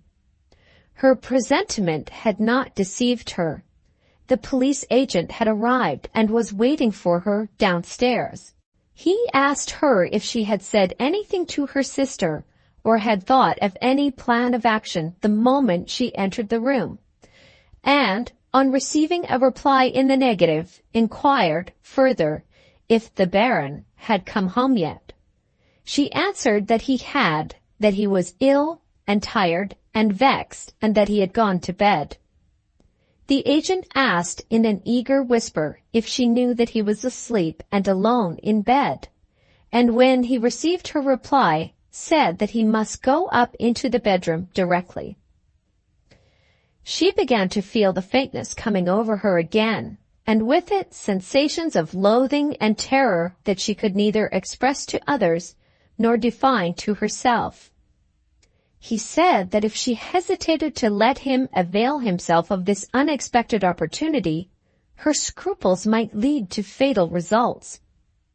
He reminded her that if the Baron were really the convict Montbrun, the claims of society and of justice demanded that he should be discovered by the first available means, and that if he were not, if some unconceivable mistake had really been committed, then such a plan for getting immediately at the truth as was now proposed would ensure the delivery of an innocent man from suspicion, and at the same time spare him the knowledge that he had ever been suspected.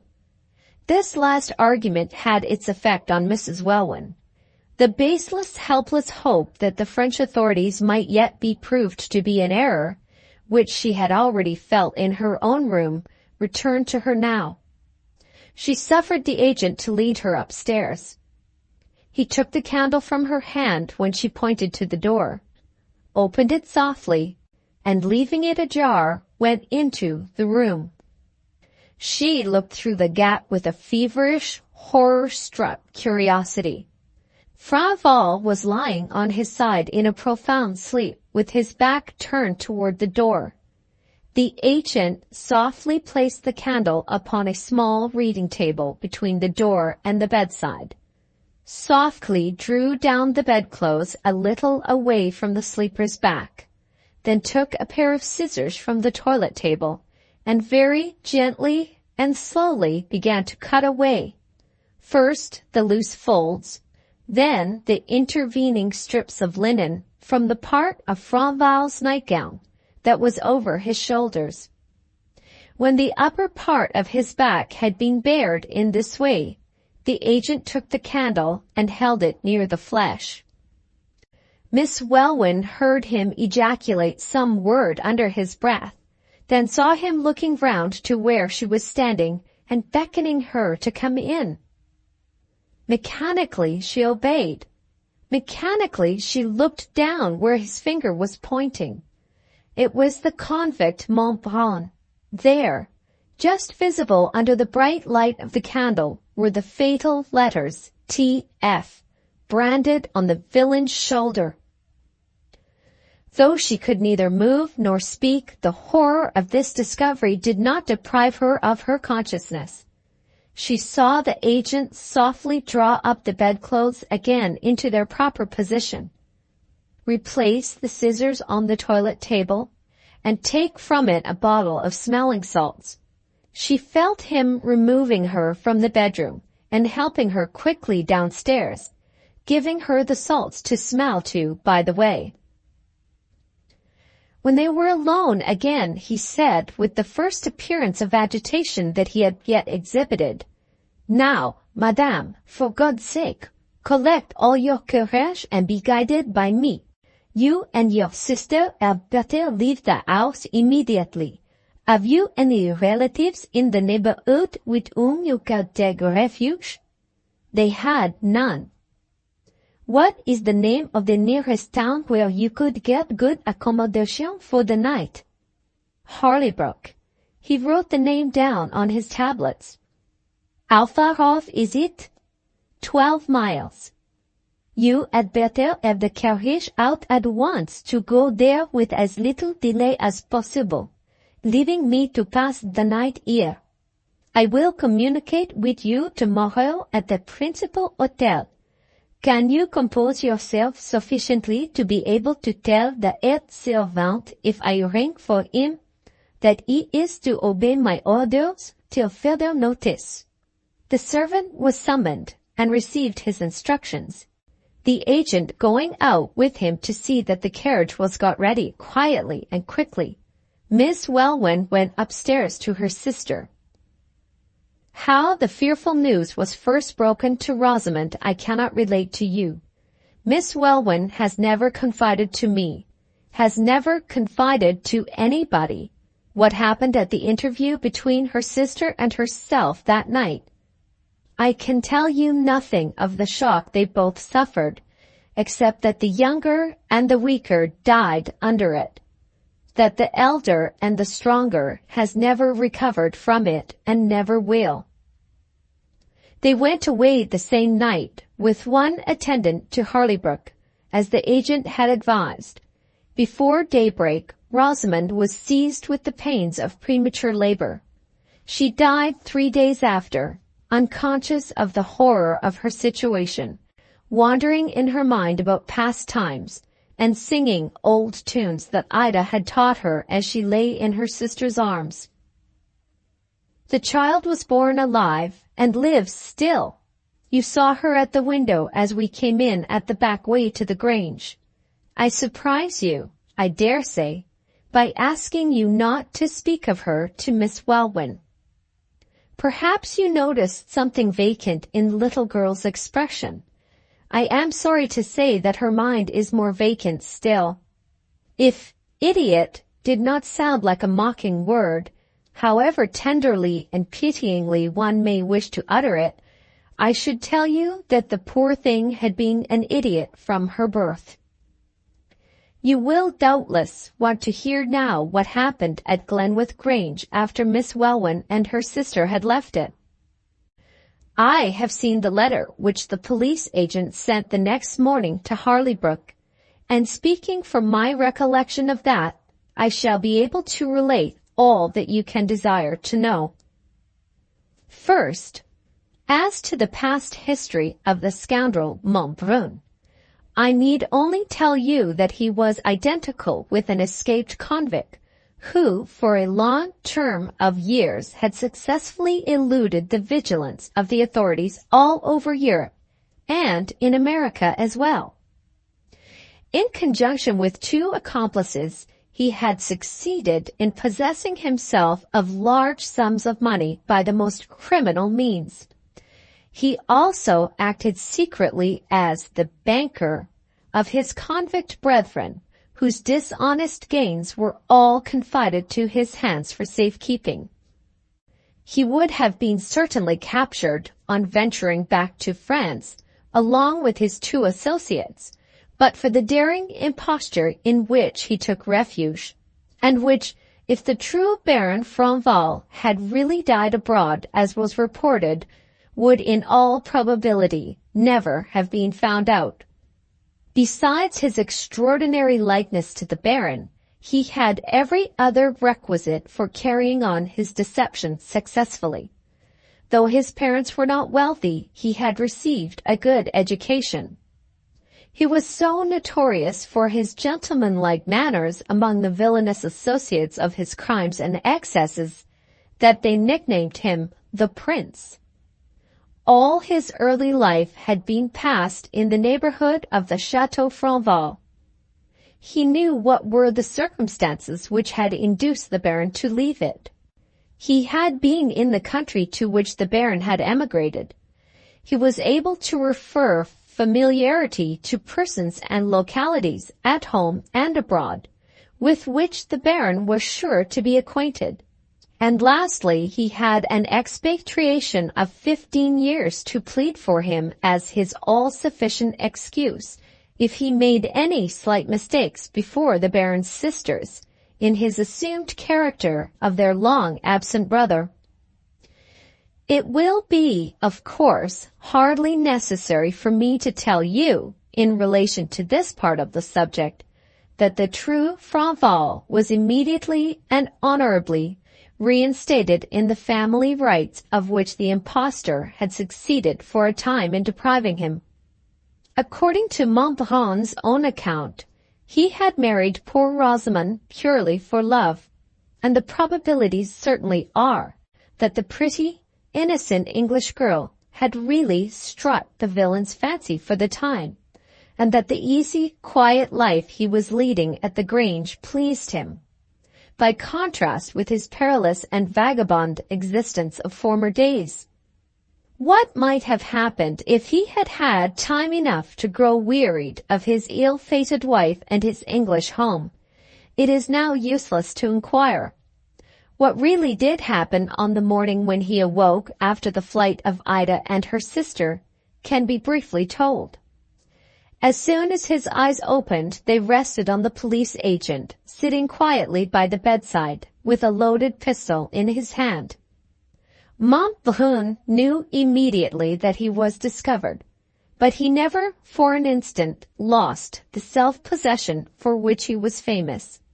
He said he wished to have 5 minutes allowed to him to deliberate quietly in bed whether he should resist the French authorities on English ground, and so gain time by obliging the one government to apply specially to have him delivered up by the other, or whether he should accept the terms officially offered to him by the agent if he quietly allowed himself to be captured.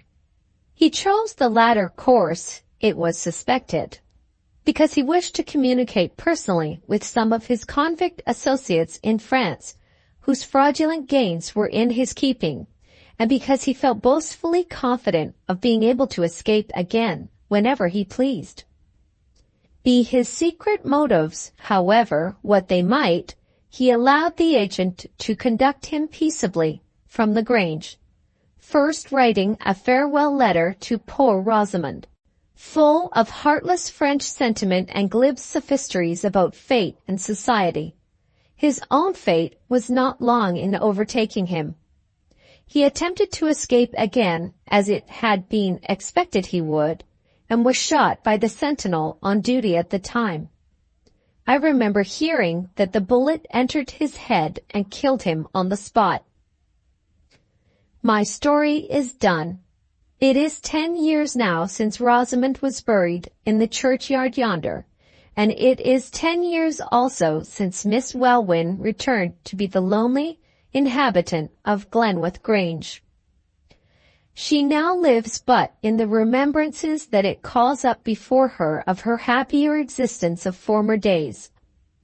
There is hardly an object in the old house which does not tenderly and solemnly remind her of her mother, whose last wishes she lived to obey, of the sister whose happiness was once her dearest earthly care.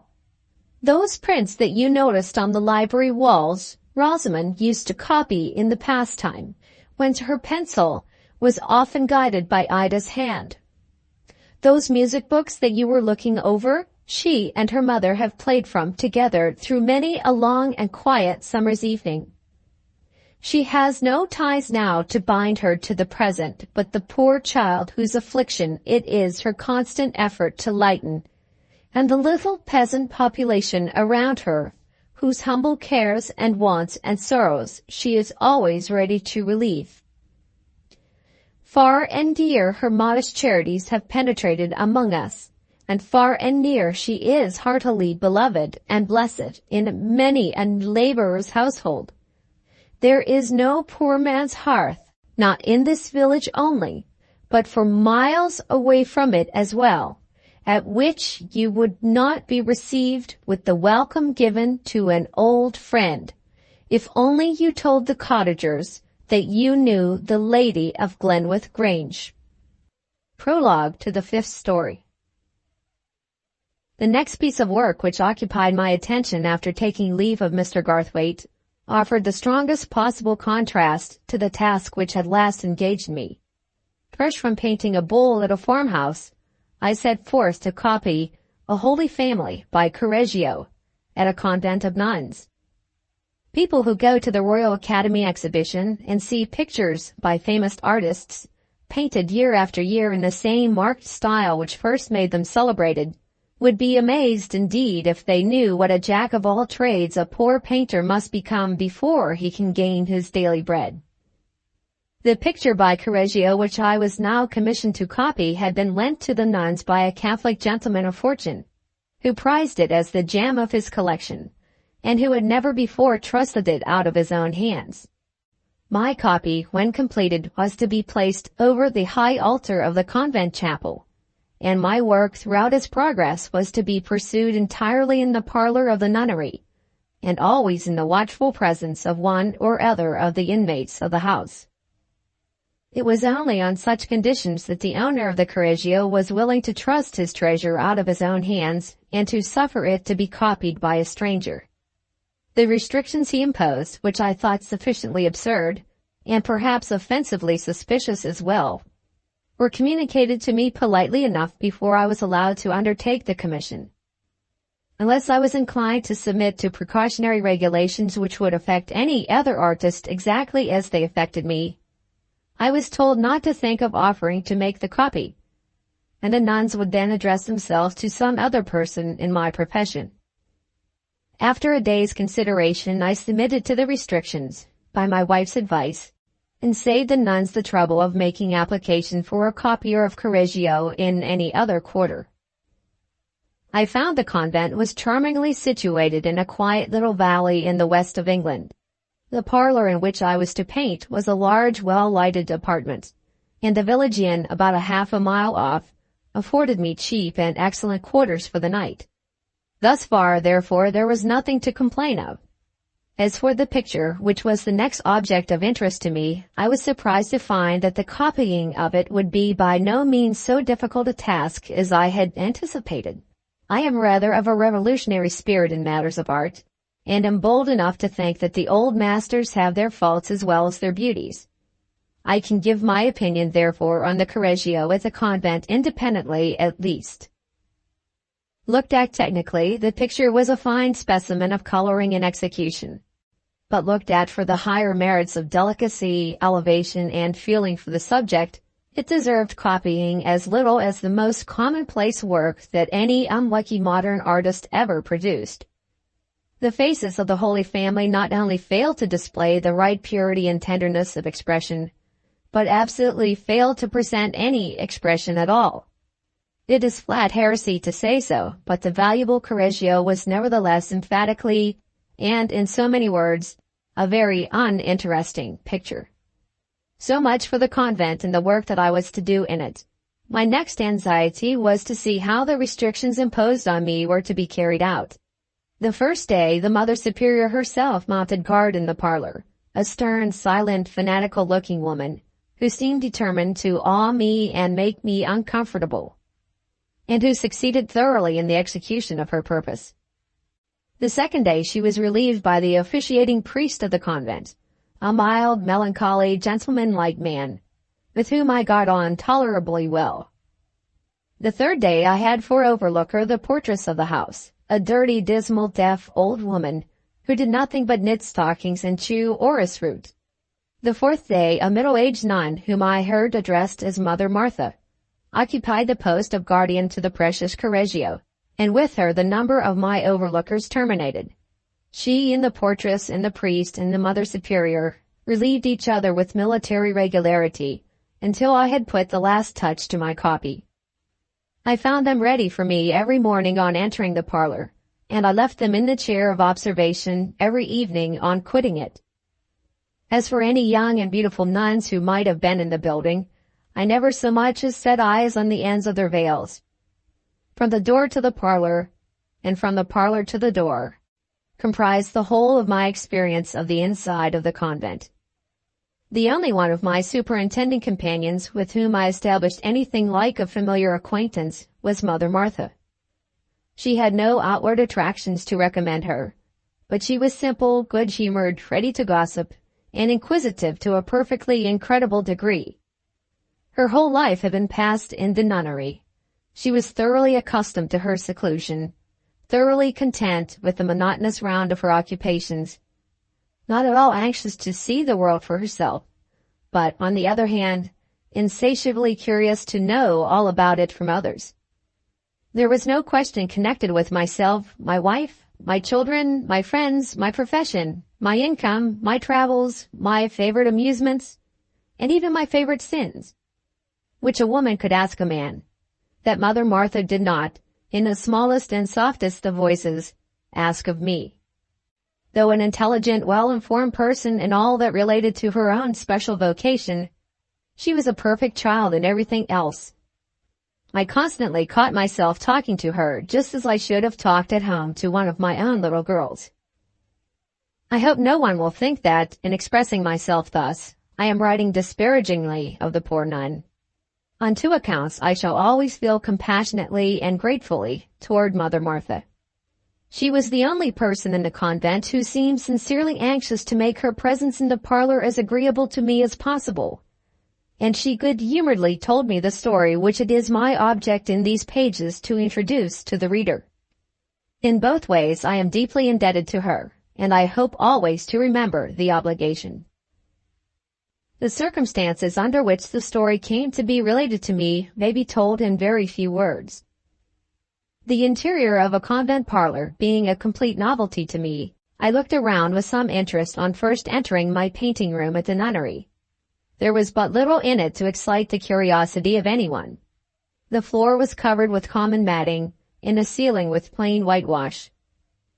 The furniture was of the simplest kind, a low chair with a praying desk fixed to the back, and a finely carved oak bookcase, studded all over with brass crosses, being the only useful objects that I could discern which had any conventional character about them. As for the ornaments of the room, they were entirely beyond my appreciation. I could feel no interest in the colored prints of saints, with gold platters at the backs of their heads, that hung on the wall, and I could see nothing particularly impressive in the two plain little alabaster pots for holy water, fastened, one near the door, the other over the chimney-piece. The only object, indeed, in the whole room which in the slightest degree attracted my curiosity was an old worm-eaten wooden cross, made in the rudest manner, hanging by itself on a slip of wall between two windows.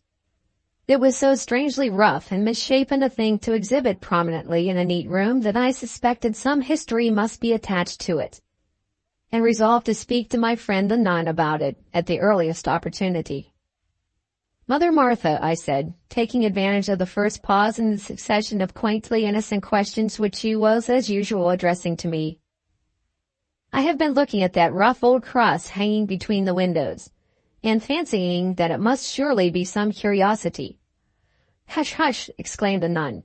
"You must not speak of that as a curiosity. The Mother Superior calls it a relic." "I beg your pardon," said I. "I ought to have chosen my expressions more carefully." "Not," interposed Mother Martha, nodding to show me that my apology need not be finished, "not that it is exactly a relic in the strict Catholic sense of the word, but there were circumstances in the life of the person who made it." Here she stopped and looked at me doubtfully. "Circumstances, perhaps, which it is not considered advisable to communicate to strangers?" I suggested. "Oh, no," answered the nun. "I never heard that they were to be kept a secret. They were not told as a secret to me." "Then you know all about them?" I asked. "Certainly, I could tell you the whole story of the wooden cross. But it is all about Catholics, and you are a Protestant. That, Mother Martha, does not make it at all less interesting to me." "Does it not indeed?" exclaimed the nun innocently. "What a strange man you are, and what a remarkable religion yours must be. What do your priests say about ours? Are they learned men, your priests?" I felt that my chance of hearing Mother Martha's story would be a poor one indeed if I allowed her to begin a fresh string of questions. Accordingly, I dismissed the inquiries about the clergy of the established church with the most irreverent briefness, and recalled her attention forthwith to the subject of the wooden cross. "Yes, yes," said the good-natured nun. "Surely you shall hear all I can tell you about it, but—" She hesitated timidly. "But I must ask the Mother Superior's leave first." Saying these words, she summoned the portress, to my great amusement, to keep guard over the inestimable Correggio in her absence, and left the room. In less than 5 minutes she came back, looking quite happy and important in her innocent way. "The Mother Superior," she said, "has given me leave to tell all I know about the wooden cross. She says it may do you good and improve your Protestant opinion of us Catholics." I expressed myself as being both willing and anxious to profit by what I heard, and the nun began her narrative immediately. She related it in her own simple, earnest, minute way, dwelling as long on small particulars as on important incidents, and making moral reflections for my benefit at every place where it was possible to introduce them. In spite, however, of these drawbacks in the telling of it, the story interested and impressed me in no ordinary degree, and I now purpose putting the events of it together as skillfully and strikingly as I can, in the hope that this written version of the narrative may appeal as strongly to the reader's sympathies as the spoken version did to mine. The Nun's Story of Gabriel's Marriage, Chapter 1. One night, during the period of the First French Revolution, the family of François Sarzeau, a fisherman of Brittany, were all waking and watching at a late hour in their cottage on the peninsula of Quiberon. François had gone out in his boat that evening, as usual, to fish. Shortly after his departure, the wind had risen, the clouds had gathered, and the storm, which had been threatening at intervals throughout the whole day, burst forth furiously about 9 o'clock. It was now 11, and the raging of the wind over the barren, heathy peninsula still seemed to increase with each fresh blast that tore its way out upon the open sea. The crashing of the waves on the beach was awful to hear, the dreary blackness of the sky terrible to behold. The longer they listened to the storm, the oftener they looked out at it, the fainter grew the hopes which the fisherman's family still strove to cherish for the safety of François Sarzeau and of his younger son, who had gone with him in the boat. There was something impressive in the simplicity of the scene that was now passing within the cottage. On one side of the great, rugged, black fireplace crouched two little girls, the younger half asleep, with her head in her sister's lap. These were the daughters of the fisherman, and opposite to them sat their eldest brother, Gabriel. His right arm had been badly wounded in a recent encounter at the national game of the soul, a sport resembling our English football, but played on both sides in such savage earnest by the people of Brittany as to end always in bloodshed, often in mutilation, sometimes even in loss of life. On the same bench with Gabriel sat his betrothed wife, a girl of 18, clothed in the plain, almost monastic black and white costume of her native district. She was the daughter of a small farmer living at some little distance from the coast. Between the groups formed on either side of the fireplace, the vacant space was occupied by the foot of a truckle bed. In this bed lay a very old man, the father of François Sarceau. His haggard face was covered with deep wrinkles. His long white hair flowed over the coarse lump of sacking which served him for a pillow, and his light grey eyes wandered incessantly, with a strange expression of terror and suspicion, from person to person, and from object to object, in all parts of the room. Whenever the wind and sea whistled and roared at their loudest, he muttered to himself, and tossed his hands fretfully on his wretched coverlet.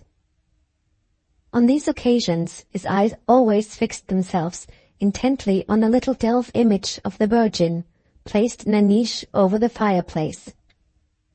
Every time they saw him look in this direction, Gabriel and the young girls shuddered and crossed themselves, and even the child, who still kept awake, imitated their example.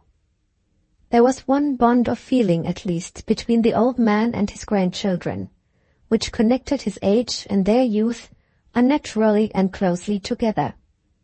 This feeling was reverence for the superstitions which had been handed down to them by their ancestors from centuries and centuries back, as far even as the age of the Druids. The spirit warnings of disaster and death, which the old man heard in the wailing of the wind, in the crashing of the waves, in the dreary, monotonous rattling of the casement, the young man and his affianced wife, and the little child who cowered by the fireside heard too. All differences in sex, in temperament, in years, superstition was strong enough to strike down to its own dread level, in the fisherman's cottage on that stormy night. Besides the benches by the fireside and the bed, the only piece of furniture in the room was a coarse wooden table, with a loaf of black bread, a knife, and a pitcher of cider placed on it. Old nets, cords of rope, tattered sails hung about the walls and over the wooden partition which separated the room into two compartments. Wisps of straw and ears of barley drooped down through the rotten rafters and gaping boards that made the floor of the granary above. These different objects and the persons in the cottage, who composed the only surviving members of the fisherman's family, were strangely and wildly lit up by the blaze of the fire, and by the still brighter glare of a resin torch stuck into a block of wood in the chimney corner.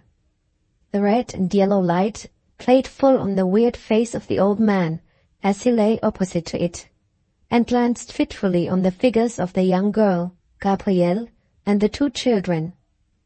The great gloomy shadows rose and fell, and grew and lessened in bulk about the walls like visions of darkness, animated by a supernatural spectre life, while the dense obscurity outside spreading before the curtainless window seemed as a wall of solid darkness that had closed in forever around the fisherman's house.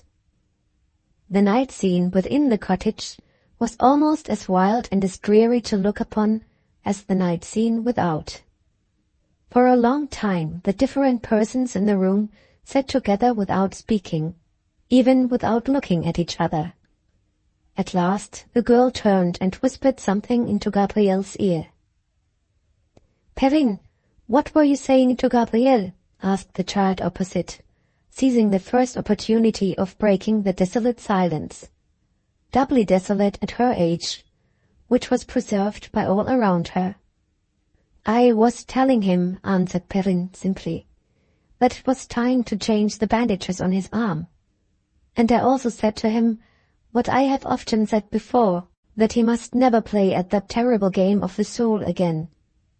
The old man had been looking intently at Perrin and his grandchild as they spoke. His harsh, hollow voice mingled with the last soft tones of the young girl, repeating over and over again the same terrible words. Drowned! Drowned! Son and grandson, both drowned! Both drowned! Hush, grandfather, said Gabriel. We must not lose all hope for them yet.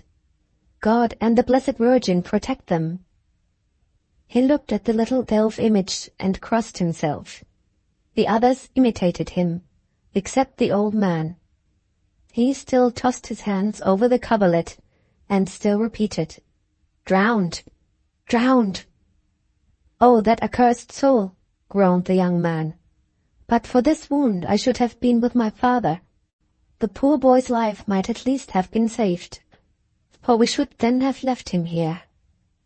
Silence! Exclaimed the harsh voice from the bed. The wail of dying men rises louder than the loud sea. The devil's psalm singing roars higher than the roaring wind. Be silent and listen. François drowned. Pierre drowned. Hark! Hark! A terrific blast of wind burst over the house as he spoke, shaking it to its center, overpowering all other sounds, even to the deafening crash of the waves. A slumbering child awoke and uttered a scream of fear. Perrin, who had been kneeling before her lover binding the fresh bandages on his wounded arm, paused in her occupation, trembling from head to foot. Gabriel looked toward the window. His experience told him what must be the hurricane fury of that blast of wind out at sea, and he sighed bitterly as he murmured to himself, God help them both. Man's help will be as nothing to them now. Gabriel! Cried the voice from the bed in altered tones, very faint and trembling. He did not hear or did not attend to the old man. He was trying to soothe and encourage the young girl at his feet. Don't be frightened, love, he said, kissing her very gently and tenderly on the forehead. You are as safe here as anywhere. Was I not right in saying that it would be madness to attempt taking you back to the farmhouse this evening? You can sleep in that room, Perrin. When you are tired, you can sleep with the two girls. Gabriel! Brother Gabriel! Cried one of the children. Oh, look at grandfather! Gabriel ran to the bedside. The old man had raised himself into a sitting position. His eyes were dilated. His whole face was rigid with terror. His hands were stretched out convulsively towards his grandson. The white women! He screamed. The white women! The grave diggers of the drowned are out on the sea. The children, with cries of terror, flung themselves into Perrin's arms.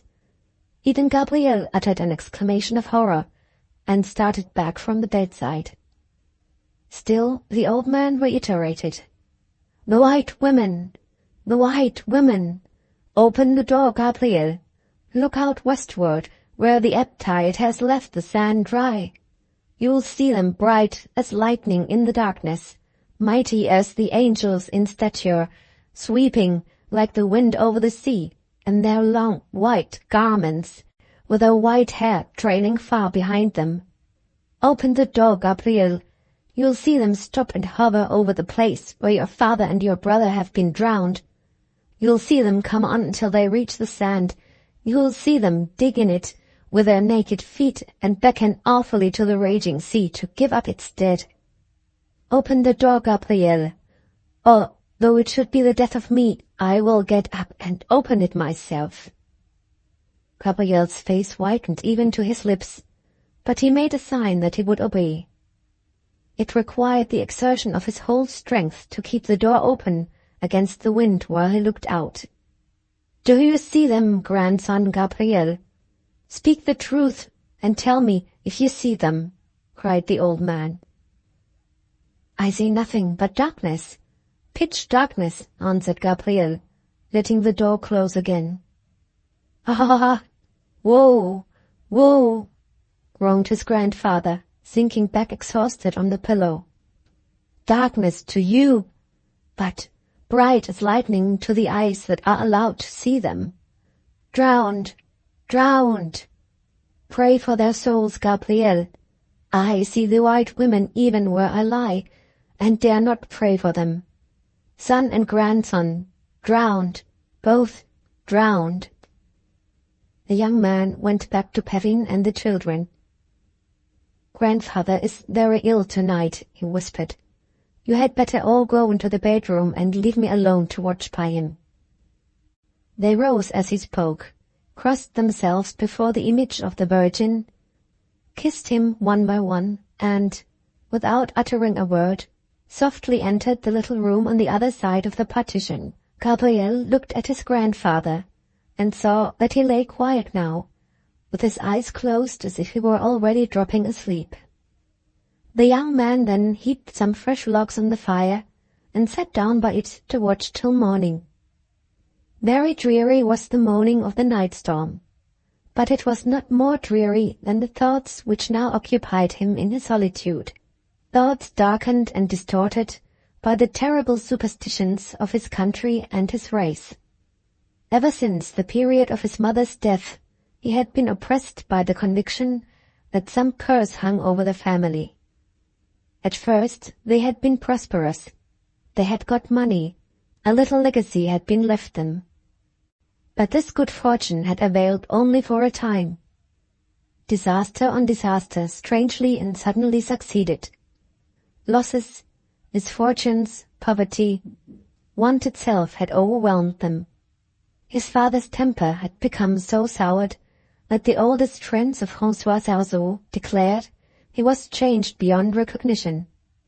And now, all this past misfortune, the steady, withering household blight of many years, had ended in the last, worst misery of all, in death. The fate of his father and his brother admitted no longer of a doubt.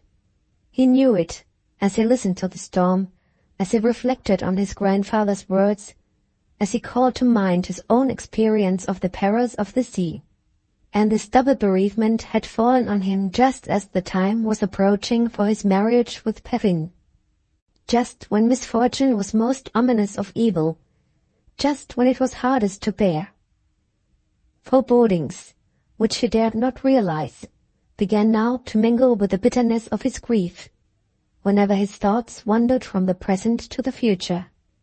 And as he sat by the lonely fireside, murmuring from time to time the church prayer for the repose of the dead, he almost involuntarily mingled with it another prayer, expressed only in his own simple words, for the safety of the living, for the young girl whose love was his whole earthly treasure, for the motherless children who must now look for protection to him alone. He had sat by the hearth a long, long time, absorbed in his thoughts, not once looking round toward the bed, when he was startled by hearing the sound of his grandfather's voice once more. "Gabriel," whispered the old man, trembling and shrinking as he spoke. "Gabriel, do you hear a dripping of water, now slow, now quick again, on the floor at the foot of my bed?" "I hear nothing, grandfather, but the crackling of the fire and the roaring of the storm outside." Drip, drip, drip. Faster and faster, plainer and plainer. Take the torch, Gabriel. Look down on the floor. Look with all your eyes. Is the place wet there? Is it the rain from heaven that is dropping through the roof? Gabriel took the torch with trembling fingers and knelt down on the floor to examine it closely. He started back from the place, as he saw that it was quite dry. The torch dropped upon the hearth. He fell on his knees before the statue of the Virgin and hid his face. Is the floor wet? Answer me, I command you. Is the floor wet? Asked the old man, quickly and breathlessly. Gabriel rose, went back to the bedside, and whispered to him that no drop of rain had fallen inside the cottage. As he spoke the words, he saw a change pass over his grandfather's face. The sharp features seemed to wither up on a sudden, the eager expression to grow vacant and death-like in an instant. The voice, too, altered. It was harsh and querulous no more. Its tones became strangely soft, slow, and solemn, when the old man spoke again. I hear it still, he said. Drip, drip, faster and plainer than ever. That ghostly dropping of water is the last and the surest of the fatal signs which have told of your father's and your brother's deaths tonight. And I know from the place where I hear it, the foot of the bed I lie on, that it is a warning to me of my own approaching end. I am called where my son and my grandson have gone before me. My weary time in this world is over at last. Don't let Perrine and the children come in here if they should awake. They are too young to look at death. Gabriel's blood curdled when he heard these words, when he touched his grandfather's hand and felt the chill that it struck to his own, when he listened to the raging wind and knew that all help was miles and miles away from the cottage. Still, in spite of the storm, the darkness, and the distance, he thought not for a moment of neglecting the duty that had been taught him from his childhood, the duty of summoning the priest to the bedside of the dying. I must call Perrine, he said, to watch by you while I am away. Stop, cried the old man. Stop, Gabriel. I implore, I command you, not to leave me. The priest, grandfather, your confession. It must be made to you. In this darkness and this hurricane, no man can keep the path across the heath. Gabriel, I am dying. I should be dead before you got back. Gabriel, for the love of the Blessed Virgin, stop here with me till I die. My time is short. I have a terrible secret that I must tell to somebody before I draw my last breath.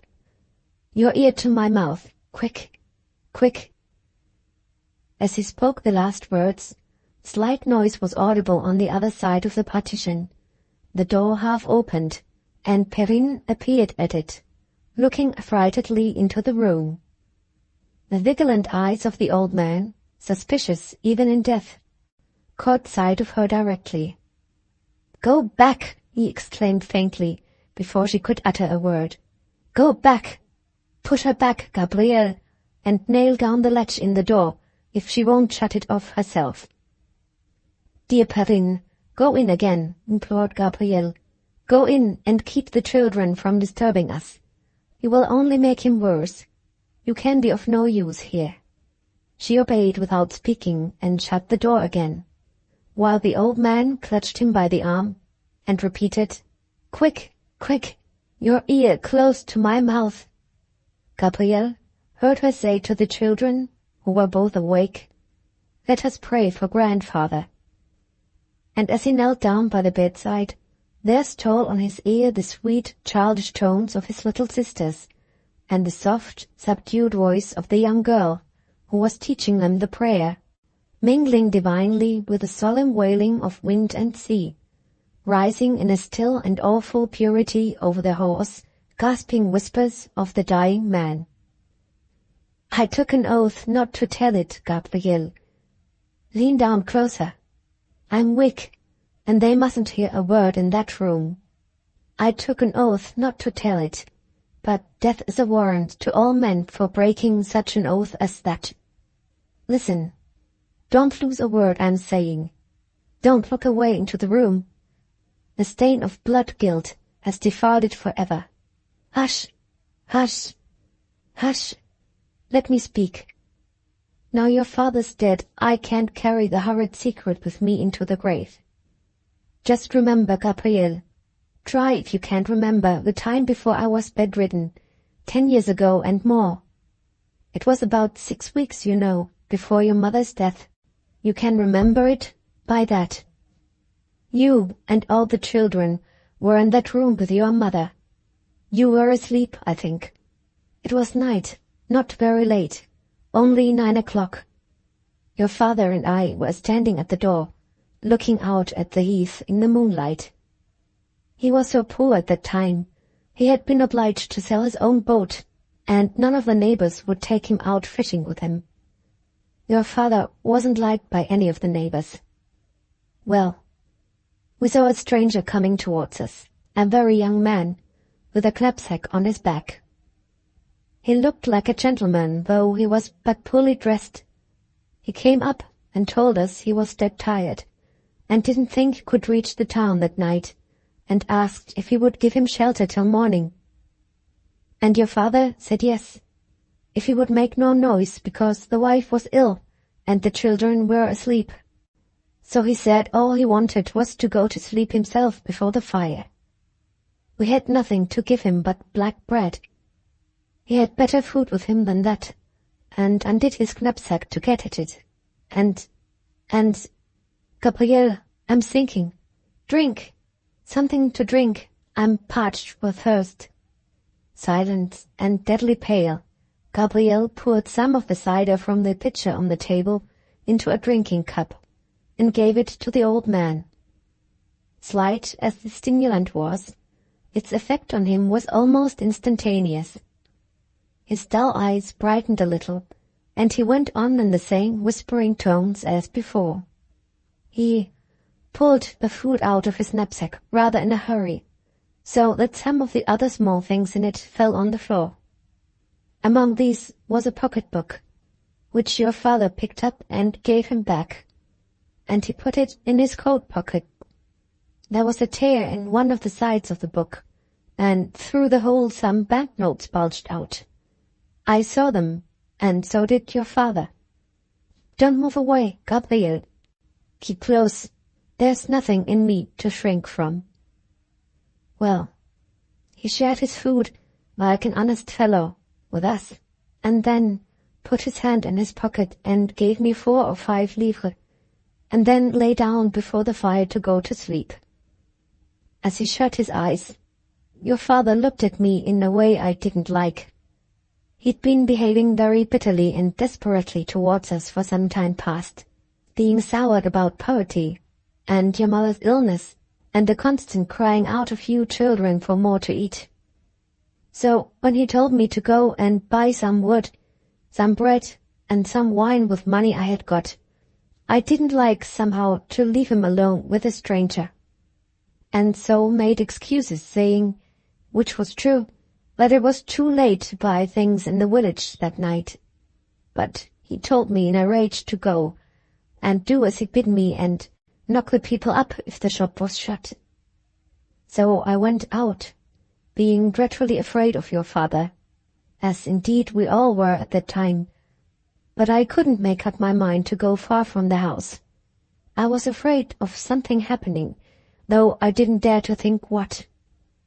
I don't know how it was, but I stole back in about 10 minutes on tiptoe to the cottage. I looked in at the window and saw, oh God, forgive him, oh God, forgive me. More to drink, Gabrielle. I can't speak again.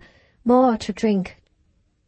The voices in the next room had ceased, but in the minute of silence which now ensued, Gabrielle heard his sisters kissing Clarine and wishing her good night. They were all 3 trying to go asleep again. Gabrielle, pray yourself and teach your children after you to pray, that your father may find forgiveness where he is now gone. I saw him as plainly as I now see you, kneeling with his knife in one hand over the sleeping man. He was taking the little book with the notes in it out of the stranger's pocket. He got the book into his possession and held it quite still in his hand for an instant, thinking, I believe, oh no, I'm sure he was repenting. I'm sure he was going to put the book back, but just at that moment the stranger moved and grazed one of his arms, as if he was waking up. Then the temptation of the devil grew too strong for your father. I saw him lift the hand with a knife in it, but saw nothing more. I couldn't look in at the window. I couldn't move away. I couldn't cry out. I stood with my back turned towards the house, shivering all over, though it was a warm summer time, and hearing no cries, no noises at all, from the room behind me. I was too frightened to know how long it was before the opening of the cottage door made me turn round. But when I did, I saw your father standing before me in the yellow moonlight, carrying in his arms the bleeding body of the poor lad who had shared his food with us and slept on our hearth. Hush, hush, don't groan and sob in that way. Stifle it with the bedclothes. Hush, you'll wake them up. You'll wake them in the next room. Gabriel! Gabriel! Exclaimed a voice from behind the partition. What has happened? Gabriel, let me come out and be with you.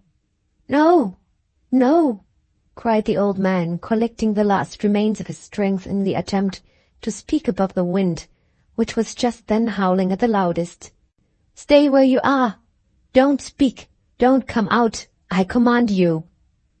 Gabriel. His voice dropped to a faint whisper. Raise me up in bed. You must hear the whole of it now. Raise me. I'm choking so that I can hardly speak. Keep close and listen. I can't say much more. Where was I? Ah, your father. He threatened to kill me if I didn't swear to keep it secret, and in terror of my life I swore. He made me help him to carry the body.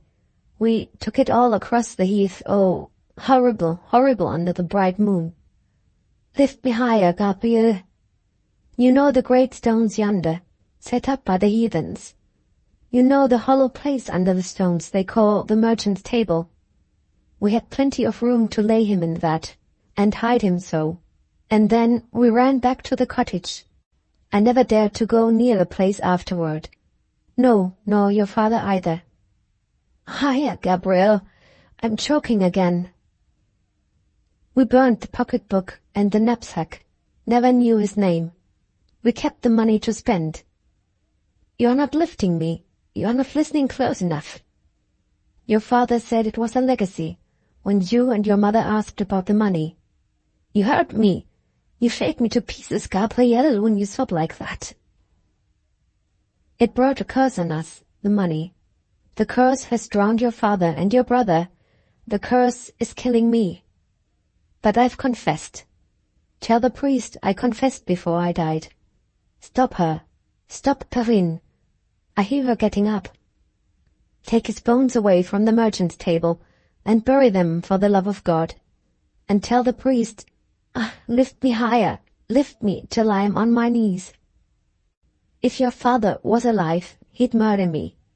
But tell the priest, because of my guilty soul, to pray and remember the merchant's table, to bury and to pray always for... As long as Perrine heard faintly the whispering of the old man, though no word that he said reached her ear, she shrank from opening the door in the partition. But when the whispering sounds, which terrified her, she knew not how or why, first faltered, then ceased altogether, when she heard the sobs that followed them, and when her heart told her who was weeping in the next room, then she began to be influenced by a new feeling which was stronger than the strongest fear, and she opened the door without hesitation, almost without trembling. The coverlet was drawn up over the old man. Gabriel was kneeling by the bedside, with his face hidden. When he spoke to him, he neither answered nor looked at her. After a while, the sobs that shook him ceased, but still he never moved, except once when she touched him, and then he shuddered under her hand. She called in his little sisters, and they spoke to him, and still he uttered no word in reply. They wept. One by one, often and often, they entreated him with loving words, but the stupor of grief, which held him speechless and motionless, was beyond the power of human tears, stronger even than the strength of human love. It was near daybreak, and the storm was lulling, but still no change occurred at the bedside. Once or twice, as Perrine knelt near Gabriel, still vainly endeavoring to arouse him to a sense of her presence, she thought she heard the old man breathing feebly, and stretched out her hand toward the coverlet. But she could not summon courage to touch him or to look at him. This was the first time she had ever been present at a deathbed. The stillness in the room, the stupor of despair that had seized on Gabriel, so horrified her that she was almost as helpless as the two children by her side. It was not till the dawn looked in at the cottage window, so coldly, so drearily, and yet so reassuringly, that she began to recover her self-possession at all. Then she knew that her best resource would be to summon assistance immediately from the nearest house. While she was trying to persuade the two children to remain alone in the cottage with Gabriel during her temporary absence, she was startled by the sound of footsteps outside the door. It opened, and a man appeared on the threshold, standing still there for a moment in the dim, uncertain light. She looked closer, looked intently at him. It was François Sarzeau himself. The Nun's Story of Gabriel's Marriage, Chapter 2. The fisherman was dripping with wet, but his face, always pale and inflexible, seemed to be but little altered in expression by the perils through which he must have passed during the night. Young Pierre lay almost insensible in his arms. In the astonishment and fright of the first moment, Perrine screamed as she recognized him. There, he said, peevishly, advancing straight to the hearth with his burden. Don't make a noise. You never expected to see us alive again, I dare say. We gave ourselves up as lost, and only escaped after all by a miracle. He laid the boy down where he could get the full warmth of a fire, and then, turning round, took a wicker-covered bottle from his pocket, and said, "If it hadn't been for the brandy—" He stopped suddenly, started, put down the bottle on the bench near him, and advanced quickly to the bedside. Perrine looked after him as he went, and saw Gabriel, who had risen when the door was opened, moving back from the bed as François approached. The young man's face seemed to have been suddenly struck to stone. Its blank, ghastly whiteness was awful to look at. He moved slowly backward and backward till he came to the cottage wall, then stood quite still, staring on his father with wild, vacant eyes, moving his hands to and fro before him, muttering, but never pronouncing one audible word. François did not appear to notice his son. He had the coverlet of the bed in his hand. "Anything the matter here?" he asked, as he drew it down. Still Gabriel could not speak. Perrine saw it, and answered for him. "Gabriel is afraid that his poor grandfather is dead," she whispered nervously. "Dead?" There was no sorrow in the tone as he echoed the word. "Was he very bad in the night before his death happened? Did he wander in his mind? He has been rather light-headed lately." "He was very restless, and spoke of the ghostly warnings that we all know of. He said he saw and heard many things which told him from the other world that you and Pierre—" "Gabriel!" she screamed, suddenly interrupting herself. "Look at him! Look at his face! Your grandfather is not dead." At this moment François was raising his father's head to look closely at him. A faint spasm had indeed passed over the deathly face. The lips quivered, the jaw dropped. François shuddered as he looked and moved away hastily from the bed. At the same instant Gabriel started from the wall.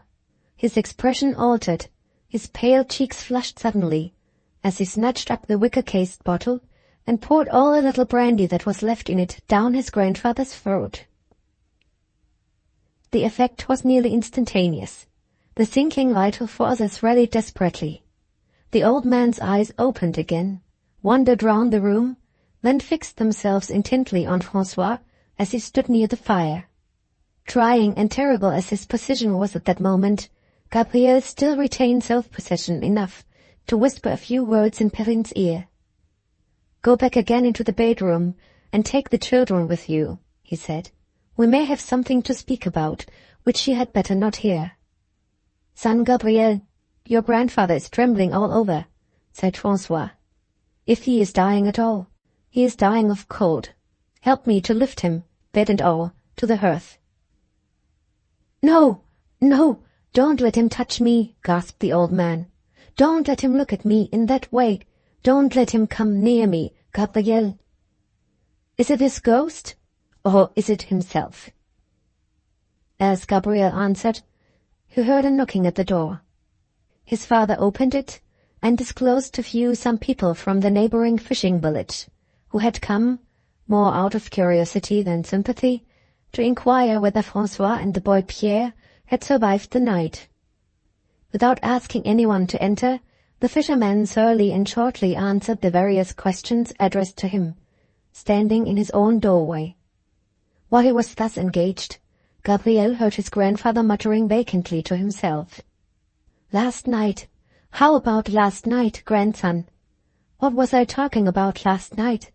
Did I say your father was drowned? Very foolish to say he was drowned and then see him come back alive again. But it wasn't that. I'm so weak in my head I can't remember. What was it, Gabriel?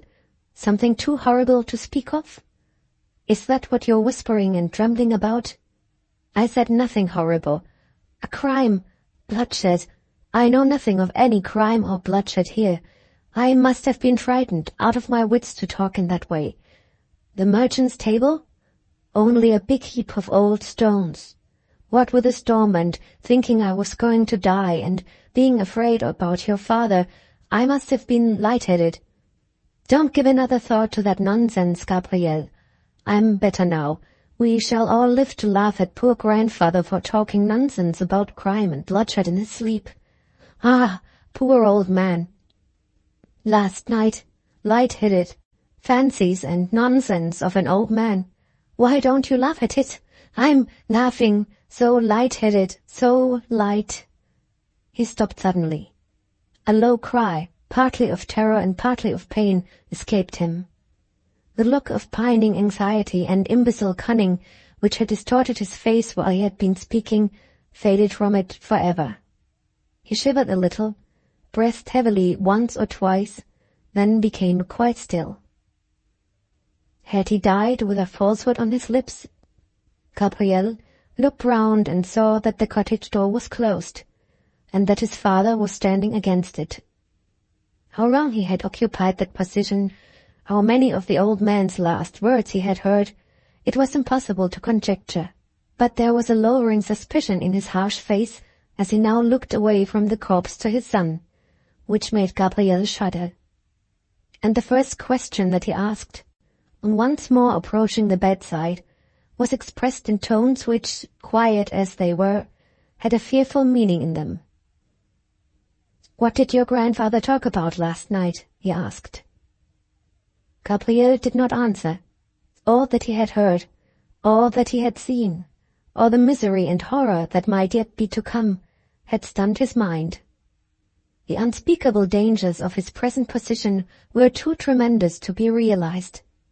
He could only feel them vaguely in the weary torpor that oppressed his heart, while in every other direction the use of his faculties, physical and mental, seemed to have suddenly and totally abandoned him. "Is your tongue wounded, son Gabriel, as well as your arm?" his father went on with a bitter laugh. "I come back to you, saved by a miracle, and you never speak to me. Would you rather I had died than the old man there? He can't hear you now. Why shouldn't you tell me what nonsense he was talking last night?" "You won't? I say you shall." He crossed the room and put his back to the door. "Before either of us leave this place, you shall confess it. You know that my duty to the church bids me to go at once and tell the priest of your grandfather's death. If I leave that duty unfulfilled, remember it is through your fault. You keep me here. For here I stop till I'm obeyed. Do you hear that, idiot? Speak. Speak instantly, or you shall repeat it till the day of your death. I ask again, what did your grandfather say to you when he was wandering his mind last night? He spoke of a crime committed by another, and guiltily kept secret by him, answered Gabriel, slowly and sternly. And this morning he denied his own words with his last living breath. But last night, if he spoke the truth— The truth, echoed François. What truth? He stopped, his eyes fell, then turned towards the corpse. For a few minutes he stood steadily contemplating it, breathing quickly and drawing his hand several times across his forehead. Then he faced his son once more. In that short interval he had become in outward appearance a changed man. Expression, voice, and manner all were altered. Heaven forgive me, he went on, but I could almost laugh at myself at this solemn moment for having spoken and acted just now so much like a fool. Denied his words, did he? Poor old man. They say sense often comes back to light-headed people just before death. And he is a proof of it. The fact is, Gabriel, my own wits must have been a little shaken, and no wonder, by what I went through last night, and what I have come home to this morning. As if you, or anybody, could ever really give serious credit to the wandering speeches of a dying old man. Where's Perrine? Why did you send her away? I don't wonder at you still looking a little startled, and feeling low in your mind, and all that. For you've had a trying night of it, trying in every way. He must have been a good deal shaken in his wits last night, between fears about himself and fears about me. To think of my being angry with you, Gabriel, for being a little alarmed, very naturally, by an old man's queer fancies. Come up, Perrine, come out of the bedroom whenever you are tired of it. You must learn sooner or later to look at death calmly. Shake hands, Gabriel. Let us make it up, and say no more about what has passed. You won't? Still angry with me for what I said to you just now? Ah, you'll think better about it by the time I return. Come out, Perrine, we have no secrets here. Where are you going to? Asked Gabriel, as he saw his father hastily open the door. To tell the priest that one of his congregation is dead, and to have the death registered, answered François. These are my duties, and must be performed before I take any rest. He went out hurriedly as he said these words. Gabriel almost trembled at himself when he found that he breathed more freely, that he felt less horribly oppressed both in mind and body the moment his father's back was turned. Fearful as thought was now, it was still a change for the better to be capable of thinking at all.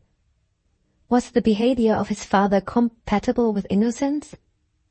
Could the old man's confused denial of his own words in the morning, and in the presence of his son, be set for one instant against the circumstantial confession that he had made during the night alone with his grandson? These were the terrible questions which Gabriel now asked himself, and which he shrank involuntarily from answering. And yet that doubt, the solution of which would, one way or the other, irrevocably affect the whole future of his life, must sooner or later be solved at any hazard. Was there any way of setting it at rest? Yes, one way. To go instantly, while his father was absent, and examine the hollow place under the merchant's table. If his grandfather's confession had really been made while he was in possession of his senses, this place, which Gabriel knew to be covered in from wind and weather, had never been visited since the commission of the crime by the perpetrator, or by his unwilling accomplice. Though time had destroyed all besides, the hair and the bones of the victim would still be left to bear witness to the truth, if truth had indeed been spoken. As this conviction grew on him, the young man's cheek paled, and he stopped irresolute halfway between the hearth and the door. Then he looked down doubtfully at the corpse on the bed. And then there came upon him suddenly a revulsion of feeling, a wild, feverish impatience to know the worst without another instant of delay possessed him. Only telling Perrine that he should be back soon, and that she must watch by the dead in his absence, He left the cottage at once, without waiting to hear her reply, even without looking back as he closed the door behind him. There were 2 tracks to the merchant's table. One, the longer of the 2, by the coast cliffs, the other across the heath. But this latter path was also for some little distance the path which led to the village and the church. He was afraid of attracting his father's attention here, so he took the direction of the coast. At one spot the track trended inland, winding round some of the many Druid monuments scattered over the country. This place was on high ground, and commanded a view, at no great distance, of the path leading to the village, just where it branched off from the heathy ridge which ran in the direction of the merchant's table. Here Gabriel descried the figure of a man standing with his back toward the coast. This figure was too far off to be identified with absolute certainty, but it looked like, and might well be, François Sarzeau. Whoever he was, the man was evidently uncertain which way he should proceed. When he moved forward, there was first to advance several paces towards the merchant's table. Then he went back again toward the distant cottages and the church. Twice he hesitated thus, the second time pausing long before he appeared finally to take the way that led to the village. Leaving the post of observation among the stones, at which he had instinctively halted for some minutes past, Gabriel now proceeded on his own path. Could this man really be his father? And if it were so, why did François Sarzeau only determine to go to the village where his business lay, after having twice vainly attempted to persevere in taking the exactly opposite direction of the merchant's table? Did he really desire to go there? Had he heard the name mentioned when the old man referred to it in his dying words? And had he failed to summon courage enough to make all safe by removing— This last question was too horrible to be pursued. Gabriel stifled it affrightedly in his own heart as he went on. He reached the great Druid monument without meeting a living soul on his way. The sun was rising, and the mighty storm clouds of the night were parting asunder wildly over the whole eastward horizon. The waves still leaped and foamed gloriously, but the gale had sunk to a keen, fresh breeze. As Gabriel looked up and saw how brightly the promise of a lovely day was written in the heavens, he trembled at the thought of the search which he was now about to make. The sight of the fair, fresh sunrise jarred horribly with the suspicions of committed murder that were rankling foully in his heart. But he knew that his errand must be performed, and he nerved himself to go through with it, for he dared not return to the cottage until the mystery had been cleared up at once and forever. The merchant's table was formed by 2 huge stones resting horizontally on 3 others. In the troubled times of more than half a century ago, regular tourists were unknown among the Druid monuments of Brittany, and the entrance to the hollow place under the stones, since often visited by strangers, was at this time nearly choked up by brambles and weeds. Gabriel's first look at this tangled nook of briars convinced him that the place had not been entered perhaps for years by any living being. Without allowing himself to hesitate, for he felt that the slightest delay might be fatal to his resolution, he passed as gently as possible through the brambles, and knelt down at the low, dusky, irregular entrance of the hollow place under the stones. His heart throbbed violently, his breath almost failed him, but he forced himself to crawl a few feet into the cavity, and then groped with his hand on the ground about him. He touched something which it made his flesh creep to handle, something which he would fain have dropped, but which he grasped tight in spite of himself. He drew back into the outer air and sunshine. Was it a human bone? No. He had been the dupe of his own morbid terror. He had only taken up a fragment of dried wood. Feeling shame at such self-deception as this, he was about to throw the wood from him before he re-entered the place, when another idea occurred to him.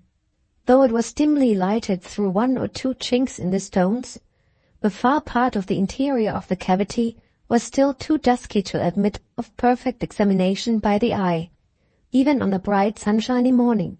Observing this, He took out the tinder box and matches, which, like the other inhabitants of the district, he always carried about with him for the purpose of lighting his pipe, determining to use the piece of wood as a torch, which might illuminate the darkest corner of the place when he next entered it. Fortunately, the wood had remained so long and had been preserved so dry in its sheltered position that it caught fire almost as easily as a piece of paper. The moment it was fairly aflame, Gabriel went into the cavity, penetrating at once, this time to its furthest extremity. He remained among the stones long enough for the wood to burn down nearly to his hand. When he came out and flung the burning fragment from him, his face was flushed deeply, his eyes sparkled. He leaped carelessly onto the heath, over the bushes through which he had threaded his way so warily but a few minutes before, exclaiming, "I may marry Perrine with a clear conscience now. I am the son of as honest a man as there is in Brittany." He had closely examined the cavity in every corner, and not the slightest sign that any dead body had ever been laid there was visible in the hollow place under the merchant's table. The Nun's Story of Gabriel's Marriage, Chapter 3. I may marry Perrine with a clear conscience now.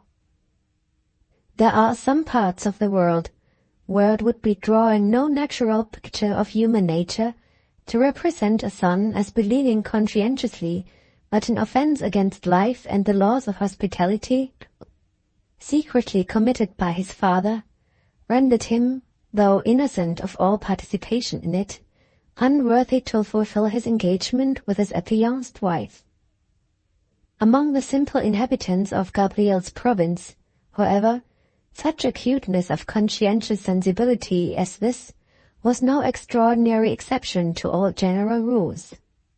Ignorant and superstitious as they might be, the people of Brittany practiced the duties of hospitality as devoutly as they practiced the duties of the national religion. The presence of the stranger guest, rich or poor, was a sacred presence at their hearths. His safety was their especial charge, his property their especial responsibility. They might be half-starved, but they were ready to share the last crust with him, nevertheless, as they would share it with their own children. Any outrage on the virtue of hospitality, thus born and bred in the people, was viewed by them with universal disgust, and punished with universal execration. This ignominy was uppermost in Gabriel's thoughts by the side of his grandfather's bed. The dread of his worst dishonor, which there was no wiping out, held him speechless before Perrine, shamed and horrified him so that he felt unworthy to look her in the face. And when the result of his search at the merchant's table proved the absence there of all evidence of the crime spoken of by the old man, the blessed relief, the absorbing triumph of that discovery was expressed entirely in the one thought which had prompted his first joyful words. He could marry Perrine with a clear conscience, for he was the son of an honest man. When he returned to the cottage, François had not come back. Perrine was astonished at the change in Gabriel's manner. Even Pierre and the children remarked it. Rest and warmth had by this time so far recovered the younger brother that he was able to give some account of the perilous adventures of the night at sea. They were still listening to the boy's narrative when François at last returned. It was now Gabriel who held out his hand and made the first advances towards reconciliation. To his utter amazement, his father recoiled from him. The variable temper of François had evidently changed completely during his absence at the village. A settled scowl of distrust darkened his face as he looked at his son. "I never shake hands with people who have once doubted me," he exclaimed, loudly and irritably, "for I always doubt them forever after. You are a bad son. You have suspected your father of some infamy that you dare not openly charge him with, on no other testimony than the rambling nonsense of a half-witted dying old man. Don't speak to me. I won't hear you. An innocent man and a spy are bad company. Go and denounce me, you Judas in disguise. I don't care for your secret or for you." What's that girl Perrine doing here still? Why hasn't she gone home long ago? The priest's coming. We don't want strangers in the house of death. Take her back to the farmhouse and stop there with her. If you like, nobody wants you here." There was something in the manner and look of the speaker as he uttered these words, so strange, so sinister, so indescribably suggestive of his meaning much more than he said, that Gabriel felt his heart sink within him instantly. And almost at the same moment this fearful question forced itself irresistibly on his mind. Might not his father have followed him to the merchant's table? Even if he had been desired to speak, he could not have spoken now. What that question and the suspicion that it brought with it were utterly destroying all the reassuring hopes and convictions of the morning. The mental suffering produced by the sudden change from pleasure to pain in all his thoughts reacted on him physically. He felt as if he were stifling in the air of the cottage, in the presence of his father. And when Perrine hurried on her walking attire, and with a face which alternately flushed and turned pale with every moment, approached the door, he went out with her as hastily as if he had been flying from his home. Never had the fresh air and the free daylight felt like heavenly and guardian influences to him until now. He could comfort Perrine under his father's harshness. He could assure her of his own affection, which no earthly influence could change, while they walked together toward the farmhouse. But he could do no more. He durst not confide to her the subject that was uppermost in his mind. Of all human beings, she was the last to whom he could reveal the terrible secret that was festering at his heart. As soon as they got within sight of the farmhouse, Gabriel stopped, and, promising to see her again soon, took leave of Perrine with assumed ease in his manner, and with real despair in his heart. Whatever the poor girl might think of it, he felt at that moment that he had not courage to face her father, and hear him talk happily and pleasantly, as his custom was, of Perrine's approaching marriage. Left to himself, Gabriel wandered hither and thither over the open heath, neither knowing nor caring in what direction he turned his steps. The doubts about his father's innocence, which had been dissipated by his visit to the merchant's table, that father's own language and manner had now revived, had even confirmed, though he dared not yet acknowledge so much to himself. It was terrible enough to be obliged to admit that the result of his morning's search was, after all, not conclusive, that the mystery was, in very truth, not yet cleared up. The violence of his father's last words of distrust, the extraordinary and indescribable changes in his father's manner while uttering them, what did these things mean? Guilt or innocence? Again, was it any longer reasonable to doubt the deathbed confession made by his grandfather? Was it not, on the contrary, far more probable that the old man's denial on the morning of his own words at night had been made under the influence of a panic terror, when his moral consciousness was bewildered and his intellectual faculties were sinking? The longer Gabriel thought of these questions, the less competent, possibly also the less willing, he felt to answer them. Should he seek advice from others wiser than he? No, not while the 1000th part of the chance remained that his father was innocent. This thought was still in his mind when he found himself once more in sight of his home. He was still hesitating near the door, when he saw it opened cautiously. His brother Pierre looked out, and then came running toward him. "Come in, Gabriel, oh, do come in," said the boy earnestly. "We are afraid to be alone with father. He's been beating us for talking of you." Gabriel went in. His father looked up from the hearth where he was sitting, muttered the word "spy," and made a gesture of contempt, but did not address a word directly to his son. The hours passed on in silence. Afternoon waned into evening, and evening into night, and still he never spoke to any of his children. Soon after it was dark he went out, and took his net with him, saying that it was better to be alone on the sea than in the house with a spy. When he returned the next morning, there was no change in him. Days passed, weeks, months, even elapsed, and still, though his manner insensibly became what it used to be toward his other children, it never altered towards his eldest son. At the rare periods when they now met, except when absolutely obliged to speak, he preserved total silence in his intercourse with Gabrielle. He would never take Gabrielle out with him in the boat. He would never sit alone with Gabrielle in the house. He would never eat a meal with Gabrielle. He would never let the other children talk to him about Gabrielle. And he would never hear a word in expostulation, a word in reference to anything his dead father had said or done on the night of the storm from Gabrielle himself. The young man pined and changed, so that even Perrine hardly knew him again, under this cruel system of domestic excommunication, under the wearing influence of the one unchanging doubt which never left him, and more than all, under the incessant reproaches of his own conscience, aroused by the sense that he was evading a responsibility which it was his solemn, his immediate duty to undertake.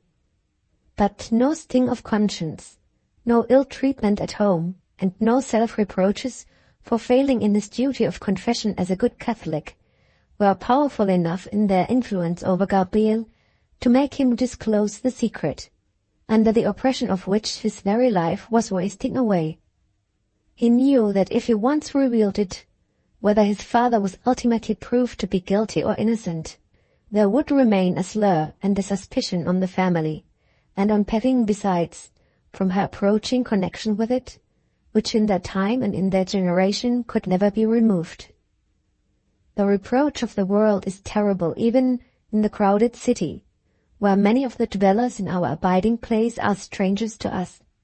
But it is far more terrible in the country, where none near us are strangers, where all talk of us and know of us, where nothing intervenes between us and the tyranny of the evil tongue. Gabrielle had no courage to face this, and dare the fearful chance of lifelong ignominy, no, not even to serve the sacred interests of justice, of atonement, and of truth. The Nun's Story of Gabrielle's Marriage, Chapter 4, Part 1. While Gabriel still remained prostrated under the affliction that was wasting his energies of body and mind, Brittany was visited by a great public calamity, in which all private misfortunes were overwhelmed for a while. It was now the time when the ever-gathering storm of the French Revolution had risen to its hurricane climax. Those chiefs of the new republic were in power whose last, worst madness it was to decree the extinction of religion and the overthrow of everything that outwardly symbolized it throughout the whole of the country that they governed. Already this decree had been executed to the letter in and around Paris, and now the soldiers of the Republic were on their way to Brittany, headed by commanders whose commission was to root out the Christian religion in the last and the surest of the strongholds still left to it in France. These men began their work in a spirit worthy of the worst of their superiors who had sent them to do it. They gutted churches. They demolished chapels. They overthrew roadside crosses wherever they found them. The terrible guillotine devoured human lives in the villages of Brittany as it had devoured them in the streets of Paris. The musket and the sword, in highway and byway, wreaked havoc on the people, even on women and children kneeling in the act of prayer. The priests were tracked night and day from one hiding place where they still offered up worship to another, and were killed as soon as overtaken. Every atrocity was committed in every district. But the Christian religion still spread wider than the widest bloodshed, still sprang up with ever-renewed vitality from under the very feet of the men whose vain fury was powerless to trample it down. Everywhere the people remained true to their faith. Everywhere the priests stood firm by them in their sorest need. The executioners of the Republic had been sent to make Brittany a country of apostates, but they did their worst and left it a country of martyrs. One evening, while this frightful persecution was still raging, Gabriel happened to be detained unusually late at the cottage of Perrine's father. He had lately spent much of his time at the farmhouse. It was his only refuge now from that place of suffering, of silence, and of secret shame which he had once called home. Just as he had taken leave of Perrine for the night, and was about to open the farmhouse door, her father stopped him, and pointed to a chair in the chimney corner. "Leave us alone, my dear," said the old man to his daughter. "I want to speak to Gabriel. You can go to your mother in the next room." The words which Père Bonheur, as he was called by the neighbors, had now to say in private were destined to lead to very unexpected events. After referring to the alteration which had appeared of late in Gabriel's manner, the old man began by asking him, sorrowfully but not suspiciously, whether he still preserved his old affection for Perrine. On receiving an eager answer in the affirmative, Père Bonheur then referred to the persecution still raging through the country, and to the consequent possibility that he, like others of his countrymen, might yet be called to suffer, and perhaps to die for the cause of his religion. If this last act of self-sacrifice were required of him, Perrine would be left unprotected, unless her affianced husband performed his promise to her and assumed, without delay, the position of her lawful guardian. "Let me know that you will do this," concluded the old man. "I shall be resigned to all that may be required of me, if I can only know that I shall not die leaving Perrine unprotected." Gabriel gave the promise, gave it with his whole heart. As he took leave of Père Bonheur, the old man said to him, "Come here tomorrow. I shall know more then than I know now. I shall be able to fix with certainty the day for the fulfillment of your engagement with Perrine." Why did Gabriel hesitate at the farmhouse door, looking back on Père Bonheur, as though he would fain say something, and yet not speaking a word? Why, after he had gone out and walked onward several paces, did he suddenly stop, return quickly to the farmhouse, stand irresolute before the gate, and then retrace his steps, sighing heavily as he went, but never pausing again on his homeward way? Because the torment of his horrible secret had grown harder to bear than ever, since he had given the promise that had been required of him. Because, while a strong impulse moved him frankly to lay bare his hidden dread and doubt, while a strong impulse moved him frankly to lay bare his hidden dread and doubt to the father whose beloved daughter was soon to be his wife, there was a yet stronger passive influence which paralyzed on his lips the terrible confession that he knew not whether he was the son of an honest man, or the son of an assassin and a robber. Made desperate by his situation, he determined, while he hastened homeward, to risk the worst and ask that fatal question of his father in plain words. But this supreme trial for parent and child was not to be. When he entered the cottage, François was absent. He had told the younger children that he should not be home again before noon on the next day. Early in the morning Gabriel repaired to the farmhouse, as he had been bidden. Influenced by his love for Perrine, blindly confiding in the faint hope, which, in despite of heart and conscience, he still forced himself to cherish, that his father might be innocent, he now preserved the appearance at least of perfect calmness. "If I tell my secret to Perrine's father, I risk disturbing in him that confidence in the future safety of his child for which I am his present and only warrant." Something like this thought was in Gabriel's mind, as he took the hand of Père Bonheur, and waited anxiously to hear what was required of him on that day. "We have a short respite from danger, Gabriel," said the old man. "News has come to me that the spoilers of our churches and the murderers of our congregations have been stopped on their way hitherward by tidings which have reached them from another district. This interval of peace and safety will be a short one. We must take advantage of it while it is yet ours. My name is among the names on the list of the denounced. If the soldiers of the Republic find me here... But we will say nothing more of this. It is of Perrine and of you that I must now speak. On this very evening your marriage may be solemnized with all the wonted rites of our holy religion, and the blessing may be pronounced over you by the lips of a priest. This evening, therefore, Gabriel, you must become the husband and the protector of Perrine. Listen to me attentively, and I will tell you how.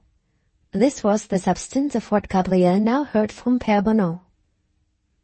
Not very long before the persecutions broke out in Brittany, a priest, known generally by the name of Father Paul, was appointed to a curacy in one of the northern districts of the province. He fulfilled all the duties of his station in such a manner as to win the confidence and affection of every member of his congregation, and was often spoken of with respect, even in parts of the country distant from the scene of his labors. It was not, however, until the troubles broke out and the destruction and bloodshed began that he became renowned far and wide, from one end of Brittany to another. From the date of the very first persecutions, the name of Father Paul was a rallying cry on the hunted peasantry. He was their great encouragement under oppression, their example in danger, their last and only consoler in their hour of death. Wherever havoc and ruin raged most fiercely, wherever the pursuit was hottest and the slaughter most cruel, there the intrepid priest was sure to be seen pursuing his sacred duties in defiance of every peril. His hairbreadth escapes from death, his extraordinary reappearances in parts of the country where no one ever expected to see him again, were regarded by the poorer classes with superstitious awe. Wherever Father Paul appeared with his black dress, his calm face, and the ivory crucifix which he always carried in his hand, the people reverenced him as more than mortal, and grew at last to believe that, single-handed, he would successfully defend his religion against the armies of the Republic. But their simple confidence in his powers of resistance was soon destined to be shaken.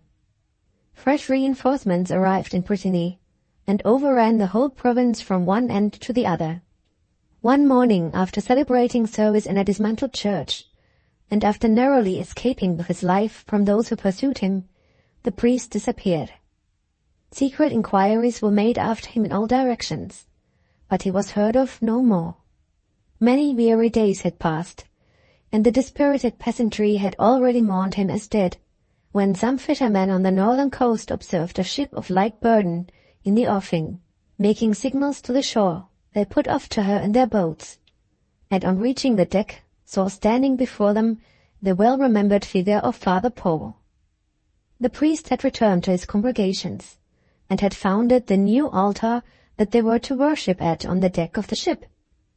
Raised from the face of the earth, their church had not been destroyed, for Father Paul and the priests who acted with him had given the church a refuge on the sea.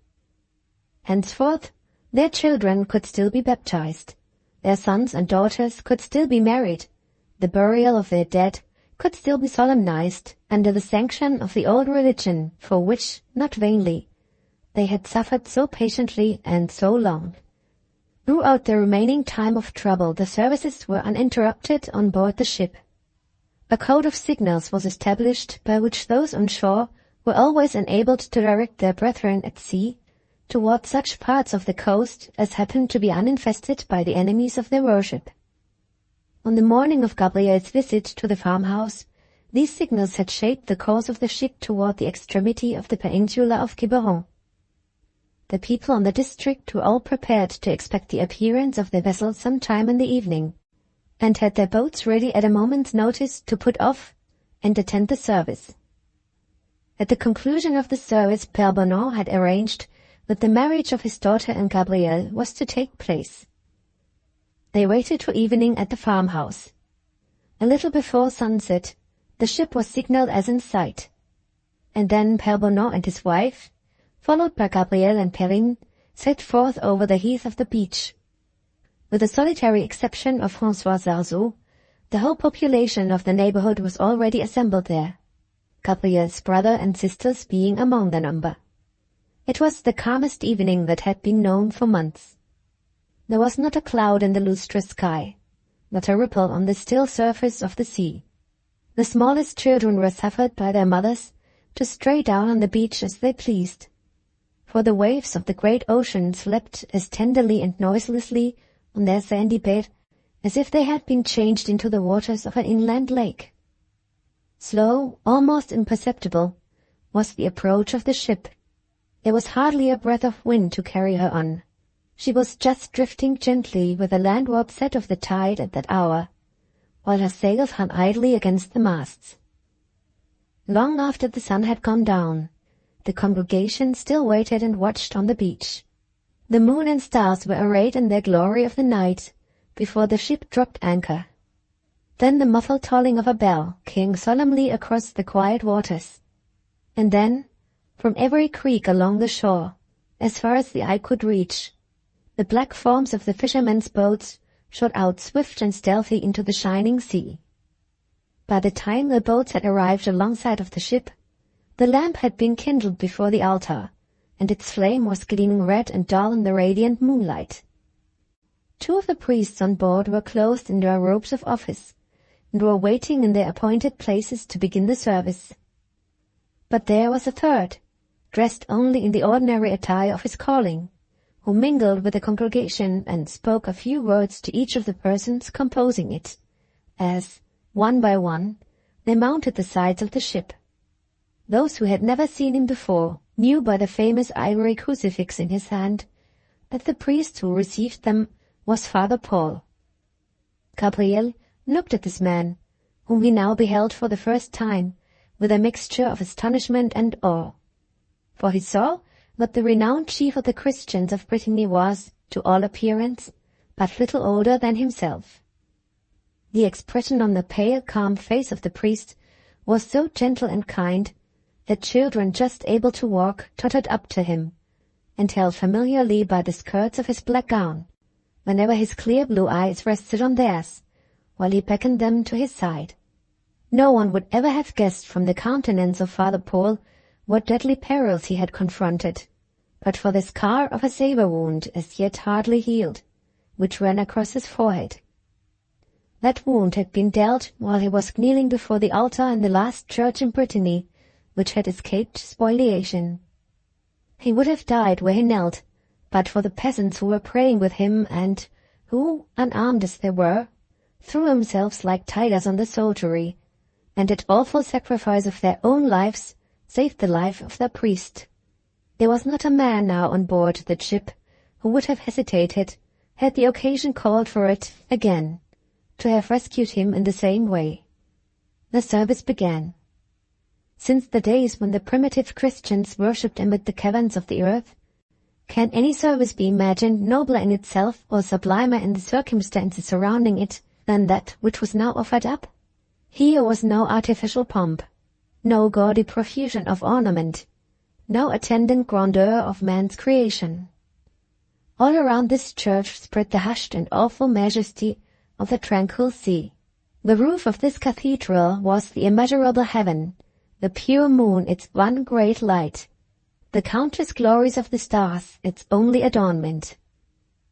Here were no hired singers or rich priest-princes, no curious sightseers or careless lovers of sweet sounds. This congregation and they who had gathered it together were all poor alike, all persecuted alike, all worshipping alike, to the overthrow of their worldly interests, and at the imminent peril of their lives. How brightly and tenderly the moonlight shone up the altar and the people before it! How solemnly and divinely the deep harmonies, as they chanted the penitential psalms, mingled with the hoarse singing of the freshening night breeze in the rigging of the ship! How sweetly the still rushing murmur of many voices, as they uttered their responses together, now died away and now rose again softly into the mysterious night. Of all the members of the congregation, young or old, there was but one over whom that impressive service exercised no influence of consolation or of peace. That one was Gabriel. Often, throughout the day, his reproaching conscience had spoken within him again and again. Often, when he joined the little assembly on the beach, he turned away his face in secret shame and apprehension from Peffin and her father. Vainly, after gaining the deck of the ship, did he try to meet the eye of Father Paul as frankly, as readily, and as affectionately as others met it. The burden of concealment seemed too heavy to be borne in the presence of the priest, and yet, torment as it was, he still bore it. But when he knelt with the rest of the congregation and saw Perrine kneeling by his side, when he felt the calmness of the solemn night and the still sea filling his heart, when the sounds of the first prayer spoke with that dread spiritual language of their own to his soul, then the remembrance of the confession which he had neglected, and the terror of receiving unprepared the sacrament which he knew would be offered to him, grew too vivid to be endured. The sense that he merited no longer, though once worthy of it, the confidence in his perfect truth and candor placed in him by the woman with whom he was soon to stand before the altar, overwhelmed him with shame. The mere act of kneeling among that congregation, the passive accomplice by his silence and secrecy, for aught he knew to the contrary, of a crime which it was his bounden duty to denounce, appalled him as if he had already committed sacrilege that could never be forgiven. Tears flowed down his cheeks. Oh, he strove to repress them. Sobs burst from him. Oh, he tried to stifle them. He knew that others beside Perrine were looking at him in astonishment and alarm. But he could neither control himself, nor move to leave his place, nor raise his eyes even, until suddenly he felt a hand laid on his shoulder. That touch, slight as it was, ran through him instantly. He looked up and saw Father Paul standing by his side. The Nun's Story of Gabriel's Marriage, Chapter 4, Part 2. Beckoning him to follow and signing to the congregation not to suspend their devotions, he led Gabriel out of the assembly, then paused for a moment reflecting, then beckoning him again, took him into the cabin of the ship and closed the door carefully. "You have something on your mind," he said, simply and quietly, taking the young man by the hand. "I may be able to relieve you, if you tell me what it is."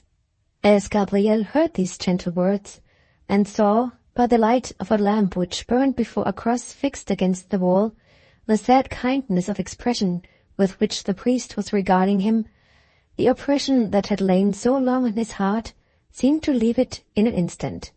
The haunting fear of ever divulging his fatal suspicions and his fatal secret had vanished, as it were, at the touch of Father Paul's hand. For the first time he now repeated to another ear, the sounds of prayer and praise rising grandly the while from the congregation above, his grandfather's deathbed confession, word for word almost, as he had heard it in the cottage on the night of the storm. Once, and once only, did Father Paul interrupt the narrative, which in whispers was addressed to him. Gabriel had hardly repeated the first 2 or 3 sentences of his grandfather's confession, when the priest, in quick, altered tones, abruptly asked him his name and place of abode. As the question was answered, Father Paul's calm face became suddenly agitated. But the next moment, resolutely resuming his self-possession, he bowed his head as a sign that Gabriel was to continue, clasped his trembling hands, and raising them as if in silent prayer, fixed his eyes intently on the cross. He never looked away from it while the terrible narrative proceeded. But when Gabriel described his search at the merchant's table, and referring to his father's behavior since that time, appealed to the priest to know whether he might even yet, in defiance of appearances, be still filially justified in doubting whether the crime had been really perpetrated, then Father Paul moved near to him once more, and spoke again. "Compose yourself and look at me," he said, with his former sad kindness of voice and manner. "I can end your doubts forever. Gabriel, your father was guilty in intention and in act, but the victim of his crime still lives. I can prove it." Gabriel's heart beat wildly. A deadly coldness crept over him as he saw Father Paul loosen the fastenings of his cassock round the throat. At that instant the chanting of the congregation above ceased, and then the sudden and awful stillness was deepened rather than interrupted by the faint sound of one voice praying. Slowly and with trembling fingers, the priest removed the band round his neck, paused a little, sighed heavily, and pointed to a scar which was now plainly visible on one side of his throat. He said something at the same time, but the bell above told why he spoke. It was the signal of the elevation of the host. Gabriel felt an arm passed round him, guiding him to his knees, and sustaining him from sinking to the floor. For one moment longer he was conscious that the bell had stopped, that there was dead silence, that Father Paul was kneeling by him beneath the cross, with bowed head. Then all objects around vanished, and he saw and knew nothing more. When he recovered his senses, he was still in the cabin. The man whose life his father had attempted was bending over him and sprinkling water on his face, and the clear voices of the women and children of the congregation were joining the voices of the men in singing the Agnus Dei. "Look up at me without fear, Gabriel," said the priest. "I desire not to avenge injuries. I visit not the sins of the father on the child. Look up and listen. I have strange things to speak of, and I have a sacred mission to fulfill before the morning, in which you must be my guide." Gabriel attempted to kneel and kiss his hand, but Father Paul stopped him, and said, pointing to the cross, "Kneel to that, not to me, not to your fellow mortal and your friend, for I will be your friend, Gabriel, believing that God's mercy has ordered it so. And now listen to me," he proceeded, with a brotherly tenderness in his manner, which went to Gabriel's heart. "The service is nearly ended. What I have to tell you must be told at once. The errand on which you will guide me must be performed before tomorrow dawns. Sit here near me, and attend to what I now say." Gabriel obeyed. Father Paul then proceeded thus: "I believe the confession made to you by your grandfather to have been true in every particular. On the evening to which he referred you, I approached your cottage, as he said, for the purpose of asking shelter for the night. At that period I had been studying hard to qualify myself for the holy calling which I now pursue, and on the completion of my studies had indulged in the recreation of a tour on foot through Brittany, by way of innocently and agreeably occupying the leisure time then at my disposal, before I entered the priesthood. When I accosted your father I had lost my way, had been walking for many hours, and was glad of any rest that I could get for the night. It is unnecessary to pain you now by reference to the events which followed my entrance under your father's roof. I remember nothing that happened from the time when I lay down to sleep before the fire until the time when I recovered my senses at the place which you call the merchant's table. My first sensation was that of being moved into the cold air. When I opened my eyes, I saw the great druid stones rising close above me, and 2 men on either side of me rifling my pockets. They found nothing valuable there, and were about to leave me where I lay, when I gathered strength enough to appeal to their mercy through their cupidity. Money was not scarce with me then, and I was able to offer them a rich reward, which they ultimately received as I had promised, if they would take me to any place where I could get shelter and medical help. I suppose they inferred by my language and accent, perhaps also by the linen I wore, which they examined closely, that I belonged to the higher ranks of the community, in spite of the plainness of my outer garments, and might therefore be in a position to make good my promise to them. I heard one say to the other, "Let us risk it," and then they took me in their arms, carried me down to a boat on the beach, and rowed to a vessel in the offing. The next day they disembarked me at Palm-Boeuf, where I got the assistance which I so much needed. I learned, through the confidence they were obliged to place in me in order to give me the means of sending them their promised reward, that these men were smugglers, and that they were in the habit of using the cavity in which I had been laid as a place of concealment for goods, and for letters of advice to their accomplice. This accounted for their finding me. As to my wound, I was informed by the surgeon who attended me that it had missed being inflicted in a mortal part by less than 1/4 of an inch, and that, as it was, nothing but the action of the night air in coagulating the blood over the place had in the first instance saved my life. To be brief, I recovered after a long illness, returned to Paris, and was called to the priesthood. The will of my superiors obliged me to perform the first duties of my vocation in the great city. But my own wish was to be appointed to a cure of souls in your province. Gabriel, can you imagine why? The answer to this question was in Gabriel's heart, but he was still too deeply awed and affected by what he had heard to give it utterance. I must tell you then what my motive was, said Father Paul. You must know first that I uniformly abstained from disclosing to anyone where and by whom my life had been attempted. I kept this a secret from the men who rescued me, from the surgeon, from my own friends even. My reason for such a proceeding was, I would fain believe, a Christian reason. I hope I had always felt a sincere and humble desire to prove myself, by the help of God, worthy of the sacred vocation to which I was destined. But my miraculous escape from death made an impression on my mind, which gave me another and an infinitely higher view of this vocation, the view which I have since striven, and shall always strive for the future, to maintain. As I lay, during the first days of my recovery, examining my own heart, and considering in what manner it would be my duty to act toward your father when I was restored to health, a thought came into my mind which calmed, comforted, and resolved all my doubts. I said within myself, in a few months more, I shall be called to be one of the chosen ministers of God. If I am worthy of my vocation, my first desire toward this man who has attempted to take my life should be, not to know that human justice had overtaken him, but to know that he has truly and religiously repented and made atonement for his guilt.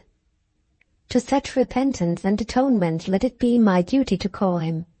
If he reject that appeal, and be hardened only the more against me because I have forgiven him my injuries, then it will be time enough to denounce him for his crimes to his fellow men. Surely it must be well for me, here and hereafter, if I begin my career in the holy priesthood by helping to save from hell the soul of the man who, of all others, had most cruelly wronged me. It was for this reason, Gabriel. It was because I desired to go straightway to your father's cottage and reclaim him after he had believed me to be dead, that I kept the secret and entreated of my superiors that I might be sent to Brittany. But this, as I have said, was not to be at first. And when my desire was granted, my place was assigned me in a far district. The persecution under which we still suffer broke out. The designs of my life were changed. My own will became no longer mine to guide me. But through sorrow and suffering, and danger and bloodshed, I am now led after many days to the execution of the first purpose which I formed on entering the priesthood.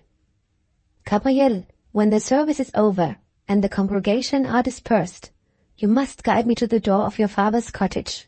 He held up his hand in sign of silence, as Gabriel was about to answer. Just then the officiating priests above were pronouncing the final benediction. When it was over, Father Paul opened the cabin door. As he ascended the steps, followed by Gabriel, Pierre Bonheur met them. The old man looked doubtfully and searchingly on his future son-in-law, as he respectfully whispered a few words in the ear of the priest. Father Paul listened attentively, answered in a whisper, and when turned to Gabriel, first begging the few people near them to withdraw a little. I have been asked whether there is any impediment to your marriage, he said, and have answered that there is none. What you have said to me has been said in confession, and is a secret between us two. Remember that, and forget not, at the same time, the service which I shall require of you tonight, after the marriage ceremony is over. Where's Perrine Bonheur? He added aloud, looking around him. Perrine came forward. Father Paul took her hand and placed it in Gabriel's. Lead her to the altar steps, he said, and wait there for me. It was more than an hour later. The boats had left the ship's side. The congregation had dispersed over the face of the country, but still the vessel remained at anchor. Those who were left in her watched the land more anxiously than usual, for they knew that Father Paul had risked meeting the soldiers of the Republic by trusting himself on shore. A boat was awaiting his return on the beach, half of the crew, armed, being posted as scouts in various directions on the high land of the heath. They would have followed and guarded the priest to the place of his destination, but he forbade it, and, leaving them abruptly, walked swiftly onward with one young man only for his companion. Gabriel had committed his brother and his sisters to the charge of Perrine. They were to go to the farmhouse that night with his newly married wife and her father and mother. Father Paul had desired that this might be done. When Gabriel and he were left alone to follow the path which led to the fisherman's cottage, the priest never spoke while they walked on, never looked aside either to the right or the left, always held his ivory crucifix clasped to his breast. They arrived at the door. "Knock," whispered Father Paul to Gabriel, "and then wait here with me." The door was opened.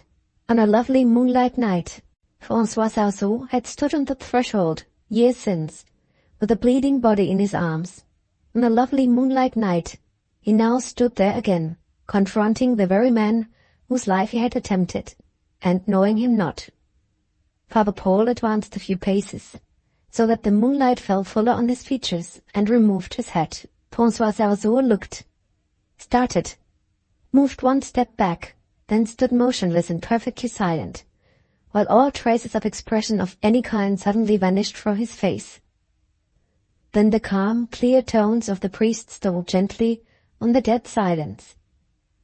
"I bring a message of peace and forgiveness for my guest of former years," he said, and pointed, as he spoke, to the place where he had been wounded in the neck. For one moment Gabriel saw his father trembling violently, from head to foot. Then his limbs steadied again, stiffened suddenly, as if struck by catalepsy. His lips parted, but without quivering. His eyes glared, but without moving in the orbits. The lovely moonlight itself looked ghastly and horrible, shining on the supernatural panic deformity of that face. Gabriel turned away his head in terror. He heard the voice of Father Paul saying to him, "Wait here until I come back." Then there was an instant of silence again. Then a low groaning sound that seemed to articulate the name of God. A sound unlike his father's voice, unlike any human voice he had ever heard. And then the noise of a closing door. He looked up, and saw that he was standing alone before the cottage. Once, after an interval, he approached the window. He just saw through it the hand of the priest holding on high the ivory crucifix, but stopped not to see more, for he heard such words, such sounds, as drove him back to his former place. There he stayed, until the noise of something falling heavily within the cottage struck on his ear. Again he advanced toward the door, heard Father Paul praying, listened for several minutes, then heard a moaning voice, now joining itself to the voice of the priest, now choked in sobs and bitter wailing. Once more he went back out of hearing, and stirred not again from his place. He waited a long and a weary time there, so long that one of the scouts on the lookout came toward him, evidently suspicious of the delay in the priest's return. He waved the man back, and then looked again toward the door.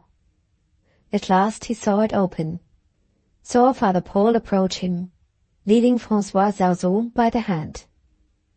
The fisherman never raised his downcast eyes to his son's face. Tears trickled silently over his cheeks.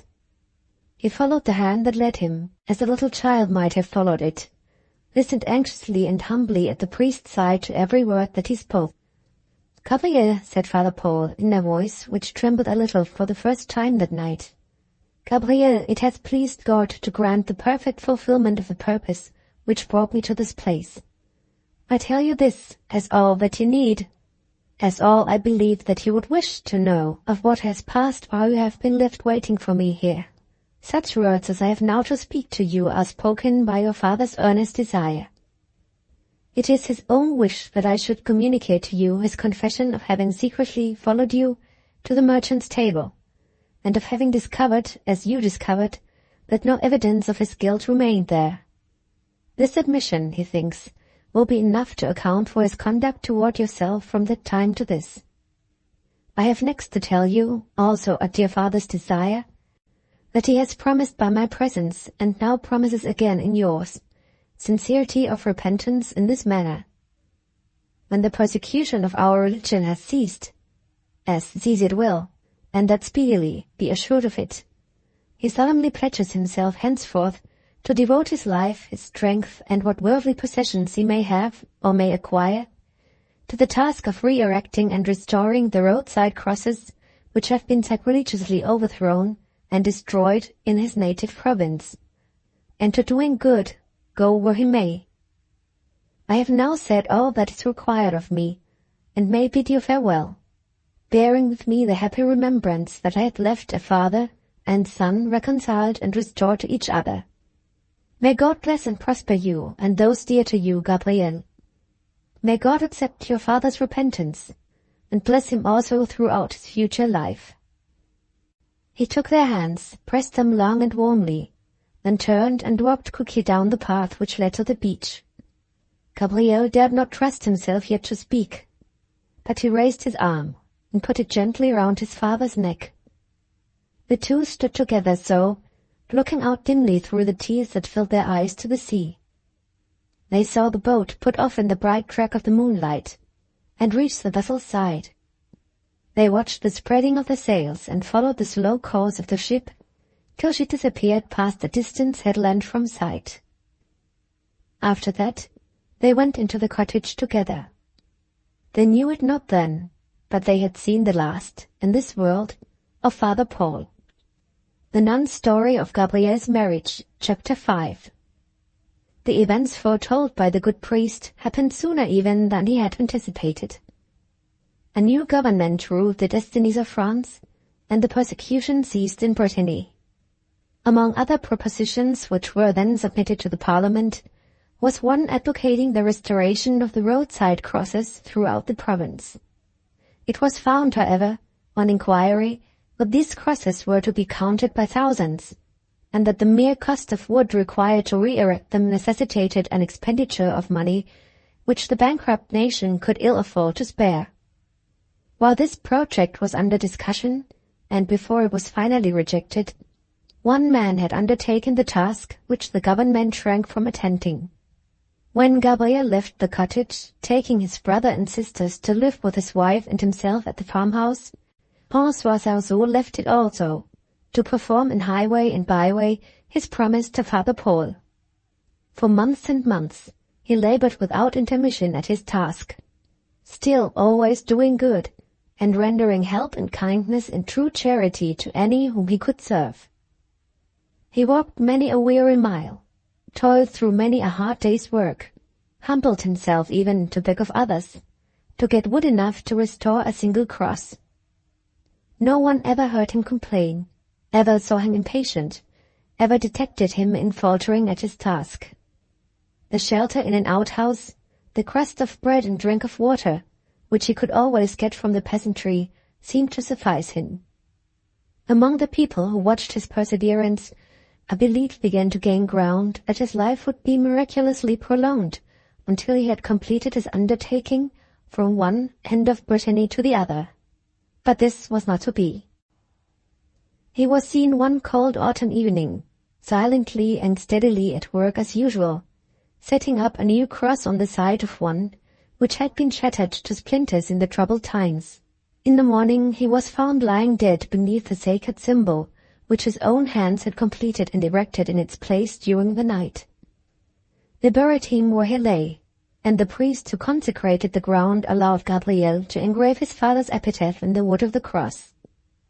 It was simply the initial letters of the dead man's name, followed by this inscription: "Pray for the repose of his soul.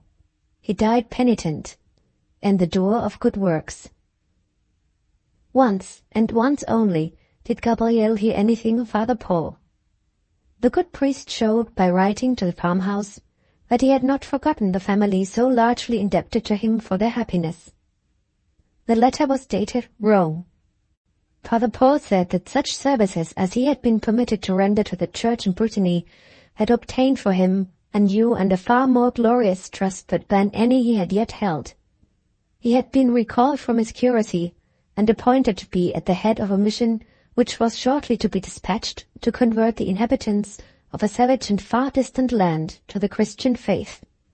He now wrote, as his brethren with him were writing, to take leave of all friends forever in this world, before setting out, for it was well known to the chosen persons, entrusted with a new mission, that they could only hope to advance its object by cheerfully risking their own lives for the sake of their religion.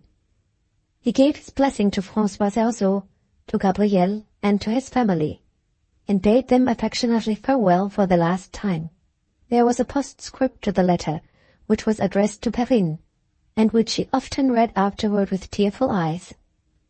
The writer begged that, if she should have any children, she would show her friendly and Christian remembrance of him by teaching them to pray, as he hoped she herself would pray, that a blessing might attend Father Paul's labors in the distant land. The priest's loving petition was never forgotten. When Perrine taught its first prayer to her first child, the little creature was instructed to end the few simple words pronounced at its mother's knees with, "God bless Father Paul." In those words the nun concluded her narrative. After it was ended, she pointed to the old wooden cross and said to me, "That was one of many that he made. It was found a few years since to have suffered so much from exposure to the weather that it was unfit to remain any longer in its old place. The priest in Brittany gave it to one of the nuns in this convent. Do you wonder now that the Mother Superior always calls it a relict?" "No," I answered, "and I should have small respect indeed for the religious convictions of anyone who could hear the story of the wooden cross and not feel that the Mother Superior's name for it is the very best that could have been chosen." Prologue to the sixth story. On the last occasion when I made a lengthened stay in London, my wife and I were surprised and amused one morning by the receipt of the following note, addressed to me in a small, crabbed, foreign-looking handwriting. "Professor Tizzy presents amiable compliments to Mr. Kirby, the artist, and is desirous of having his portrait done, to be engraved from and placed at the beginning of a voluminous work on, quote, the vital principle, or invisible essence of life, end quote, which the professor is now preparing for the press and posterity. The professor will give £5 and will look upon his face with satisfaction as an object perpetuated for public contemplation at a reasonable rate, if Mr. Kirby will accept the sum just mentioned. In regard to the professor's ability to pay £5, as well as to offer them, if Mr. Kirby should, from ignorance, entertain injurious doubts, he is requested to apply to the professor's honorable friend, Mr. Lamprey, of Rockley Place.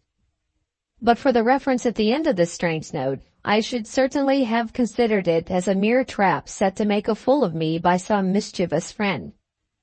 As it was, I rather doubted the propriety of taking any serious notice of Professor Tizzy's offer, and I might probably have ended by putting the letter in the fire without further thought about it, but for the arrival by the next post of a note from Mr. Lamprey, which solved all my doubts and sent me away at once to make the acquaintance of the learned discoverer of the essence of life. "Do not be surprised," Mr. Lamprey wrote, "if you get a strange note from a very eccentric Italian, one Professor Tizzy, formerly of the University of Padua. I have known him for some years. Scientific inquiry is his monomania, and vanity his ruling passion. He has written a book on the principle of life, which nobody but himself will ever read, but which he is determined to publish, with his own portrait for frontispiece. If it is worth your while to accept the little he can offer you, take it by all means, for he is a character worth knowing. He was exiled, I should tell you, years ago for some absurd political reason, and has lived in England ever since. All the money he inherits from his father, who is a mail contractor in the north of Italy, goes in books and experiments. But I think I can answer for his solvency at any rate, for the large sum of £5. If you are not very much occupied just now, go and see him. He is sure to amuse you." Professor Tizzy lived in a northern suburb of London. On approaching his house, I found it, so far as outward appearance went, excessively dirty and neglected, but in no other respect different from the other villas in the neighborhood.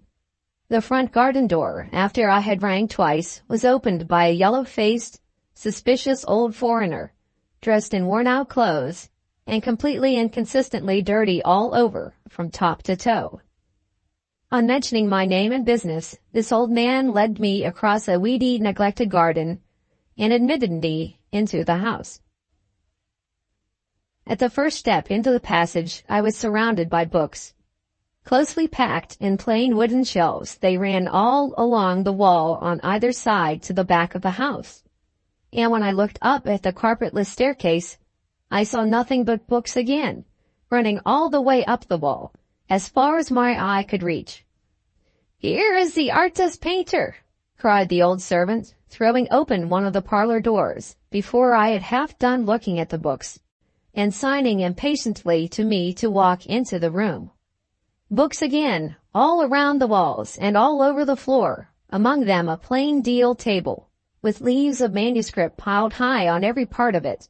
Among the leaves a head of long, elfish white hair covered with a black skull cap, and bent down over a book. Above the head a sallow, withered hand shaking itself at me as a sign that I must not venture to speak just at that moment.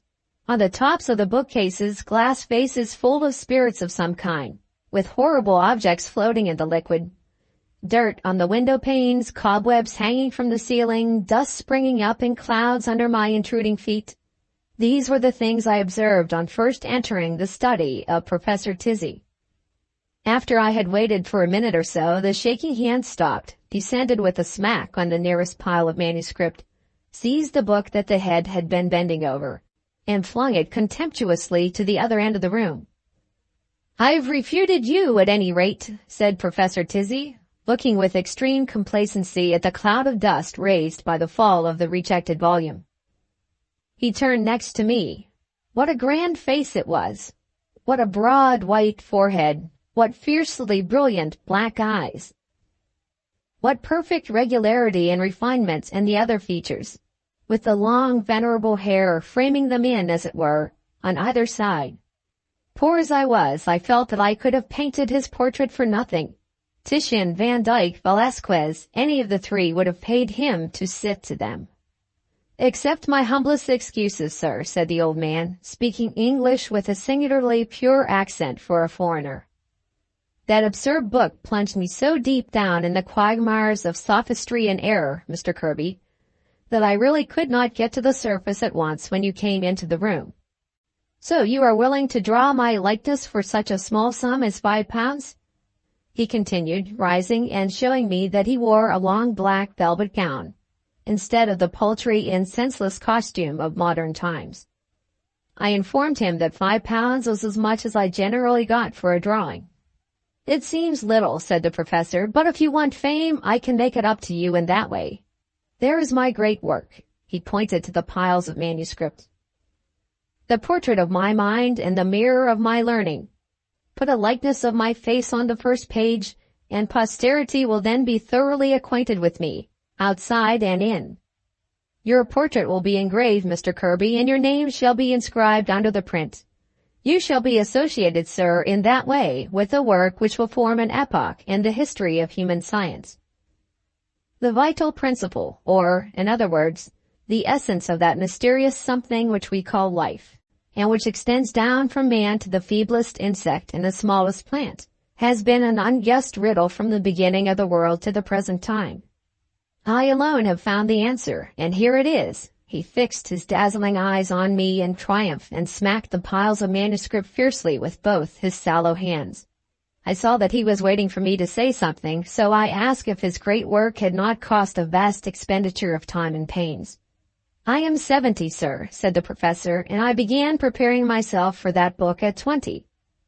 After mature consideration, I have written it in English, having 3 other foreign languages at my fingers' ends, as a substantial proof of my gratitude to the nation that has given me an asylum. Perhaps you think the work looks rather long in its manuscript state? It will occupy 12 volumes, sir, and it is not half long enough, even then, for the subject. I take 2 volumes, and no man could do it in less, to examine the theories of all the philosophers in the world, ancient and modern, on the vital principle. I take 2 more, and little enough, to scatter every one of the theories, seriatim, to the winds. I take 2 more at the risk, for brevity's sake, of doing things by halves, to explain the exact stuff or vital compound of which the first man and woman in the world were made, calling them Adam and Eve out of deference to popular prejudices. I take 2 more, but you are standing all this time, Mr. Kirby, and I am talking instead of sitting for my portrait. Pray take any books you want, anywhere off the floor, and make a seat of any height you please. Furniture would only be in my way here, so I don't trouble myself with anything of the kind. I obediently followed the professor's directions and had just heaped up a pile of grimy quartos when the old servant entered the room with a shabby little tray in his hand. In the middle of the tray I saw a crust of bread and a bit of garlic, encircled by a glass of water, a knife, salt, pepper, a bottle of vinegar, and a flask of oil. "With your permission, I'm going to breakfast," said Professor Tizzy, as the tray was set down before him on the parts of his great work relating to the vital compound of Adam and Eve. As he spoke, he took up the piece of bread and rubbed the crusty part of it with the bit of garlic, till it looked as polished as a new dining table. That done, he turned the bread, crumb uppermost, and saturated it with oil, adding a few drops of vinegar, sprinkled with pepper and salt, and, with a gleam of something very like greediness in his bright eyes, took up the knife to cut himself a first mouthful of the horrible mess that he had just concocted. "The best of breakfasts," said the professor, seeing me look amazed. "Not a cannibal meal of chicken life in embryo, vulgarly called an egg. Not a dog's gorge of a dead animal's flesh, blood and bones, warmed with fire, popularly known as a chop. Not a breakfast, sir, that lions, tigers, caribbees, and costermongers could all partake of alike, but an innocent, nutritive, simple vegetable meal, a philosopher's refection, a breakfast that a prize fighter would turn from in disgust, and that a Plato would share with relish." I have no doubt that he was right, and that I was prejudiced, but as I saw the first oily, vinegary, garlicky morsel slide noiselessly into his mouth, I began to feel rather sick. My hands were dirty with moving the books, and I asked if I could wash them before beginning to work at the likeness, as a good excuse for getting out of the room, while Professor Tizzy was unctuously disposing of his simple vegetable meal. The philosopher looked a little astonished at my request, as if the washing of hands at irregular times and seasons offered a comparatively new subject of contemplation to him. But he rang a handbell on his table immediately, and told the old servant to take me up into his bedroom. The interior of the parlor had astonished me, but a sight of the bedroom was a new sensation, not of the most agreeable kind. The couch on which the philosopher sought repose after his labors was a truckle bed that would not have fetched half a crown at sale. On one side of it dangled from the ceiling a complete male skeleton, looking like all that was left of a man who might have hung himself about a century ago, and who had never been disturbed since the moment of his suicide. On the other side of the bed stood a long press, in which I observed hideous colored preparations of the muscular system, and bottles with curious, twining, thread-like substances inside them, which might have been remarkable worms or dissections of nerves, scattered amicably side by side with the professor's hairbrush, 3 parts worn out, with remnants of his beard on bits of shaving paper, with a broken shoehorn, and with a traveling looking-glass of the sort usually sold at 6 pence apiece. Repetitions of the litter of books in the parlor lay all about over the floor. Colored anatomical prints were nailed anyhow against the walls. Rolled-up towels were scattered here, there, and everywhere in the wildest confusion, as if the room had been bombarded with them. And last, but by no means least remarkable among the other extraordinary objects in the bedchamber, the stuffed figure of a large unshaven poodle dog stood on an old card table, keeping perpetual watch over a pair of the philosopher's black breeches twisted round his forepaws. I had started, on entering the room, at the skeleton, and I started once more at the dog. The old servant noticed me each time with a sardonic grin. "Don't be afraid," he said. "One is as dead as the other." With these words he left me to wash my hands. Finding little more than a pint of water at my disposal, and failing altogether to discover where the soap was kept, I was not long in performing my ablutions. Before leaving the room, I looked again at the stuffed poodle. On the board to which he was fixed, I saw painted in faded letters the word Scaramuccia, evidently the comic Italian name to which he had answered in his lifetime. There was no other inscription, but I made up my mind that the dog must have been the professor's pet, and that he kept the animal stuffed in his bedroom as a remembrance of past times. Who would have suspected so great a philosopher of having so much heart, thought I, leaving the bedroom to go downstairs again. The professor had done his breakfast and was anxious to begin the sitting, so I took out my chalks and paper and set to work at once, I seated on one pile of books and he on another. "Fine anatomical preparations in my room, are there not, Mr. Kirby?" said the old gentleman. "Did you notice a very interesting and perfect arrangement of the intestinal ganglia? They form the subject of an important chapter in my great work." "I am afraid you will think me very ignorant," I replied, "but I really do not know the intestinal ganglia when I see them. The object I noticed with most curiosity in your room was something more on a level with my own small capacity." "And what was that?" asked the professor. "The figure of the stuffed poodle. I suppose he was a favorite of yours?"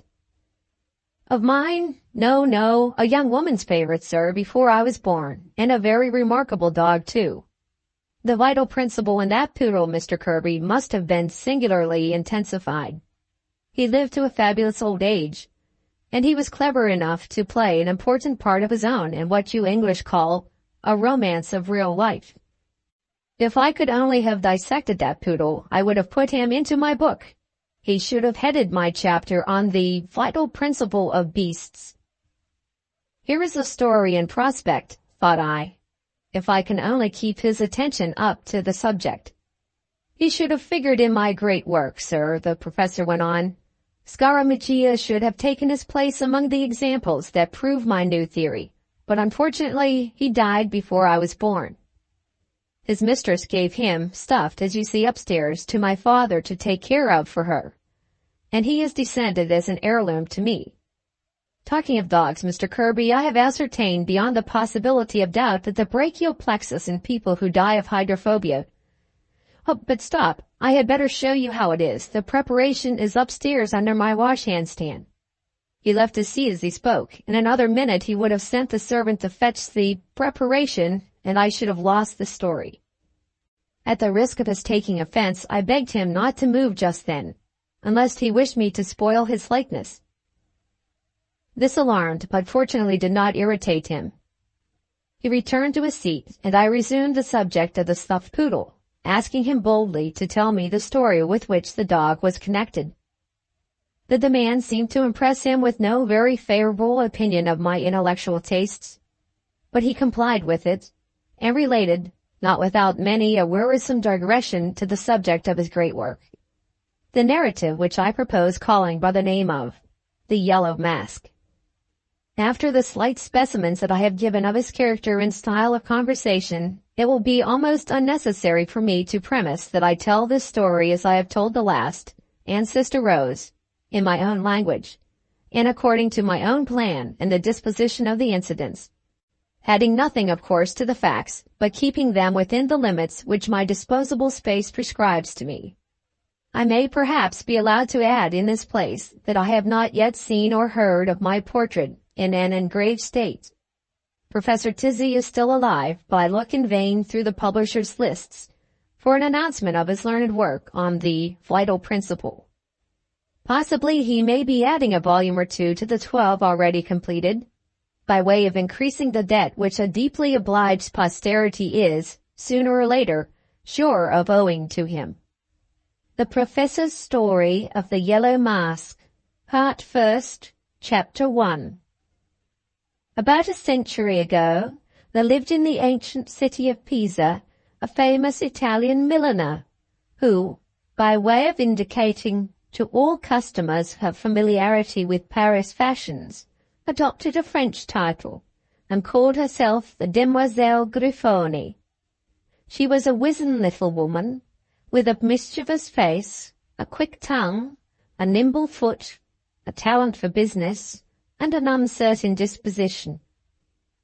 Rumour hinted that she was immensely rich, and scandal suggested that she would do anything for money. The one undeniable good quality which raised Demoiselle Grifoni above all her rivals in the trade was her inexhaustible fortitude.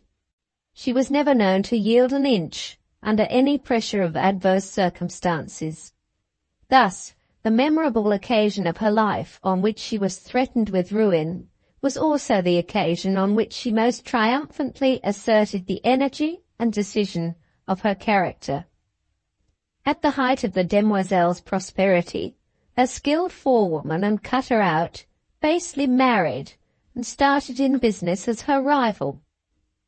Such a calamity as this would have ruined an ordinary milliner, but the invincible Grifoni rose superior to it almost without an effort, and proved incontestably that it was impossible for hostile fortune to catch her at the end of her resources. While the minor milliners were prophesying that she would shut up shop, she was quietly carrying on a private correspondence with an agent in Paris. Nobody knew what these letters were about until a few weeks had elapsed, and then circulars were received by all the ladies in Pisa, announcing that the best French forewoman who could be got for money was engaged to superintend the great Grifoni establishment. This master stroke decided the victory. All the demoiselles' customers declined giving orders elsewhere until the forewoman from Paris had exhibited to the natives of Pisa the latest fashions from the metropolis of the world of dress.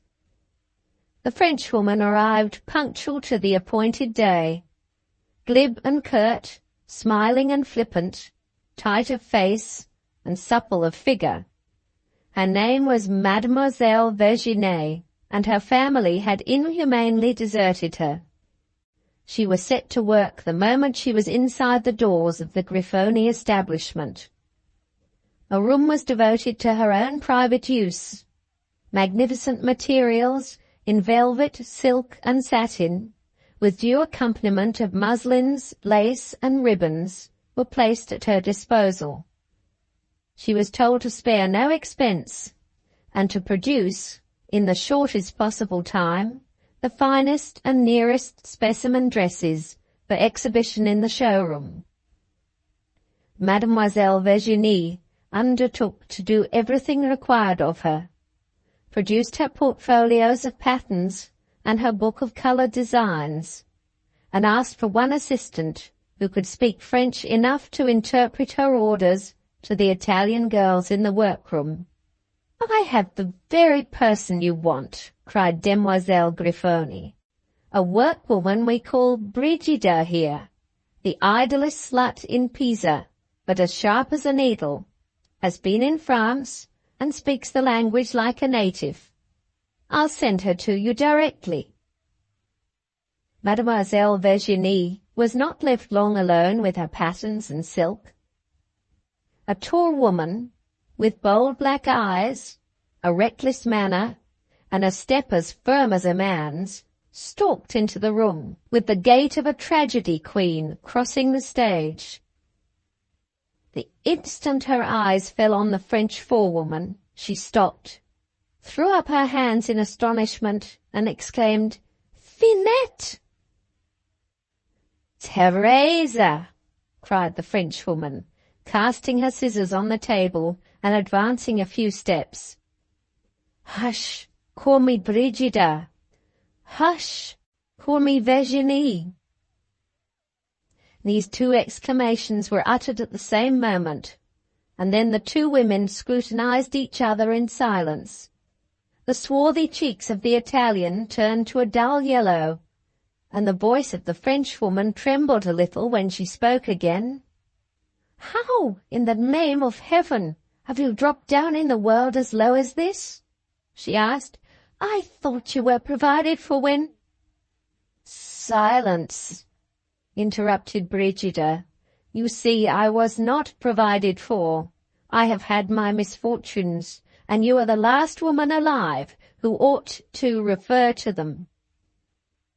Do you think I have not had my misfortunes too since we met? Brigida's face brightened maliciously at those words. You have had your revenge, continued Mademoiselle Virginie, coldly, turning away to the table and taking up the scissors again. Brigida followed her, threw one arm roughly round her neck, and kissed her on the cheek. Let us be friends again, she said. The Frenchwoman laughed. Tell me how I have had my revenge, pursued the other, tightening her grasp. Mademoiselle Virginie signed to Brigida to stoop, and whispered rapidly in her ear. The Italian listened eagerly, with fierce, suspicious eyes fixed on the door. When the whispering ceased, she loosened her hold, and with a sigh of relief, pushed back her heavy black hair from her temples. Now we are friends, she said, and sat down indolently in a chair placed by the work-table. Friends, repeated Mademoiselle Virginie, with another laugh. And now for business, she continued, getting a row of pins ready for use by putting them between her teeth.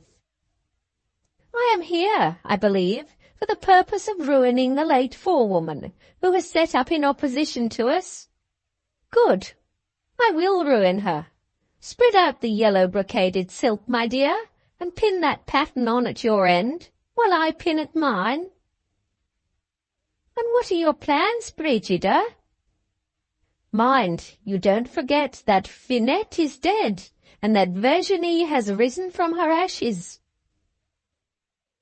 You can't possibly intend to stop here all your life. Leave an inch outside the paper or round.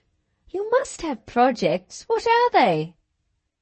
Look at my figure, said Brigida, placing herself in an attitude in the middle of the room.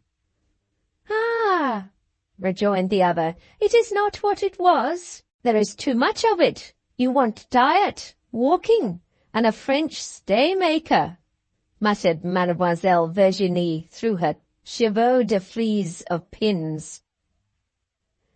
Did the goddess Minerva walk and employ a French stay-maker? I thought she rode upon clouds and lived at a period before waists were invented.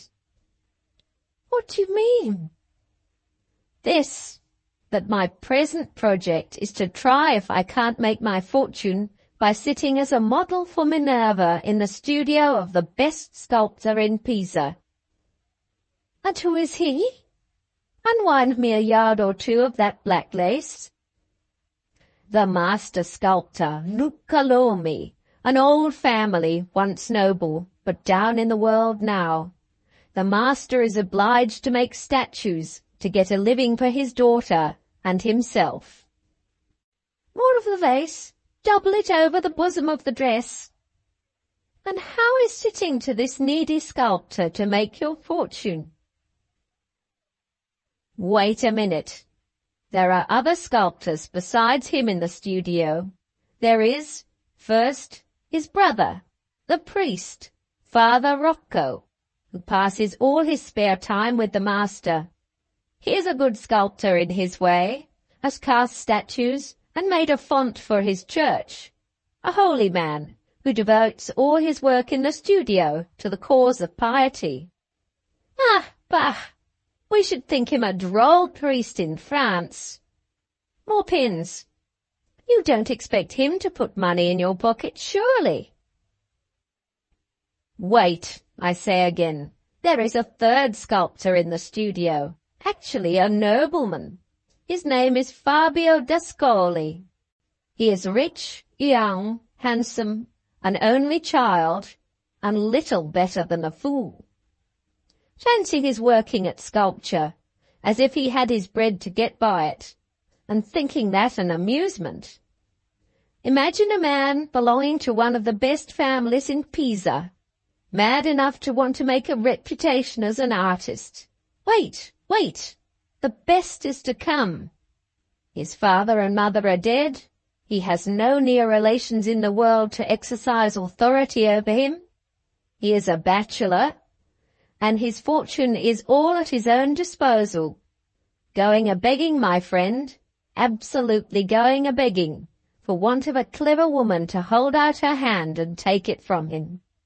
Yes, yes, now I understand. The goddess Minerva is a clever woman, and she will hold out her hand and take his fortune from him with the utmost docility. The first thing is to get him to offer it. I must tell you that I am not going to sit to him, but to his master, Luca, who is doing the statue of Minerva. The face is modelled from his daughter, and now he wants somebody to sit for the bust and arms. Maddalena Lomi and I are as nearly as possible the same height, I hear, the difference between us being that I have a good figure and she has a bad one. I have offered to sit through a friend who is employed in the studio. If the master accepts, I am sure of an introduction to our rich young gentleman, and then leave it to my good looks, my various accomplishments, and my ready tongue to do the rest. Stop! I won't have the lace doubled on second thoughts. I'll have it single, and running all round the dress in curves, so. Well, and who is this friend of yours employed in the studio? A fourth sculptor? No, no, the strangest, simplest little creature. Just then, a faint tap was audible at the door of the room. Brigida laid her finger on her lips and called impatiently to the person outside to come in. The door opened gently, and a young girl, poorly but very neatly dressed, entered the room. She was rather thin and under the average height, but her head and figure were in perfect proportion. Her hair was of that gorgeous auburn colour, her eyes of that deep violet blue, which the portraits of Giorgione and Titian have made famous as the type of Venetian beauty. Her features possessed the definiteness and regularity, the good modelling, to use an artist's term, which is the rarest of all womanly charms, in Italy as elsewhere. The one serious defect of her face was its paleness. Her cheeks, wanting nothing in form, wanted everything in colour. That look of health, which is the essential crowning point of beauty, was the one attraction which her face did not possess. She came into the room with a sad and weary expression in her eyes, which changed, however, the moment she observed the magnificently dressed French forewoman, into a look of astonishment and almost of awe. Her manner became shy and embarrassed, and after an instant of hesitation, she turned back silently to the door. "Stop, stop, Nanina," said Brigida in Italian. "Don't be afraid of that lady. She is our new forewoman, and she has it in her power to do all sorts of kind things for you. Look up and tell us what you want. You were 16 last birthday, Nanina, and you behaved like a baby of 2 years old." "I only came to know if there was any work for me today," said the girl, in a very sweet voice that trembled a little as she tried to face the fashionable French forewoman again. "No work, child, that is easy enough for you to do," said Brigida. "Are you going to the studio today?" Some of the colour that Nanina's cheeks wanted began to steal over them as she answered, "Yes." "Don't forget my message, darling, and if Master Luccalomi asks where I live, answer that you are ready to deliver a letter to me, but that you are forbidden to enter into any particulars at first about who I am or where I live." "Why am I forbidden?" inquired Nanina innocently. "Don't ask questions, baby. Do as you're told. Bring me back a nice note or message tomorrow from the studio, and I will intercede with this lady to get you some work. You are a foolish child to want it, when you might make more money here and at Florence by sitting to painters and sculptors, though what they can see to paint or model in you I never could understand." "I like working at home better than going abroad to sit," said Nanina, looking very much abashed as she faltered out the answer, and escaping from the room with a terrified farewell obeisance, which was an eccentric compound of a start, a bow, and a curtsy. "That awkward child would be pretty," said Madame Virginie, making rapid progress with the cutting out of her dress, "if she knew how to give herself a complexion and had a presentable gown on her back. Who is she?" "The friend who is to get me into Master Luca Lomi's studio," replied Brigida, laughing. "Rather a curious ally for me to take up with, isn't she?" "Where did you meet with her?" "Here, to be sure. She hangs about this place for any plain work she can get to do, and takes it home to the oddest little room in a street near the Campo Santo. I had the curiosity to follow her one day, and knocked at her door soon after she had gone in, as if I was a visitor. She answered my knock in a great flurry and fright, as you may imagine. I made myself agreeable, affected immense interest in her affairs, and so got into her room. Such a place! A mere corner of it curtained off to make a bedroom. One chair, one stool, one saucepan on the fire. Before the hearth, the most grotesquely hideous, unshaven poodle dog you ever saw. And on the stool, a fair little girl plaiting dinner mats. Such was the household, furniture and all included. "Where is your father?" I asked. "He ran away and left us years ago," answers my awkward little friend who has just left the room, speaking in that simple way of hers, with all the composure in the world. "And your mother?" "Dead." She went up to the little mat-plaiting girl as she gave that answer, and began playing with her long flaxen hair. "Your sister, I suppose," said I. "What is her name?" "They call me La Biondella," says the child, looking up from her mat. La Biondella, Virginie, means the fair. "And why do you let that great, shaggy, ill-looking brute lie before your fireplace?" I asked. "Oh," cried the little mat platter, "that is our dear old dog, Scaramuccia. He takes care of the house when Nanina is not at home. He dances on his hind legs, and jumps through a hoop, and tumbles down dead when I cry, 'Bang!' Scaramuccia followed us home one night, years ago, and he has lived with us ever since. He goes out every day by himself, we can't tell where, and generally returns licking his chops, which makes us afraid that he is a thief. But nobody finds him out, because he is the cleverest dog that ever lived." The child ran on in this way about the great beast by the fireplace till I was obliged to stop her, while that simpleton Nanina stood by, laughing and encouraging her. I asked them a few more questions, which produced some strange answers. They did not seem to know of any relations of theirs in the world. The neighbours in the house had helped them, after their father ran away, until they were old enough to help themselves. And they did not seem to think that there was anything in the least wretched or pitiable in their way of living. The last thing I heard when I left them that day was La Biondella crying "Bang!" Then a bark, a thump on the floor, and a scream of laughter. If it was not for their dog, I should go and see them oftener. But the ill-conditioned beast has taken a dislike to me, and growls and shows his teeth whenever I come near him. The girl looked sickly when she came in here. Is she always like that? No, she has altered within the last month. I suspect our interesting young nobleman has produced an impression. The oftener the girl has sat to him lately, the paler and more out of spirits she has become. Oh, she has sat to him, has she? She is sitting to him now. He is doing a bust of some pagan nymph or other, and prevailed on Nanina to let him copy from her head and face.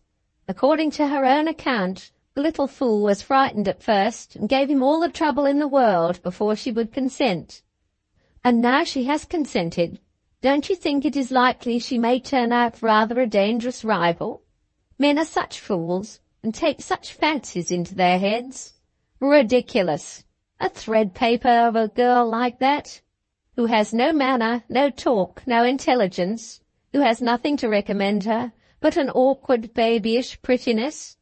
Dangerous to me? No, no. If there is danger at all, I have to dread it from the sculptor's daughter. I don't mind confessing that I am anxious to see Maddalena Lomi, but as for Nanina, she will simply be of use to me. All I know already about the studio and the artists in it, I know through her. She will deliver my message and procure me my introduction, and when we have got so far, I shall give her an old gown and a shake at the hand, and then goodbye to our little innocent. Well, well, for your sake I hope you are the wiser of the two in this matter. For my part, I always distrust innocence. Wait one moment, and I shall have the body and sleeves of this dress ready for the needlewomen.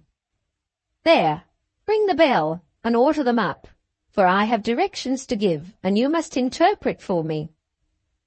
While Brigida went to the bell, the energetic Frenchwoman began planning out the skirt of the new dress. She laughed as she measured off yard after yard of the silk. "What are you laughing about?" asked Brigida, opening the door and ringing a handbell in the passage. "I can't help fancying, dear, that in spite of her innocent face and her artless ways, that your young friend is a hypocrite. And I am quite certain, love, that she is only a simpleton." The Professor's Story of the Yellow Mask, Part First, Chapter 2. The studio of the master sculptor, Luca Lomi, was composed of 2 large rooms, unequally divided by a wooden partition with an arched doorway cut in the middle of it. While the milliners of the Grifoni establishment were industriously shaping dresses, the sculptors in Luca Lomi's workshop were, in their way, quite as hard at work shaping marble and clay. In the smaller of the 2 rooms, the young nobleman, only addressed in the studio by his Christian name of Fabio, was busily engaged on his bust, with Nanina sitting before him as a model. His was not one of those traditional Italian faces from which subtlety and suspicion are always supposed to look out darkly on the world at large. Both countenance and expression proclaimed his character frankly and freely to all who saw him.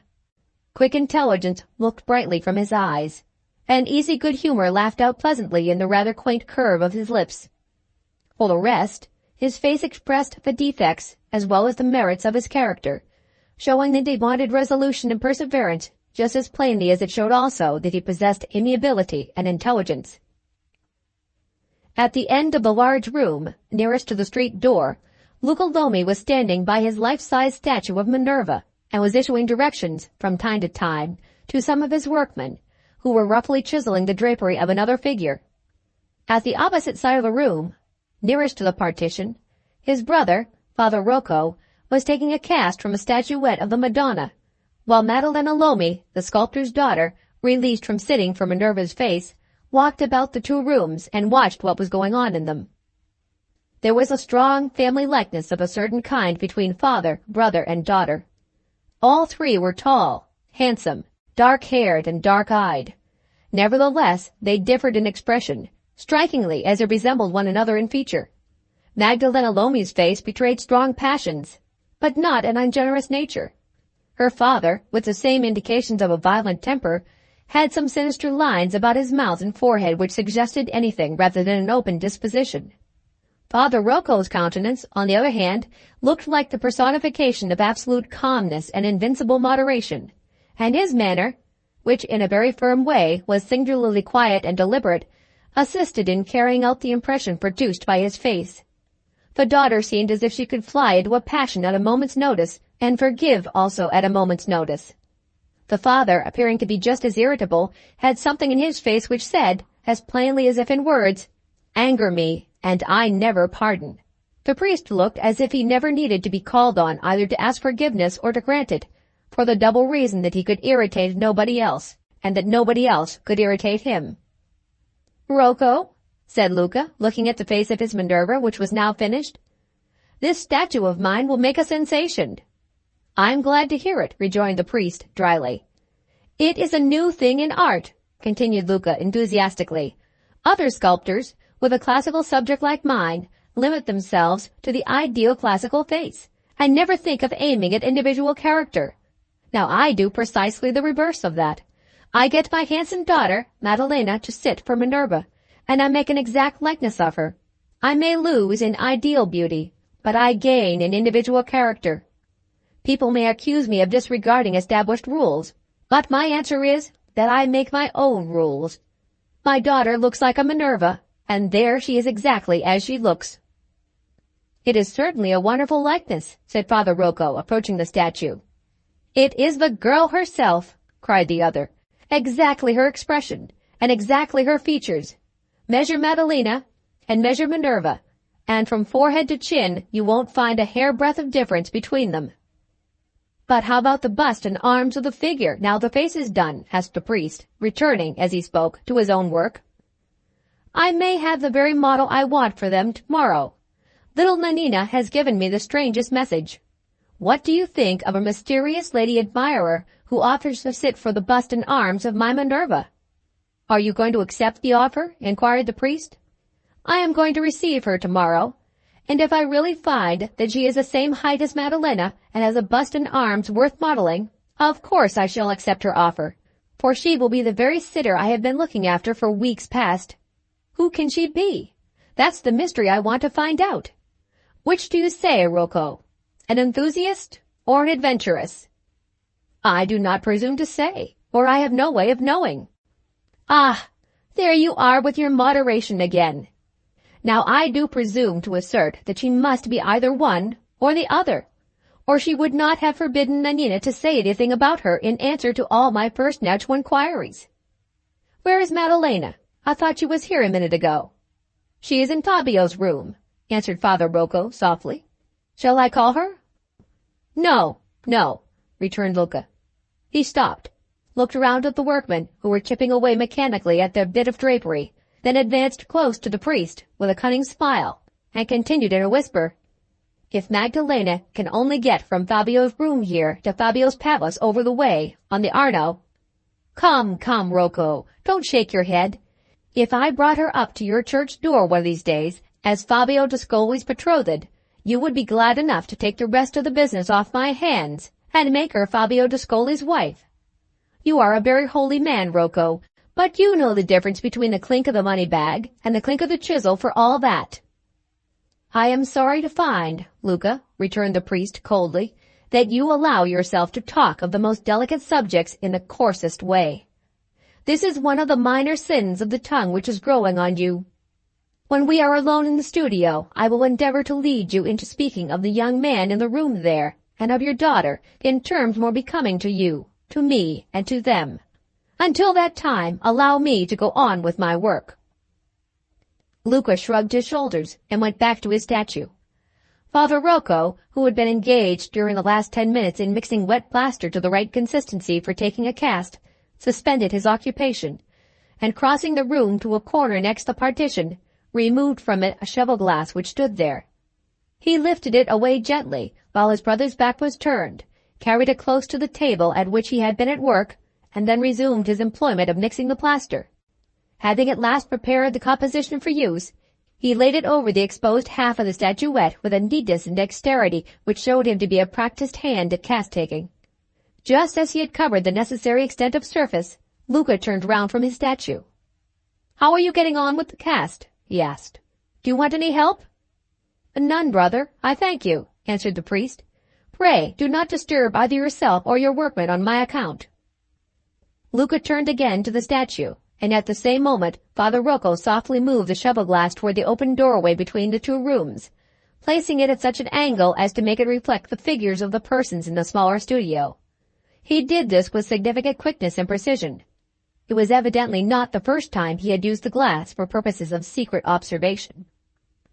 Mechanically stirring the wet plaster round and round for the second casting, the priest looked into the glass, and saw, as in a picture, all that was going forward in the inner room. Magdalena Lomi was standing behind the young nobleman, watching the progress he made with his bust. Occasionally she took the modeling tool out of his hand, and showed him, with her sweetest smile, that she, too, as a sculptor's daughter, understood something of the sculptor's art.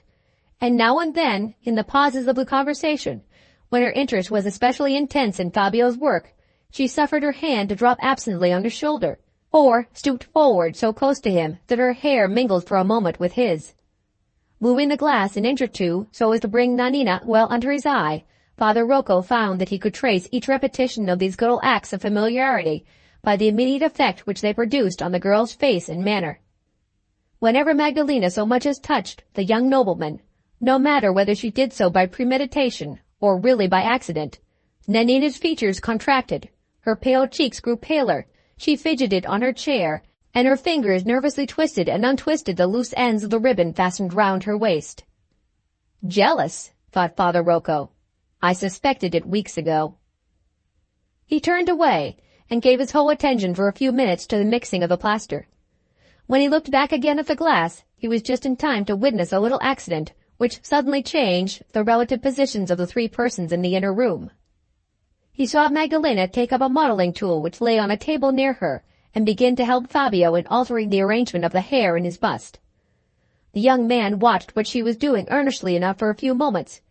Then his attention wandered away to Nanina. She looked at him reproachfully, and he answered by a sign which brought a smile to her face directly. Magdalena surprised her at the instant of the change, and, following the direction of her eyes, easily discovered at whom the smile was directed. She darted a glance of contempt at Nanina, threw down the modeling tool, and turned indignantly to the young sculptor, who was affecting to be hard at work again. "Signor Fabio," she said, "the next time you forget what is due to your rank and yourself, warn me of it, if you please, beforehand, and I will take care to leave the room." While speaking the last words, she passed through the doorway. Father Rocco, bending abstractly over his plaster mixture, heard her continue to herself in a whisper as she went by him. "If I have any influence at all with my father, that impudent beggar girl shall be forbidden the studio." Jealousy on the other side, thought the priest.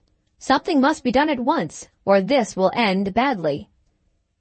He looked again at the glass, and saw Fabio, after an instant of hesitation, beckoned to Nanina to approach him.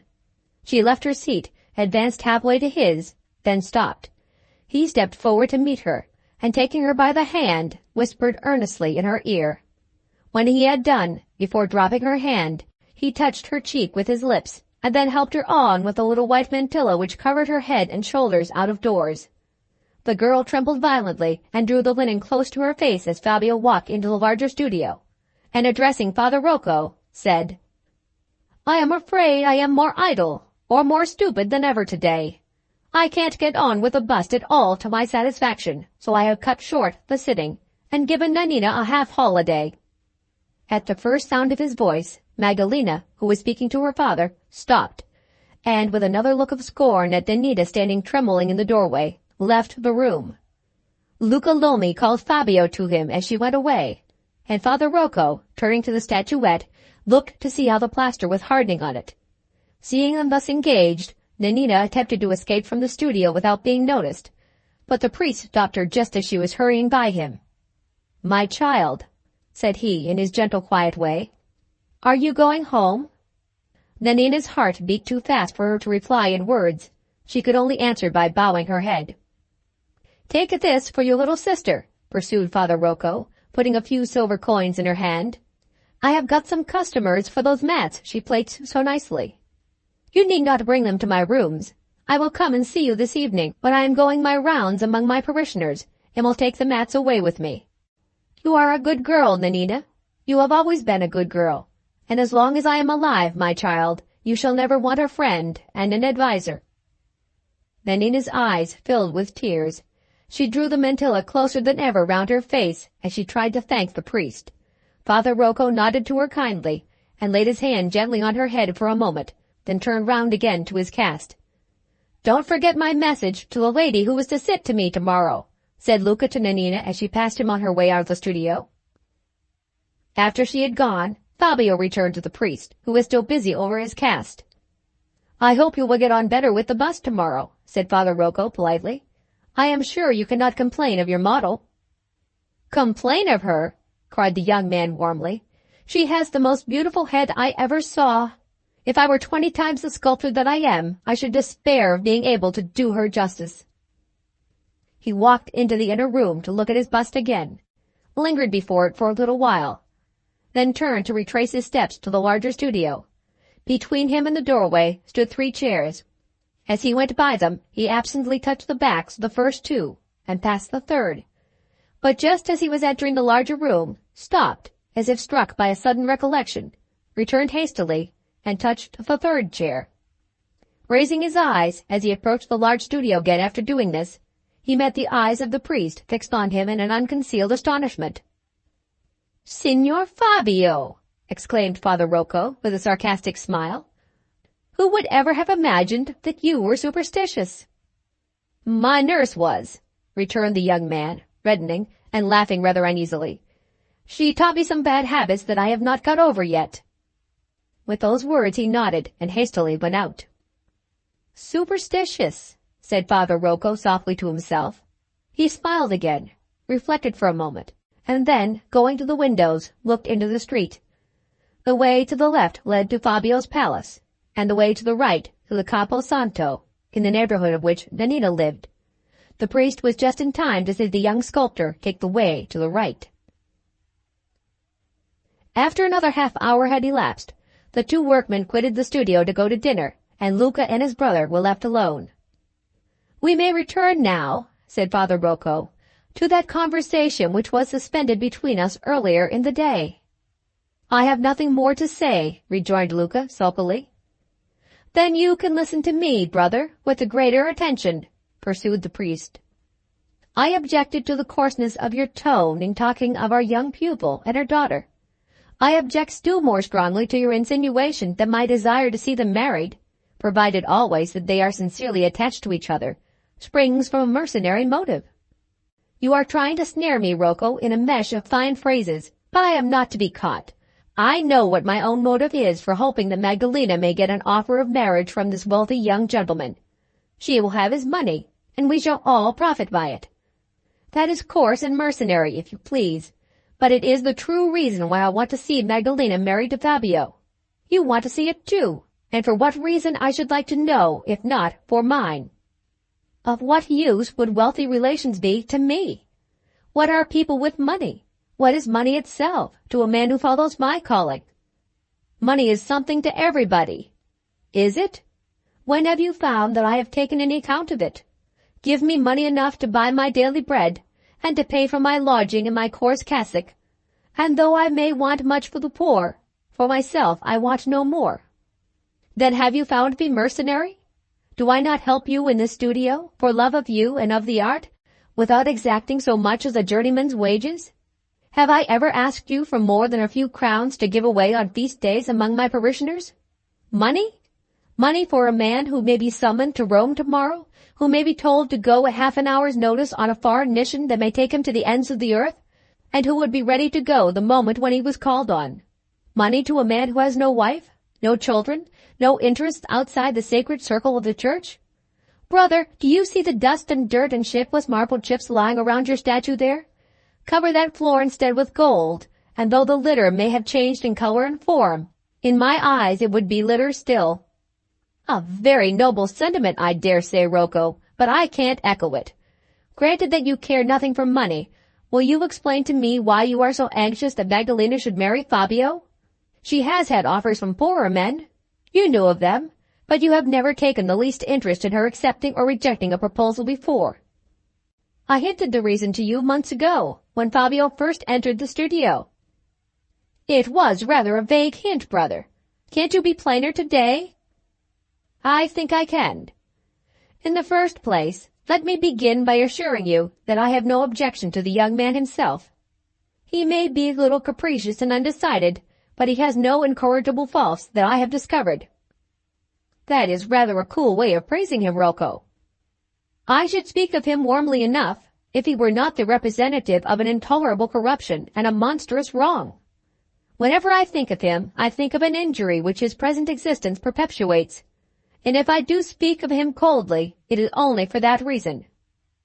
Luca looked away quickly from his brother, and began kicking absently at the marble chips which were scattered over the floor around him. "I now remember," he said, "what that hint of yours pointed at. I know what you mean." "Then you know," answered the priest, "that while part of the wealth which Fabio d'Ascoli possesses is honestly and incontestably his own, part, also, has been inherited by him from the spoilers and robbers of the church." "Blame his ancestors for that. Don't blame him." "I blame him as long as the spoil is not restored." "How do you know that it was spoil after all?" "I have examined more carefully than most men the records of the civil wars in Italy, and I know that the ancestors of Fabio d'Ascoli wrung from the church, in her hour of weakness, property which they dared to claim as their right. I know of titles to lands signed away in those stormy times under the influence of fear, or through false representations of which the law takes no account. I call the money thus obtained spoil, and I say that it ought to be restored, and shall be restored, to the church from which it was taken." "And what does Fabio answer to that, brother?" "I have not spoken to him on the subject." "Why not?" "Because I have, as yet, no influence over him. When he is married, his wife will have influence over him, and she shall speak." "Maddalena, I suppose?" "How do you know that she will speak?" "Have I not educated her? Does she not understand what her duties are toward the church, in whose bosom she has been reared?" Luca hesitated uneasily, and walked away a step or two before he spoke again. "Does this spoil, as you call it, amount to a large sum of money?" he asked in an anxious whisper. "I may answer that question, Luca, at some future time," said the priest. "For the present, let it be enough that you are acquainted with all I undertook to inform you of when we began our conversation. You now know that if I am anxious for this marriage to take place, it is from motives entirely unconnected with self-interest. If all the property which Fabio's ancestors wrongfully obtained from the church were restored to the church tomorrow, not one paolo of it would go into my pocket. I am a poor priest now, and to the ends of my days shall remain so. You soldiers of the world, brother, fight for your pay. I am a soldier of the church, and I fight for my cause."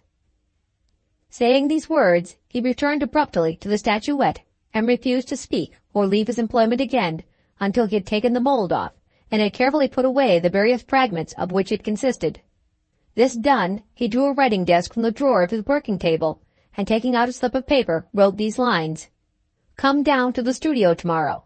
Fabio will be with us, but Nannina will return no more." Without signing what he had written, he sealed it up, and directed it to Donna Maddalena, then took his hat and handed the note to his brother. "Oblige me by giving that to my niece," he said. "Tell me, Rocco," said Luca, turning the note round and round perplexedly between his thumb and finger, "do you think Maddalena will be lucky enough to get married to Fabio?" "Still coarse in your expressions, brother." "Never mind my expressions. Is it likely?" "Yes, Luca, I think it is likely."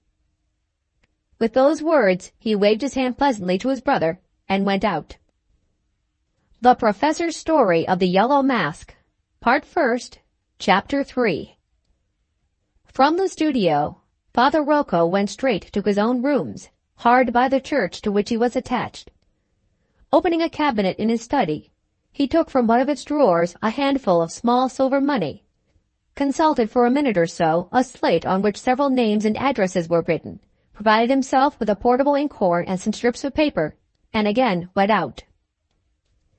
He directed his steps to the poorest part of the neighborhood, and entering some very wretched houses, was greeted by the inhabitants with great respect and affection.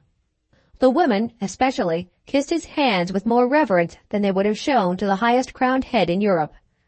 In return, he talked to them as easily and unconstrainedly as if they were his equals, sat down cheerfully on dirty bedsides and rickety benches, and distributed his little gifts of money with the air of a man who was paying debts rather than bestowing charity. Where he encountered cases of illness, he pulled out his inkhorn and slips of paper and wrote simple prescriptions to be made up from the medicine chest of a neighboring convent, which served the same merciful purpose then that is answered by dispensaries in our own days. When he had exhausted his money and had got through his visits, he was escorted out of the poor quarter by a perfect train of enthusiastic followers.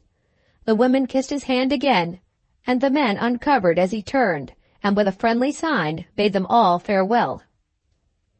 As soon as he was alone again, he walked toward the Campo Santo, and, passing the house in which Nanina lived, sauntered up and down the street thoughtfully for some minutes.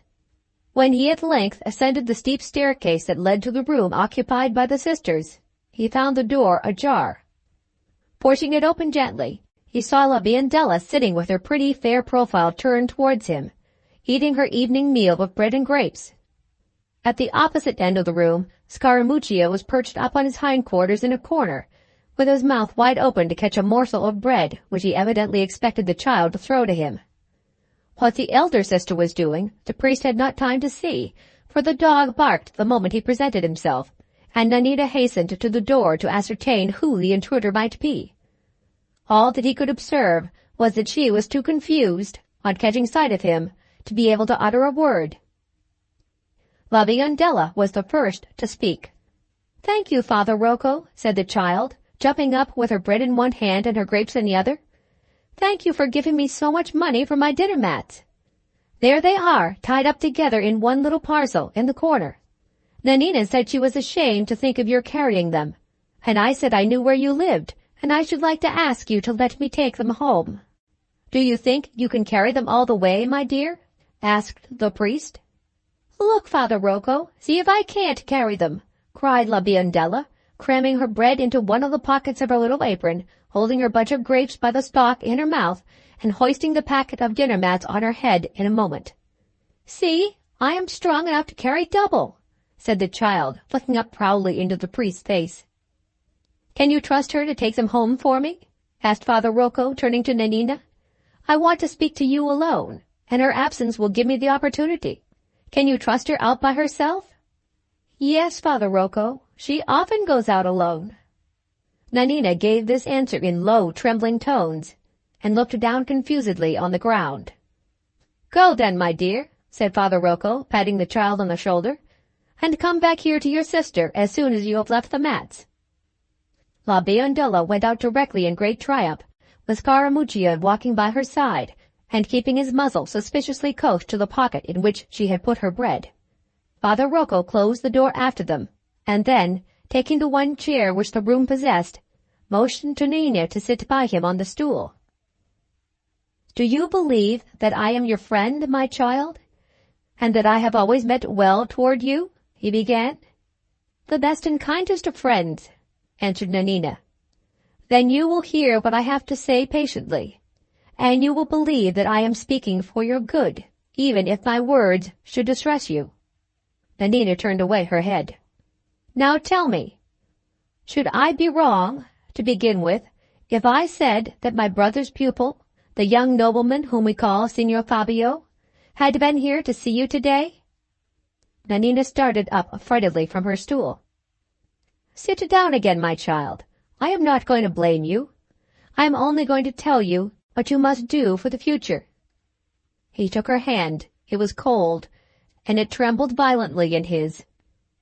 "I will not ask what he has been saying to you," continued the priest, "for it might distress you to answer, and I have, moreover, had means of knowing that your youth and beauty have made a strong impression on him. I will pass over, then, all reference to the words he may have been speaking to you, and I will come at once to what I have now to say in my turn.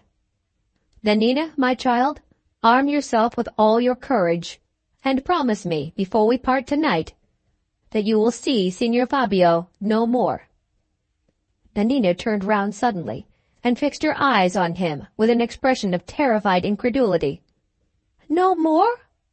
"You are very young and very innocent," said Father Rocco, "but surely you must have thought before now of the difference between Signor Fabio and you. Surely you must have often remembered that you are low down among the ranks of the poor, and that he is high up among the rich and the nobly born." Nanina's hands dropped on the priest's knees.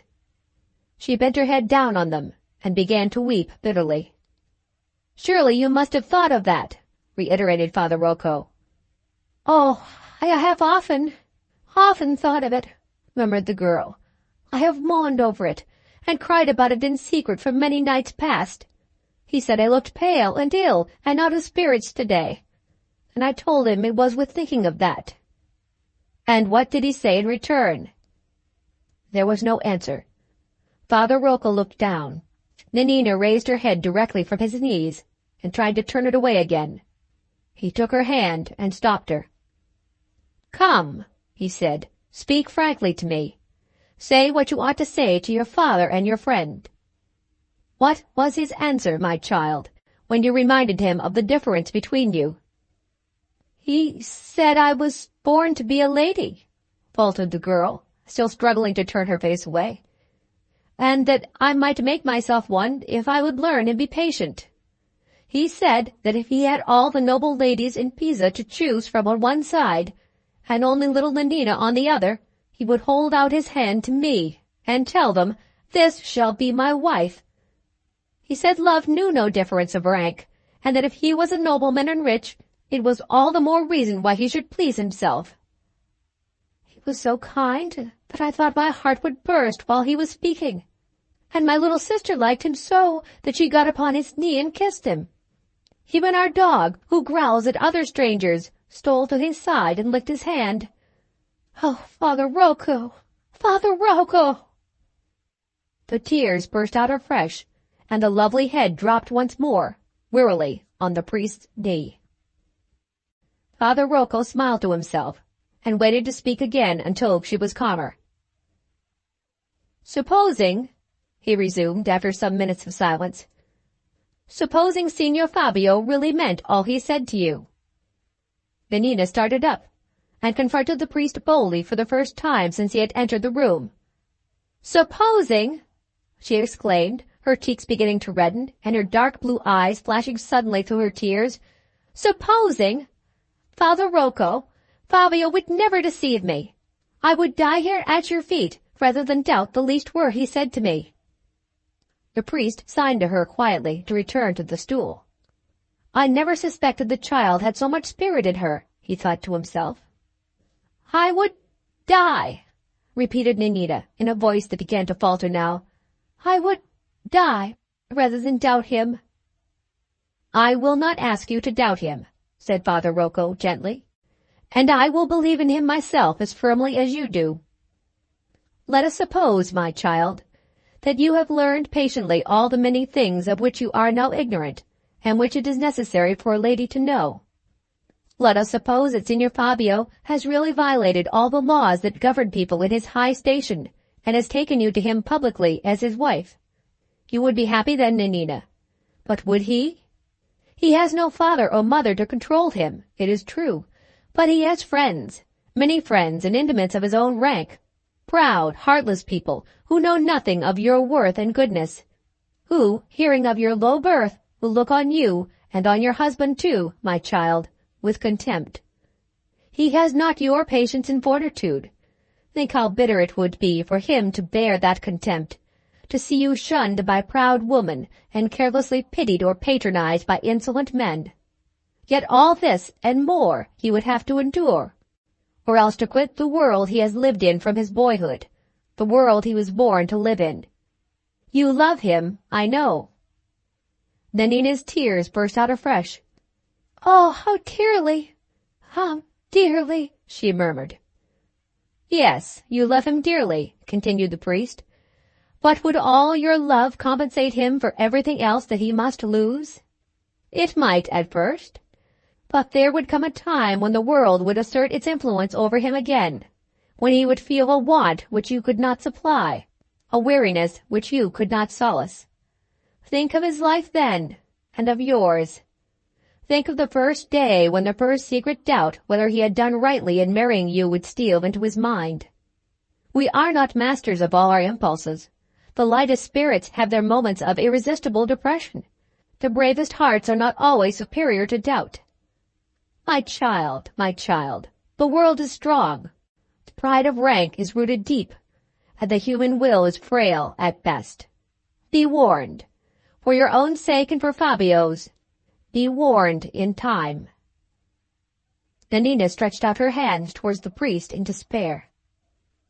"Oh, Father Rocco, she cried. "Why did you not tell me this before?" "Because, my child, I only knew of the necessity for telling you today. But it is not too late. It is never too late to do a good action. You love Fabio, Nanina? Will you prove that love by making a great sacrifice for his good? I would die for his good. Will you nobly cure him of a passion which will be his ruin, if not yours, by leaving Pisa tomorrow? Leave Pisa? Exclaimed Nanina. Her face grew deadly pale. She rose and moved back a step or two from the priest. Listen to me, pursued Father Rocco. I have heard you complain that you could not get regular employment at needlework. You shall have that employment if you will go with me, you and your little sister too, of course, to Florence tomorrow. I promised Fabio to go to the studio, began Nanina affrightedly. I promised to go at 10 o'clock. How can I? She stopped suddenly, as if her breath were failing her. I myself will take you and your sister to Florence, said Father Rocco, without noticing the interruption. I will place you under the care of a lady who will be as kind as a mother to you both. I will answer for your getting such work to do as will enable you to keep yourself honestly and independently, and I will undertake, if you do not like your life in Florence, to bring you back to Pisa after a lapse of 3 months only. 3 months, Nanina. It is not a long exile. Fabio! Fabio! cried the girl, sinking again on the seat and hiding her face. It is for his good, said Father Rocco calmly. For Fabio's good, remember? What would he think of me if I went away? Oh, if I had but learned to write, if I could only write Fabio a letter. Am I not to be depended on to explain to him all that he ought to know? How can I go away from him? Oh, Father Rocco, how can you ask me to go away from him? I will ask you to do nothing hastily. I will leave you till tomorrow morning to decide. At 9 o'clock I shall be in the street, and I will not even so much as enter this house unless I know beforehand that you have resolved to follow my advice. Give me a sign from your window. If I see you wave your white mantilla out of it, I shall know that you have taken the noble resolution to save Fabio and to save yourself. I will say no more, my child, for, unless I am grievously mistaken in you, I have already said enough. He went out, leaving her still weeping bitterly. Not far from the house, he met La Biondella and the dog on their way back. The little girl stopped to report to him the safe delivery of her dinner mats, but he passed on quickly with a nod and a smile. His interview with Nanina had left some influence behind it, which unfitted him just then for the occupation of talking to a child. Nearly half an hour before 9 o'clock on the following morning, Father Rocco set forth for the street in which Nanina lived. On his way thither he overtook a dog walking lazily a few paces ahead on the roadway, and saw, at the same time, an elegantly dressed lady advancing toward him. The dog stopped suspiciously as she approached, and growled and showed his teeth when she passed him. The lady, on her side, uttered an exclamation of disgust, but did not seem to be either astonished or frightened by the animal's threatening attitude. Father Rocco looked after her with some curiosity as she walked by him. She was a handsome woman, and he admired her courage. I know that growling brute well enough, he said to himself, but who can that lady be? The dog was Scarabuccia, returning from one of his marauding expeditions. The lady was Brigida, on her way to Luca Lomi's studio. Some minutes before 9 o'clock, the priest took his post in the street, opposite Nanina's window. It was open, but neither she nor her little sister appeared at it. He looked up anxiously as the church clock struck the hour, but there was no sign for a minute or so after they were all silent. Is she hesitating still? Said Father Rocco to himself. Just as the words passed his lips, the white mantilla was waved out of the window. The Professor's Story of the Yellow Mask, Part 2, Chapter 1. Even the masterstroke of replacing the treacherous Italian forewoman by a French dressmaker, engaged direct from Paris, did not at first avail to elevate the great Grifoni establishment above the reach of minor calamities. Mademoiselle Virginie had not occupied her new situation at Pisa quite a week before she fell ill. All sorts of reports were circulated as to the cause of this illness, and the Demoiselle Grifoni even went so far as to suggest the health of the new forewoman had fallen a sacrifice to some nefarious practices of the chemical sort on the part of her rival in the trade. But, however the misfortune had been produced, it was a fact that Mademoiselle Virginie was certainly very ill, and another fact that the doctor insisted on her being sent to the baths at Lucca as soon as she could be moved from her bed. Fortunately for the Demoiselle Grifoni, the Frenchwoman had succeeded in producing 3 specimens of her art before her health broke down. They comprised the evening dress of yellow brocaded silk, to which she had devoted herself on the morning when she first assumed her duties at Pisa, a black cloak and hood of an entirely new shape, and an irresistibly fascinating dressing gown, said to have been first brought into fashion by the princesses of the royal blood of France. These articles of costume, on being exhibited in the showroom, electrified the ladies of Pisa, and orders from all sides flowed in immediately on the Grifoni establishment.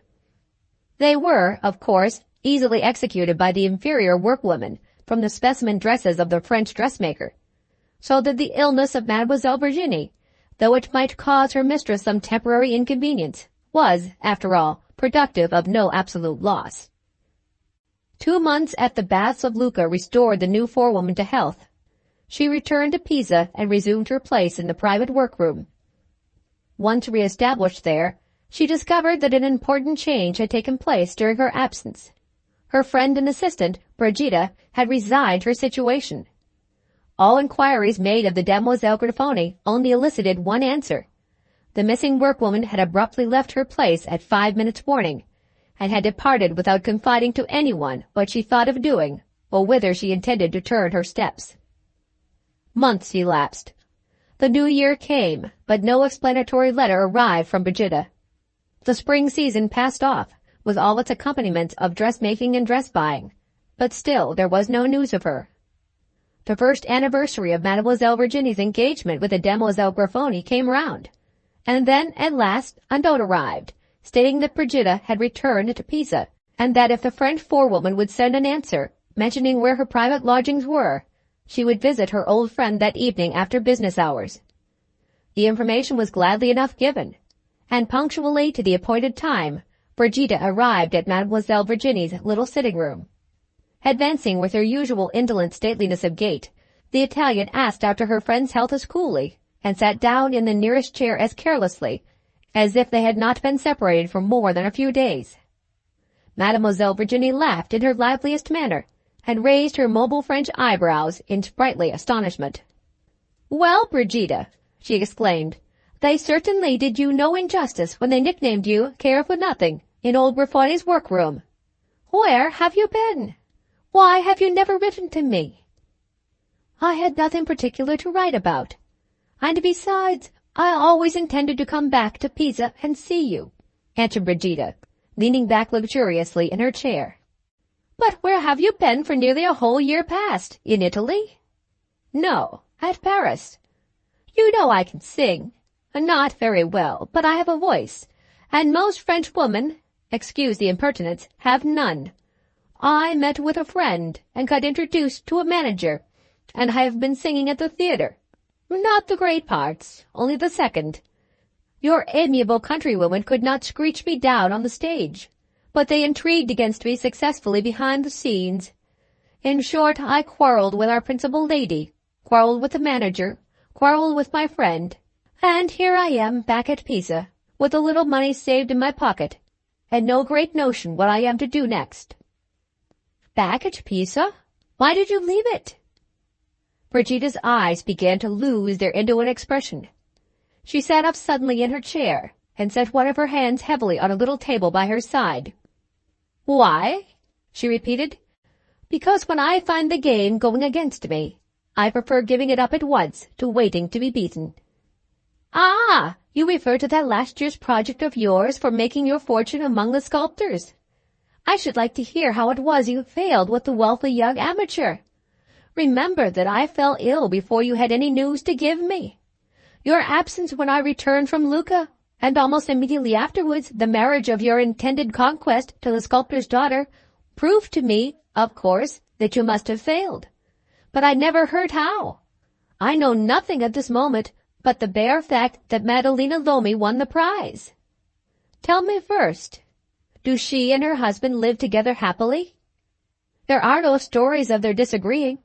She has dresses, horses, carriages, a Negro page, the smallest lapdog in Italy. In short, all the luxuries that a woman can want, and a child, by the by, into the bargain. A child? Yes, a child, born little more than a week ago. Not a boy, I hope. No, a girl. I am glad of that. Those rich people always want the firstborn to be an heir. They will both be disappointed. I am glad of that. Mercy on us, Brigida, how fierce you look. Do I? It's likely enough. I hate Fabio Ruscoli and Madalena Lomi, singly as man and woman, doubly as man and wife. Stop. I'll tell you what you want to know directly. Only answer me another question or two first. Have you heard anything about her health? Why should I hear? Dressmakers can't inquire at the doors of the nobility. True. Now one last question. Of that little simpleton, Nina. I have never seen or heard anything of her. She can't be at Pisa, or she would have called our place of work. Ah, I need not have asked about her if I had thought a moment beforehand. Father Rocco would be sure to keep her out of Fabio's sight, for his niece's sake. What? He really loved that thread-paper of a girl, as you called her? Better than 50 such wives as he has got now. I was in the studio the morning he was told of her departure from Pisa. A letter was privately given to him, telling him that the girl had left the place out of a feeling of honor, and had hidden herself beyond the possibility of discovery to prevent him from compromising himself with all his friends by marrying her. Naturally enough, he would not believe that this was her own doing, and naturally enough also, when Father Rocco was sent for, and was not to be found, he suspected the priest of being at the bottom of the business. I never saw a man in such a fury of despair and rage before. He swore that he would have all Italy searched for the girl, and that he would be the death of the priest, and that he would never enter Luca Lomi's studio again. And, as to this last particular, of course, being a man, he failed to keep his word. Of course. At that first visit of mine to the studio, I discovered two things. The first, as I said, that Fabio was really in love with the girl. The second, that Madalena Lomi was really in love with him. You may suppose I looked at her attentively while the disturbance was going on, and while nobody's notice was directed on me. All women are vain, I know, but vanity never blinded my eyes. I saw directly that I had but one superiority over her, my figure. She was my height, but not well made. She had hair as dark and as glossy as mine, eyes as bright and as black as mine, and the rest of her face better than mine. My nose is coarse, my lips are too thick, and my upper lip overhangs my under too far. She had none of those personal faults, and as for capacity, she managed the young fool in his passion as well as I could have managed him in her place. How? She stood silent, with downcast eyes and a distressed look. All the time he was raving up and down the studio. She must have hated the girl, and been rejoiced at her disappearance, but she never showed it. You would be an awkward rival, I thought to myself, even to a handsomer woman than I. However, I determined not to despair too soon, and made up my mind to follow my plan just as if the accident of the girl's disappearance had never occurred. I smoothed down the master sculptor easily enough, flattering him about his reputation, assuring him that the works of Luca Lomi had been the objects of my adoration since childhood, telling him that I had heard of his difficulty in finding a model to complete his Minerva form, and offering myself, if he thought me worthy, for the honor, laying great stress on that word, for the honor of sitting to him. I don't know whether he was altogether deceived by what I told him, but he was sharp enough to see that I really could be of use, and he accepted my offer with a profusion of compliments. We parted, having arranged that I was to give him a first sitting in a week's time. Why put it off so long? To allow our young gentleman time to cool down and return to the studio, to be sure. What was the use of my being there while he was away? Yes, I forgot.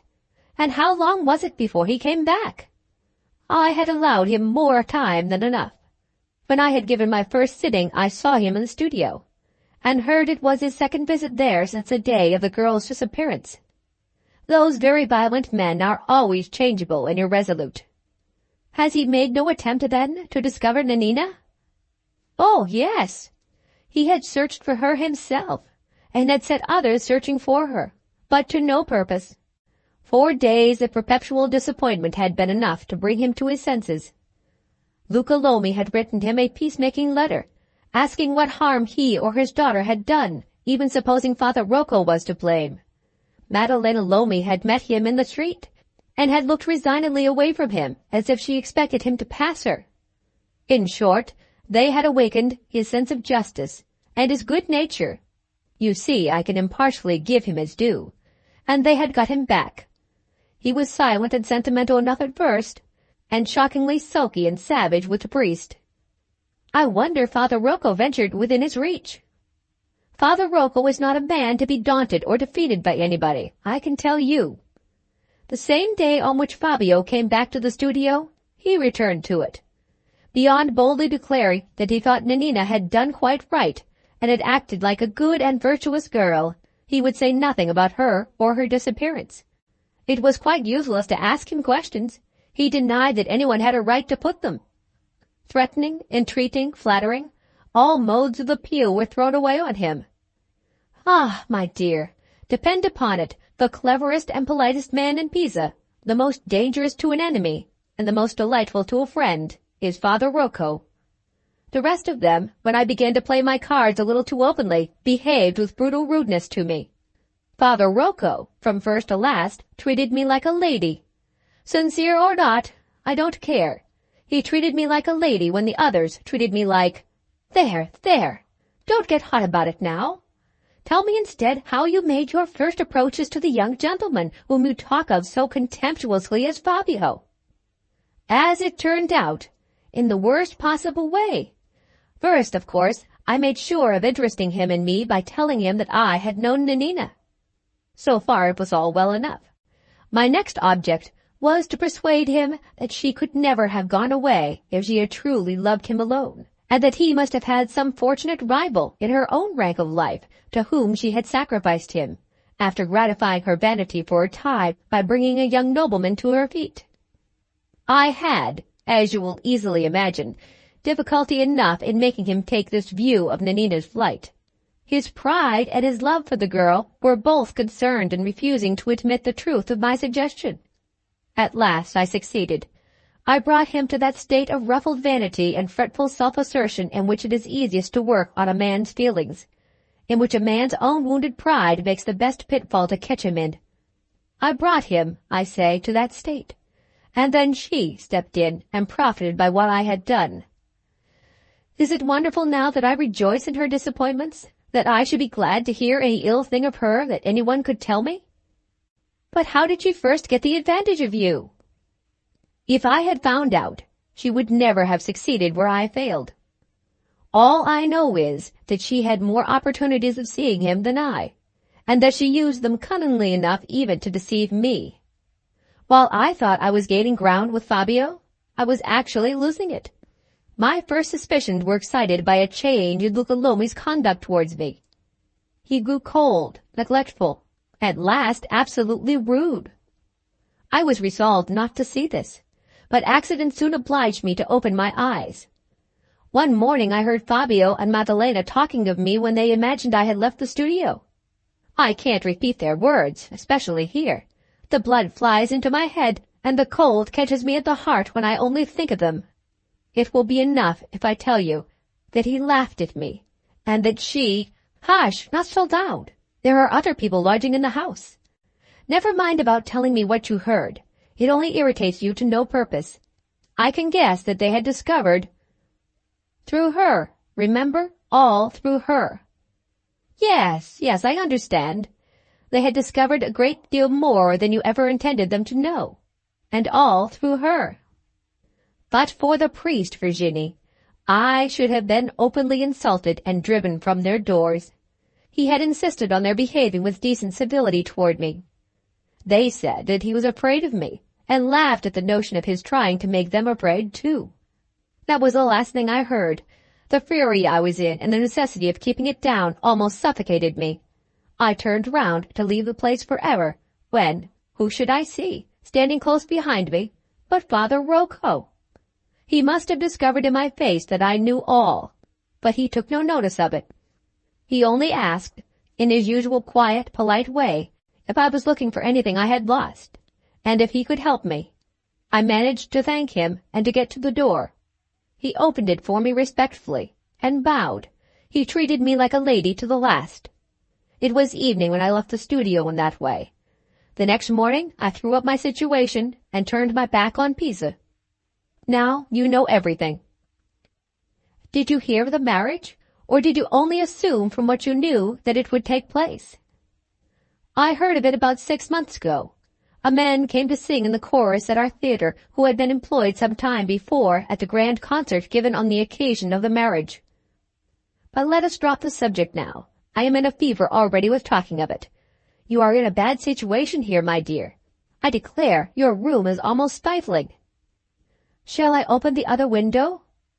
No, let us go out and get a breath of air by the riverside. Come, take your hood and fan. It is getting dark, nobody will see us, and we can come back here, if you like, in half an hour. Mademoiselle Virginie acceded to her friend's wish rather reluctantly. They walked toward the river. The sun was down, and the sudden night of Italy was gathering fast. Although Brigida did not say another word on the subject of Fabio or his wife, she led the way to the bank of the Arno on which the young nobleman's palace stood. Just as they got near the great door of entrance, a sedan chair, approaching in the opposite direction, was set down before it, and a footman, after a moment's conference with a lady inside the chair, advanced to the porter's lodge in the courtyard.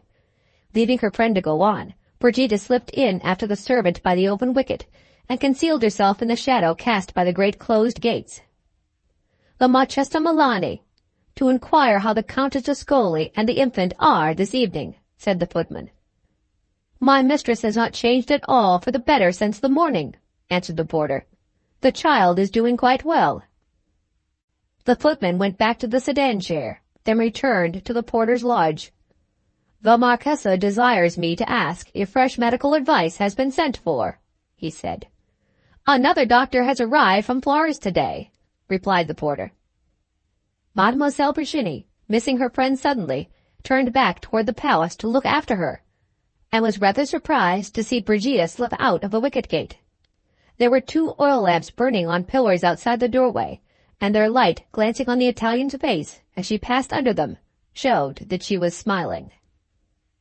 The Professor's Story of the Yellow Mask, Part 2, Chapter 2. While the Marchesa Milani was making inquiries at the gate of the palace, Fabio was sitting alone in the apartment which his wife usually occupied when she was in health. It was her favorite room, and had been prettily decorated by her own desire, with hangings in yellow satin and furniture of the same color. Fabio was now waiting in it to hear the report of the doctors after their evening visit. Although Maddalena Lomi had not been his first love, and although he had married her under circumstances which are generally and rightly considered to afford few chances of lasting happiness in wedded life, still they had lived together through the 1 year of their union tranquilly, if not fondly. She had moulded herself wisely to his peculiar humours, had made the most of his easy disposition, and when her quick temper had got the better of her, had seldom hesitated in her cooler moments to acknowledge that she had been wrong.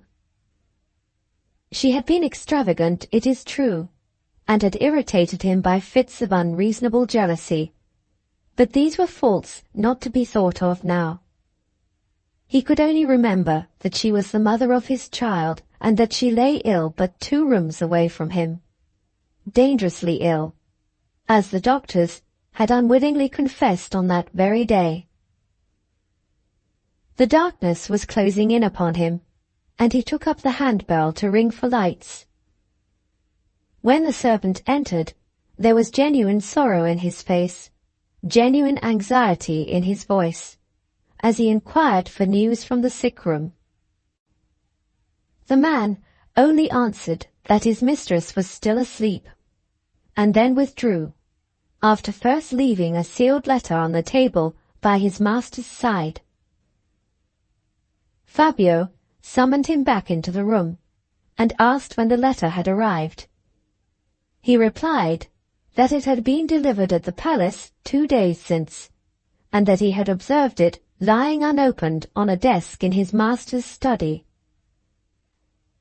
Left alone again, Fabio remembered that the letter had arrived at a time when the first dangerous symptoms of his wife's illness had declared themselves, and that he had thrown it aside after observing the address to be in a handwriting unknown to him. In his present state of suspense, any occupation was better than sitting idle.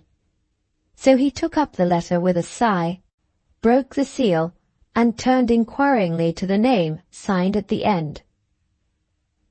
It was Nanina. He started and changed colour. "A letter from her," he whispered to himself. "Why does it come at such a time as this?" His face grew paler, and the letter trembled in his fingers. Those superstitious feelings which he had ascribed to the nursery influences of his childhood, when Father Rocco charged him with them in the studio, seemed to be overcoming him now. He hesitated, and listened anxiously in the direction of his wife's room, before reading the letter. Was its arrival ominous of good or evil? That was the thought in his heart as he drew the lamp near to him and looked at the first lines. "Am I wrong in writing to you?" the letter began abruptly.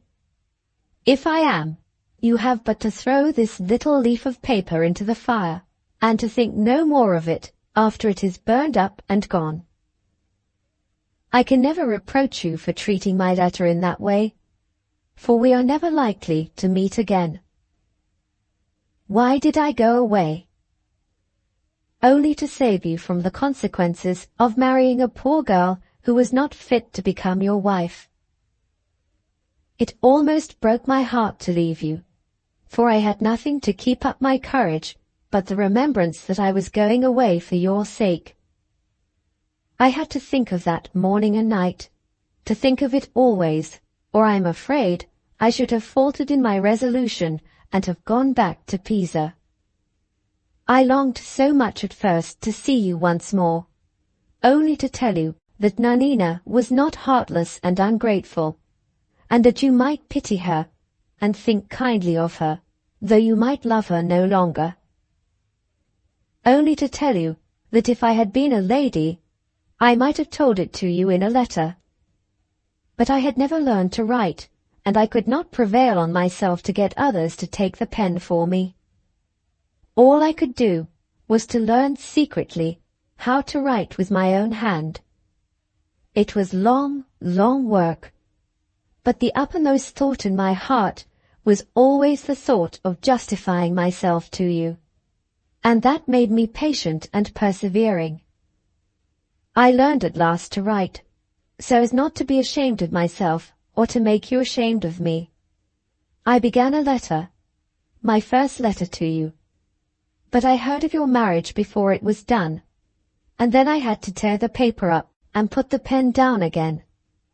I had no right to come between you and your wife, even with so little a thing as a letter. I had no right to do anything but hope and pray for your happiness. Are you happy? I am sure you ought to be, for how can your wife help loving you? It is very hard for me to explain why I have ventured on writing now, and yet I can't think that I am doing wrong. I heard a few days ago for I have a friend at Pisa who keeps me informed by my own desire of all the pleasant changes in your life. I heard of your child being born, and I thought myself after that justified at last in writing to you. No letter from me, at such a time as this, can rob your child's mother of so much as a thought of yours that is due to her. Thus at least it seems to me. I wish so well to your child that I cannot surely be doing wrong in writing these lines. I have said already what I wanted to say, what I have been longing to say for a whole year past. I have told you why I left Pisa, and have perhaps persuaded you that I have gone through some suffering and borne some heartaches for your sake. Have I more to write? Only a word or two, to tell you that I am earning my bread as I always wished to earn it, quietly at home. At least, at what I must call home now. I am living with reputable people, and I want for nothing. La Biondella has grown very much.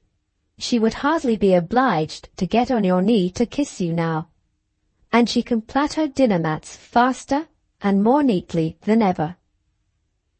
Our old dog is with us, and has learned 2 new tricks. But you can't be expected to remember him, although you were the only stranger I ever saw him take kindly to at first. It is time I finished. If you have read this letter through to the end, I am sure you will excuse me if I have written it badly. There is no date to it, because I feel that it is safest and best for both of us that you should know nothing of where I am living. I bless and pray for you, and bid you affectionately farewell. If you can think of me as a sister, think of me sometime still. Fabio sighed bitterly while he read the letter. Why, he whispered to himself, why does it come at such a time as this, when I cannot dare not think of her? As he slowly folded the letter up, the tears came into his eyes, and he half raised the paper to his lips. At the same moment, someone knocked at the door of the room. He started and felt himself changing colour guiltily as one of his servants entered. My mistress is awake, the man said with a very grave face and a very constrained manner, and the gentleman in attendance desire me to say— He was interrupted before he could give his message by one of the medical men who had followed him into the room. I wish I had better news to communicate, began the doctor gently. She is worse, then, said Fabio, sinking back into the chair from which he had risen the moment before. She has awakened weaker instead of stronger after her sleep, returned the doctor evasively. I never like to give up all hope till the very last. But it is cruel not to be candid with him, interposed another voice, the voice of the doctor from Florence, who had just entered the room. Strengthen yourself to bear the worst, he continued, addressing himself to Fabio. She is dying. Can you compose yourself enough to go to her bedside? Pale and speechless, Fabio rose from his chair and made a sign in the affirmative. He trembled so that the doctor who had first spoken was obliged to lead him out of the room. Your mistress has some near relations in Pisa, has she not? Said the doctor from Florence, appealing to the servant who waited near him. Her father, sir, Signor Luca Lomi, and her uncle, Father Rocco, answered the man. They were here all through the day until my mistress fell asleep. Do you know where to find them now? Signor Luca told me he should be at his studio, and Father Rocco said I might find him at his lodgings. Send for them both directly. Stay. Who is your mistress's confessor? He ought to be summoned without loss of time. My mistress's confessor is Father Rocco, sir. Very well. Send or go yourself at once. Even minutes may be of importance now. Saying this, the doctor turned away and sat down to wait for any last demands on his services in the chair which Fabio had just left. The Professor's Story of the Yellow Mask, Part 2, Chapter 3. Before the servant could get to the priest's lodgings, a visitor had applied there for admission, and had been immediately received by Father Rocco himself. This favored guest was a little man, very sprucely and neatly dressed, and oppressively polite in his manner. He bowed when he first sat down. He bowed when he answered the usual inquiries about his health, and he bowed for the third time when Father Rocco asked what had brought him from Florence. "Rather an awkward business," replied the little man, recovering himself uneasily after his third bow. "The dressmaker, named Nanina, whom you placed under my wife's protection about a year ago." "What of her?" inquired the priest eagerly. "I regret to say she has left us, with your child's sister, and their very disagreeable dog that growls at everybody." "When did they go?" "Only yesterday. I came here at once to tell you, as you were so very particular in recommending us to take care of her. It is not our fault that she has gone. My wife was kindness itself to her, and I always treated her like a duchess. I bought dinner mats of her sister. I even put up with the thieving and growling of the disagreeable dog. Where have they gone to? Have you found out that?" "I have found out, by application at the passport office, that they have not left Florence, but what particular part of the city they have removed to, I have not yet had time to discover." "And pray, why did they leave you in the first place? Nanina is not a girl to do anything without a reason. She must have had some cause for going away. What was it?" The little man hesitated and made a fourth bow. "You remember your private instructions to my wife and myself when you first brought Nanina to our house?" he said, looking away rather uneasily while he spoke. "Yes, you were to watch her, but to take care that she did not suspect you. It was just possible, at that time, that she might try to get back to Pisa without my knowing it, and everything depended on her remaining at Florence. I think, now, that I did wrong to distrust her, but it was of the last importance to provide against all possibilities, and to abstain from putting too much faith in my own good opinion of the girl. For these reasons, I certainly did instruct you to watch her privately. So far you are quite right, and I have nothing to complain of. Go on." "You remember," resumed the little man, "that the first consequence of our following your instructions was a discovery, which we immediately communicated to you, that she was secretly learning to write?" "Yes, and I also remember sending you word not to show that you knew what she was doing, but to wait and see if she turned her knowledge of writing to account, and took or sent any letters to the post. You informed me, in your regular monthly report, that she never did anything of the kind." "Never, until 3 days ago, and then she was traced from her room in my house to the post office with a letter, which she dropped into the box." "And the address of which you discovered before she took it from your house?" "Unfortunately, I did not," answered the little man, reddening and looking askance at the priest, as if he expected to receive a severe reprimand. But Father Rocco said nothing. He was thinking, who could she have written to?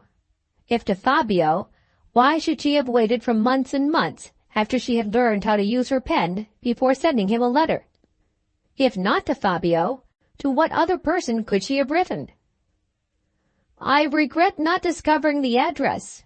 Regret it most deeply," said the little man with a low bow of apology. "It is too late for regret," said Father Rocco coldly. "Tell me how she came to leave your house. I have not heard that yet.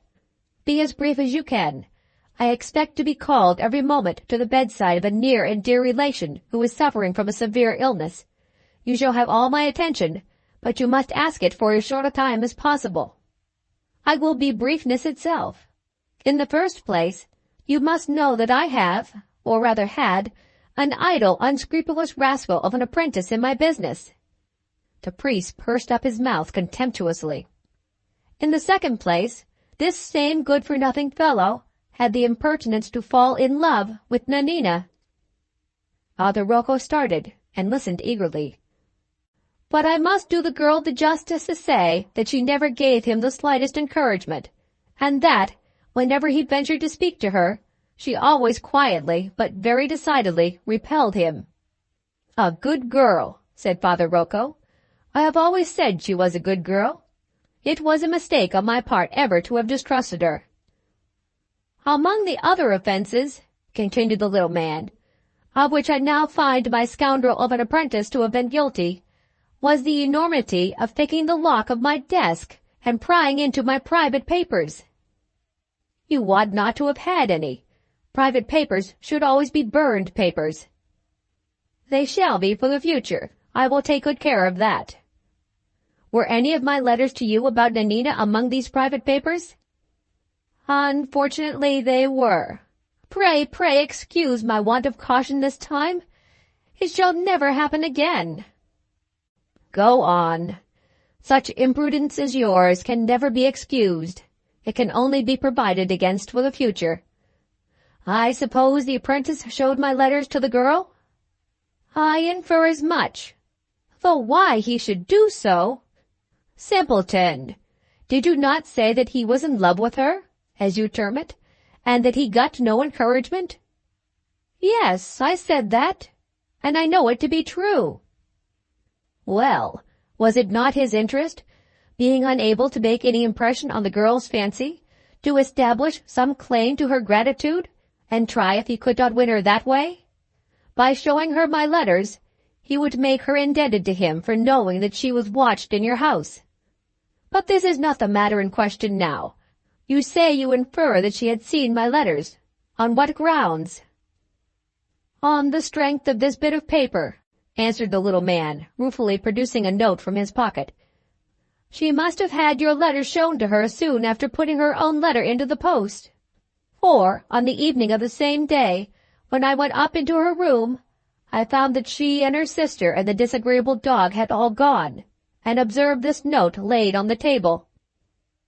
Father Rocco took the note and read these lines: "I have just discovered that I have been watched and suspected ever since my stay under your roof. It is impossible that I can remain another night in the house of a spy. I go with my sister. We owe you nothing, and we are free to live honestly where we please. If you see Father Rocco, tell him that I can forgive his distrust of me, but that I can never forget it. I, who had full faith in him, had a right to expect that he should have full faith in me. It was always an encouragement to me to think of him as a father and a friend. I have lost that encouragement forever, and it was the last I had left to me. Nanina." The priest rose from his seat as he handed the note back, and the visitor immediately followed his example. "We must remedy this misfortune as best we may," he said with a sigh. "Are you ready to go back to Florence tomorrow?" The little man bowed again. "Find out where she is, and ascertain if she wants for anything, and if she is living in a safe place. Say nothing about me, and make no attempt to induce her to return to your house. Simply let me know what you discover. The poor child has a spirit that no ordinary people would suspect in her. She must be soothed and treated tenderly, and we shall manage her yet. No mistakes, mind, this time. Do just what I tell you, and do no more. Have you anything else to say to me?" The little man shook his head and shrugged his shoulders. "Good night, then," said the priest. "Good night," said the little man, slipping through the door that was held open for him with the politest alacrity. "This is vexatious," said Father Rocco, taking a turn or two in the study after his visitor had gone. "It was bad to have done the child an injustice. It is worse to have been found out. There is nothing for it now but to wait till I know where she is. I like her, and I like that note she left behind her. It is bravely, delicately, and honestly written. A good girl. A very good girl indeed." He walked to the window, breathed the fresh air for a few moments, and quietly dismissed the subject from his mind. When he returned to the table, he had no thoughts for anyone but his sick niece. "It seems strange," he said, "that I have had no message about her yet. Perhaps Luca has heard something. It may be well if I go to the studio at once to find out." He took up his hat and went to the door. Just as he opened it, Fabio's servant confronted him on the threshold. "I am sent to summon you to the palace," said the man. "The doctors have given up all hope." Father Rocco turned deadly pale and drew back a step. "Have you told my brother of this?" he asked. "I was just on my way to the studio," answered the servant. "I will go there instead of you and break the bad news to him," said the priest. They descended the stairs in silence. Just as they were about to separate at the street door, Father Rocco stopped the servant. "How is the child?" he asked, with a sudden eagerness and impatience that the man looked quite startled as he answered that the child was perfectly well. "There is some consolation in that," said Father Rocco, walking away, and speaking partly to the servant, partly to himself. "My caution has misled me," he continued, pausing thoughtfully when he was left alone in the roadway. "I should have risked using the mother's influence sooner to procure the righteous restitution. All hope of compassing it now rests on the life of the child. Infant as she is, her father's ill-gotten wealth may yet be gathered back to the church by her hands." He proceeded rapidly on his way to the studio, until he reached the riverside and drew close to the bridge which it was necessary to cross in order to get to his brother's house. Here he stopped abruptly, as if struck by a sudden idea. The moon had just risen, and her light, streaming across the river, fell full upon his face as he stood by the parapet wall that led up to the bridge.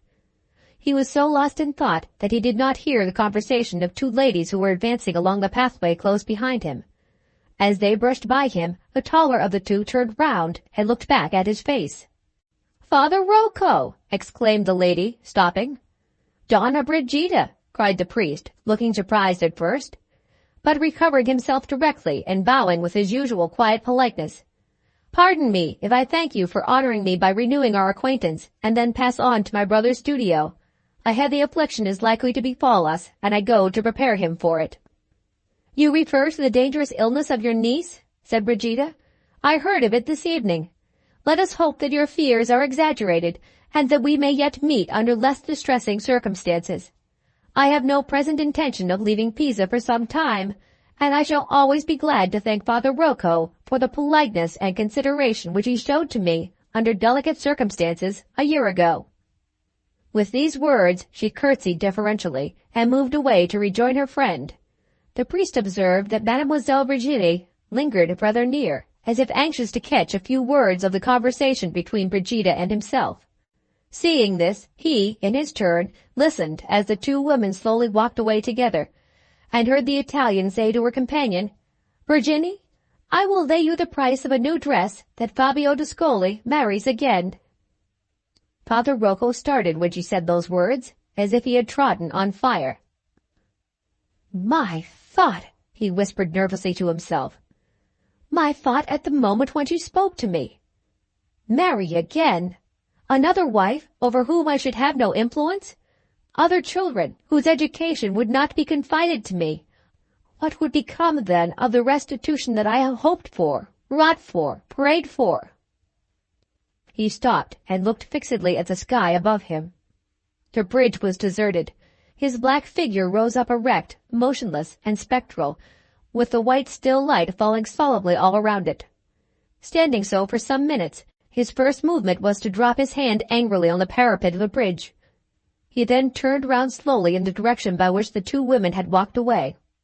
"Donna Brigida," he said, "I will lay you the price of 50 new dresses that Fabio d'Ascoli never marries again." He set his face once more toward the studio, and walked on without stopping until he arrived at the master sculptor's door.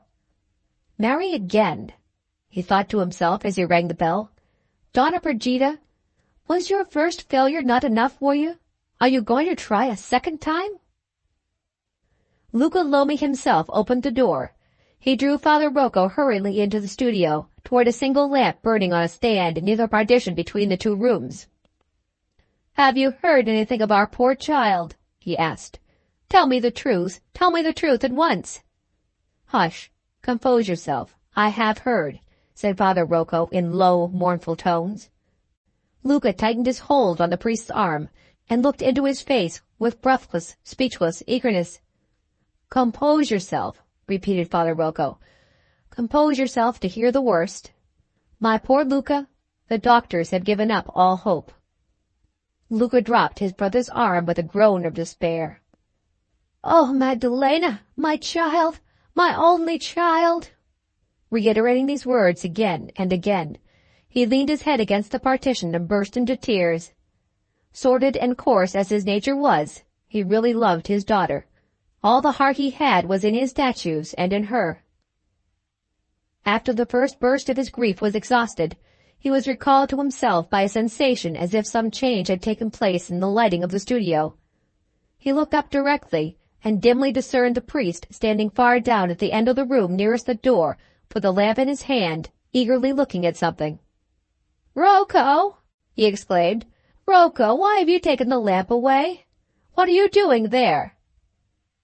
There was no movement and no answer. Luca advanced a step or two and called again. "Rocco, what are you doing there?" The priest heard this time, and came suddenly toward his brother with the lamp at his hand, so suddenly that Luca started. "What is it?" he asked in astonishment. "Gracious God, Rocco, how pale you are!" Still the priest never said a word. He put the lamp down on the nearest table. Luca observed that his hand shook. He had never seen his brother violently agitated before. When Rocco had announced, but a few minutes ago, that Maddalena's life was despaired of, it was in a voice which, though sorrowful, was perfectly calm. What was the meaning of this sudden panic, this strange, silent terror? The priest observed that his brother was looking at him earnestly. "Come," he said in a faint whisper. "Come to her bedside. We have no time to lose. Get your hat, and leave it to me to put out the lamp." He hurriedly extinguished the light while he spoke. They went down the studio side by side toward the door. The moonlight streamed through the window full on the place where the priest had been standing alone with the lamp in his hand. As they passed it, Luca felt his brother tremble, and saw him turn away his head. 2 hours later, Fabio d'Ascoli and his wife were separated in this world forever, and the servants of the palace were anticipating in whispers the order of their mistress's funeral procession to the burial ground of the Campo Santo. The Professor's Story of the Yellow Mask, Part 3rd, Chapter 1. About 8 months after the Countess d'Ascoli had been laid in her grave at the Campo Santo, 2 reports were circulated through the gay world of Pisa, which excited curiosity and awakened expectation everywhere. The first report announced that a grand mask ball was to be given at the Melani Palace, to celebrate the day on which the heir of the house attained his majority. All the friends of the family were delighted at the prospect of this festival, for the old Marquis Melani had the reputation of being one of the most hospitable and at the same time one of the most eccentric men in Pisa. Everyone expected, therefore, that he would secure for the entertainment of his guests, if he really gave the ball, the most whimsical novelties in the way of masks, dances, and amusements generally that had ever been seen.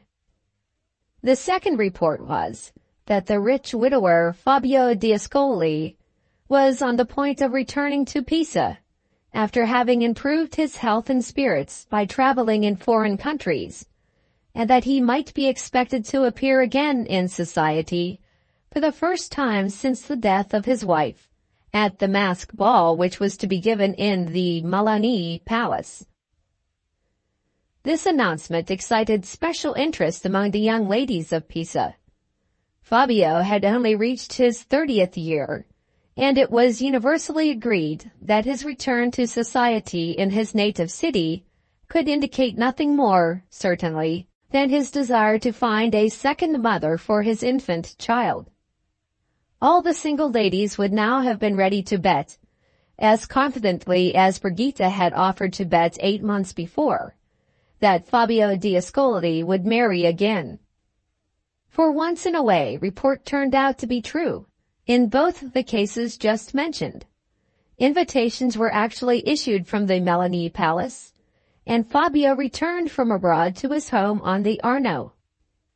In settling all the arrangements connected with his masked ball, the Marquis Melanie showed that he was determined not only to deserve, but to increase, his reputation for oddity. He invented the most extravagant disguises, to be worn by some of his more intimate friends. He arranged grotesque dances, to be performed at stated periods of the evening by professional buffoons hired from Florence. He composed a toy symphony, which included solos on every noisy plaything at that time manufactured for children's use. And, not content with thus avoiding the beaten track in preparing the entertainments at the ball, he determined also to show decided originality, even in selecting the attendants who were to wait on the company. Other people in his rank of life were accustomed to employ their own and hired footmen for this purpose. The Marquis resolved that his attendants should be composed of young women only, that 2 of his rooms should be fitted up as Arcadian bowers, and that all the prettiest girls in Pisa should be placed in them to preside over the refreshments, dressed, in accordance with the mock classical taste of the period, as shepherdesses of the time of Virgil. The only defect of this brilliantly new idea was the difficulty of executing it. The Marquis had expressly ordered that not fewer than 30 shepherdesses were to be engaged, 15 for each bower. It would have been easy to find double this number in Pisa, if beauty had been the only quality required in the attendant damsels. But it was also absolutely necessary, for the security of the Marquis's gold and silver plate, that the shepherdesses should possess, besides good looks, the very homely recommendation of a fair character. This last qualification proved, it is sad to say, to be the one small merit which the majority of the ladies willing to accept engagements at the palace did not possess. Day after day passed on, and the Marquis's steward only found more and more difficulty in obtaining the appointed number of trustworthy beauties. At last his resources failed him altogether, and he appeared in his master's presence about a week before the night of the ball, to make the humiliating acknowledgment that he was entirely at his wits' end. The total number of fair shepherdesses with fair characters, whom he had been able to engage, amounted only to 23. "Nonsense!" cried the Marquis, irritably, as soon as the steward had made his confession. "I told you to get 30 girls, and 30 I mean to have. What's the use of shaking your head when all their dresses are ordered? 30 tunics, 30 wreaths, 30 pairs of sandals and silk stockings, 30 crooks, you scoundrel, and you have the impudence to offer me only 23 hands to hold them. Not a word. I won't hear a word. Get me 30 girls, or lose your place." The Marquis roared out this last terrible sentence at the top of his voice, and pointed peremptorily to the door. The steward knew his master too well to remonstrate. He took his hat and cane and went out. It was useless to look through the ranks of rejected volunteers again. There was not the slightest hope in that quarter. The only chance left was to call on all his friends in Pisa who had daughters out at service, and to try what he could accomplish, by bribery and persuasion, that way. After a whole day occupied in solicitations, promises, and patient smoothing down of innumerable difficulties, the result of his efforts in the new direction was an accession of 6 more shepherdesses. This brought him on bravely from 23 to 29, and left him, at last, with only one anxiety. Where was he now to find shepherdess number 30? He mentally asked himself that important question as he entered a shady by-street in the neighborhood of the Campo Santo, on his way back to the Melanie Palace. sauntering slowly along in the middle of the road, and fanning himself with his handkerchief after the oppressive exertions of the day. He passed a young girl who was standing at the street door of one of the houses, apparently waiting for somebody to join her before she entered the building. "Body of Bacchus!" exclaimed the steward, using one of those old pagan ejaculations which survive in Italy even to the present day. "There stands the prettiest girl I have seen yet. If she would only be shepherdess number 30, I should go home to supper with my mind at ease. I'll ask her at any rate. Nothing can be lost by asking, and everything may be gained. Stop, my dear," he continued, seeing the girl turn to go into the house as he approached her. "Don't be afraid of me. I am steward to the Marquis Malani, and well known in Pisa as an eminently respectable man. I have something to say to you which may be greatly for your benefit. Don't look surprised. I am coming to the point at once. Do you want to earn a little money? Honestly, of course. You don't look as if you were very rich, my child." "I am very poor and very much in want of some honest work to do," answered the girl sadly. "Then we shall suit each other to a nicety, for I have work of the pleasantest kind to give you, and plenty of money to pay for it. But before we say anything more about that, suppose you tell me first something about yourself, who you are and so forth. You know who I am already." "I am only a poor work girl, and my name is Nanina. I have nothing more, sir, to say about myself than that." "Do you belong to Pisa?" "Yes, sir, at least, I did. But I have been away for some time. I was a year at Florence, employed in needlework." "All by yourself?" "No, sir, with my little sister. I was waiting for her when you came up." "Have you ever done anything else but needlework? Never been out at service?" "Yes, sir, for the last 8 months I have had a situation to wait on a lady at Florence, and my sister, who is turned 11, sir, and can make herself very useful, was allowed to help in the nursery." "How came you to leave this situation?" "The lady and her family were going to Rome, sir. They would have taken me with them, but they could not take my sister. We are alone in the world, and we never have been parted from each other, and never shall be. So I was obliged to leave the situation." "And here you are back at Pisa, with nothing to do, I suppose?" "Nothing yet, sir. We only came back yesterday." "Only yesterday? You are a lucky girl, let me tell you, to have met with me. I suppose you have somebody in the town who can speak to your character." "The landlady of the house can, sir." "And who is she, pray?" "Marta Angrasani, sir." "What, the well-known sick nurse? You could not possibly have a better recommendation, child. I remember her being employed at the Malani Palace at the time of the Marquis's last attack of gout, but I never knew that she kept a lodging-house." "She and her daughter, sir, have owned this house longer than I can recollect. My sister and I have lived in it since I was quite a little child, and I had hoped we might be able to live here again. But the top room we used to have is taken, and the room to let lower down is far more, I am afraid, than we can afford." "How much is it?" Nanina mentioned the weekly rent of the room in fear and trembling. The steward burst out laughing. "Suppose I offered you money enough to be able to take that room for a whole year at once?" he said. Nanina looked at him in speechless amazement.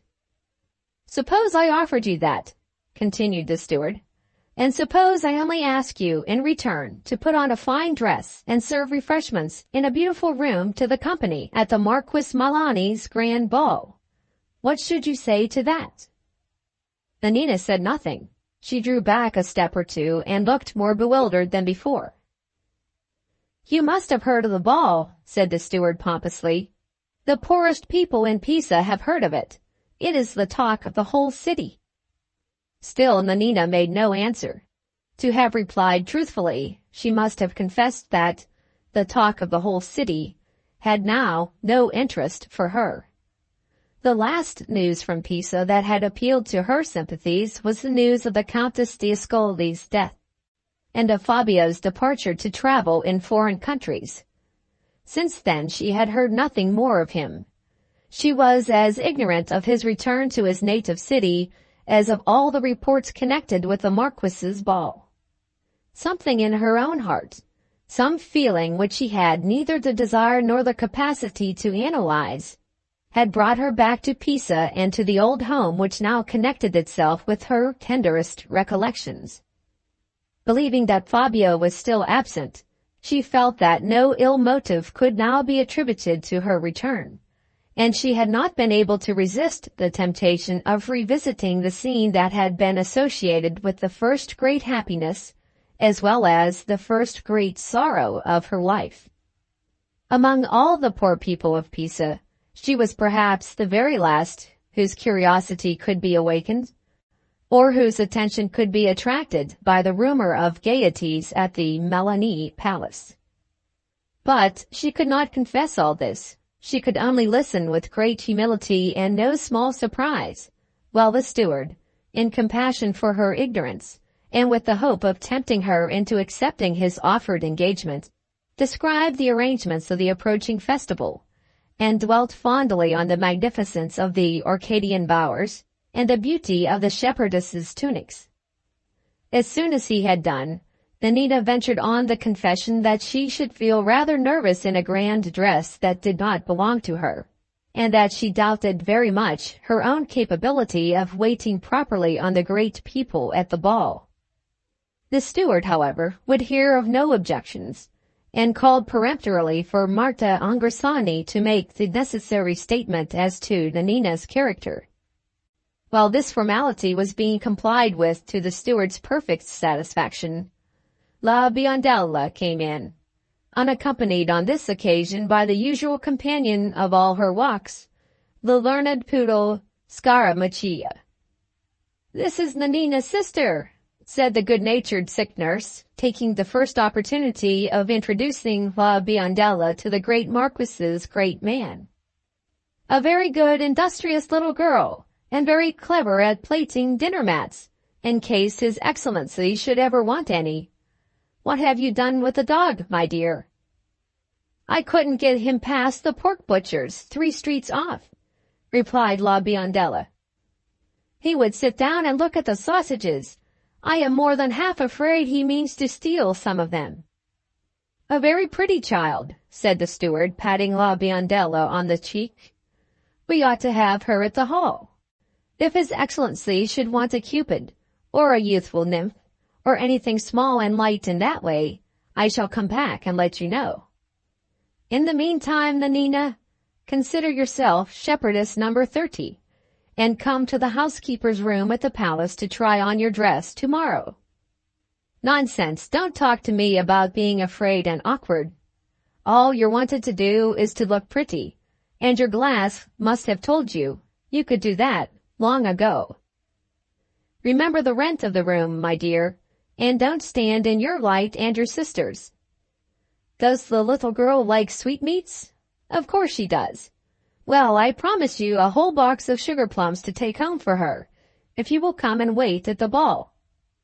"Oh, go to the ball, Nanina, go to the ball!" cried La Biondella, clapping her hands. "Of course she will go to the ball," said the nurse. "She would be mad to throw away such an excellent chance." Nanina looked perplexed. She hesitated a little, then drew Marta Angressani aside into a corner, and whispered this question to her. "Do you think there will be any priests at the palace where the Marquis lives?" "Heavens, child, what a thing to ask!" returned the nurse. "Priests at a masked ball? You might as well expect to find Turks performing high mass in the cathedral. But supposing you did meet with priests at the palace, what then?" "Nothing," said Nanina constrainedly. She turned pale and walked away as she spoke. Her great dread in returning to Pisa was the dread of meeting with Father Rocco again. She had never forgotten her first discovery at Florence of his distrust of her. The bare thought of seeing him any more, after her faith in him had been shaken forever, made her feel faint and sick at heart. "Tomorrow in the housekeeper's room," said the steward, putting on his hat. "You will find your new dress all ready for you." Nanina courtesied and ventured on no more objections. The prospect of securing a home for a whole year to come among people whom she knew reconciled her, influenced as she was also by Marta Angrasani's advice, and by her sister's anxiety for the promised present, to brave the trial of appearing at the ball. "What a comfort to have it all settled at last," said the steward, as soon as he was out again in the street. "We shall see what the Marquis says now. If he doesn't apologize for calling me a scoundrel the moment he sets eyes on number 30, he is the most ungrateful nobleman that ever existed." Arriving in front of the palace, the steward found workmen engaged in planning the external decorations and illuminations for the night of the ball. A little crowd had already assembled to see the ladders raised and the scaffoldings put up.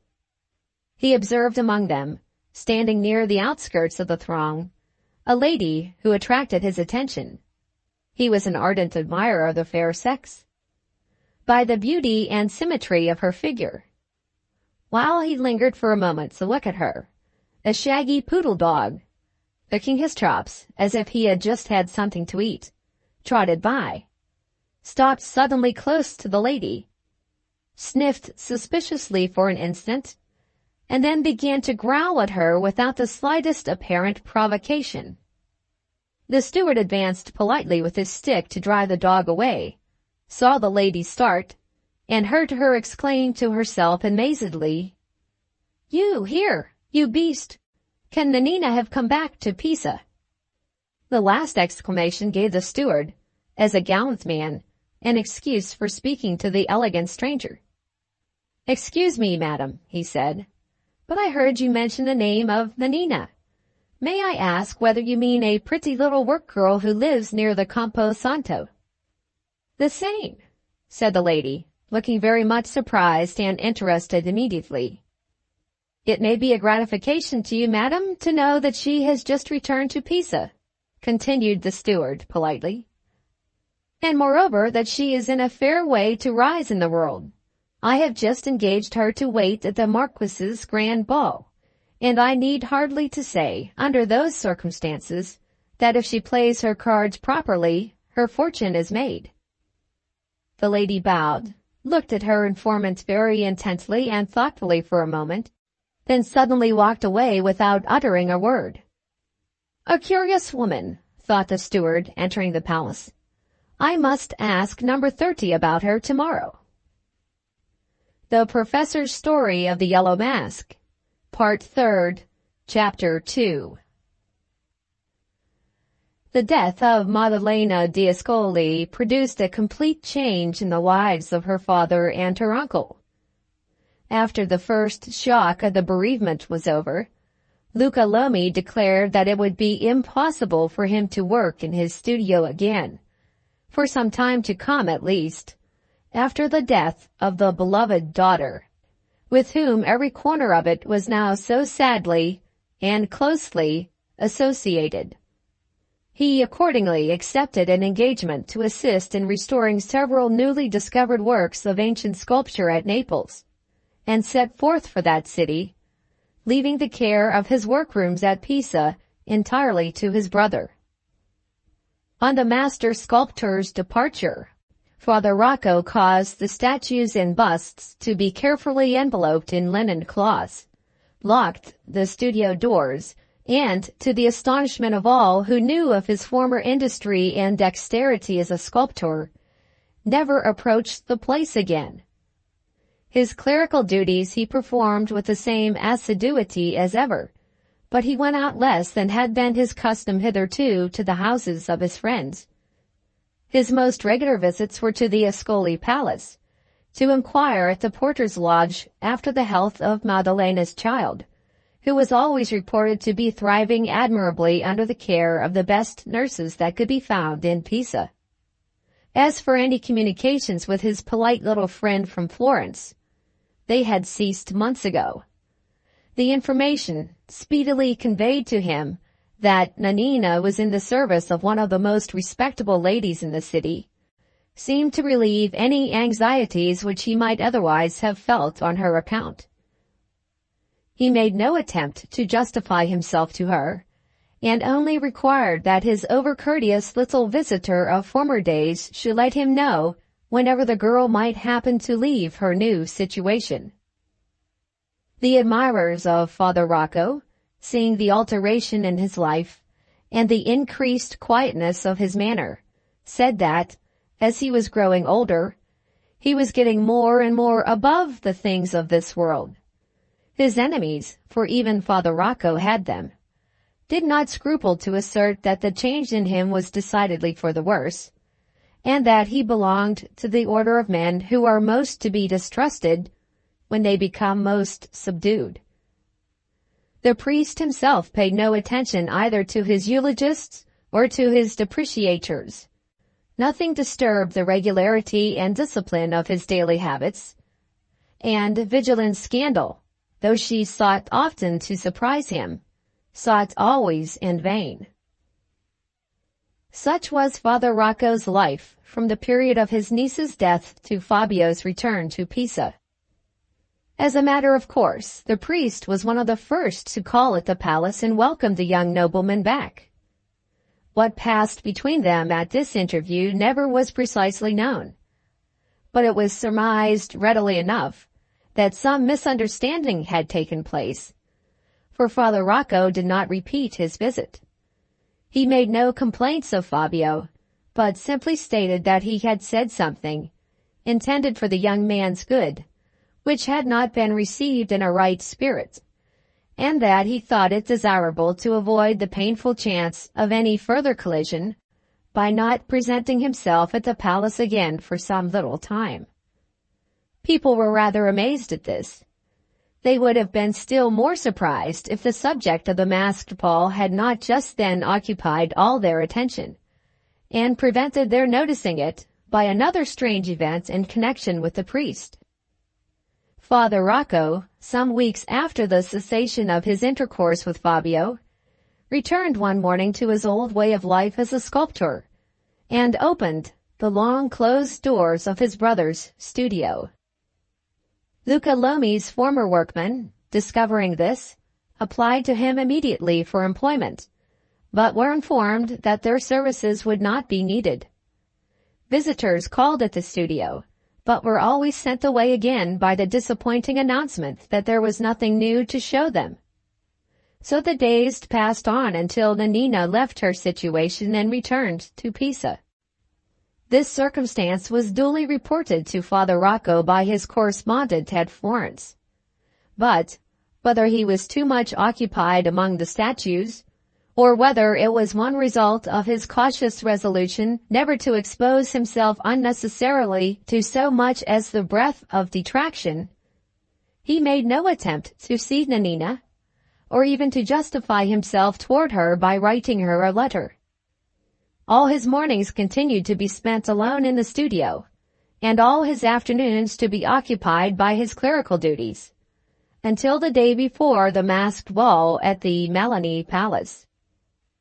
Early on that day he covered over the statues and locked the doors of the workrooms once more, then returned to his own lodgings and did not go out again. One or two of his friends who wanted to see him were informed that he was not well enough to be able to receive them. If they had penetrated into his little study and had seen him, they would have been easily satisfied that this was no mere excuse.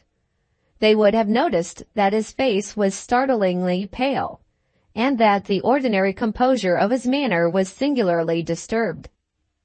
Toward evening this restlessness increased, and his old housekeeper, on pressing him to take some nourishment, was astonished to hear him answer her sharply and irritably, for the first time since she had been in his service. A little later her surprise was increased by his sending her with a note to the Ascoli Palace, and by the quick return of an answer, brought ceremoniously by one of Fabio's servants.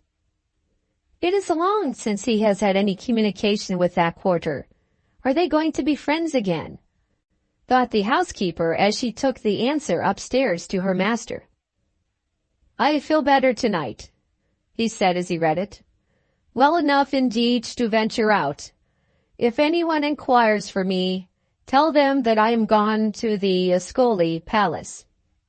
Saying this, he walked to the door, then returned, and trying the lock of his cabinet, satisfied himself that it was properly secured, then went out. He found Fabio in one of the large drawing rooms of the palace, walking irritably backward and forward, with several little notes crumpled together in his hands, and a plain black domino dress for the masquerade of the ensuing night spread out on one of the tables. I was just going to write to you, said the young man abruptly, when I received your letter. You offer me a renewal of our friendship, and I accept the offer. I have no doubt those references of yours, when we last met, to the subject of second marriages, were well meant, but they irritated me, and, speaking under that irritation, I said words that I had better not have spoken. If I pained you, I am sorry for it. Wait, pardon me for one moment. I have not quite done yet. It seems that you are by no means the only person in Pisa to whom the question of my possibly marrying again appears to have presented itself. Ever since it was known that I intended to renew my intercourse with society at the ball tomorrow night, I have been persecuted by anonymous letters, infamous letters, written from some motive which it is impossible for me to understand. I want your advice on the best means of discovering the writers, and I also have a very important question to ask you. But read one of the letters first yourself. Anyone will do as a sample of the rest. Fixing his eyes searchingly on the priest, he handed him one of the notes.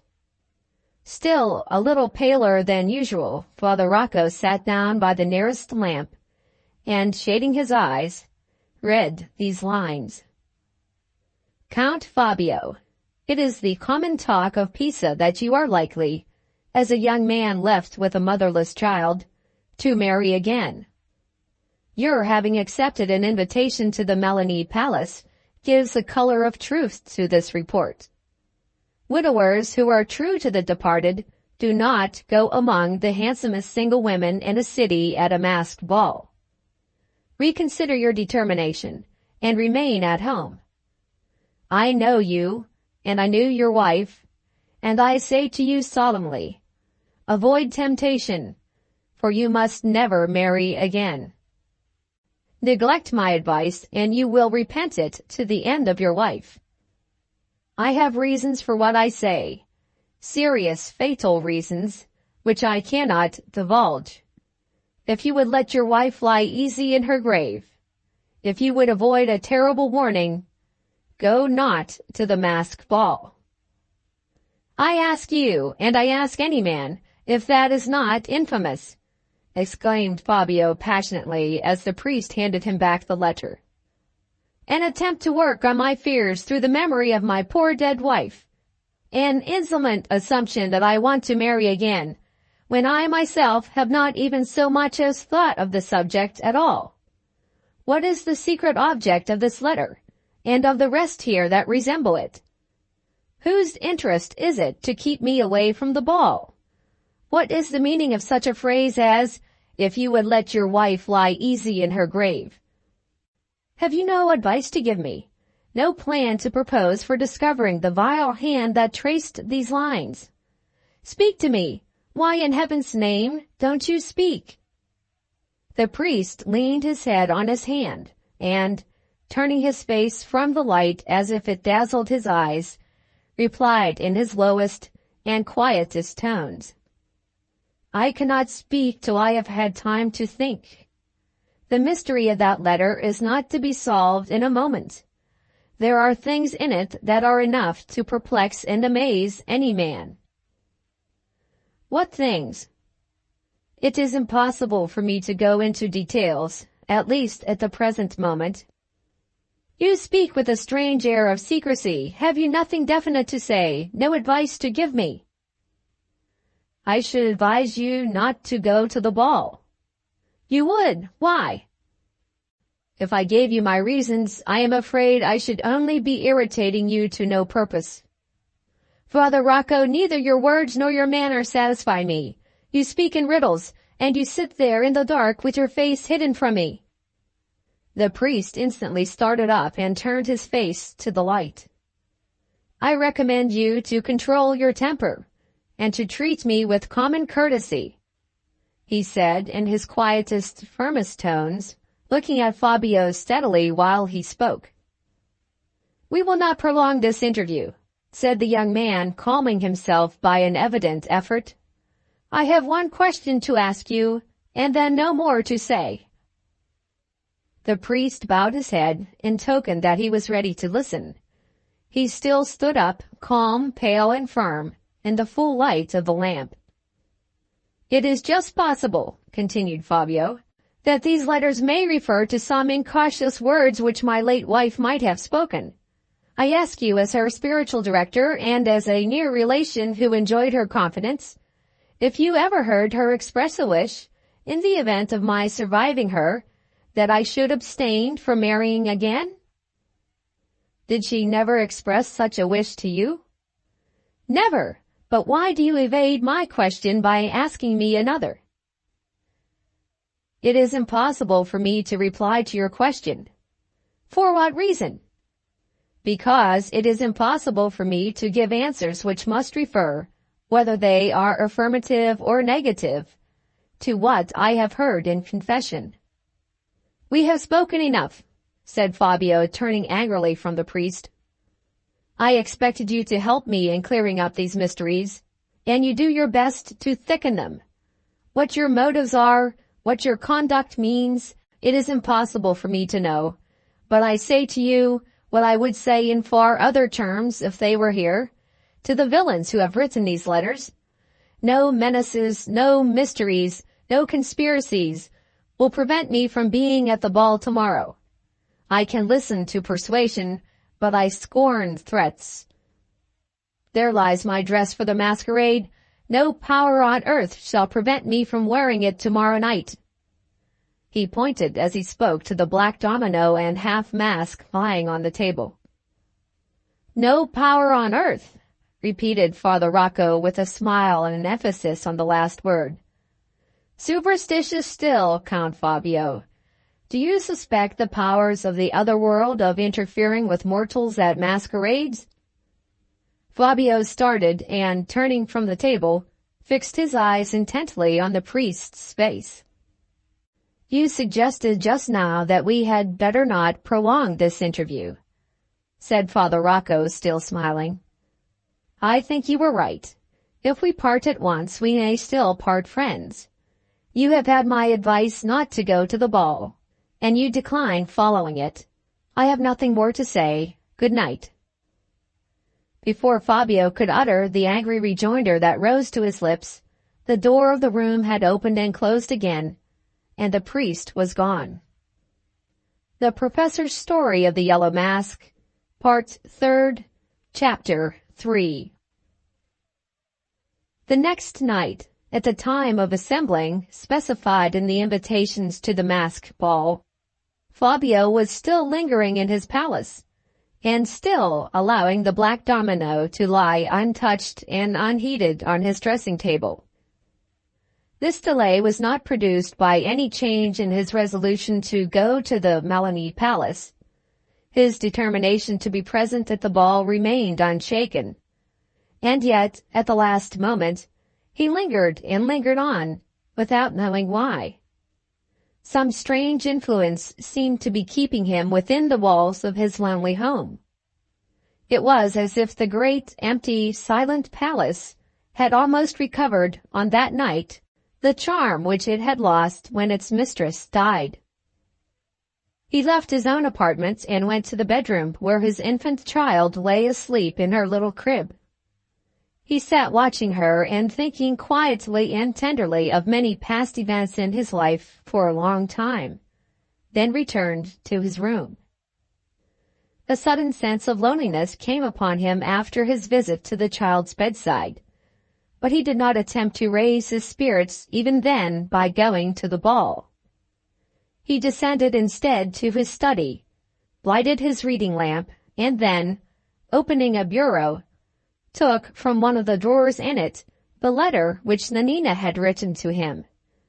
This was not the first time that a sudden sense of his solitude had connected itself inexplicably with the remembrance of the work-girl's letter. He read it through slowly, and when he had done, kept it open in his hand. "I have youth, titles, wealth," he thought to himself sadly, "everything that is sought after in this world, and yet, if I try to think of any human being who really and truly loves me, I can remember but one, the poor, faithful girl who wrote these lines." Old recollections of the first day when he met with Nanina, of the first sitting she had given him in Luca Lomi's studio, of the first visit to the neat little room in the by-street, began to rise more and more vividly in his mind.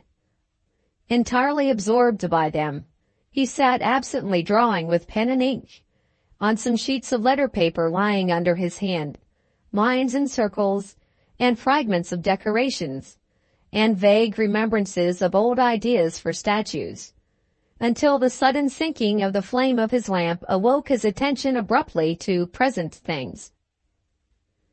He looked at his watch. It was close on midnight. This discovery at last aroused him to the necessity of immediate departure. In a few minutes he had put on his domino and mask, and was on his way to the ball. Before he reached the Melanie Palace, the first part of the entertainment had come to an end. The toy symphony had been played, the grotesque dance performed, amid universal laughter, and now the guests were, for the most part, fortifying themselves in the Arcadian bowers for new dances, in which all persons present were expected to take part. The Marquis Melanie had, with characteristic oddity, divided his two classical refreshment rooms into what he termed the light and heavy departments. Fruit, pastry, sweetmeats, salads, and harmless drinks were included under the first head, and all the stimulating liquors and solid eatables under the last. The 30 shepherdesses had been, according to the Marquis's order, equally divided at the outset of the evening between the two rooms. But as the company began to crowd more and more resolutely in the direction of the heavy department, 10 of the shepherdesses attached to the light department were told off to assist in attending on the hungry and thirsty majority of guests who were not to be appeased by pastry and lemonade. Among the 5 girls who were left behind in the room for the light refreshments was Nanina. The steward soon discovered that the novelty of her situation made her really nervous, and he wisely concluded that, if he trusted her where the crowd was greatest and the noise loudest, she would not only be utterly useless, but also very much in the way of her more confident and experienced companions. When Fabio arrived at the palace, the jovial uproar in the heavy department was at its height, and several gentlemen, fired by the classical costumes of the shepherdesses, were beginning to speak Latin to them with a thick utterance, and a valorous contempt for all restrictions of gender, number, and case. As soon as he could escape from the congratulations on his return to his friends, which poured on him from all sides, Fabio withdrew to seek some quieter room. The heat, noise, and confusion had so bewildered him, after the tranquil life he had been leading for many months past, that it was quite a relief to stroll through the half-deserted dancing rooms, to the opposite extremity of the great suite of apartments, and there to find himself in a second Arcadian bower, which seemed peaceful enough to deserve its name. A few guests were in this room when he first entered it, but the distant sound of some first notes of dance music drew them all away. After a careless look at the quaint decorations about him, he sat down alone on a divan near the door, and beginning already to feel the heat and discomfort of his mask, took it off. He had not removed it more than a moment before he heard a faint cry in the direction of a long refreshment table, behind which the 5 waiting girls were standing. He started up directly, and could hardly believe his senses, when he found himself standing face to face with Nanina. Her cheeks had turned perfectly colorless. Her astonishment at seeing the young nobleman appeared to have some sensation of terror mingled with it. The waiting woman who happened to stand by her side instinctively stretched out an arm to support her, observing that she caught at the edge of the table as Fabio hurried round to get behind it and speak to her. When he drew near, her head drooped on her breast, and she said faintly, "I never knew you were at Pisa. I never thought you would be here. Oh, I am true to what I said in my letter, though I seem so false to it. I want to speak to you about the letter, to tell you how carefully I have kept it, how often I have read it," said Fabio. She turned away her head and tried hard to repress the tears that would force their way into her eyes. "We should never have met," she said. "Never, never have met again." Before Fabio could reply, the waiting woman by Nanina's side interposed. "For heaven's sake, don't stop speaking to her here," she exclaimed impatiently. "If the steward or one of the upper servants was to come in, you would get her into dreadful trouble. Wait till tomorrow and find some fitter place than this." Fabio felt the justice of the reproof immediately. He tore a leaf out of his pocketbook and wrote on it, "I must tell you how I honor and thank you for that letter. Tomorrow, 10 o'clock, the wicket gate at the back of the Ascoli Gardens. Believe in my truth and honor, Nanina, for I believe implicitly in yours." Having written these lines, he took from among his bunch of watch seals a little key, wrapped it up in the note, and pressed it into her hand. In spite of himself, his fingers lingered round hers, and he was on the point of speaking to her again when he saw the waiting woman's hand, which was just raised to motion him away, suddenly drop. Her color changed at the same moment, and she looked fixedly across the table. He turned round immediately and saw a masked woman standing alone in the room, dressed entirely in yellow from head to foot. She had a yellow hood, a yellow half mask with deep fringe hanging down over her mouth, and a yellow domino, cut at the sleeves and edges into long flame-shaped points, which waved backward and forward tremulously in the light air wafted through the doorway. The woman's black eyes seemed to gleam with an evil brightness through the slight holes of the mask, and a tawny fringe hanging before her mouth fluttered slowly with every breath she drew. Without a word or a gesture, she stood before the table, and her gleaming black eyes fixed steadily on Fabio the instant he confronted her. A sudden chill struck through him, as he observed that the yellow of the stranger's domino and mask was of precisely the same shade as the yellow of the hangings and furniture which his wife had chosen after their marriage for the decoration of her favorite sitting room. "The yellow mask," whispered the waiting girls nervously, crowding together behind the table. "The yellow mask again. Make her speak. Ask her to have something. This gentleman will ask her. Speak to her, sir. Do speak to her. She glides about in that fearful yellow dress like a ghost." Fabio looked around mechanically at the girl who was whispering to him. He saw at the same time that Nanina still kept her head turned away, and that she had her handkerchief at her eyes. She was evidently struggling yet with the agitation produced by their unexpected meeting, and was, most probably for that reason, the only person in the room not conscious of the presence of the yellow mask. "Speak to her, sir, do speak to her," whispered two of the waiting girls together. Fabio turned again toward the table. The black eyes were still gleaming at him from behind the tawny yellow of the mask. He nodded to the girls who had just spoken, cast one farewell look at Nanina, and moved down the room to get round to the side of the table at which the yellow mask was standing. Step by step as he moved, the bright eyes followed him. Steadily and more steadily, their evil light seemed to shine through and through him, as he turned the corner of the table and approached the still, spectral figure. He came close up to the woman, but she never moved. Her eyes never wavered for an instant. He stopped and tried to speak, but the chill struck through him again. An overpowering dread, an unutterable loathing seized on him. All sense of outer things, the whispering of the waiting girls behind the table, the gentle cadence of the dance music, the distant hum of joyous talk, suddenly left him. He turned away shuddering and quitted the room.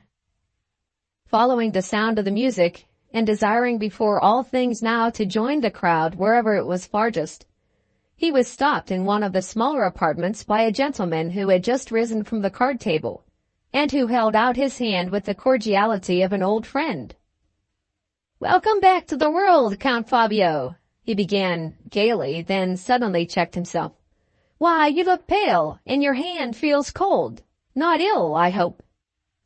No, I've been rather startled, I can't say why, by a very strangely dressed woman, who fairly stared me out of countenance."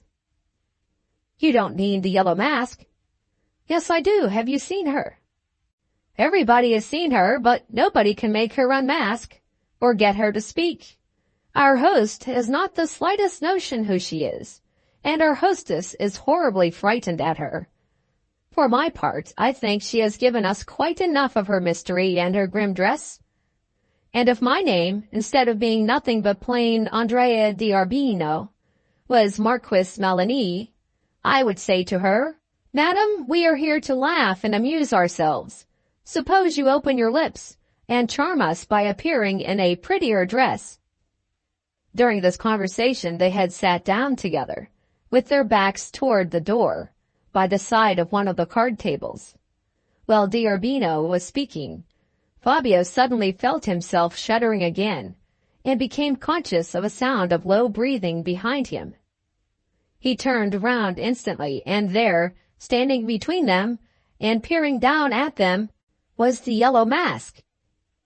Fabio started up, and his friend followed his example. Again the gleaming black eyes rested steadily on the young nobleman's face, and again their look chilled him to the heart. "Yellow lady, do you know my friend?" exclaimed d'Urbino with mock solemnity. There was no answer. The fatal eyes never moved from Fabio's face. "Yellow lady," continued the other, "listen to the music. Will you dance with me?" The eyes looked away, and the figure glided slowly from the room. "My dear Count," said d'Urbino, "that woman seems to have quite an effect on you. I declare she has left you paler than ever. Come into the supper room with me, and have some wine. You really look as if you wanted it." They went at once to the large refreshment room. Nearly all the guests had by this time begun to dance again. They had the whole apartment, therefore, almost entirely to themselves. Among the decorations of the room, which were not strictly in accordance with genuine Arcadian simplicity, was a large looking-glass, placed over a well-furnished sideboard. D'Urbino led Fabio in this direction, exchanging greetings as he advanced with the gentleman who stood near the glass looking into it, and carelessly fanning himself with his mask. "My dear friend," cried d'Urbino, "you are the very man to lead us straight to the best bottle of wine in the palace. Count Fabio, let me present to you my intimate and good friend, the Cavaliere Finello, with whose family I know you are well acquainted. Finello, the Count is a little out of spirits, and I have prescribed a good dose of wine. I see a whole row of bottles at your side, and I leave it to you to apply the remedy. Glasses there, 3 glasses, my lovely shepherdess with the black eyes, the 3 largest you have got." The glasses were brought. The Cavaliere Finello chose a particular bottle, and filled them. All 3 gentlemen turned round to the sideboard to use it as a table, and thus necessarily faced the looking-glass. "Now let us drink the toast of toasts," said D'Urbino. "Finello, Count Fabio, the ladies of Pisa." Fabio raised the wine to his lips, and was on the point of drinking it, when he saw reflected in the glass the figure of the Yellow Mask. The glittering eyes were again fixed on him, and the yellow-hooded head bowed slowly, as if in acknowledgment of the toast he was about to drink. For the third time the strange chill seized him, and he set down his glass of wine untasted. "What is the matter?" asked D'Urbino. "Have you any dislike, Count, to that particular wine?" inquired the Cavaliere. "The Yellow Mask," whispered Fabio. "The Yellow Mask again." They all three turned round directly toward the door, but it was too late. The figure had disappeared. "Does anyone know who this Yellow Mask is?" asked Finello. "One may guess by the walk that the figure is a woman's. Perhaps it may be the strange color she has chosen for her dress, or perhaps her stealthy way of moving from room to room. But there is certainly something mysterious and startling about her." "Startling enough, as the Count would tell you," said D'Urbino. "The Yellow Mask has been responsible for his loss of spirits and change of complexion, and now she has prevented him even from drinking his wine." "I can't account for it," said Fabio, looking round him uneasily. "But this is the third room into which she has followed me. The third time she has seemed to fix her eyes on me alone. I suppose my nerves are hardly in a fit state yet for masked balls and adventures. The sight of her seems to chill me. Who can she be?" "If she followed me for a fourth time," said Finello, "I should insist on her unmasking." "And suppose she refused?" asked his friend. "Then I should take her mask off for her." "It is impossible to do that with a woman," said Fabio. "I prefer trying to lose her in the crowd. Excuse me, gentlemen, if I leave you to finish the wine, and then to meet you, if you like, in the great ballroom." He retired as he spoke, put on his mask, and joined the dancers immediately, taking care to keep always in the most crowded corner of the apartment. For some time this plan of action proved successful, and he saw no more of the mysterious yellow domino. Ere long, however, some new dances were arranged, in which the great majority of the persons in the ballroom took part, the figures resembling the old English country dances in this respect, that the ladies and gentlemen were placed in long rows opposite to each other. The sets consisted of about 20 couples each, placed sometimes across and sometimes along the apartment, and the spectators were all required to move away on either side and range themselves close to the walls. As Fabio, among others, complied with this necessity, he looked down a row of dancers waiting during the performance of the orchestral prelude, and there, watching him again, from the opposite end of the lane formed by the gentlemen on one side and the ladies on the other, he saw the Yellow Mask. He moved abruptly back toward another row of dancers, placed at right angles to the first row, and there again, at the opposite end of the gay lane of brightly dressed figures, was the Yellow Mask. He slipped into the middle of the room, but it was only to find her occupying his former position near the wall, and still, in spite of his disguise, watching him through row after row of dancers. The persecution began to grow intolerable. He felt a kind of angry curiosity mingling now with the vague dread that had hitherto oppressed him. Finello's advice recurred to his memory, and he determined to make the woman unmask at all hazards. With this intention he returned to the supper-room in which he had left his friends. They were gone, probably to the ballroom, to look for him. Plenty of wine was still left on the sideboard, and he poured himself out a glass. Finding that his hand trembled as he did so, he drank several more glasses in quick succession, to nerve himself for the approaching encounter with the Yellow Mask. While he was drinking, he expected every moment to see her in the looking-glass again. But she never appeared, and yet he felt almost certain that he had detected her gliding out after him when he left the ballroom. He thought it possible that she might be waiting for him in one of the smaller apartments, and, taking off his mask, walked through several of them without meeting her, until he came to the door of the refreshment room in which Nanina and he had recognized each other. The waiting woman behind the table, who had first spoken to him, caught sight of him now, and ran round to the door. "Don't come in and speak to Nanina again," she said, mistaking the purpose which had brought him to the door. "What with frightening her first, and making her cry afterward, you have rendered her quite unfit for her work. The steward is in there at this moment, very good-natured, but not very sober. He says she is pale and red-eyed, and not fit to be a shepherdess any longer, and that, as she will not be missed now, she may go home if she likes.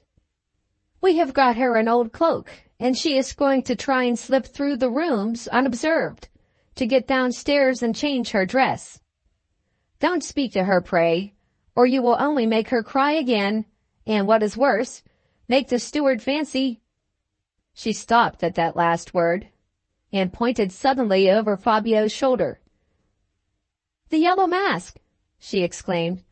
"Oh, sir, draw her away into the ballroom, and give Nanina a chance of getting out." Fabio turned directly, and approached the mask, who, as they looked at each other, slowly retreated before him. The waiting woman, seeing the yellow figure retire, hastened back to Nanina in the refreshment room. Slowly the masked woman retreated from one apartment to another till she entered a corridor brilliantly lighted up and beautifully ornamented with flowers. On the right hand this corridor led to the ballroom, on the left to an antechamber at the head of the palace staircase. The yellow mask went on a few paces toward the left, then stopped. The bright eyes fixed themselves as before on Fabio's face, but only for a moment. He heard a light step behind him, and then he saw the eyes move. Following the direction they took, he turned round and discovered Nanina, wrapped up in the old cloak which was to enable her to get downstairs unobserved. "Oh, how can I get out? How can I get out?" cried the girl, shrinking back affrightedly as she saw the yellow mask. "That way," said Fabio, pointing in the direction of the ballroom. "Nobody will notice you in the cloak. It will only be thought some new disguise." He took her arm as he spoke, to reassure her, and continued in a whisper, "Don't forget tomorrow." At the same moment he felt a hand laid on him. It was the hand of the masked woman, and it put him back from Nanina. In spite of himself, he trembled at her touch, but still retained presence of mind enough to sign to the girl to make her escape. With a look of eager inquiry in the direction of the mask, and a half-suppressed exclamation of terror, she obeyed him, and hastened away toward the ballroom. "We are alone," said Fabio, confronting the gleaming black eyes and reaching out his hand resolutely toward the yellow mask. "Tell me who you are, and why you follow me, or I will uncover your face, and solve the mystery for myself." The woman pushed his hand aside, and drew back a few paces, but never spoke a word. He followed her. There was not an instant to be lost, for just then the sound of footsteps hastily approaching the corridor became audible. "Now or never," he whispered to himself, and snatched at the mask. His arm was again thrust aside, but this time the woman raised her disengaged hand at the same moment, and removed the yellow mask. The lamps shed their soft light full on her face. It was the face of his dead wife. The Professor's Story of the Yellow Mask, Part 3rd, Chapter 4. Signor Andrea d'Urbino, searching vainly through the various rooms in the palace for Count Fabio d'Ascoldi, and trying as a last resource the corridor leading to the ballroom and grand staircase, discovered his friend lying on the floor in a swoon, without any living creature near him. Determining to avoid alarming the guests, if possible, D'Urbino first sought help in the antechamber. He found there the Marquis's valet, assisting the Cavaliere Finello, who was just taking his departure, to put on his cloak. While Finello and his friend carried Fabio to an open window in the antechamber, the valet procured some ice water. This simple remedy and a change of atmosphere proved enough to restore the fainting man to his senses, but hardly, as it seemed to his friends, to his former self. They noticed a change to blankness and stillness in his face, and when he spoke, an indescribable alteration in the tone of his voice. "I found you in a room in the corridor," said D'Urbino. "What made you faint? Don't you remember? Was it the heat?" Fabio waited for a moment, painfully collecting his ideas. He looked at the valet, and Finello signed to the man to withdraw. "Was it the heat?" repeated D'Urbino. "No," answered Fabio, in strangely hushed, steady tones. "I have seen the face that was behind the yellow mask." "Well?" "It was the face of my dead wife." "Your dead wife?" "When the mask was removed, I saw her face. Not as I remember it in the pride of her youth and beauty. Not even as I remember her on her sickbed. But as I remember her in her coffin." "Count, for God's sake, rouse yourself. Collect your thoughts. Remember where you are, and free your mind of its horrible delusion. Spare me all remonstrances. I am not fit to bear them. My life has only one object now, the pursuing of this mystery to the end. Will you help me? I am scarcely fit to act for myself." He still spoke in the same unnaturally hushed, deliberate tones. D'Urbino and Finello exchanged glances behind him as he rose from the sofa on which he had hitherto been lying. "We will help you in everything," said D'Urbino soothingly. "Trust in us to the end. What do you wish to do first?" "The figure must have gone through this room. Let us descend the staircase and ask the servants if they have seen it pass." Both D'Urbino and Finello remarked that he did not say her. They inquired down to the very courtyard. Not one of the servants had seen the yellow mask. The last resource was the porter at the outer gate. They applied to him, and in answer to their questions he asserted that he had most certainly seen a lady in a yellow domino and mask drive away, about half an hour before, in a hired coach. "Should you remember the coachman again?" asked D'Urbino. "Perfectly. He is an old friend of mine." "And do you know where he lives?" "Yes, as well as I know where I do." "Any reward you like, if you can get somebody to mind your lodge, and can take us to that house." In a few minutes they were following the porter through the dark, silent streets. "We had better try the stables first," said the man. "My friend, the coachman, will hardly have had time to do more than set the lady down. We shall most likely catch him just putting up his horses." The porter turned out to be right. On entering the stable yard, they found that the empty coach had just driven into it. "You have been taking home a lady in a yellow domino from the masquerade?" said D'Urbino, putting some money into the coachman's hand. "Yes, sir, I was engaged by that lady for the evening, engaged to drive her to the ball as well as to drive her home." "Where did you take her from?" "From a very extraordinary place, from the gate of the Campo Santo burial ground." During this colloquy, Finello and D'Urbino had been standing with Fabio between them, each giving him an arm. The instant the last answer was given, he reeled back with a cry of horror. "Where have you taken her to now?" asked the Urbino. He looked about him nervously as he put the question, and spoke for the first time in a whisper. "To the Campo Santo again," said the coachman. Fabio suddenly drew his arms out of the arms of his friends, and sank to his knees on the ground, hiding his face.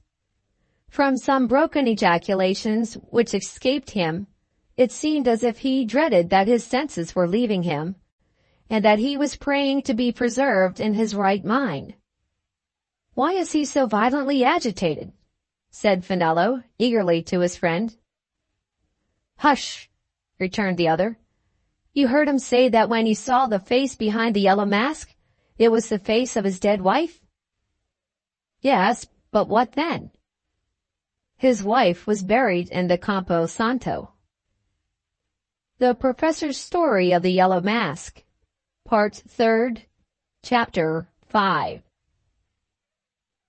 Of all the persons who had been present, in any capacity, at the Marquis Malini's ball, the earliest riser on the morning after it was Nanina. The agitation produced by the strange events in which she had been concerned destroyed the very idea of sleep. Through the hours of darkness, she could not even close her eyes, and, as soon as the new day broke, she rose to breathe the early morning air at her window, and to think in perfect tranquillity over all that had passed since she entered the Malini Palace to wait on the guests at the masquerade. On reaching home the previous night, all her other sensations had been absorbed in a vague feeling of mingled dread and curiosity, produced by the sight of the weird figure in the yellow mask, which she had left standing alone with Fabio in the palace corridor. The morning light, however, suggested new thoughts. She now opened the note which the young nobleman had pressed into her hand, and read over and over again the hurried pencil lines scrawled on the paper. Could there be any harm, any forgetfulness of her own duty, in using the key enclosed in the note, and keeping her appointment in the Ascoli Gardens at 10 o'clock? Surely not.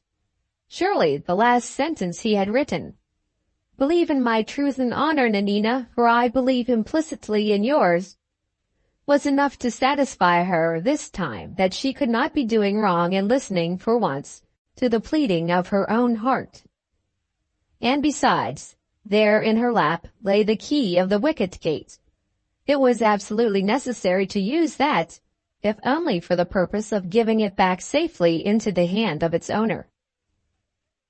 As this last thought was passing through her mind, and plausibly overcoming any faint doubts and difficulties which she might still have left, she was startled by a sudden knocking at the street door, and, looking out of the window immediately, saw a man in livery standing in the street, anxiously peering up at the house to see if his knocking had aroused anybody. "Does Marta Angrisani, the sick nurse, live here?" inquired the man, as soon as Nanina showed herself at the window. "Yes," she answered. "Must I call her up? Is there some person ill?" "Call her up directly," said the servant. "She is wanted at the Ascoli Palace. My master, Count Fabio—" Nanina waited to hear no more. She flew to the room in which the sick nurse slept, and awoke her, almost roughly, in an instant. "He is ill!" she cried breathlessly. "Oh, make haste, make haste! He is ill, and he has sent for you." Marta inquired who had sent for her, and on being informed, promised to lose no time. Nanina ran downstairs to tell the servant that the sick nurse was getting on her clothes. The man's serious expression, when she came close to him, terrified her. All her usual self-distrust vanished, and she entreated him, without attempting to conceal her anxiety, to tell her particularly what his master's illness was, and how it had affected him so suddenly after the ball. "I know nothing about it," answered the man, noticing Nanina's manner as she put her question with some surprise. "Except that my master was brought home by two gentlemen, friends of his, about a couple of hours ago, in a very sad state, half out of his mind, as it seemed to me. I gathered from what was said that he had got a dreadful shock from seeing some woman take off her mask and show her face to him at the ball. How that could be I don't in the least understand, but I know that when the doctor was sent for, he looked very serious and talked about fearing brain fever."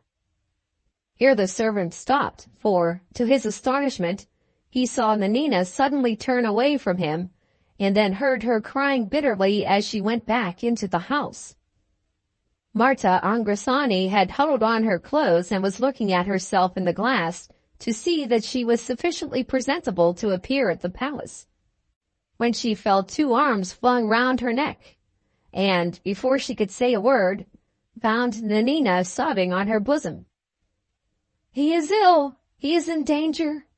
cried the girl. "I must go with you to help him. You have always been kind to me, Marta. Be kinder than ever now. Take me with you. Take me with you to the palace." "You, child!" exclaimed the nurse, gently unclasping her arms. "Yes, yes, if it is only for an hour," pleaded Nanina. "If it is only for one little hour every day. You have only to say that I am your helper, and they would let me in. Marta, I shall break my heart if I can't see him and help him to get well again." The nurse still hesitated. Nanina clasped her round the neck once more, and laid her cheek, burning hot now, though the tears had been streaming down it but an instant before, close to the good woman's face. "I love him, Marta, great as he is. I love him with all my heart and soul and strength," she went on, in quick, eager, whispering tones. "And he loves me. He would have married me if I had not gone away to save him from it. I could keep my love for him a secret while he was well. I could stifle it, and crush it down, and wither it up by absence. But now he is ill. It gets beyond me.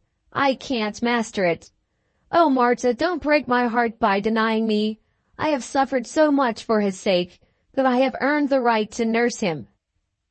Marta was not proof against this last appeal. She had one great and rare merit for a middle-aged woman. She had not forgotten her own youth. "Come, child," said she, soothingly. "I won't attempt to deny you.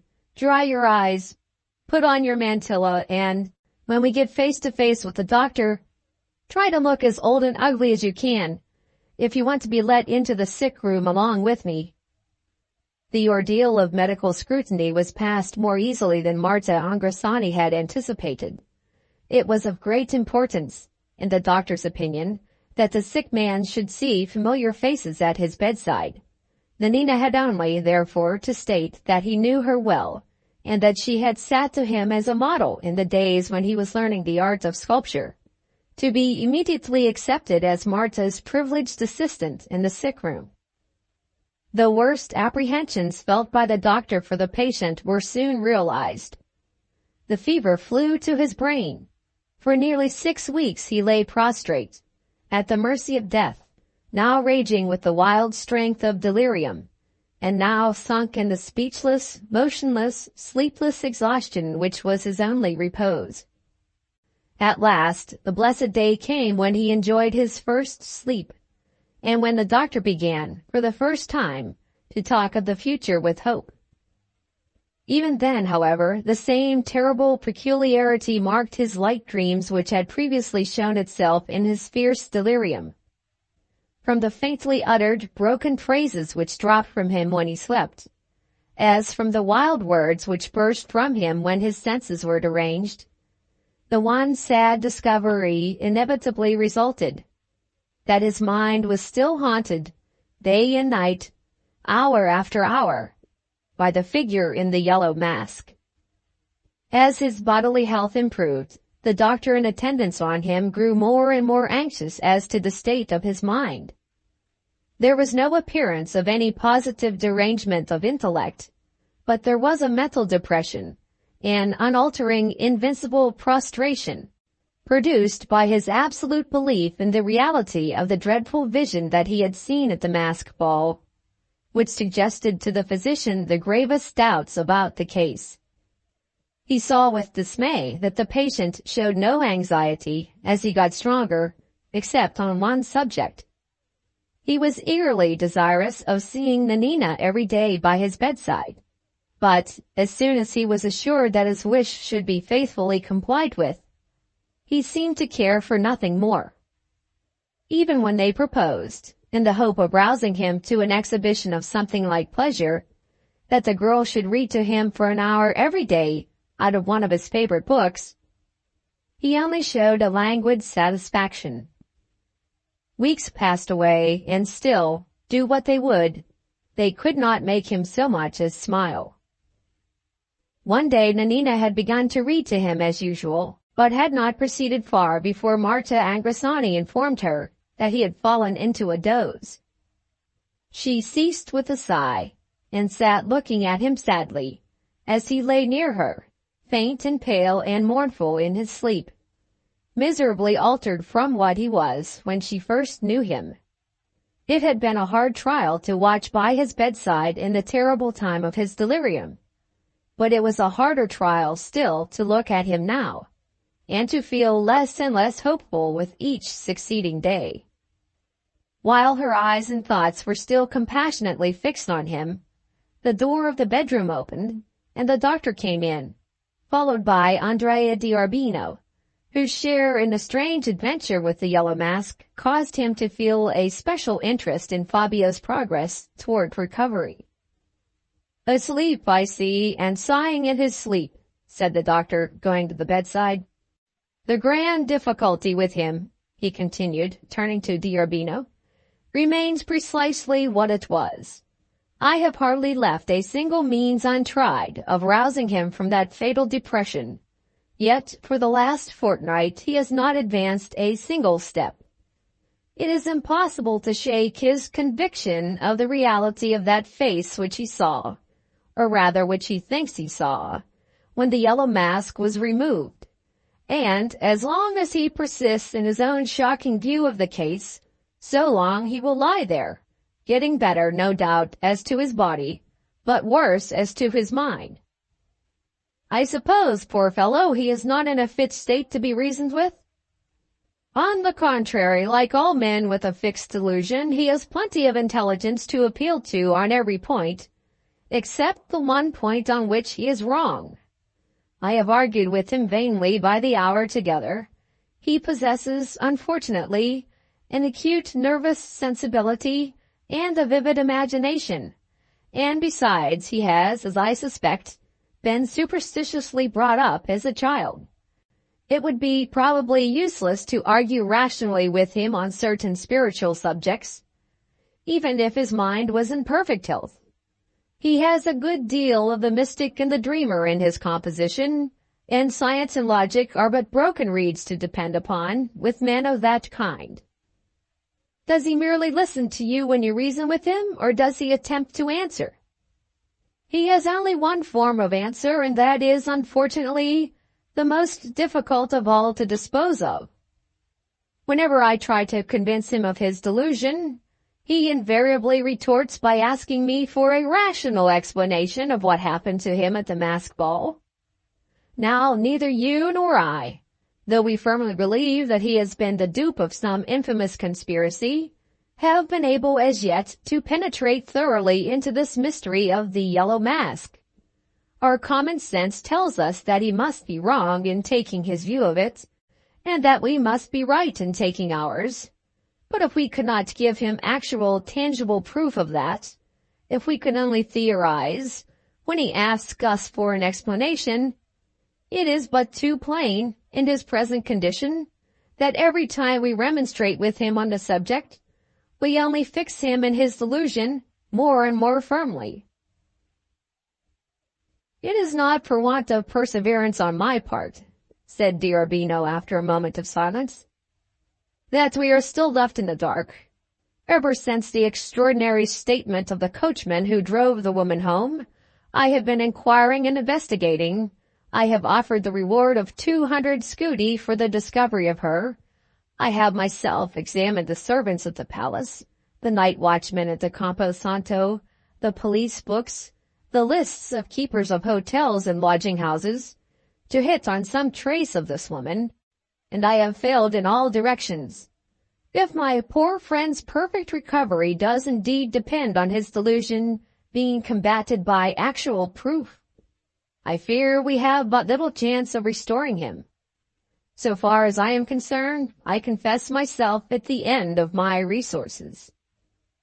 "I hope we are not quite conquered yet," returned the doctor. "The proofs we want may turn up when we least expect them. It is certainly a miserable case," he continued, mechanically laying his fingers on the sleeping man's pulse. "There he lies, wanting nothing now but to recover the natural elasticity of his mind, and here we stand at his bedside, unable to relieve him of the weight that is pressing his faculties down. I repeat it, Signor Andrea, nothing will rouse him from his delusion that he is the victim of a supernatural interposition, but the production of some startling, practical proof of his error. At present, he is in the position of a man who has been imprisoned from his birth in a dark room, and who denies the existence of daylight. If we cannot open the shutters and show him the sky outside, we shall never convert him to a knowledge of the truth." Saying these words, the doctor turned to lead the way out of the room, and observed Nanina, who had moved from the bedside on his entrance, standing near the door. He stopped to look at her, shook his head good-humoredly, and called to Marta, who happened to be occupied in an adjoining room. "Signora Marta," said the doctor, "I think you told me some time ago that your pretty and careful little assistant lives in your house. Pray, does she take much walking exercise?" "Very little, Signor Dottore. She goes home to her sister when she leaves the palace. Very little walking exercise indeed." "I thought so. Her pale cheeks and heavy eyes told me as much. Now, my dear," said the doctor, addressing Nanina, "you are a very good girl, and I am sure you will attend to what I tell you.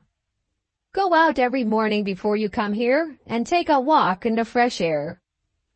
You are too young not to suffer by being shut up in close rooms every day, unless you get some regular exercise. Take a good long walk in the morning, or you will fall into my hands as a patient, and be quite unfit to continue your attendance here. Now, Signor Andrea, I am ready for you. Mind, my child, a walk every day in the open air outside the town, or you will fall ill. Take my word for it." Nanina promised compliance, but she spoke rather absently, and seemed scarcely conscious of the kind familiarity which marked the doctor's manner. The truth was that all her thoughts were occupied with what he had been saying by Fabio's bedside. She had not lost one word of the conversation while the doctor was talking of his patient, and of the conditions on which his recovery depended. Oh, if that proof which would cure him could only be found! She thought to herself, as she stole back anxiously to the bedside when the room was empty. On getting home that day, she found a letter waiting for her, and was greatly surprised to see that it was written by no less a person than the master sculptor, Luca Lomi. It was very short, simply informing her that he had just returned to Pisa, and that he was anxious to know when she could sit to him for a new bust, a commission from a rich foreigner at Naples. Nanina debated with herself for a moment whether she should answer the letter in the hardest way to her, by writing, or in the easiest way, in person, and decided on going to the studio and telling the master sculptor that it would be impossible for her to serve him as a model, at least for some time to come. It would have taken her a long hour to say this with due propriety on paper. It would only take her a few minutes to say it with her own lips. So she put on her mantilla again and departed for the studio. On arriving at the gate and ringing the bell, a thought suddenly occurred to her which she wondered had not struck her before. Was it not possible that she might meet Father Rocco in his brother's workroom? It was too late to retreat now, but not too late to ask, before she entered, if the priest was in the studio. Accordingly, when one of the workmen opened the door to her, she inquired first, very confusedly and anxiously, for Father Rocco. Hearing that he was not with his brother then, she went tranquilly enough to make her apologies to the master sculptor. She did not think it necessary to tell him more than that she was now occupied every day by nursing duties in a sick room, and that it was consequently out of her power to attend at the studio. Luca Lomi expressed, and evidently felt, great disappointment at her failing him as a model, and tried hard to persuade her that she might find time enough, if she chose, to sit to him, as well as to nurse the sick person. The more she resisted his arguments and entreaties, the more obstinately he reiterated them. He was dusting his favorite busts and statues, after his long absence, with a feather brush when she came in, and he continued this occupation all the while he was talking, urging a fresh plea to induce Nanina to reconsider her refusal to sit at every fresh piece of sculpture he came to, and always receiving the same resolute apology from her as she slowly followed him down the studio toward the door. Arriving thus at the lower end of the room, Luca stopped with a fresh argument on his lips before his statue of Minerva. He had dusted it already, but he lovingly returned to dust it again. It was his favorite work, the only good likeness, although it did assume to represent a classical subject, of his dead daughter that he possessed. He had refused to part with it for Maddalena's sake, and as he now approached it with his brush for the second time, he absently ceased speaking, and mounted on a stool to look at the face near, and blow some specks of dust off the forehead. Nanina thought this a good opportunity of escaping from further importunities. She was on the point of slipping away to the door with a word of farewell, when a sudden exclamation from Luca Lomi arrested her. "Plaster!" cried the master sculptor, looking intensely at that part of the hair of the statue which lay lowest on the forehead. "Plaster here!" He took out his penknife as he spoke, and removed a tiny morsel of some white substance from an interstice between two folds of the hair where it touched the face. "It is plaster!" he exclaimed excitedly. "Somebody has been taking a cast from the face of my statue." He jumped off the stool and looked all round the studio with an expression of suspicious inquiry. "I must have this cleared up," he said. "My statues were left under Rocco's care, and he is answerable if there has been any stealing of casts from any one of them. I must question him directly." Nanina, seeing that he took no notice of her, felt that she might now easily effect her retreat. She opened the studio door and repeated, for the 20th time at least, that she was sorry she could not sit to him. "I am sorry too, child," he said, irritably looking about for his hat. He found it apparently just as Nanina was going out, for she heard him call to one of the workmen in the inner studio, and order the man to say, if anybody wanted him, that he had gone to Father Rocco's lodgings. The Professor's Story of the Yellow Mask, Part 3rd, Chapter 6.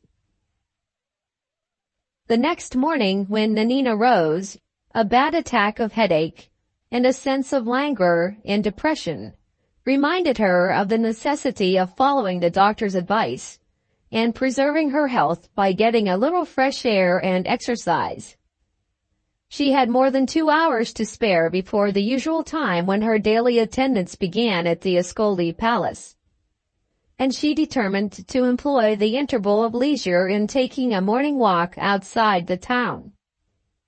La Biondella would have been glad enough to go too, but she had a large order for dinner mats on hand, and was obliged, for that day, to stop in the house and work.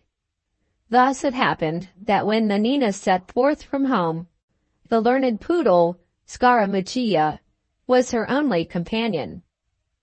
She took the nearest way out of the town, the dog trotting along in his usual steady, observant way close at her side, pushing his great rough muzzle, from time to time, affectionately into her hand, and trying hard to attract her attention at intervals by barking and capering in front of her.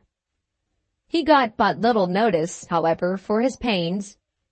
Nanina was thinking again of all that the physician had said the day before by Fabio's bedside, and these thoughts brought with them others, equally absorbing, that were connected with the mysterious story of the young nobleman's adventure with the yellow mask. Thus preoccupied, she had little attention left for the gambols of the dog. Even the beauty of the morning appealed to her in vain. She felt the refreshment of the cool, fragrant air, but she hardly noticed the lovely blue of the sky, or the bright sunshine that gave a gaiety and an interest to the commonest objects around her. After walking nearly an hour, she began to feel tired, and looked about for a shady place to rest in. Beyond and behind her, there was only the high road and the flat country, but by her side stood a little wooden building, half inn, half coffee house, backed by a large, shady pleasure garden, the gates of which stood invitingly open. Some workmen in the garden were putting up a stage for fireworks, but the place was otherwise quiet and lonely enough. It was only used at night as a sort of rustic granola, to which the citizens of Pisa resorted for pure air and amusement after the fatigues of the day. Observing that there were no visitors in the grounds, Nanina ventured in, intending to take a quarter of an hour's rest in the coolest place she could find before returning to Pisa. She had passed the back of a wooden summer house in a secluded part of the gardens, when she suddenly missed the dog from her side, and, looking round after him, saw that he was standing behind the summer house, with his ears erect, and his nose to the ground, having evidently that instant scented something that excited his suspicion. Thinking it possible that he might be meditating an attack on some unfortunate cat, she turned to see what he was watching. The carpenters engaged on the fireworks stage were just then hammering at it violently. The noise prevented her from hearing that Scarammuccia was growling, but she could feel that he was the moment she laid her hand on his back. Her curiosity was excited, and she stooped down close to him to look through a crack in the boards before which he stood, into the summer house. She was startled at seeing a lady and gentleman sitting inside. The place she was looking through was not high enough up to enable her to see their faces, but she recognized, or thought she recognized, the pattern of the lady's dress as one which she had noticed in former days in the Demoiselle Grifoni's showroom. Rising quickly, her eye detected a hole in the boards about the level of her own height, caused by a knot having been forced out of the wood. She looked through it to ascertain, without being discovered, if the wearer of the familiar dress was the person she had taken her to be, and saw, not Brigida only, as she had expected, but Father Rocco as well. At the same moment, the carpenters left off hammering and began to saw. The new sound from the fireworks stage was regular and not loud. The voices of the occupants of the summer house reached her through it, and she heard Brigida pronounce the name of Count Fabio. Instantly stooping down once more by the dog's side, she caught his muzzle firmly in both her hands. It was the only way to keep Scarammuccia from growling again, at a time when there was no din of hammering to prevent him from being heard. Those two words, Count Fabio, in the mouth of another woman, excited a jealous anxiety in her.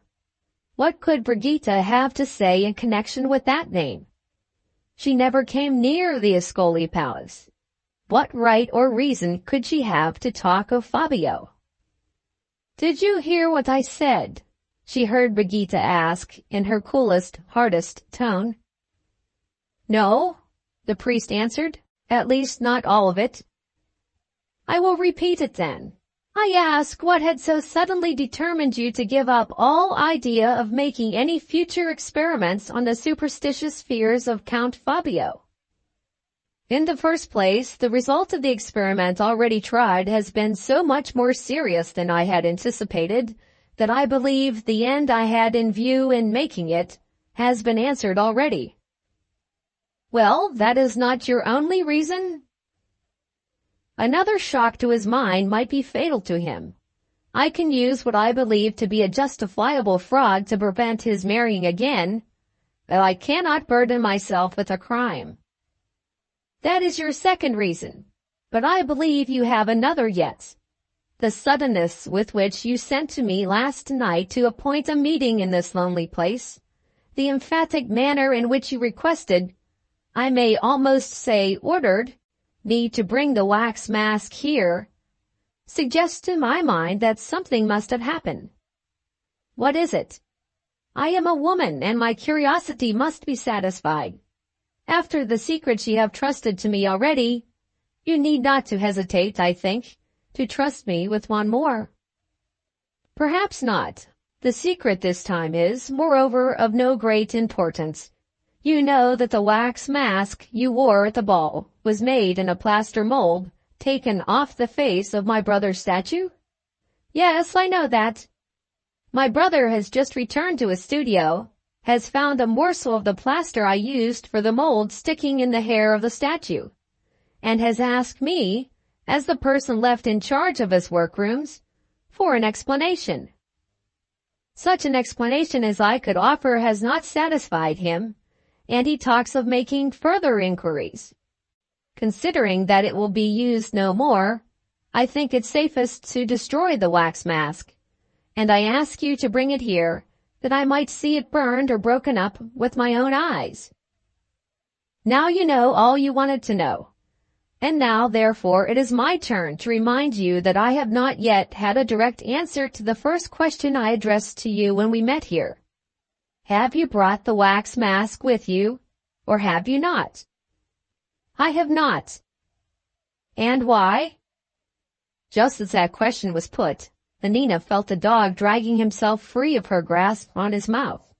She had been listening hitherto with such painful intensity, with such all-absorbing emotions of suspense, terror, and astonishment, that she had not noticed his efforts to get away, and had continued mechanically to hold his mouth shut. But now she was aroused by the violence of his struggles to the knowledge that, unless she hit upon some new means of quieting him, he would have his mouth free and would betray her by a growl. In an agony of apprehension lest she should lose a word of the momentous conversation, she made a desperate attempt to appeal to the dog's fondness for her by suddenly flinging both her arms round his neck and kissing his rough, hairy cheek. The stratagem succeeded. Scarammuccia had, for many years past, never received any greater marks of his mistress's kindness for him than such as a pat on the head or a present of a lump of sugar might convey. His dog's nature was utterly confounded by the unexpected warmth of the Nina's caress, and he struggled up vigorously in her arms to try and return it by licking her face. She could easily prevent him from doing this, and could so gain a few minutes more to listen behind the summer house without danger of discovery. She had lost Brigida's answer to Father Rocco's question, but she was in time to hear her next words. "We are alone here," said Brigida. "I am a woman, and I don't know that you may not have come armed. It is only the commonest precaution on my part not to give you a chance of getting at the wax mask till I have made my conditions." "You never said a word about conditions before." "True, I remember telling you that I wanted nothing but the novelty of going to the masquerade in the character of my dead enemy, and the luxury of being able to terrify the man who had brutally ridiculed me in old days in the studio. That was the truth. But it is not the less the truth that our experiment on Count Fabio has detained me in this city much longer than I ever intended, that I am all but penniless, and that I deserve to be paid. In plain words, Will you buy the mask of me for 200 scudi? I have not 20 scudi in the world at my own free disposal. You must find 200 if you want the wax mask. I don't wish to threaten, but money I must have. I mentioned the sum of 200 scudi, because that is the exact amount offered in the public handbills by Count Fabio's friends for the discovery of the woman who wore the yellow mask at the Marquis Mamani's ball. What have I to do but to earn that money if I please, by going to the palace, taking the wax mask with me, and telling them that I am the woman? Suppose I confess in that way, they can do nothing to hurt me, and I should be 200 scudi the richer. You might be injured, to be sure, if they insisted on knowing who made the wax model, and who suggested the ghastly disguise. Wretch, do you believe that my character could be injured on the unsupported evidence of any words from your lips? Father Rocco, for the first time since I have enjoyed the pleasure of your acquaintance, I find you committing a breach of good manners. I shall leave you until you become more like yourself. If you wish to apologize for calling me a wretch, and if you want to secure the wax mask, honor me with a visit before 4 o'clock this afternoon, and bring 200 scudi with you. Delay to after 4, and it will be too late. An instant of silence followed, and then Nanina judged that Brigitte must be departing, for she heard the rustling of a dress on the lawn in front of the summer house. Unfortunately, Scaramuccia heard it too. He twisted himself round in her arms and growled. The noise disturbed Father Rocco. She heard him rise and leave the summer house. There would have been time enough, perhaps, for her to conceal herself among some trees if she could have recovered her self-possession at once, but she was incapable of making an effort to regain it. She could neither think nor move. Her breath seemed to die away on her lips, as she saw the shadow of the priest stealing over the grass slowly from the front to the back of the summer house. In another moment they were face to face. He stopped a few paces from her, and eyed her steadily in dead silence. She still crouched against the summer house, and still with one hand mechanically kept her hold of the dog. It was well for the priest that she did so. Scaramuccia's formidable teeth were in full view. His shaggy coat was bristling. His eyes were starting. His growl had changed from the surly to the savage note. He was ready to tear down, not Father Rocco only, but all the clergy in Pisa, at a moment's notice. "You have been listening," said the priest calmly. "I see it in your face. You have heard all." She could not answer a word. She could not take her eyes from him. There was an unnatural stillness in his face, a steady, unrepentant, unfathomable despair in his eyes that struck her with horror. She would have given worlds to be able to rise to her feet and fly from his presence. "I once distrusted you and watched you in secret," he said, speaking after a short silence, thoughtfully, and with a strange, tranquil sadness in his voice. "And now, what I did by you, you do by me. You put the hope of your life once in my hands. Is it because they were not worthy of the trust that discovery and ruin overtake me, and that you are the instrument of the retribution? Can this be the decree of heaven, or is it nothing but the blind justice of chance?" He looked upward, doubtingly, to the lustrous sky above him and sighed. Nanina's eyes still followed his mechanically. He seemed to feel their influence, for he suddenly looked down at her again. "What keeps you silent? Why are you afraid?" he said. "I can do you no harm, with your dog at your side and the workmen yonder within call. I can do you no harm, and I wish to do you none. Go back to Pisa. Tell what you have heard. Restore the man you love to himself, and ruin me. That is your work. Do it. I was never your enemy, even when I distrusted you. I am not your enemy now. It is no fault of yours that a fatality has been accomplished through you. No fault of yours that I am rejected as the instrument of securing a righteous restitution to the church. Rise, child, and go your way, while I go mine, and prepare for what is to come. If we never meet again, remember that I parted from you without one hard saying or one harsh look. Parted from you so, knowing that the first words you speak in Pisa will be death to my character and destruction to the great purpose of my life.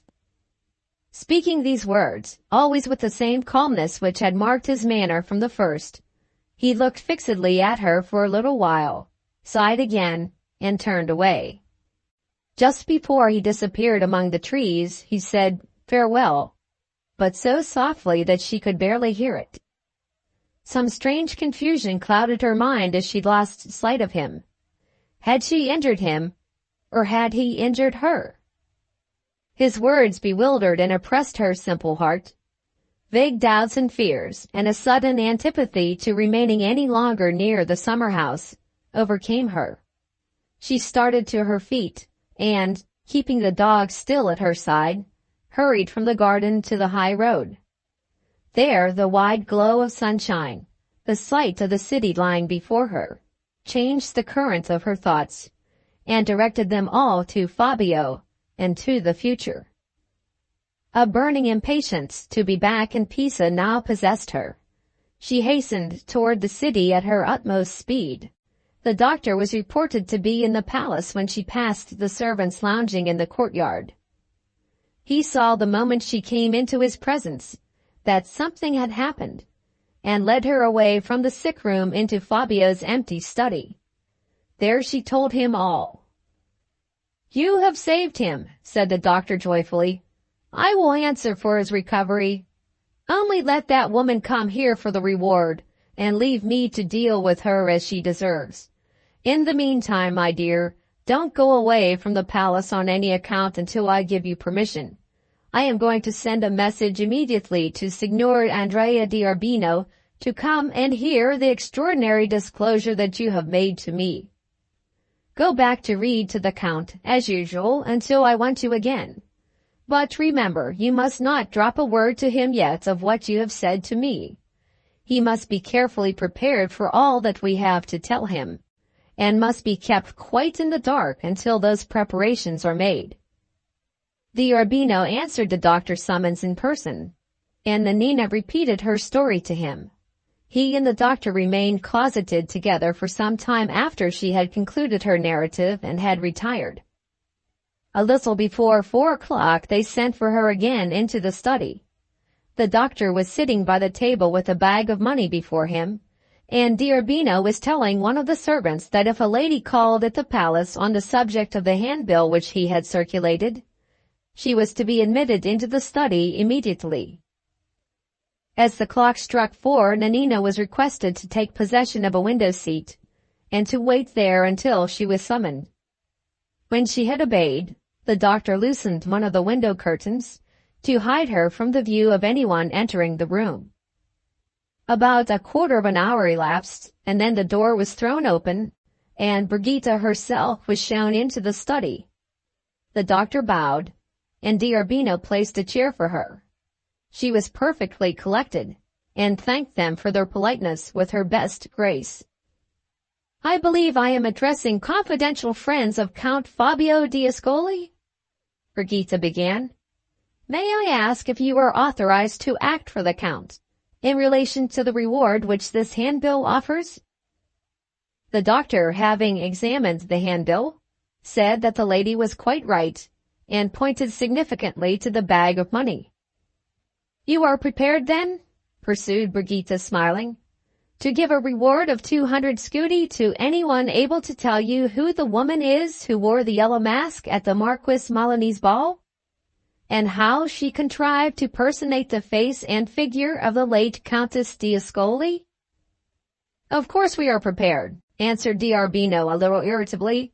"As men of honor, we are not in the habit of promising anything that we are not perfectly willing, under proper conditions, to perform." "Pardon me, my dear friend," said the doctor. I think you speak a little too warmly to the lady. She is quite right to take every precaution. We have the 200 scudi here, madam," he continued, patting the money bag, "and we are prepared to pay that sum for the information we want. But," here the doctor suspiciously moved the bag of scudi from the table to his lap, "we must have proofs that the person claiming the reward is really entitled to it." Brigida's eyes followed the money bag greedily. "Proofs!" she exclaimed, taking a small flat box from under her cloak and pushing it across to the doctor. "Proofs! There you will find one proof that establishes my claim beyond the possibility of doubt." The doctor opened the box and looked at the wax mask inside it, then handed it to D'Arbino and replaced the bag of scudi on the table. "The contents of that box seem certainly to explain a great deal," he said, pushing the bag gently toward Brigida, but always keeping his hand over it. "The woman who wore the yellow domino was, I presume, of the same height as the late Countess?" "Exactly," said Brigida. "Her eyes were also of the same color as the late Countess's. She wore yellow of the same shade as the hangings in the late Countess's room, and she had on, under her yellow mask, the colorless wax model of the late Countess's face, now in your friend's hand. So much for that part of the secret. Nothing remains now to be cleared up but the mystery of who the lady was. Have the goodness, sir, to push that bag an inch or two nearer my way, and I shall be delighted to tell you." "Thank you, madam," said the doctor with a very perceptible change in his manner. "We know who the lady was already." He moved the bag of scudi while he spoke back to his own side of the table. Brigida's cheeks reddened, and she rose from her seat. "Am I to understand, sir," she said haughtily, "that you take advantage of my position here, as a defenseless woman, to cheat me out of the reward?" "By no means, madam," rejoined the doctor. "We have covenanted to pay the reward to the person who could give us the information we required." "Well, sir, have I not given you part of it? And am I not prepared to give you the whole?" "Certainly, but the misfortune is that another person has been beforehand with you. We ascertained who the lady in the yellow domino was, and how she contrived to personate the face of the late Countess d'Ascoli several hours ago from another informant. That person has consequently the prior claim, and on every principle of justice, that person must also have the reward. Nanina, this bag belongs to you. Come and take it." Nanina appeared from the window seat. Brigida, thunderstruck, looked at her in silence for a moment, gasped out, "That girl," then stopped again, breathless. "That girl was at the back of the summer house this morning, while you and your accomplice were talking together," said the doctor. D'Arbino had been watching Brigida's face intently from the moment of Nanina's appearance, and had quietly stolen close to her side.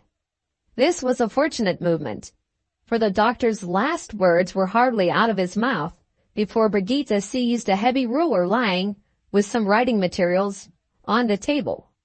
In another instant, if D'Arbino had not caught her arm, she would have hurled it at Nanina's head. "You may let go your hold, sir," she said, dropping the ruler and turning toward D'Arbino with a smile on her white lips and a wicked calmness in her steady eyes. "I can wait for a better opportunity." With those words she walked to the door, and, turning round there, regarded Nanina fixedly. "I wish I had been a moment quicker with the ruler," she said, and went out. "There," exclaimed the doctor. "I told you I knew how to deal with her as she deserved. One thing I am certainly obliged to her for. She has saved us the trouble of going to her house and forcing her to give up the mask. And now, my child," he continued, addressing Nanina, "you can go home, and one of the men servants shall see you safe to your own door, in case that woman should still be lurking about the palace." Stop! You are leaving the bag of scooty behind you. I can't take it, sir. And why not? She would have taken money. Saying those words, Nanina reddened and looked toward the door. The doctor glanced approvingly at D'Urbino. Well, we won't argue about that now, he said. I will lock up the money with the mask for today. Come here tomorrow morning as usual, my dear. By that time I shall have made up my mind on the right means for breaking your discovery to Count Fabio. Only let us proceed slowly and cautiously, and I answer for success. The Professor's Story of the Yellow Mask, Part 3rd, Chapter 7. The next morning, among the first visitors at the Ascoli Palace was the master sculptor, Luca Lomi. He seemed, as the servants thought, agitated, and said he was especially desirous of seeing Count Fabio. On being informed that this was impossible, he reflected a little, and then inquired if the medical attendant of the Count was at the palace, and could be spoken with. Both questions were answered in the affirmative, and he was ushered into the doctor's presence. I know not how to preface what I want to say, Luca began, looking about him confusedly. May I ask you in the first place if the work girl named Nanina was here yesterday? She was, said the doctor. Did she speak in private with anyone? Yes, with me. Then you know everything? Absolutely everything. I am glad at least to find that my object in wishing to see the Count can be equally well answered by seeing you. My brother, I regret to say. He stopped perplexedly and drew from his pocket a roll of papers. You may speak of your brother in the plainest terms, said the doctor. I know what share he has had in promoting the infamous conspiracy of the Yellow Mask. My petition to you, and through you to the Count, is that your knowledge of what my brother has done may go no further. If the scandal becomes public, it will ruin me in my profession, and I make little enough by it already, said Luca, with his old sordid smile breaking out again faintly on his face. Pray, do you come from your brother with this petition? Inquired the doctor. No, I come solely on my own account. My brother seems careless what happens. He has made a full statement of his share in the matter from the first, has forwarded it to his ecclesiastical superior, who will send it to the archbishop, and is now awaiting whatever sentence they choose to pass on him. I have a copy of the document to prove that he has at least been candid, and that he does not shrink from the consequences which he might have avoided by flight. The law cannot touch him, but the Church can, and to the Church he has confessed. All I ask is, that he may be spared a public exposure. Such an exposure would do no good to the Count, and it would do dreadful injury to me. Look over the papers yourself, and show them, whenever you think proper, to the master of this house. I have every confidence in his honor and kindness, and in yours. He laid the roll of papers open on the table, and then retired with great humility to the window. The doctor looked over them with some curiosity. The statement or confession began by boldly avowing the writer's conviction that part of the property which the Count Fabio d'Ascoli had inherited from his ancestors had been obtained by fraud and misrepresentation from the Church. The various authorities on which this assertion was based were then produced in due order, along with some curious particles of evidence culled from old manuscripts, which it must have cost much trouble to collect and decipher. The second section was devoted, at great length, to the reasons which induced the writer to think it his absolute duty, as an affectionate son and faithful servant of the Church, not to rest until he had restored to the successors of the apostles in his day the property which had been fraudulently taken from them in days gone by.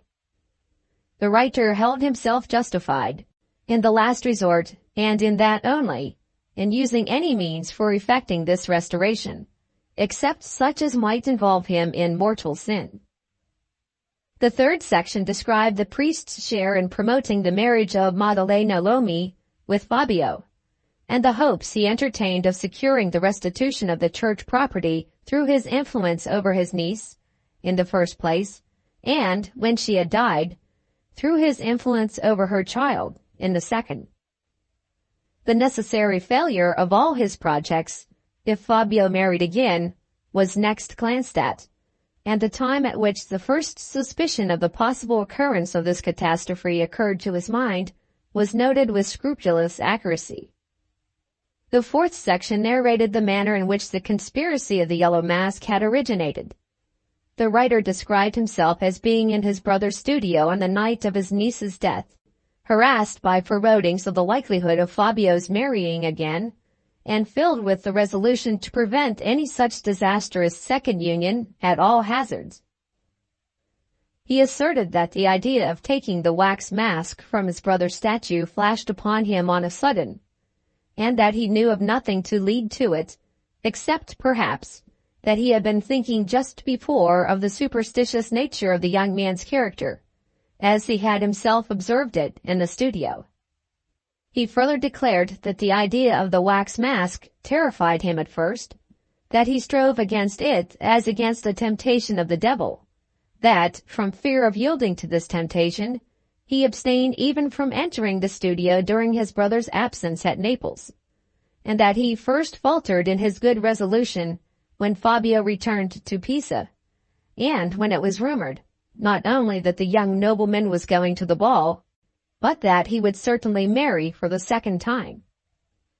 The fifth section related that the writer, upon this, yielded to temptation rather than forego the cherished purpose of his life, by allowing Fabio a chance of marrying again.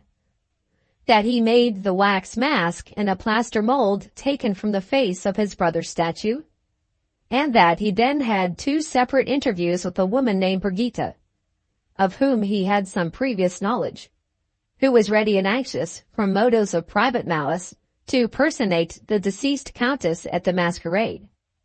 This woman had suggested that some anonymous letters to Fabio would pave the way in his mind for the approaching impersonation, and had written the letters herself. However, even when all the preparations were made, the writer declared that he shrank from proceeding to extremities, and that he would have abandoned the whole project but for the woman Brigitta informing him one day that a work girl named Danina was to be one of the attendants at the ball. He knew the Count to have been in love with this girl, even to the point of wishing to marry her. He suspected that her engagements to wait at the ball was preconcerted, and, in consequence, he authorized his female accomplice to perform her part in the conspiracy.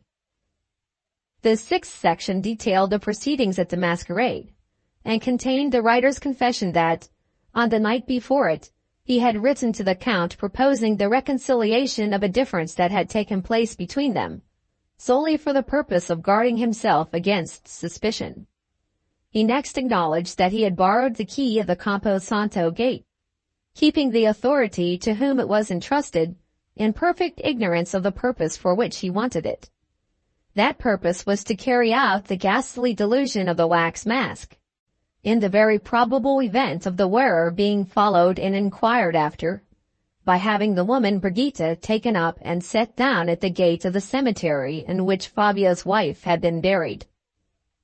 The seventh section solemnly averred that the sole object of the conspiracy was to prevent the young nobleman from marrying again, by working on his superstitious fears, the writer repeating, after this avowal, that any such second marriage would necessarily destroy his project for promoting the ultimate restoration of the church possessions, by diverting Count Fabio's property, in great part, from his first wife's child, over whom the priest would always have influence, to another wife and probably other children, over whom he could hope to have none.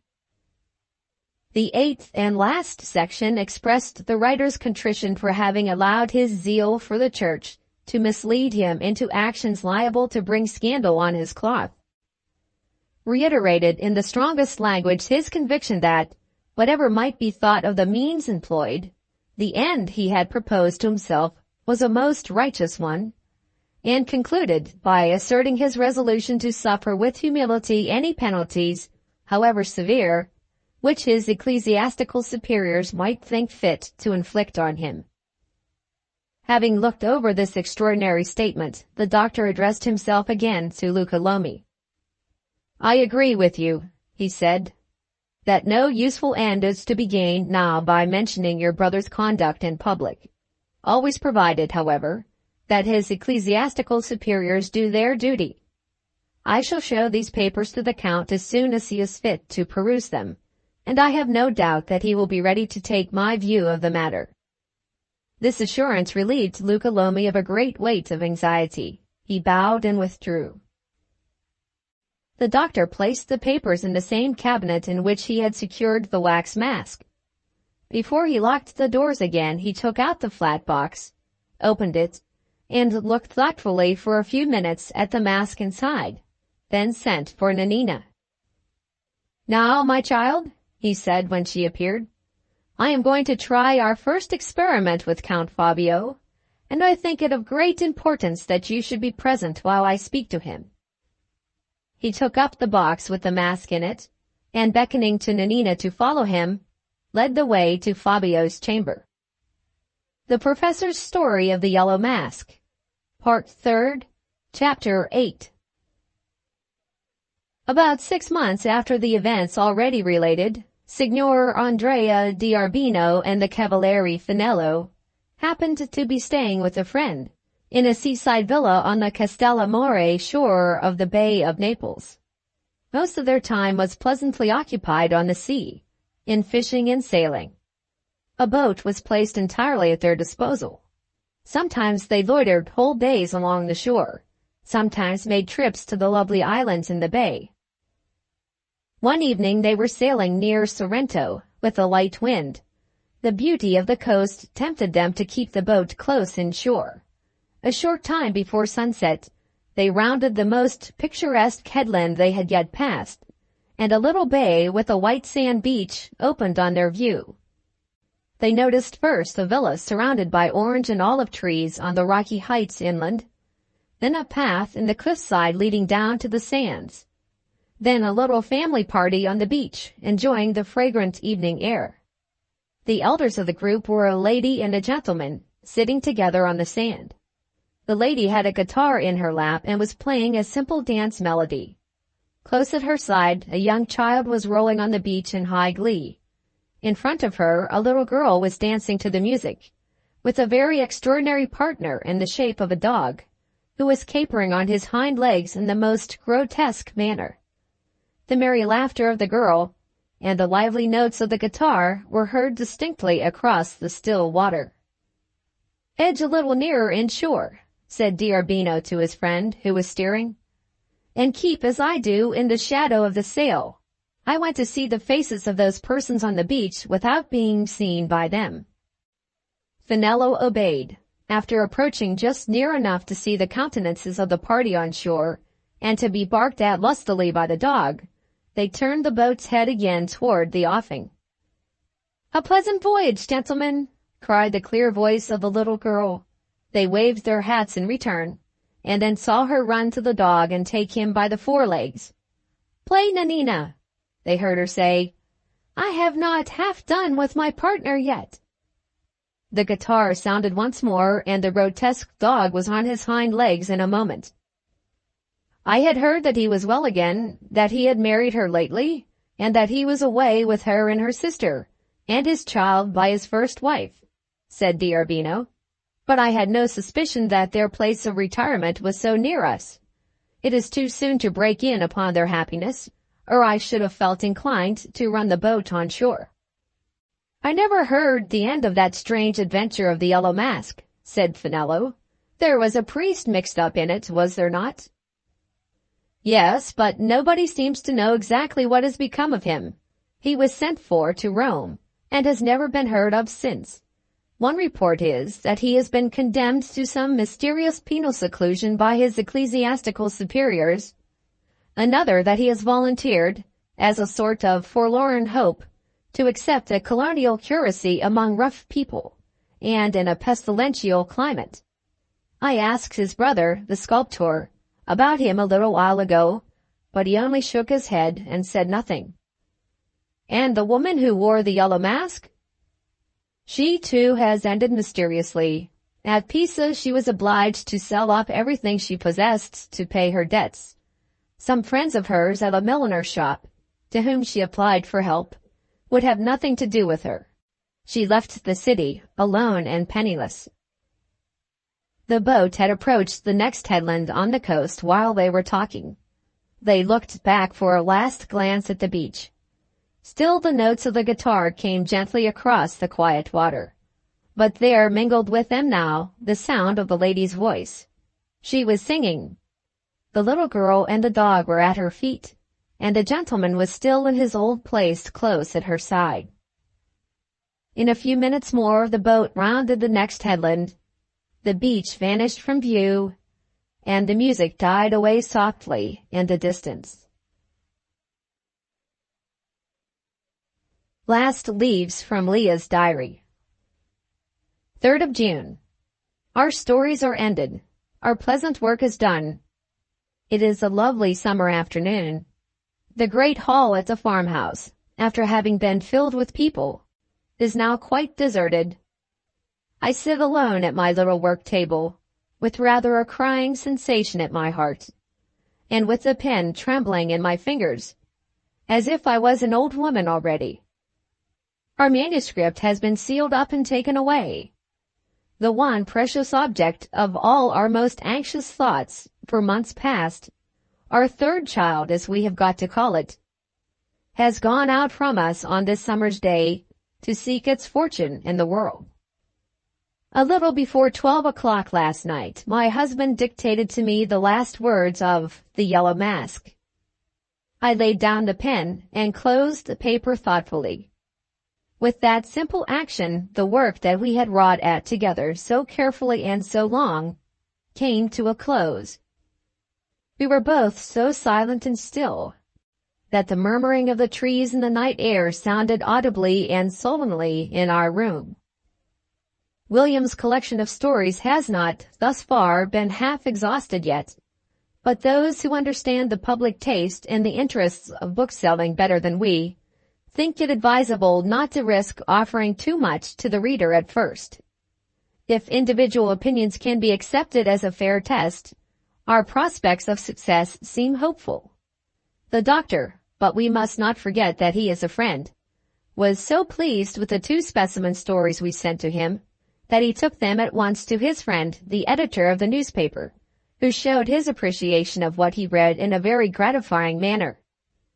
He proposed that William should publish in the newspaper, on very fair terms, any short anecdotes and curious experiences of his life as a portrait painter, which might not be important enough to put into a book.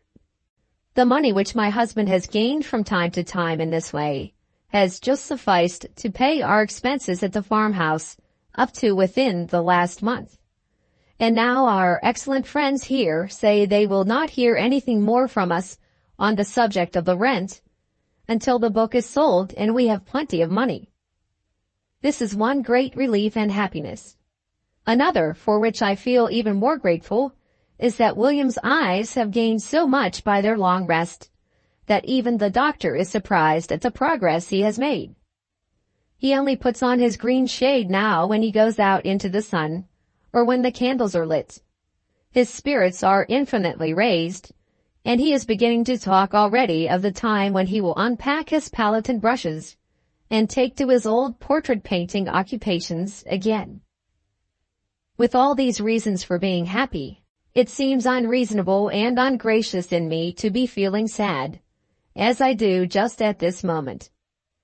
I can only say in my own justification that it is a mournful ceremony to take leave of an old friend, and I have taken leave twice over of the book that has been like an old friend to me, once when I had written the last word in it, and once again when I saw it carried away to London. I packed the manuscript up with my own hands this morning, in thick brown paper, wasting a great deal of sealing wax, I'm afraid, in my anxiety to keep the parcel from bursting open in case it should be knocked about on its journey to town. Oh me, how cheap and common it looked, in its new form, as I carried it downstairs, A dozen pairs of worsted stockings would have made a larger parcel, and half a crown's worth of groceries would have weighed a great deal heavier. Just as we had done dinner, the doctor and the editor came in. The first had called to fetch the parcel, the manuscript. The second had come out with him to Appletree Wick for a walk. As soon as the farmer heard that the book was to be sent to London, he insisted that we should drink success to it all around. The children, in high glee, were mounted up on the table, with a glass of currant wine apiece. The rest of us had ale. The farmer proposed the toast, and his sailor son led the cheers. We all joined in, the children included, except the editor, who, being the only important person of the party, could not, I suppose, afford to compromise his dignity by making a noise. He was extremely polite, however, in a lofty way, to me, waving his hand and bowing magnificently every time he spoke. This discomposed me a little, and I was still more flurried when he said that he had written to the London publishers that very day, to prepare them for the arrival of our book. "Do you think they will print it, sir?" I ventured to ask. "My dear madam, you may consider it settled," said the editor confidently. "The letter is written, the thing is done. Look upon the book as published already. Pray oblige me by looking upon the book as published already." "Then the only uncertainty now is about how the public will receive it," said my husband, fidgeting in his chair and looking nervously at me. "Just so, my dear sir, just so," answered the editor. "Everything depends on the public. Everything. I pledge you my word of honor." "Don't look doubtful, Mrs. Kirby, there isn't a doubt about it," whispered the kind doctor, giving the manuscript a confident smack as he passed by me with it on his way to the door. In another minute he and the editor and the poor cheap-looking brown paper parcel were gone. The others followed them out, and I was left in the hall alone. "Oh, public, public, it all depends now upon you. The children are to have new clothes from top to toe. I am to have a black silk gown. William is to buy a beautiful traveling color box. The rent is to be paid. All our kind friends at the farmhouse are to have little presents, and our future way in this hard world is to be smooth for us at the outset. If you will only accept a poor painter's stories which his wife has written down for him, after dark."